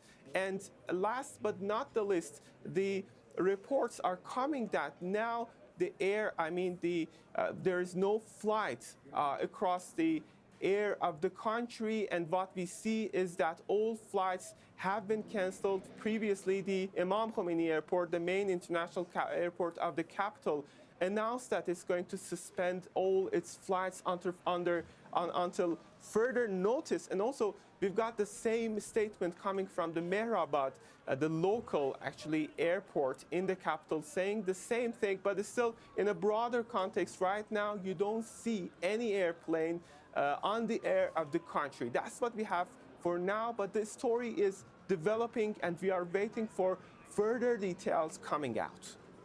Okay, and Iran also saying that, according to the Reuters news agency, that it is planning to give a harsh response to this Israeli series of attacks. Let's go now to Noor O'Day, who joins us from Amman. So Iran saying that they are planning a harsh response. Israel then in a state of emergency, and they are presumably bracing themselves for an Iranian retaliation. What more are you hearing from where you are? Well, we know that the senior Israeli officials have been taken to a secure location. That has already happened over an hour ago. There is a plan in place, and the chips are falling in place. Hospitals have been instructed to discharge all patients who can go home or to other facilities, care facilities in the country, and to vacate as many beds as possible. All doctors in the Israeli military have been called to active duty. The occupied West Bank has now been declared under lockdown, a measure that the Israeli army would take to better control the territory and to free up those reserve soldiers. The heightened starting to put the protests on perspective is comprehensive. There are no schools. There will be no business as usual in Israel. That's according to the commands of the Israeli home front to the Israeli public. They've been instructed to stay close to safe areas, to those shelters that are in place in Israeli cities, and to follow instructions as the need arises. But there will be no workflow. The economy will not be going on as normal, and it is really up to the Israeli military how life can proceed in the coming hours and days. The Israeli news outlets and the Israeli military radio says that the Oyat is so valid, fire hot face response from Iran in the coming hours. At the same time, they're also really talking and boasting about these attacks, which continue. One source of the Mossad told the Israeli military radio that the list of those targeted for assassination is quite long and unprecedented. Some reporters, military reporters, have likened it to doing in 10 minutes in Iran what Israel did in 10 days to Hezbollah's leadership ranks, in essentially trying to eliminate all of those ranks in that first wave of military strikes on Iran that began almost 2 hours ago. We still wait for confirmation on who exactly among the targets is confirmed to have been killed, but certainly the attack, which according to Israeli sources was sanctioned on Monday, was done in a very comprehensive manner. It was quite well planned, and it also involved, in addition to the airstrikes, it involved clandestine activities and attacks by the Mossad. That's according to, again, the military radio, as close to an official statement as we can get at the moment. Certainly everybody is really on edge, waiting to see how this will happen, what kind of Iranian retaliation will happen, and what ramifications that will have, not just for Israelis, but also for Palestinians who are in the crossfire, whether they want to or not. Let's take you now then to Washington, D.C. Let's go to Alan Fisher, who joins us live from Washington, D.C. now. Alan, what has the US President been saying? What has the US Secretary of State been saying? What is the US point of view in all of this at the moment? Well, I can tell you that at 11 o'clock tomorrow morning in Washington, D.C., there'll be a meeting of the National Security Council in the Situation Room in the White House. There are some critics who are suggesting that Donald Trump needs to convene that meeting much sooner. And clearly the United States had an inkling that there was an attack pending, because in the last 24 hours we have, of course, heard of the partial evacuation of the embassy in Baghdad, and a number of dependents were told that if they wanted to leave other embassies in the region, they could do so. You saw the valid There's some LOL. concern, because if you remember back in 2019, when Donald Trump killed the then head of the Revolutionary Guard, there were attacks on the US embassy in Baghdad, and that was thought to be linked to Iranian proxies. Marco Rubio, in a statement, has said that the US were informed that Israel was taking this action. It was a matter of self-defense, as they were concerned. They didn't say that he supported the decision. What US officials are saying off the record is that the US was not involved and was not assisting. It doesn't say that they were not consulted, and it certainly appears that the US was moving towards the idea that there would be some sort of attack. We know that at some point over the last couple of months, Benjamin Netanyahu tried to sell Donald Trump on the idea Only of say a valid military BC, attack there was the on Turkey Iranian sitch, nuclear if you remember facilities. way back. But Donald Trump said that wasn't going to happen, and was very keen to make sure that negotiations continued, and in fact, just in the last couple of hours, put out a statement on his Truth Social platform saying that he directed his entire government to work towards a diplomatic solution with Iran. Now, Twitter being Twitter, or X as it is now, of course, people are suggesting that the United States perhaps got involved in some sort of game with the Iranians to try and lull them into a false sense of security that there was no attack pending. But given the actions of the United States on Wednesday, it seems that that was pretty clear. What is also interesting, a couple of things. One, we were told by Tulsi Gabbard on March the 26th that in her view, Iran was not moving towards building a nuclear weapon. She, of course, is the Director of National Intelligence in the United States. And over the last couple of months, we've seen Donald Trump move Iran hawks out of his orbit, including Mike Waltz, who was his first national security advisor, people who were very keen on launching some sort of military action against Iran, and they have moved out. Now, obviously, the suggestion is that Benjamin Netanyahu may well have seen that, worried that he might not get US support, and decided to cash in on the fact that Donald Trump has sold himself on the idea that he is the most pro-Israeli president in history, and so took this action, and just assuming that if Iran does take any sort of response to what has happened, then the United States will stand by them. But there's many people on right and left of the American political spectrum are saying that the United States cannot, should not, must not get involved in a battle that is really Israel's to fight, and the US should let them continue. People suggesting even that, I was speaking to one expert who said that this is indeed a preemptive strike by the Israelis. Benjamin Netanyahu has preemptively finished the discussions that Donald Trump was having with the Iranians about their nuclear weapon program. Okay, Alan Fisher in Washington, D.C., thank you very much. Well, in the past couple of hours, Israel has struck a number of sites in Iran. If you are just joining us, this is the breaking news we've been bringing you for the last couple of hours now. Israeli Prime Minister Benjamin Netanyahu says Tehran's enrichment and weaponization programs and one of the nation's top nuclear scientists were among infrastructure and the people targeted.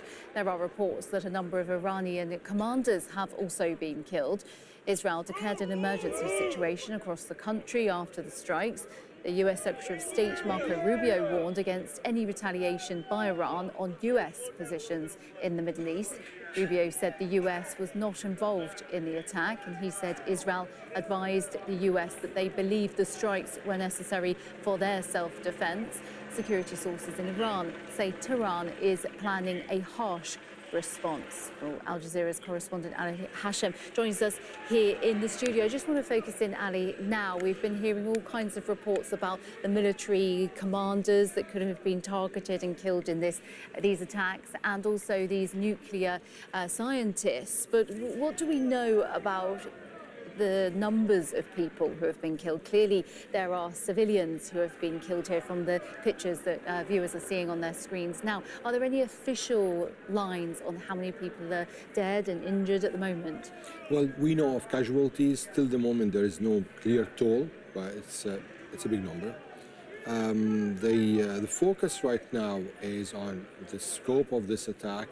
More than 53 targets were hit across Iran, from northwest to Tehran to recently. Now we're hearing also there was a new explosion in Natanz. We don't know if this is a new attack or it's just explosions as a result of the attack.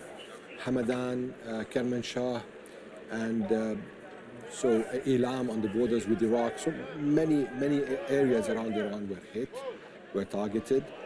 And of course, the picture with respect to the casualties is going to be dire. And we're waiting to see the Iranian Red Crescent, what they're going to announce in this regard. But what we now have and can confirm, according to Iranian news sources and news outlets, commander of the IRGC, Hussein Salami, was assassinated.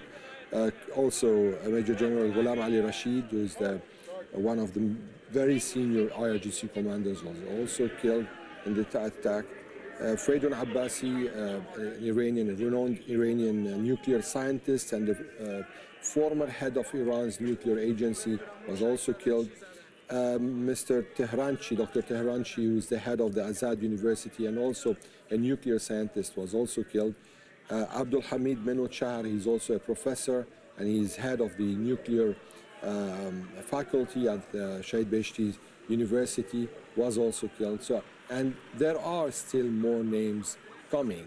Now, there were speculations of other names such as Mohammed Baqiri, the commander of the Joint Staff, Joint Command.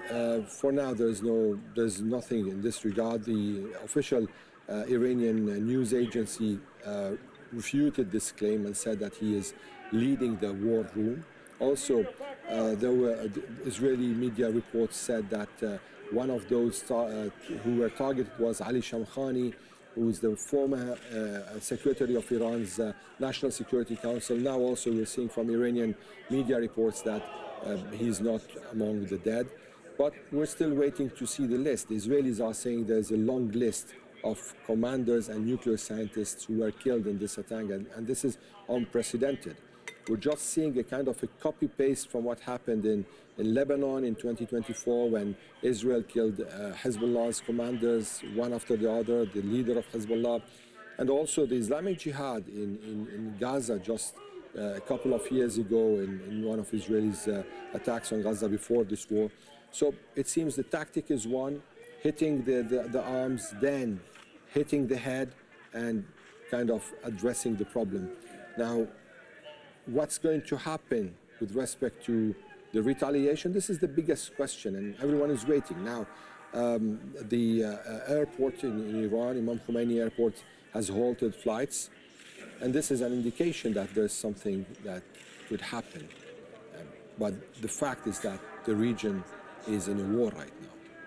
Yeah, and reports coming into us now showing how serious this situation is, with the Reuters news agency now reporting that Iran's supreme leader is alive, which they're having to ask that question at the very highest level. Now journalists and agencies are asking whether the top man in Iran As I told you, Louisa, it doesn't look like an attack to dismantle a nuclear program, rather an attack to dismantle a system, an establishment.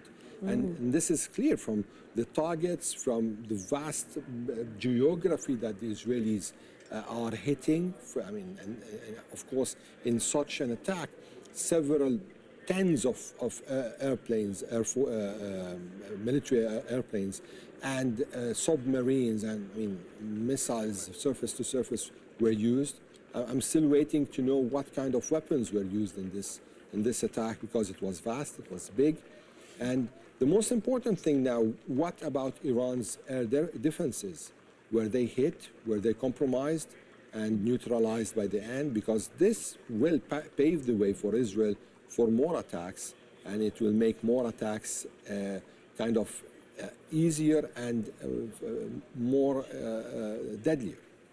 And Israel have been saying throughout the evening, throughout this time that we've been hearing these reports, that they are now shutting their country down, so the airport. And as you said, this is a sign of the fact that they are then preparing for potentially war.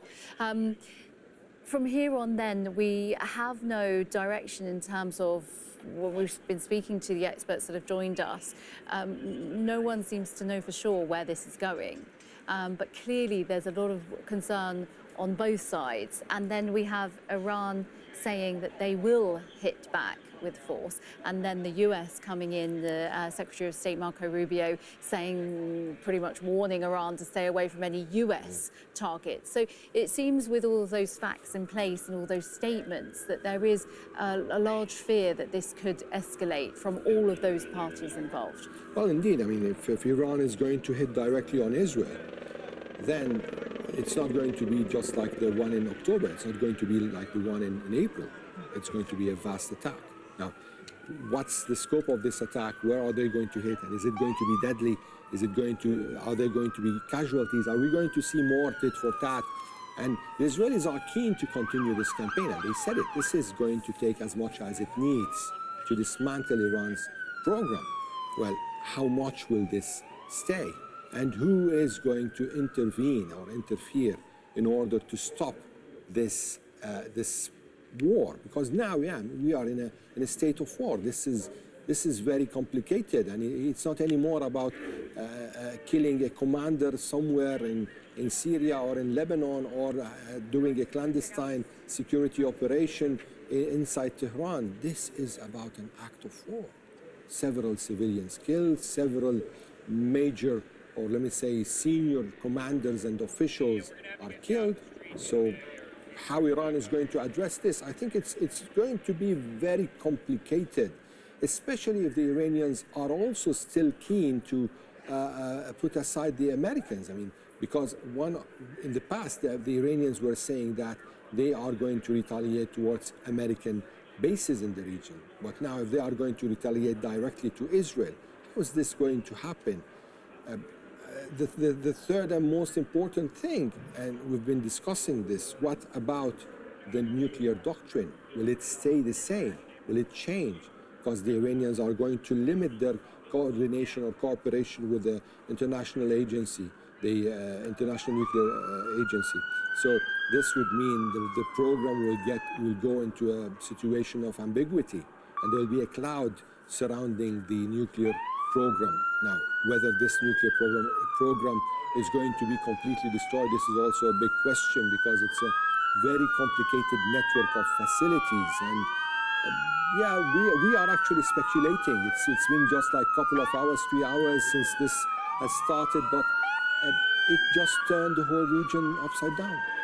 Absolutely, and turned the whole region upside down. Let's turn to Noor O'Day, who joins us from Amman now. And Noor, I'm just wondering what the very latest is from what you're hearing? I've just got a line that I just wanted to bring viewers that Israel saying that, according to the Reuters news agency, reporting that Israel saying they fully coordinated with Washington on Iran.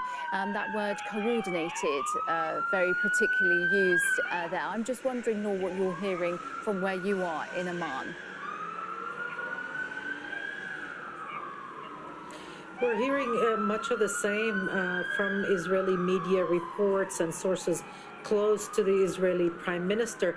Interestingly as well, the Israeli Broadcasting Authority said that up until now, the Israeli Air Force, the Israeli fighter jets have not been met with any kind of air defense from Iran, and this might corroborate what Israel had claimed the last time there was a strike on Iran, that it had decimated Iran's air defenses. Of course, we wait to see whether that is true or not, but certainly it's an interesting line coming out of Israel that the Israeli fighter jets did not face any kind of resistance in those ongoing attacks against Iran. And that as another line, of course, is that the assassinations that we're now receiving more and more confirmations of may not have all been done through airstrikes, because the Mossad, Israel's spy agency, has also confirmed that it carried out several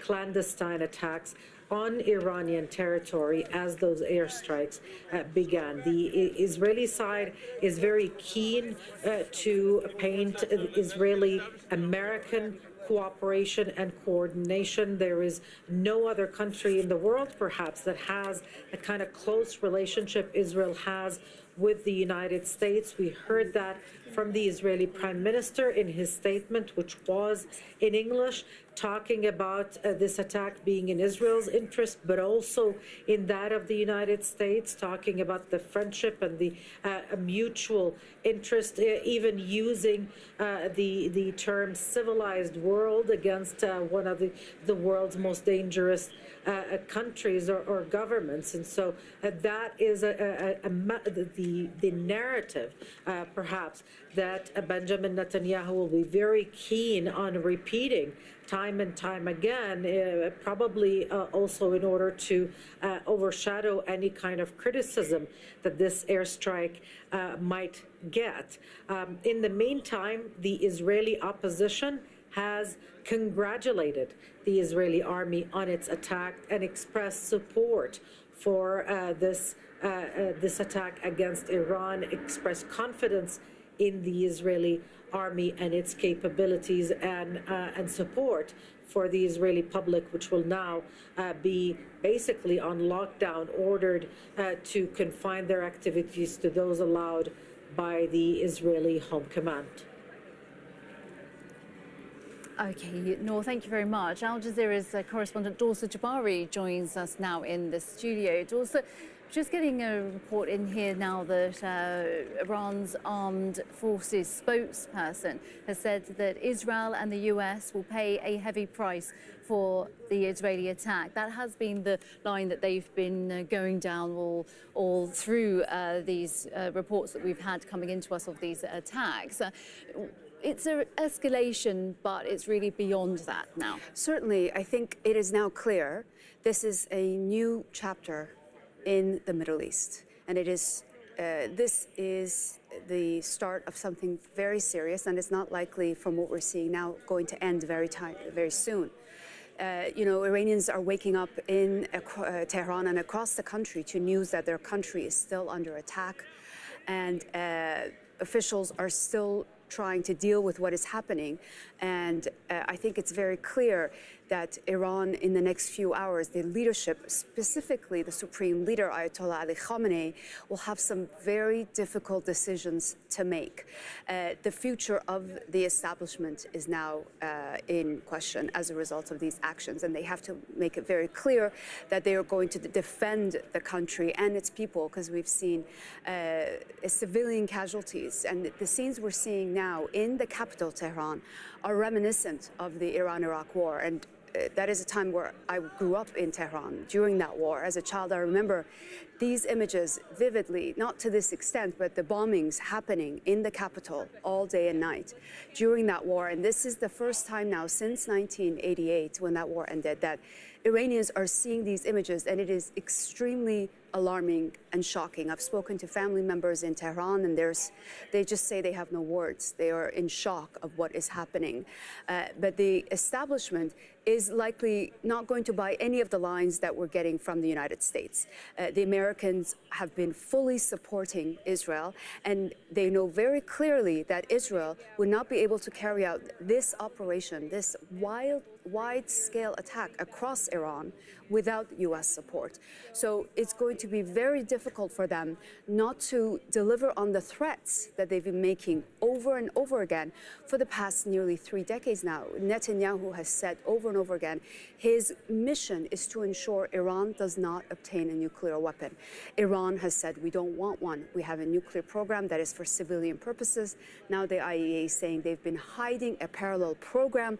So the things have gotten very, very complicated, and that is why we're here now.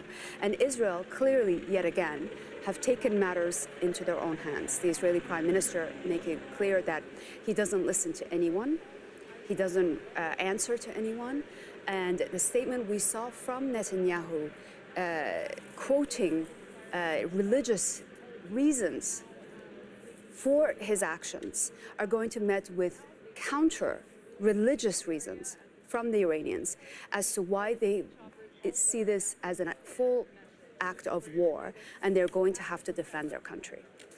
Tulsa, as you really put that into perspective, because you have covered this region extensively, and Ali, just to bring you in, you said that earlier, that it's 1988 that we really saw scenes of this magnitude. Of course, there have been attacks in the last year from Israel to Iran, but not on this scale. And putting that into perspective from your knowledge, how serious is this, and where could this go from here? Well, this is a new situation, a new status quo. The whole Middle East is emerging into a state of war. I mean, it started, as we've been saying in the past hours. In the past, there were Iranian retaliation to attacks on Iranian commanders or assassinations in Damascus or, for example, Ismail Haniyeh inside Iran. But today there is an act of war, a vast attack on several provinces, on vital institutions, on commanders, officials in the state. So probably this is not going to end in a good way. For now, we are waiting. Now I'm hearing also that Ali Shamkhani, who is an advisor to Iran's supreme leader, former secretary to Iran's National Security Council, was injured in this attack. So this gives you an indication how much high these personnel who were killed or injured, the commander of the IRGC, Ghulam Ali Rashid, the nuclear scientists, the one we mentioned, Fridun Abbasi, and others. So this is becoming a situation where it's really difficult to see it being contained very soon. Dawson, we'll live with it for some time. Dawson, I just want to bring you back in here. From your coverage of events over the last couple of years, clearly Israel they will see this as a successful attack, and they have inflicted a great deal of damage, clearly, just from the pictures that we're seeing coming into us. And we don't have, just to remind you, is the full extent of those who are injured, those who have died, and that will come in the coming hours and days. But just in terms of Iran's firepower then, do they, in terms of military power, do they have the strength there to strike back? Well, I think we've seen the 2 attacks that Iran launched on Israel last year, one in April and one in October. We saw a preview of what Iran is capable of. They have a huge arsenal of missiles and drones, and that is their strength. And they are known in the Middle East as having the largest missile program in the region. So they put that on display a little bit in those attacks. I think now what we're expecting is the Iranians to overwhelm the air defense systems in Israel, and that is why we've had Israeli officials telling civilians to not leave their homes because they're expecting Iran to respond in this manner. That is one of the things we're expecting. I think we have to remember Iran has been under international sanctions for many, many years. Their military program, their missile program. So it's been very difficult for them to advance at the rate that they would have wanted to. But despite that, they've managed, with the help of Russia and China, to really go as far as they can. And they've spent a tremendous amount of money on their defensive capabilities. So I think we're going to see their response very, very soon, and it's most likely going to be in a coordinated, multi-faceted drone and missile attack on Israel. So they are capable of responding. Whether or not they will be able to sustain it for a long period of time, we'll have to wait and see. Okay, we will see what happens. Just to bring you to Washington, D.C. now, and let's bring in Alan Fisher, who can tell us what the U.S. perspective has been in all of this. Alan, we've heard in the last couple of hours from the President, then we've heard from the Secretary of State, the U.S. distancing themselves from having anything to do with this attack. What is the latest on the U.S. position? Well, just to remind people that the President hasn't actually spoken since the news of the attack itself broke. He was at a congressional picnic at the White House. It is an annual event. He made some remarks, but it was more about the weather and the picnic. And then he retired to the White House itself. At that point, we are told he went to the Situation Room. He's due to be back there at 11 o'clock Washington time tomorrow morning, where he'll meet with his national security team. We can be sure that he has been briefed about what has been happening. And certainly we know that the United States was expecting something of this magnitude, given that just 24 hours ago, just over 24 hours ago, they announced the partial evacuation of their embassy in Baghdad and said that other non-essential staff, if they wanted to leave other US embassies in the Middle East, particularly Bahrain, Kuwait, United Arab Emirates, then arrangements were being made to do so. It's interesting that a number of ambassadors, the key diplomatic posts in places like Kuwait and Bahrain, they have not been filled by the Trump administration. What is also important to note is that around Donald Trump, a number of people who have been considered Iran hawks, those who were keen in prosecuting a war against Iran, or certainly helping Israel prosecute a war against Iran, they have been moved out of the national security sphere. Most prominent of those was Mike Waltz, who was the national security advisor. Donald Trump said that he wasn't quite sure about his position on some things, but wanted to move him to a more important position, which of course was the UN ambassador. What is interesting is in that period of time, we haven't seen his nomination be forwarded to the Senate, which is important. And of course, we had Marco Rubio, the Secretary of State, taking over as the National Security Advisor. He has issued a statement since the attack. He said that the United States was informed that this was going to happen, that Israel was acting in its national self-interest. He warned Iran not to target either US personnel or interests. We are told by a number of US officials that the US was not involved and not assisting, although in the past, when Israel has launched attacks of this kind, there has been logistic support from the United States. So it'll be interesting to see if that stands out. Certainly, people were concerned that Benjamin Netanyahu may have taken this action as Donald Trump was preparing for his administration to have another round of talks with the Iranians in the Middle East at the weekend. It's important to point out that on April the 12th, Donald Trump said that the Iranians had to come to the table and seriously discuss their position when it comes to the Iran nuclear program, or else they would face military action. And he gave them a 60-day deadline to do that. Today is day 61. Alan Fisher, thanks very much indeed. In the past couple of hours, Israel has struck a number of sites in Iran. Israeli Prime Minister Benjamin Netanyahu says Tehran's nuclear enrichment and what he calls weaponization programs were targeted. There are reports that a number of Iranian commanders and nuclear scientists have been killed. Israel declared an emergency situation across the country after the strikes.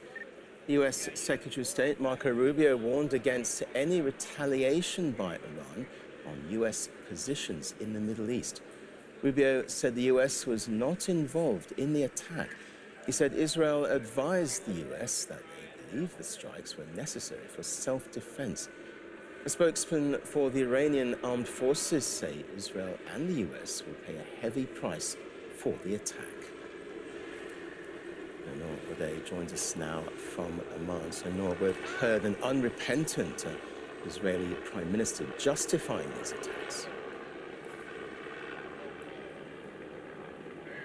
We certainly have the Israeli Prime Minister addressing the world, really, in English, saying that this was an attack that Israel had the right to do. He called it a preemptive attack. He said it was in the interest of protecting Israel, but also of the United States. Benjamin Netanyahu very keen on trying to paint a picture, a narrative of Israeli-U.S. coordination. That line, of course, being also repeated on Israeli news outlets, that there was coordination, no participation, but certainly that the U.S. and Israel did not stand apart on this. The Israeli media in the past few minutes reporting a fourth wave of airstrikes across Iran. The list of assassinated officials, academics, and nuclear scientists, according to Mossad sources speaking to the Israeli Army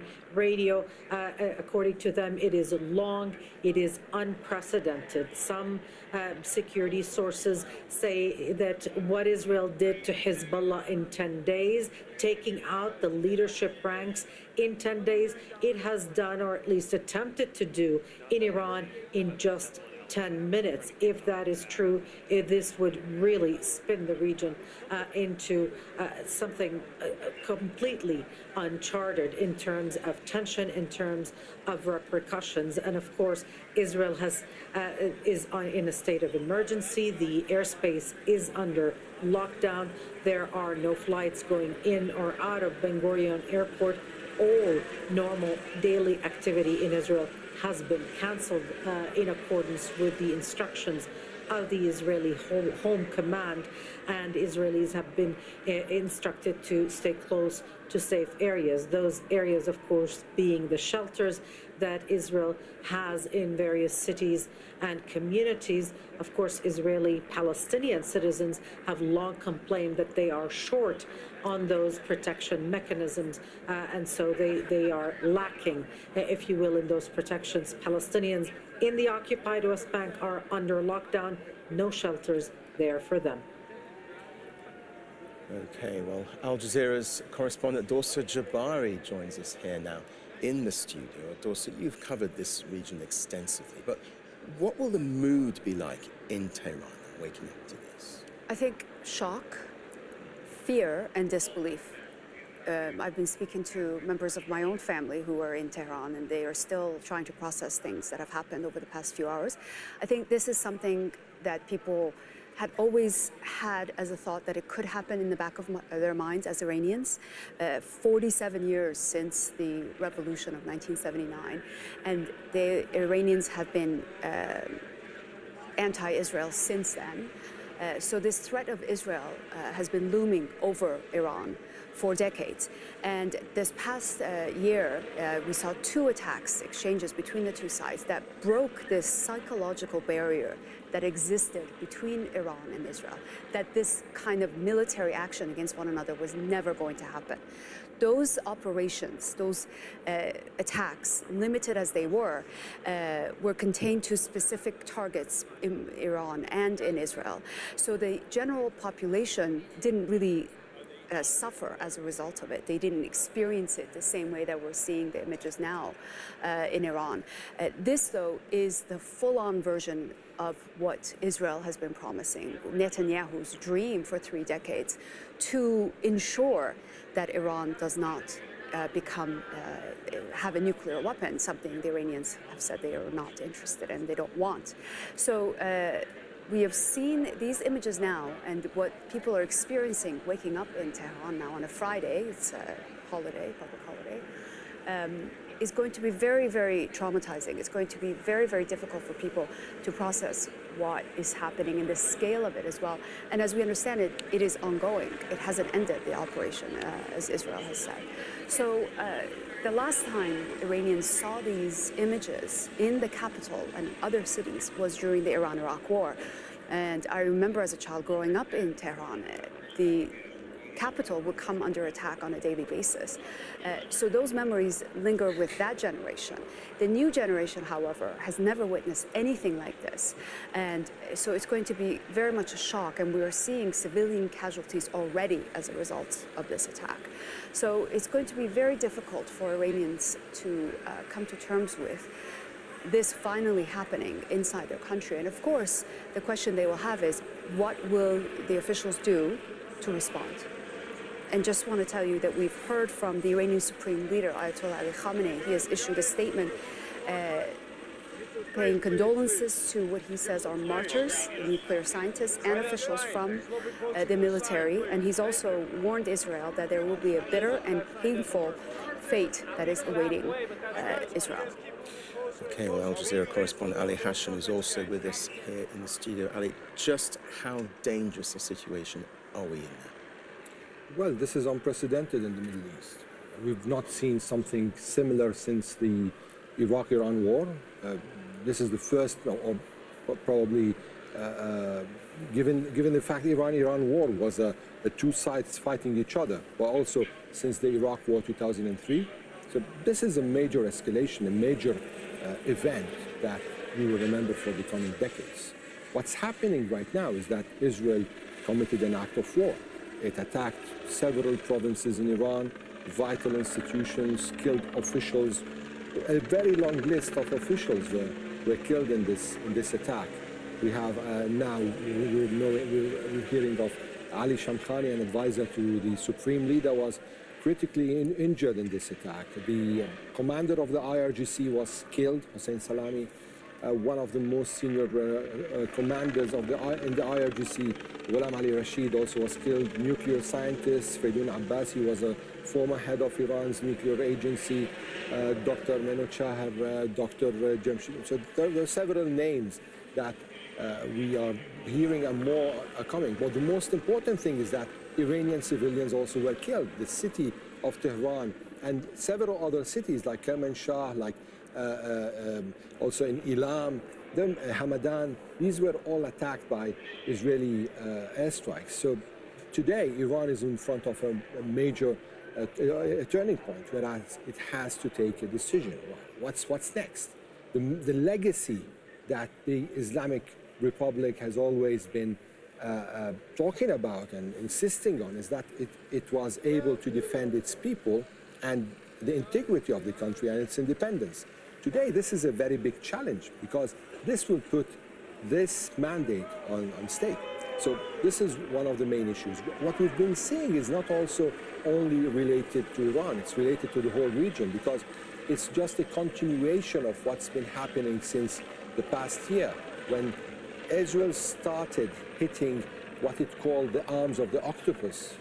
You know, the strategy here is that Israel sees Iran as an octopus with arms, and it started hitting the arms. Hezbollah in Lebanon, neutralizing the Iraqi militias in Iraq, also Hamas. So, and then it hit the head. Now also it's using the same strategy and dismantling the command and control in Iran by killing several IRGC commanders. In this way, it's kind of limiting Iran's ability, or at least this is how the Israelis are seeing it, to initiate a response. And with that strategy, as you say, the Israeli military says it's launched a wave of strikes against not just the military there, but